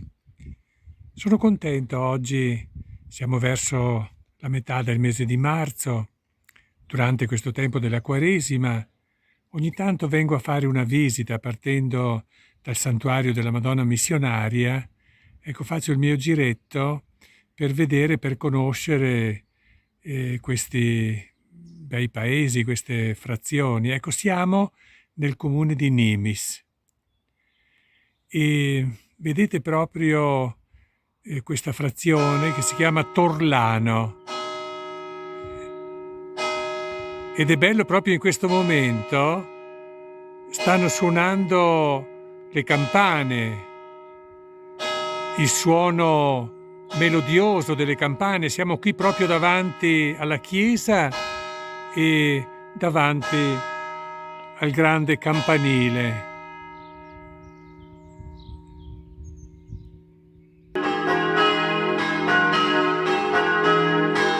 Ed ecco il suono melodioso delle campane che ci invitano alla preghiera.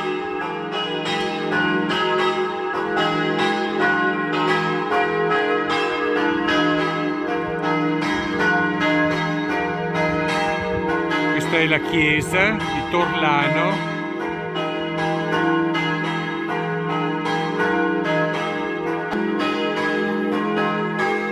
Ecco qui la chiesa e il suo grande campanile.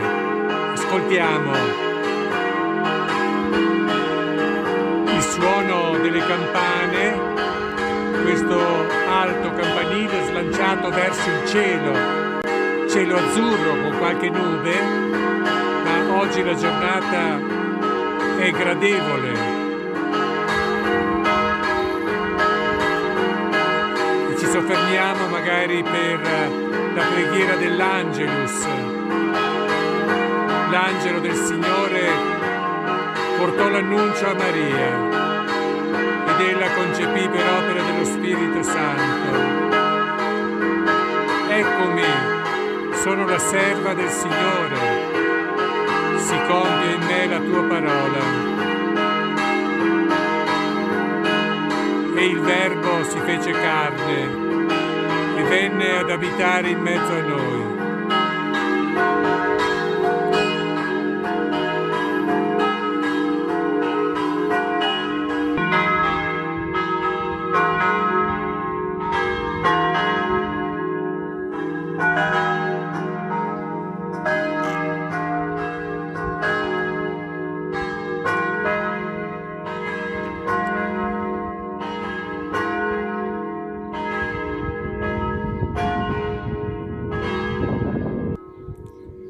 E mentre sfuma il suono delle campane, ecco, siamo qui davanti al monumento dei caduti di tutte le guerre. È bello in questo momento ricordare l'importanza di ritrovare la pace, di vivere nella pace. Le guerre non sono altro che provocano altre guerre, provocano altro dolore, altra sofferenza.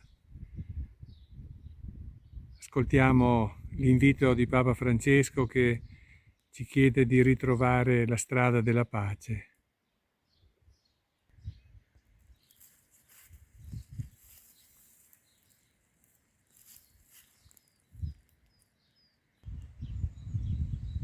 Ed ecco una targa qui proprio sul campanile dove è scritto Torlano ringrazia e non dimentica i tecnici veneziani.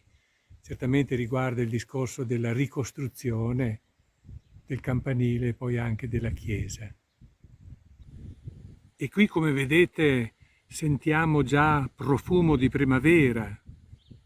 Le piante sono state potate e ora sbocciano i primi fiori. Guardate che meraviglia della natura.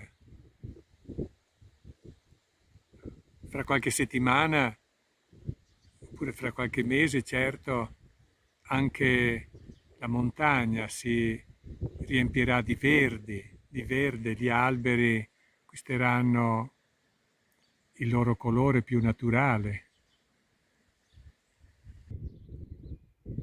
E a proposito di primavera, guardate la meraviglia di questi fiori, di questo cespuglio con questi fiori splendidi.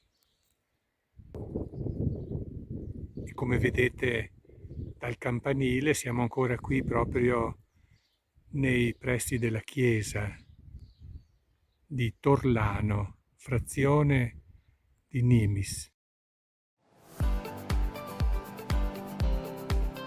Benvenuti nella Grecia meno conosciuta. Ci addentreremo nei sentieri meno battuti qui a Corfù e nelle montagne di Zagori, esplorando un lato meno noto del paese, fatto di agriturismo e sostenibilità.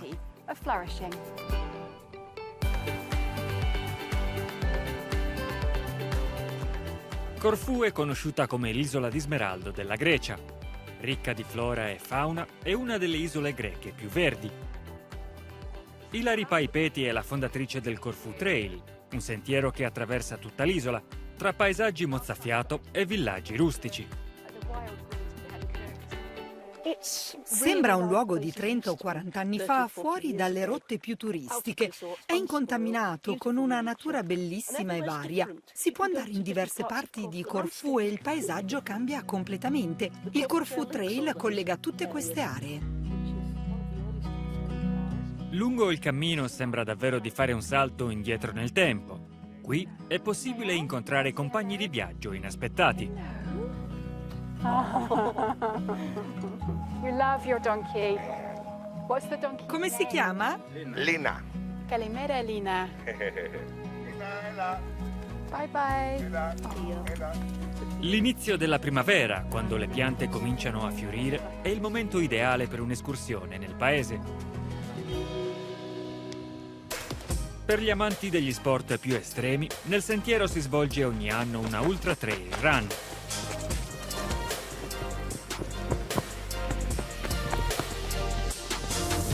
A Corfù ci sono più di 4 milioni di ulivi e alcuni degli uliveti più antichi ed alti del mondo, molti dei quali ai bordi del sentiero che attraversa l'isola.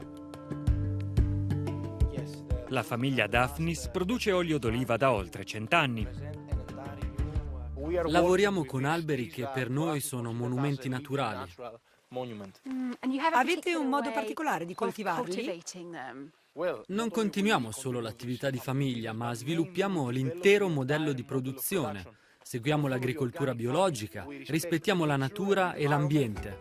Il risultato è un olio d'oliva pluripremiato, noto per i suoi benefici sulla salute. Lo beva. Tutto? Yamas, come diciamo in Grecia. Ora un respiro profondo. È un'esplosione. Sì, è frizzante. È anche piccante. Decisamente. È considerato uno degli oli d'oliva più piccanti del mondo. Non me l'aspettavo.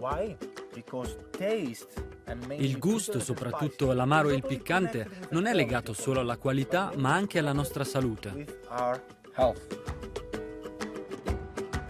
Lasciamo il sentiero di Corfù per spostarci nelle montagne di Zagori, nella Grecia settentrionale. Questa regione incontaminata, con i suoi pittoreschi villaggi in pietra, è uno dei segreti meglio custoditi della Grecia. Qui si trova la gola di Vikos, il canyon più stretto del mondo, e il fiume Voidomatis, considerato il più pulito d'Europa. Fino agli anni 50 non c'erano strade, ma solo ponti secolari e sentieri acciottolati che collegavano i 46 villaggi di pietra. Per gli escursionisti ci sono infiniti sentieri da esplorare. Lena e la sua famiglia sono all'avanguardia nel settore dell'agriturismo sostenibile. Invitano i visitatori a sperimentare l'autentica vita zagoriana e ad entrare in contatto con la terra. Tutto ciò che offriamo è la nostra vita quotidiana. La condividiamo con loro, dal prendersi cura degli animali al cucinare insieme, alle ricette tradizionali o alla tessitura. È bello per loro e anche per noi poter condividere. Stiamo per scoprire come cucinare una torta tradizionale, ma prima dobbiamo raccogliere gli ingredienti. Le donne si tramandano la ricetta di generazione in generazione. Katina, la suocera di Lena, ci mostra come stendere la sfoglia. Non sto premendo, lo sto facendo molto delicatamente. Poi la rotolo, quindi faccio questo movimento. Potrei essere una donna di Zagori? Congratulations!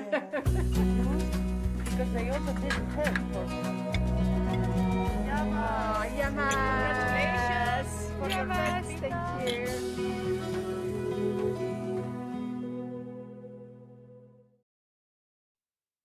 you. Nipoti in cattedra e nonni sui banchi. Succede al centro di formazione Moneta della Fondazione Sacra Famiglia di Cesano Boscone vicino Milano, dove studenti dell'Istituto Scolastico Falcone Righi di Corsico, nell'ambito del percorso di alternanza scuola-lavoro, insegnano agli over 60 a usare internet, le email, i social media. Gli alunni nonostante siano molto più grandi di me, e la cosa mi faceva anche un po' strano, ho tenuto comunque la prima lezione, quindi devo dire che sono abbastanza bravi, comunque se la cavano bene. Non ci sono particolari problemi, poi è ovvio che comunque noi dobbiamo essere bravi a spiegare loro.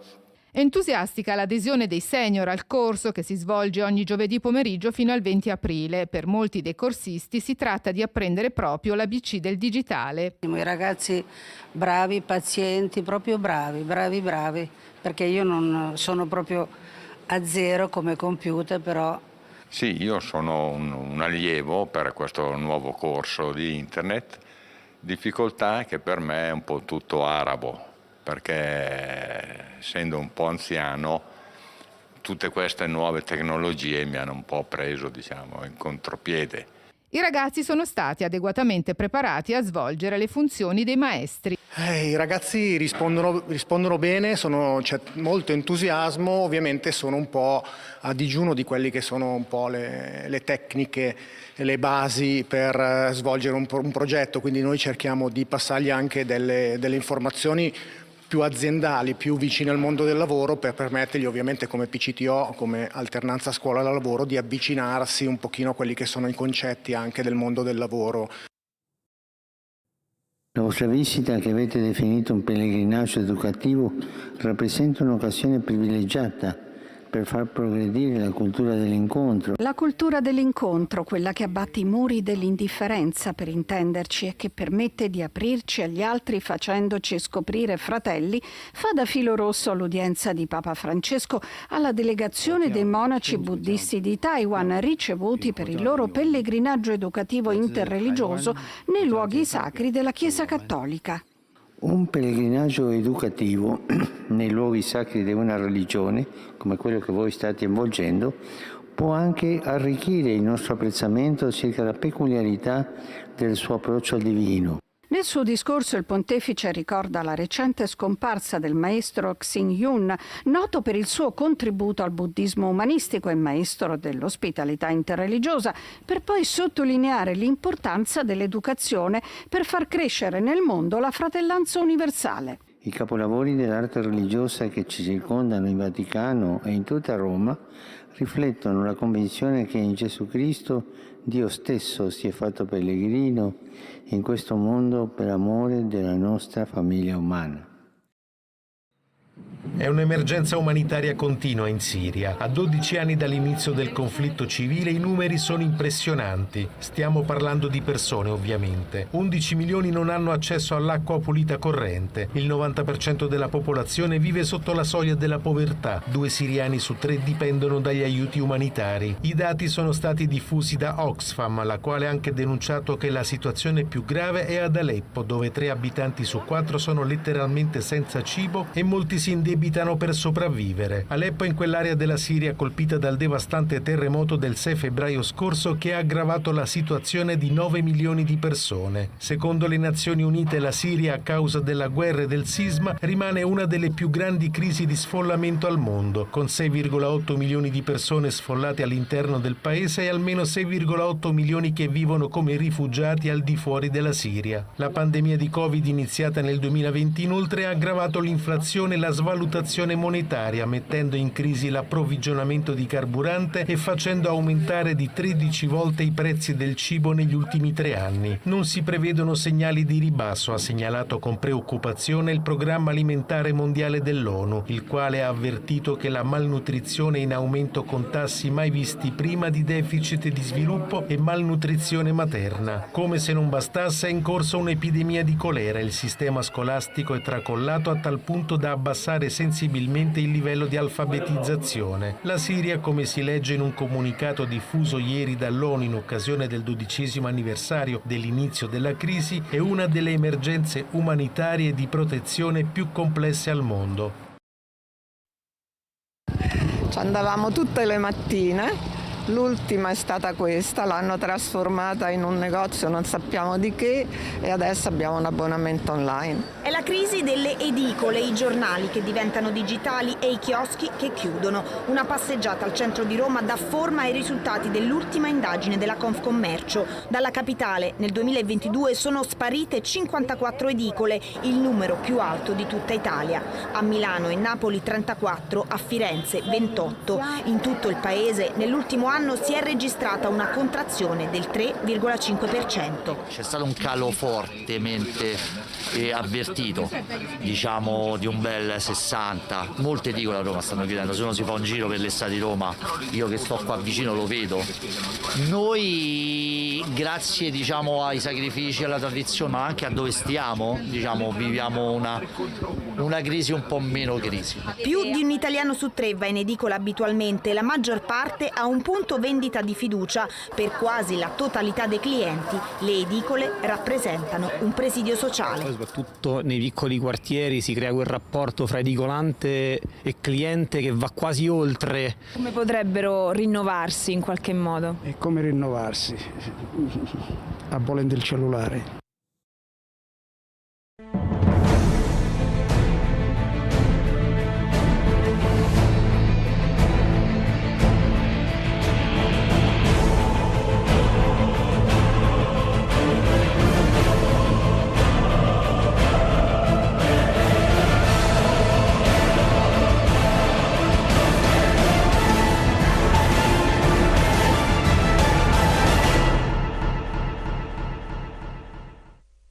Quando non si confessa Gesù Cristo, mi viene quello di Léon Blois. Chi non prega il Signore prega il diavolo. Quando non si confessa Gesù Cristo, si confessa la mondanità del diavolo, la mondanità del demonio.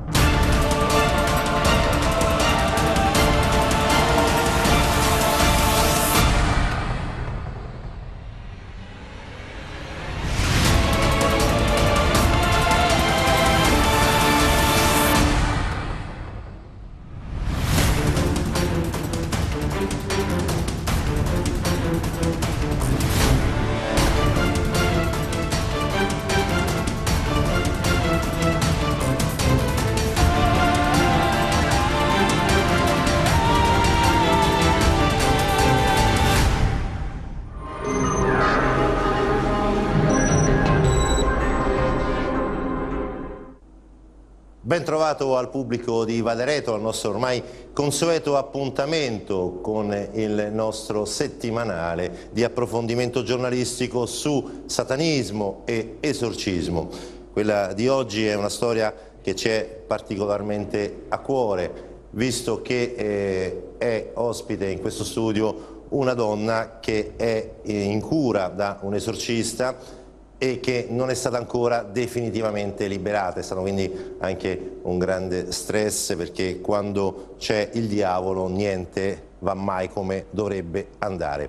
Comunque siamo qui e vogliamo raccontarvi la sua storia. La presento, ovviamente ha il volto oscurato, semplicemente perché vogliamo mantenerne la privacy, soprattutto perché magari spesso amici, conoscenti e quant'altro non sanno che può esserci una persona che ha disturbi di questo genere, anche se, lo ripetiamo sempre, un disturbo diabolico come la possessione o come la vessazione e quant'altro non si trasmette mai, ovviamente, né con il tocco né in altro modo.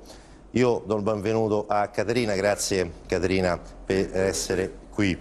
Caterina, ecco, la tua storia è una storia venuta ancora in corso, l'abbiamo detto, no? Sì. E tu sei in cura per un disturbo forte di natura diabolica da ben 26 anni, cioè la tua vita per 26 anni è stata segnata ed è ancora in corso, quindi è ancora segnata da questo disturbo. Come inizia la tua storia? Perché hai questo problema di possessione diabolica? Il motivo, ahimè, non lo conosco. Si suppone che sia stato un maleficio che mi è stato fatto. All'inizio io ho cominciato a star male dall'età di 12 anni.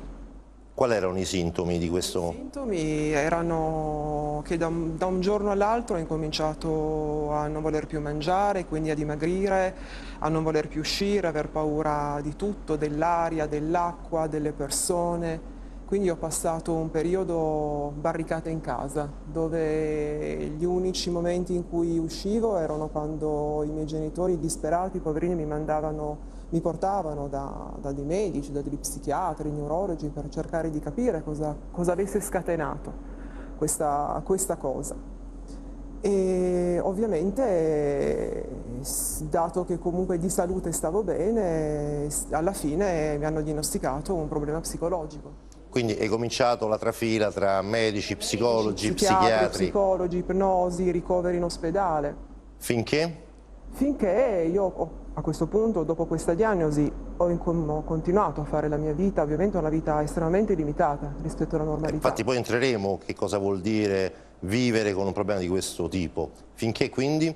Finché un giorno, 10 anni fa, diciamo quasi per caso, mi sono trovata all'interno di un gruppo di preghiera tenuto da un esorcista. Ci sono andata incredula perché mi avevano consigliato di andare, quindi sono andata veramente come fonte, come ultima speranza. Sono andata lì e ho incominciato a star male. A star male. E l'esorcista che comunque ti ha in cura, perché ricordiamo sempre che la diagnosi su un fenomeno di possessione o disturbo diabolico la fa l'esorcista, non è che possiamo autofarcela da soli, no? È sempre l'esorcista che decide, in base appunto a quelli che sono la sua esperienza, i suoi elementi, chi è la persona che veramente ha disturbi di possessione diabolica e chi invece ha problemi di natura diversa. Ti fermo un secondo perché volevo trovare un esorcista non è mai semplice, questo anche non so se nel tuo caso è stato anche per te così. Io mi reputo fortunata, ma conosco molti casi dove c'è estrema difficoltà a riuscire a trovare un esorcista, ma perché esorcisti, ahimè, non ce ne sono. Non ce ne sono, però è anche vero che a Roma si è concluso da poco un corso proprio per formare i nuovi esorcisti. È un corso a cui hanno partecipato centinaia di persone da tutto il mondo e saranno loro i preti che poi andranno in giro per il mondo, cioè torneranno nelle proprie diocesi, per appunto esercitare il ministero dell'esorcismo. Guardate cosa abbiamo trovato.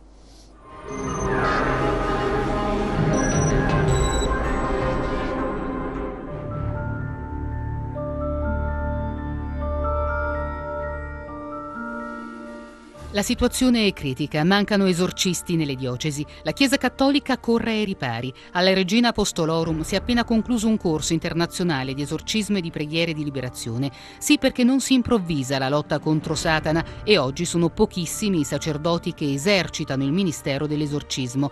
È indubbio che la Chiesa necessiti di nuove forze per dominare il maligno. Solo con il rito dell'esorcismo, con un ordine contro lo spirito immondo, si può ottenere la liberazione dall'influenza malefica del diavolo.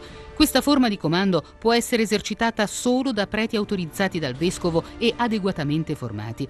Ma esistono preghiere di liberazione che possono essere recitate anche da laici. Il laico può intercedere tramite un'invocazione che ha lo scopo di liberare dall'influenza di Satana. Ma questa formula non è quella di un vero e proprio esorcismo. È una supplica a Dio perché il diavolo desista dalla sua tremenda azione sugli uomini. La terribile potenza del maligno è una realtà davvero presente che occorre non solo arginare, ma combattere con una forza altrettanto distruttiva. L'urgenza è per i vescovi, c'è il bisogno di nuove nomine. Ma come agisce l'esorcista e chi è il posseduto? Esistono segni ben distinti per individuare un indemoniato: l'avversione al sacro, l'aver intrapreso pratiche occulte ed esoteriche, l'essere stato oggetto di malefici o fatture, il parlare lingue sconosciute. Individuati questi segni, chi deve intervenire è proprio l'esorcista. Non bastano psicoterapeuti né psichiatri, ci sono disturbi psichici incurabili con i farmaci. Riconosciuto questo, si è a metà del lavoro. L'unica medicina è la formula imperativa contenuta nel rituale esorcistico con la quale si scaccia Satana. Vade retro Satana, queste le parole pronunciate dal sacerdote. Dopo l'imposizione delle mani sul posseduto, finalmente potrebbe arrivare la liberazione. Al diavolo viene ordinato di abbandonare il corpo tormentato. Il vessato torna libero. Il potere di Cristo scioglie le catene.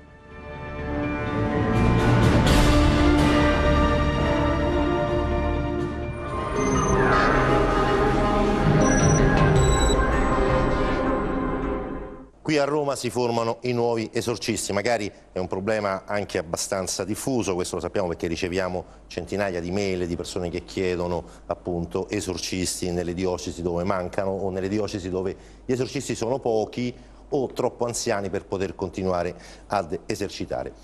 Ora, Caterina, io la domanda che voglio farti è questa: vivere con un problema di possessione diabolica deve essere veramente un inferno, no? Nel senso che viene meno tutto, cioè vengono meno i rapporti sociali, i rapporti affettivi, i rapporti professionali. Insomma, è una vita veramente passata, trascorsa da soli con questa entità, no? Che poi ha un nome e sappiamo bene chi è. È così anche per te, è stato ed è ancora così per te? È stato ed è tuttora così. Ce lo racconti perché è così devastante? Perché è una continua lotta contro un qualcosa che è dentro, un qualcosa che ti vuole distruggere la tua vita e tutto ciò che di buono vorresti costruire nella tua vita. Ti fa perdere la speranza, ti fa perdere ogni certezza, ti toglie la fede, perché ovviamente quello che vuole è che tu non creda in nulla, non creda in Gesù, non creda che tu possa avere una vita normale. Qual è la vita normale? Ecco, sogni mai di avere una vita normale, che ti possa alzare la mattina e non avere un problema come questo? Lo sogno tutti i giorni, mi chiedo tutti i giorni come potrebbe essere la normalità. Senza avere questo senso di morte, di oppressione e di rabbia che continua a vivere dentro. Perché rabbia? Perché rabbia? Rabbia non sembri una persona rabbiosa. Il problema è che quando c'è questa entità, questo spirito, esce fuori quella parte cattiva, una parte violenta, una parte che disprezza tutto, disprezza tutti, soprattutto disprezza la Chiesa, disprezza Gesù. Tu ricordi cosa succede durante gli esorcismi a cui sei sottoposta? Lucida durante gli esorcismi. E cosa ricordi? C'è veramente questa rabbia che si traduce poi in aggressioni? In cosa si traduce? Si traduce in violenza, in bestemmie, in aggressione nei confronti dell'esorcista in quel momento, nei confronti della Chiesa e anche nei miei confronti, perché io divento violenta anche contro me stessa. Quali sono i sintomi che precedono o possono essere indizi, campanelli di allarme per sapere, per immaginare, anche con un senso critico ovviamente, se si ha un disturbo come questo? Prima però di farti rispondere, Caterina, l'abbiamo chiesto a chi fa questo di mestiere, cioè a uno psichiatra, a un medico, se i sintomi che una persona può avere rientrano nel naturale o nel preternaturale. Sentiamo come ci ha risposto.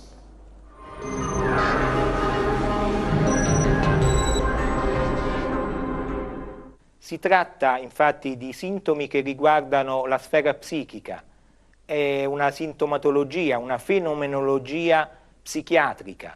Sono gli stessi sintomi, per dirlo in modo più chiaro, che noi vediamo in tanti pazienti psichiatrici, in tante persone che hanno dei disturbi di ordine naturale, non preternaturale come lei mi ha chiesto.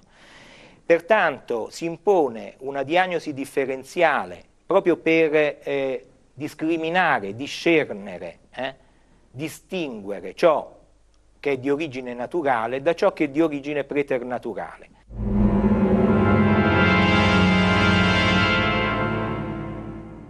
Se per avversione al sacro intendiamo un'indifferenza o il fatto di non credere in Dio, di non frequentare i luoghi di culto o di non avere una vita di fede, beh, questo sicuramente non ci interessa e né ci riguarda come specialisti. Se invece si tratta di manifestazioni plateali di avversione al sacro, a volte in modo anche ingiustificato, gratuito, che si accompagnano parimenti a una fenomenologia preternaturale da un lato e psichiatrica dall'altro, allora sì che da un semplice indizio, perché quello di cui lei mi sta parlando, preso a sé stante, è solo e soltanto un indizio. Dobbiamo stare molto attenti. L'indizio non è il sintomo che ci fa fare la diagnosi, ma ci aiuta a capire, e allora va preso nella sua interezza.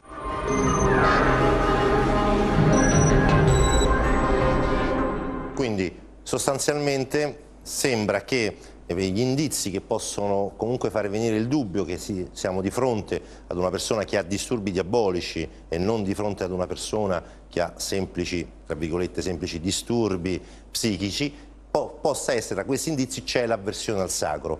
Per te è stato così, Caterina? Avevi un'avversione al sacro? Hai un'avversione al sacro? Io entro in chiesa, io prendo la comunione tutte le domeniche, quindi non c'è una completa avversione al sacro. Mi permetto di dire che non è vero, può essere uno dei sintomi, ma non è detto che ci sia, infatti no, è spiegato, cioè è solo un indizio, non è ovviamente la prova decisiva, ecco, per intenderci. L'avversione al sacro ce l'ho durante l'esorcismo, questo sì, mi dà fastidio quando appoggiano la croce o mi avvicinano alla croce, ma io vado tranquillamente a messa tutte le domeniche e tranquillamente prendo la comunione. E quali sono stati allora i sintomi che ti hanno allarmata, no? Dicendo aspetta, forse non è solo un problema psicologico o quant'altro, ma forse c'è lo zampino di qualcos'altro. E lì è stato uno psicologo a dirmelo. Quindi hai avuto la fortuna di trovare uno psicologo di coscienza, per intenderci, che ha alzato le mani e ha detto guarda, il tuo caso non è di competenza mia, ma è di competenza magari di un esorcista. Così è andata? Che dopo anni di terapia mi ha detto guarda, secondo me c'è qualcos'altro, perché dopo anni di terapie comunque dovrebbe esserci un riscontro. Questo riscontro non c'è, quindi prova ad andare da un esorcista, perché probabilmente c'è qualcos'altro che va al di là dello psicologo. E com'è stato il primo esorcismo? Il primo esorcismo, la prima volta che sono andata dall'esorcista, parlo di quello attuale perché io ho cominciato 10 anni fa, poi ho incominciato a star bene, ho avuto la sciagurata idea di interrompere e poi ahimè ho dovuto riprendere perché il diavolo ritorna, ma ritorna con gli interessi, quindi peggio di come ero prima. La prima volta che sono andata all'esorcismo, l'esorcista mi ha dato la benedizione e ho pianto, mi sono semplicemente commossa, così anche le 2 volte successive. E non mi ricordo se poi la terza o la quarta volta poi è uscito fuori. È uscito fuori, poi... Ecco, il vero problema. Il vero problema, questa entità, no? Che insomma è il diavolo, no? Ed ha anche un nome, ricordi il nome che lui... Satana, si chiama... Cioè lo spirito ha detto che ti possiede in modo temporaneo, ha detto all'esorcista, sotto il comando dell'esorcista, qual è il tuo nome? Lui ha risposto Satana. Ok, senti, tu vedi e combatti il diavolo da ben appunto 26 anni. Chi è il diavolo? Pensaci un secondo, intanto vediamo per il mondo chi è il diavolo. Guardate.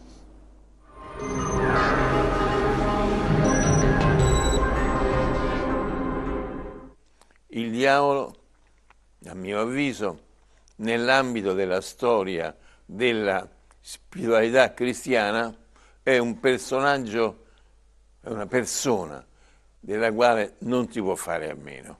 Non si capirebbe la storia del cristianesimo finché il cristianesimo è stato, per dirla con Legoff, sotto il tetto della Chiesa.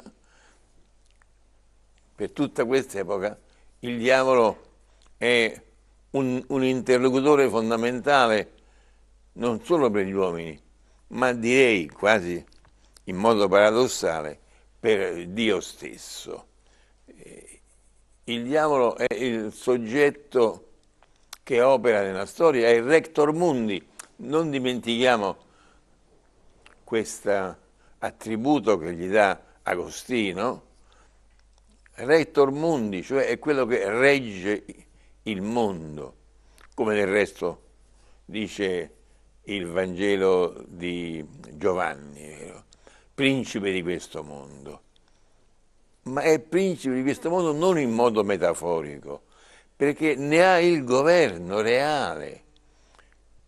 Il governo reale non solo in quanto tenta ogni giorno, ogni momento gli uomini, più sono santi, più vengono tentati, ma in quanto governa il moto della storia.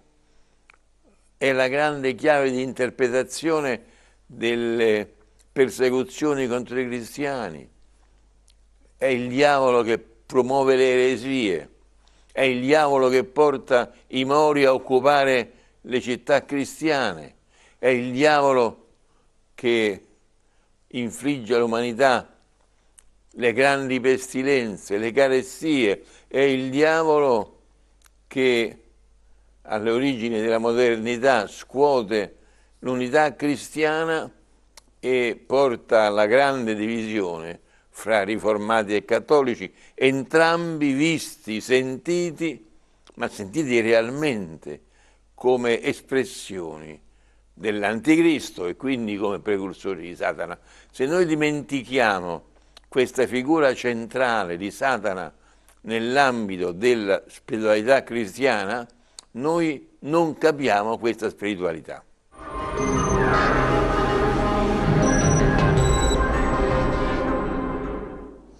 Caterina, è così? Chi è il diavolo?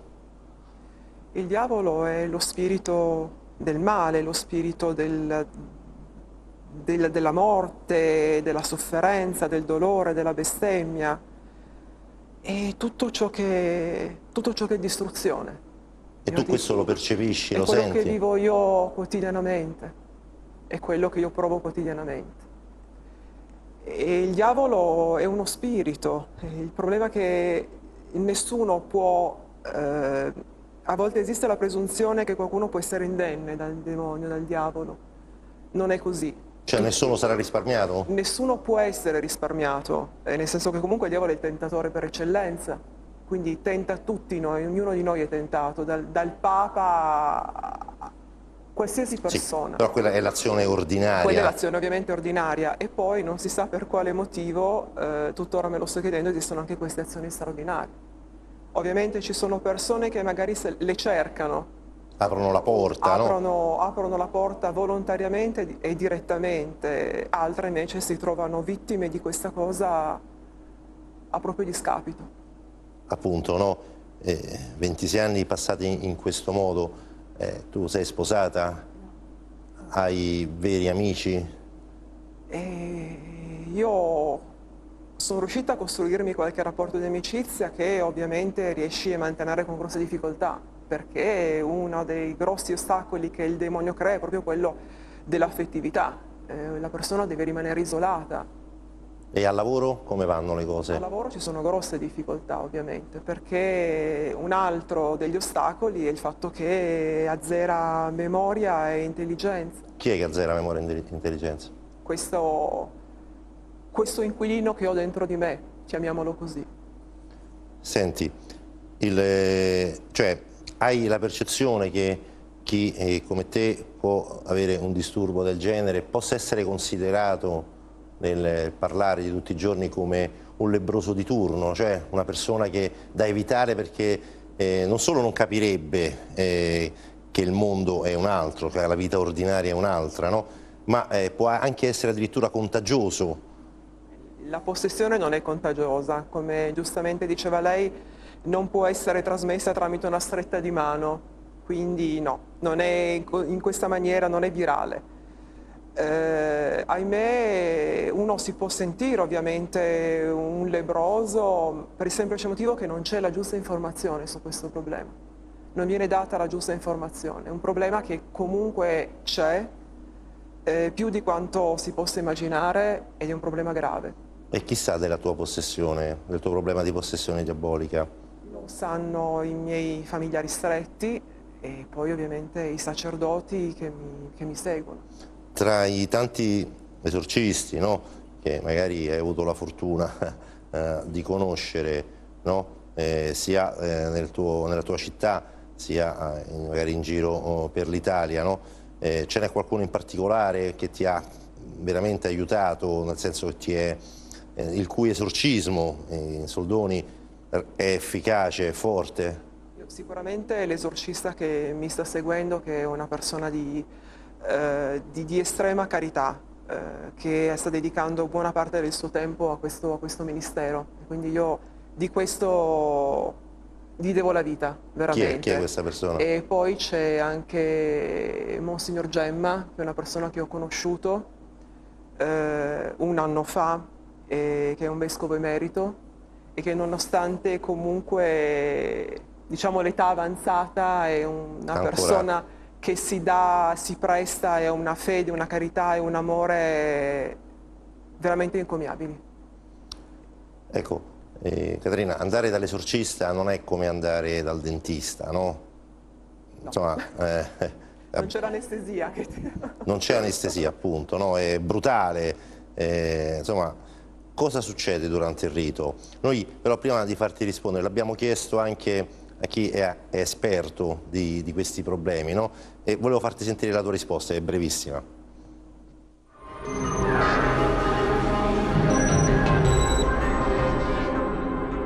È molto difficile poter indagare, e forse non è neanche lecito indagare sui fenomeni che avvengono durante un rituale esorcistico.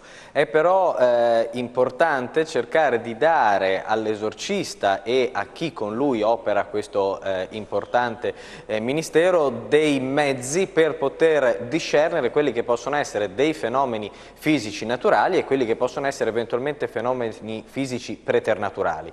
Il fatto che all'interno di un rituale esorcistico avvengano dei fenomeni che poi si capisce avere una spiegazione naturale non mette assolutamente in discussione quella che è la questione teologica dell'esorcismo, quello che è il suo valore e anche la realtà della possessione.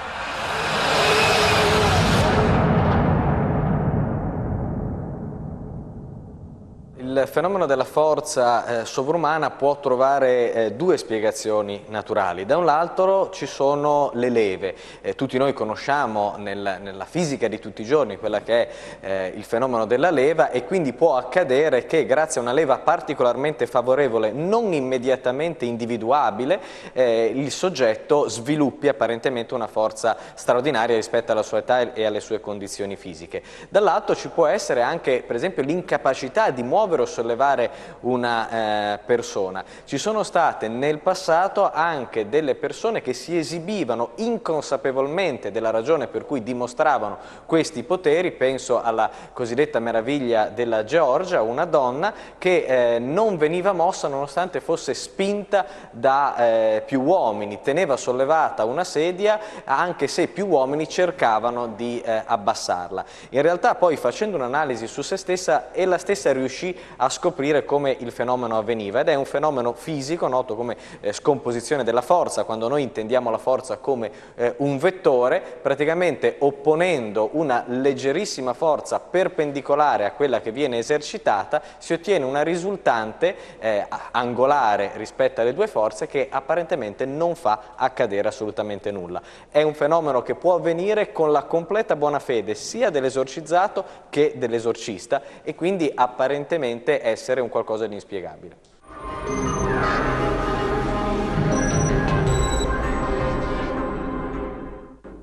Ecco, Caterina, tu parlavi di rabbia, di forza, no? Di questo moto che durante il rito ti spingeva quasi ad aggredire l'esorcista. È un moto, era una forza, una violenza secondo te spiegabile? Nel senso, ritieni che appartenga alla tua natura quella violenza che scagionavi? No, perché è una natura molto, molto violenta e molto rabbiosa, che si scatena magari solo quando l'esorcista pronuncia determinate parole o determinati riti, quindi è un qualcosa che va veramente al di là delle mie forze e della mia volontà soprattutto. Quindi c'è una forza... Non è sovrumana come magari dicevo prima il servizio, ma c'è una forza che va al di là della mia volontà. E hai mai aggredito, cioè sei mai arrivata durante il rito esorcistico ad aggredire, o meglio lo spirito è mai arrivato ad aggredire l'esorcista? L'esorcista comunque è sempre molto protetto, perché se non fosse così credo che avrebbero veramente vita molto, molto breve. L'esorcista sotto questo punto di vista è protetto, perché difficilmente si riesce a toccare, perché c'è una forza che impedisce in quel momento di aggredire proprio l'esorcista, riesce a aggredire magari le persone che sono accanto a lui, ma lui no. Senti Caterina, ricordi quando sotto il rito esorcistico e con ovviamente l'interrogatorio che fa l'esorcista, no? Allo spirito, all'inquilino, appunto, come tu dicevi, cosa diceva questo spirito nei confronti di Papa Francesco? Non lo sopporta. Così diceva, così ricordi sì, che diceva? Usava parole un po' più scurrili. Un po' più pittoresche, ma non lo può vedere, non lo sopporta. E invece nei confronti di Benedetto XVI? Lo ridicolarizzava. Lo prendeva in giro, sì, sostanzialmente. E nella tua, sempre nei tuoi ricordi, quali sono state le cose, quali sono le cose che maggiormente fanno scaturire una rabbia? Quali parole, quali invocazioni pronunciate dall'esorcista che fanno scaturire l'inquilino in modo più rabbioso, se ci sono?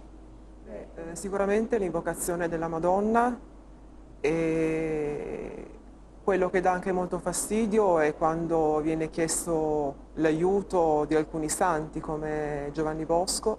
San Giovanni Bosco. San Giovanni Bosco e anche il beato Papa Giovanni Paolo II. Lì ricordi che comunque ha reagito in qualche modo? Ricordo che all'inizio c'era una rabbia incredibile e l'altro diceva quello la vuole salvare, quello la vuole salvare. È come se lui magari da lassù sentiva la sofferenza, capiva la sofferenza e voleva dare... E voleva aiutarti, insomma, sostanzialmente voleva aiutarti. Ti chiedo questo, Caterina, perché nelle esperienze di tanti esorcisti ci sono storie che veramente commuovono, no? Poi alla fine cioè, chi ha un problema come questo, come quello che hai di possessione diabolica, alla fine è una persona che soffre molto, no? E abbiamo chiesto per esempio a un noto esorcista della Sicilia qual è stata l'esperienza che maggiormente lo ha toccato, cioè che maggiormente lo ha commosso, ed è una storia incredibile. Se ti va, ascoltiamola insieme.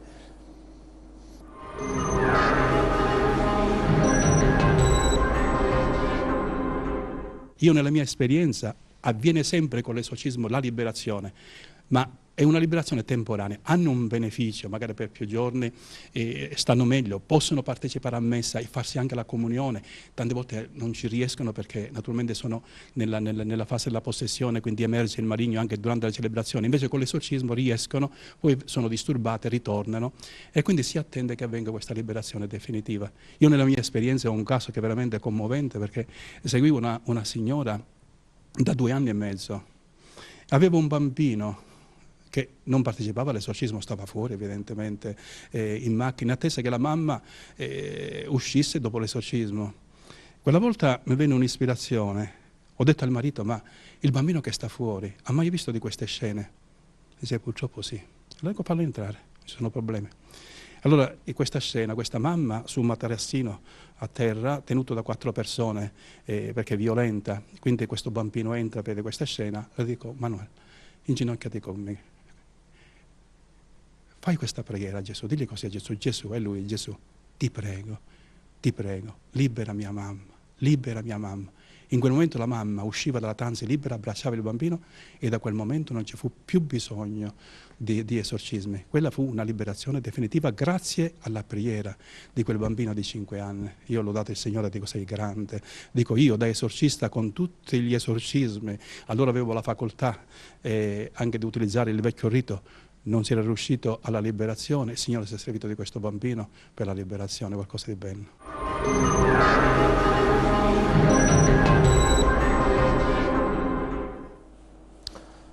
Quindi anche questo succede durante gli esorcismi, poi sono veramente piccoli miracoli.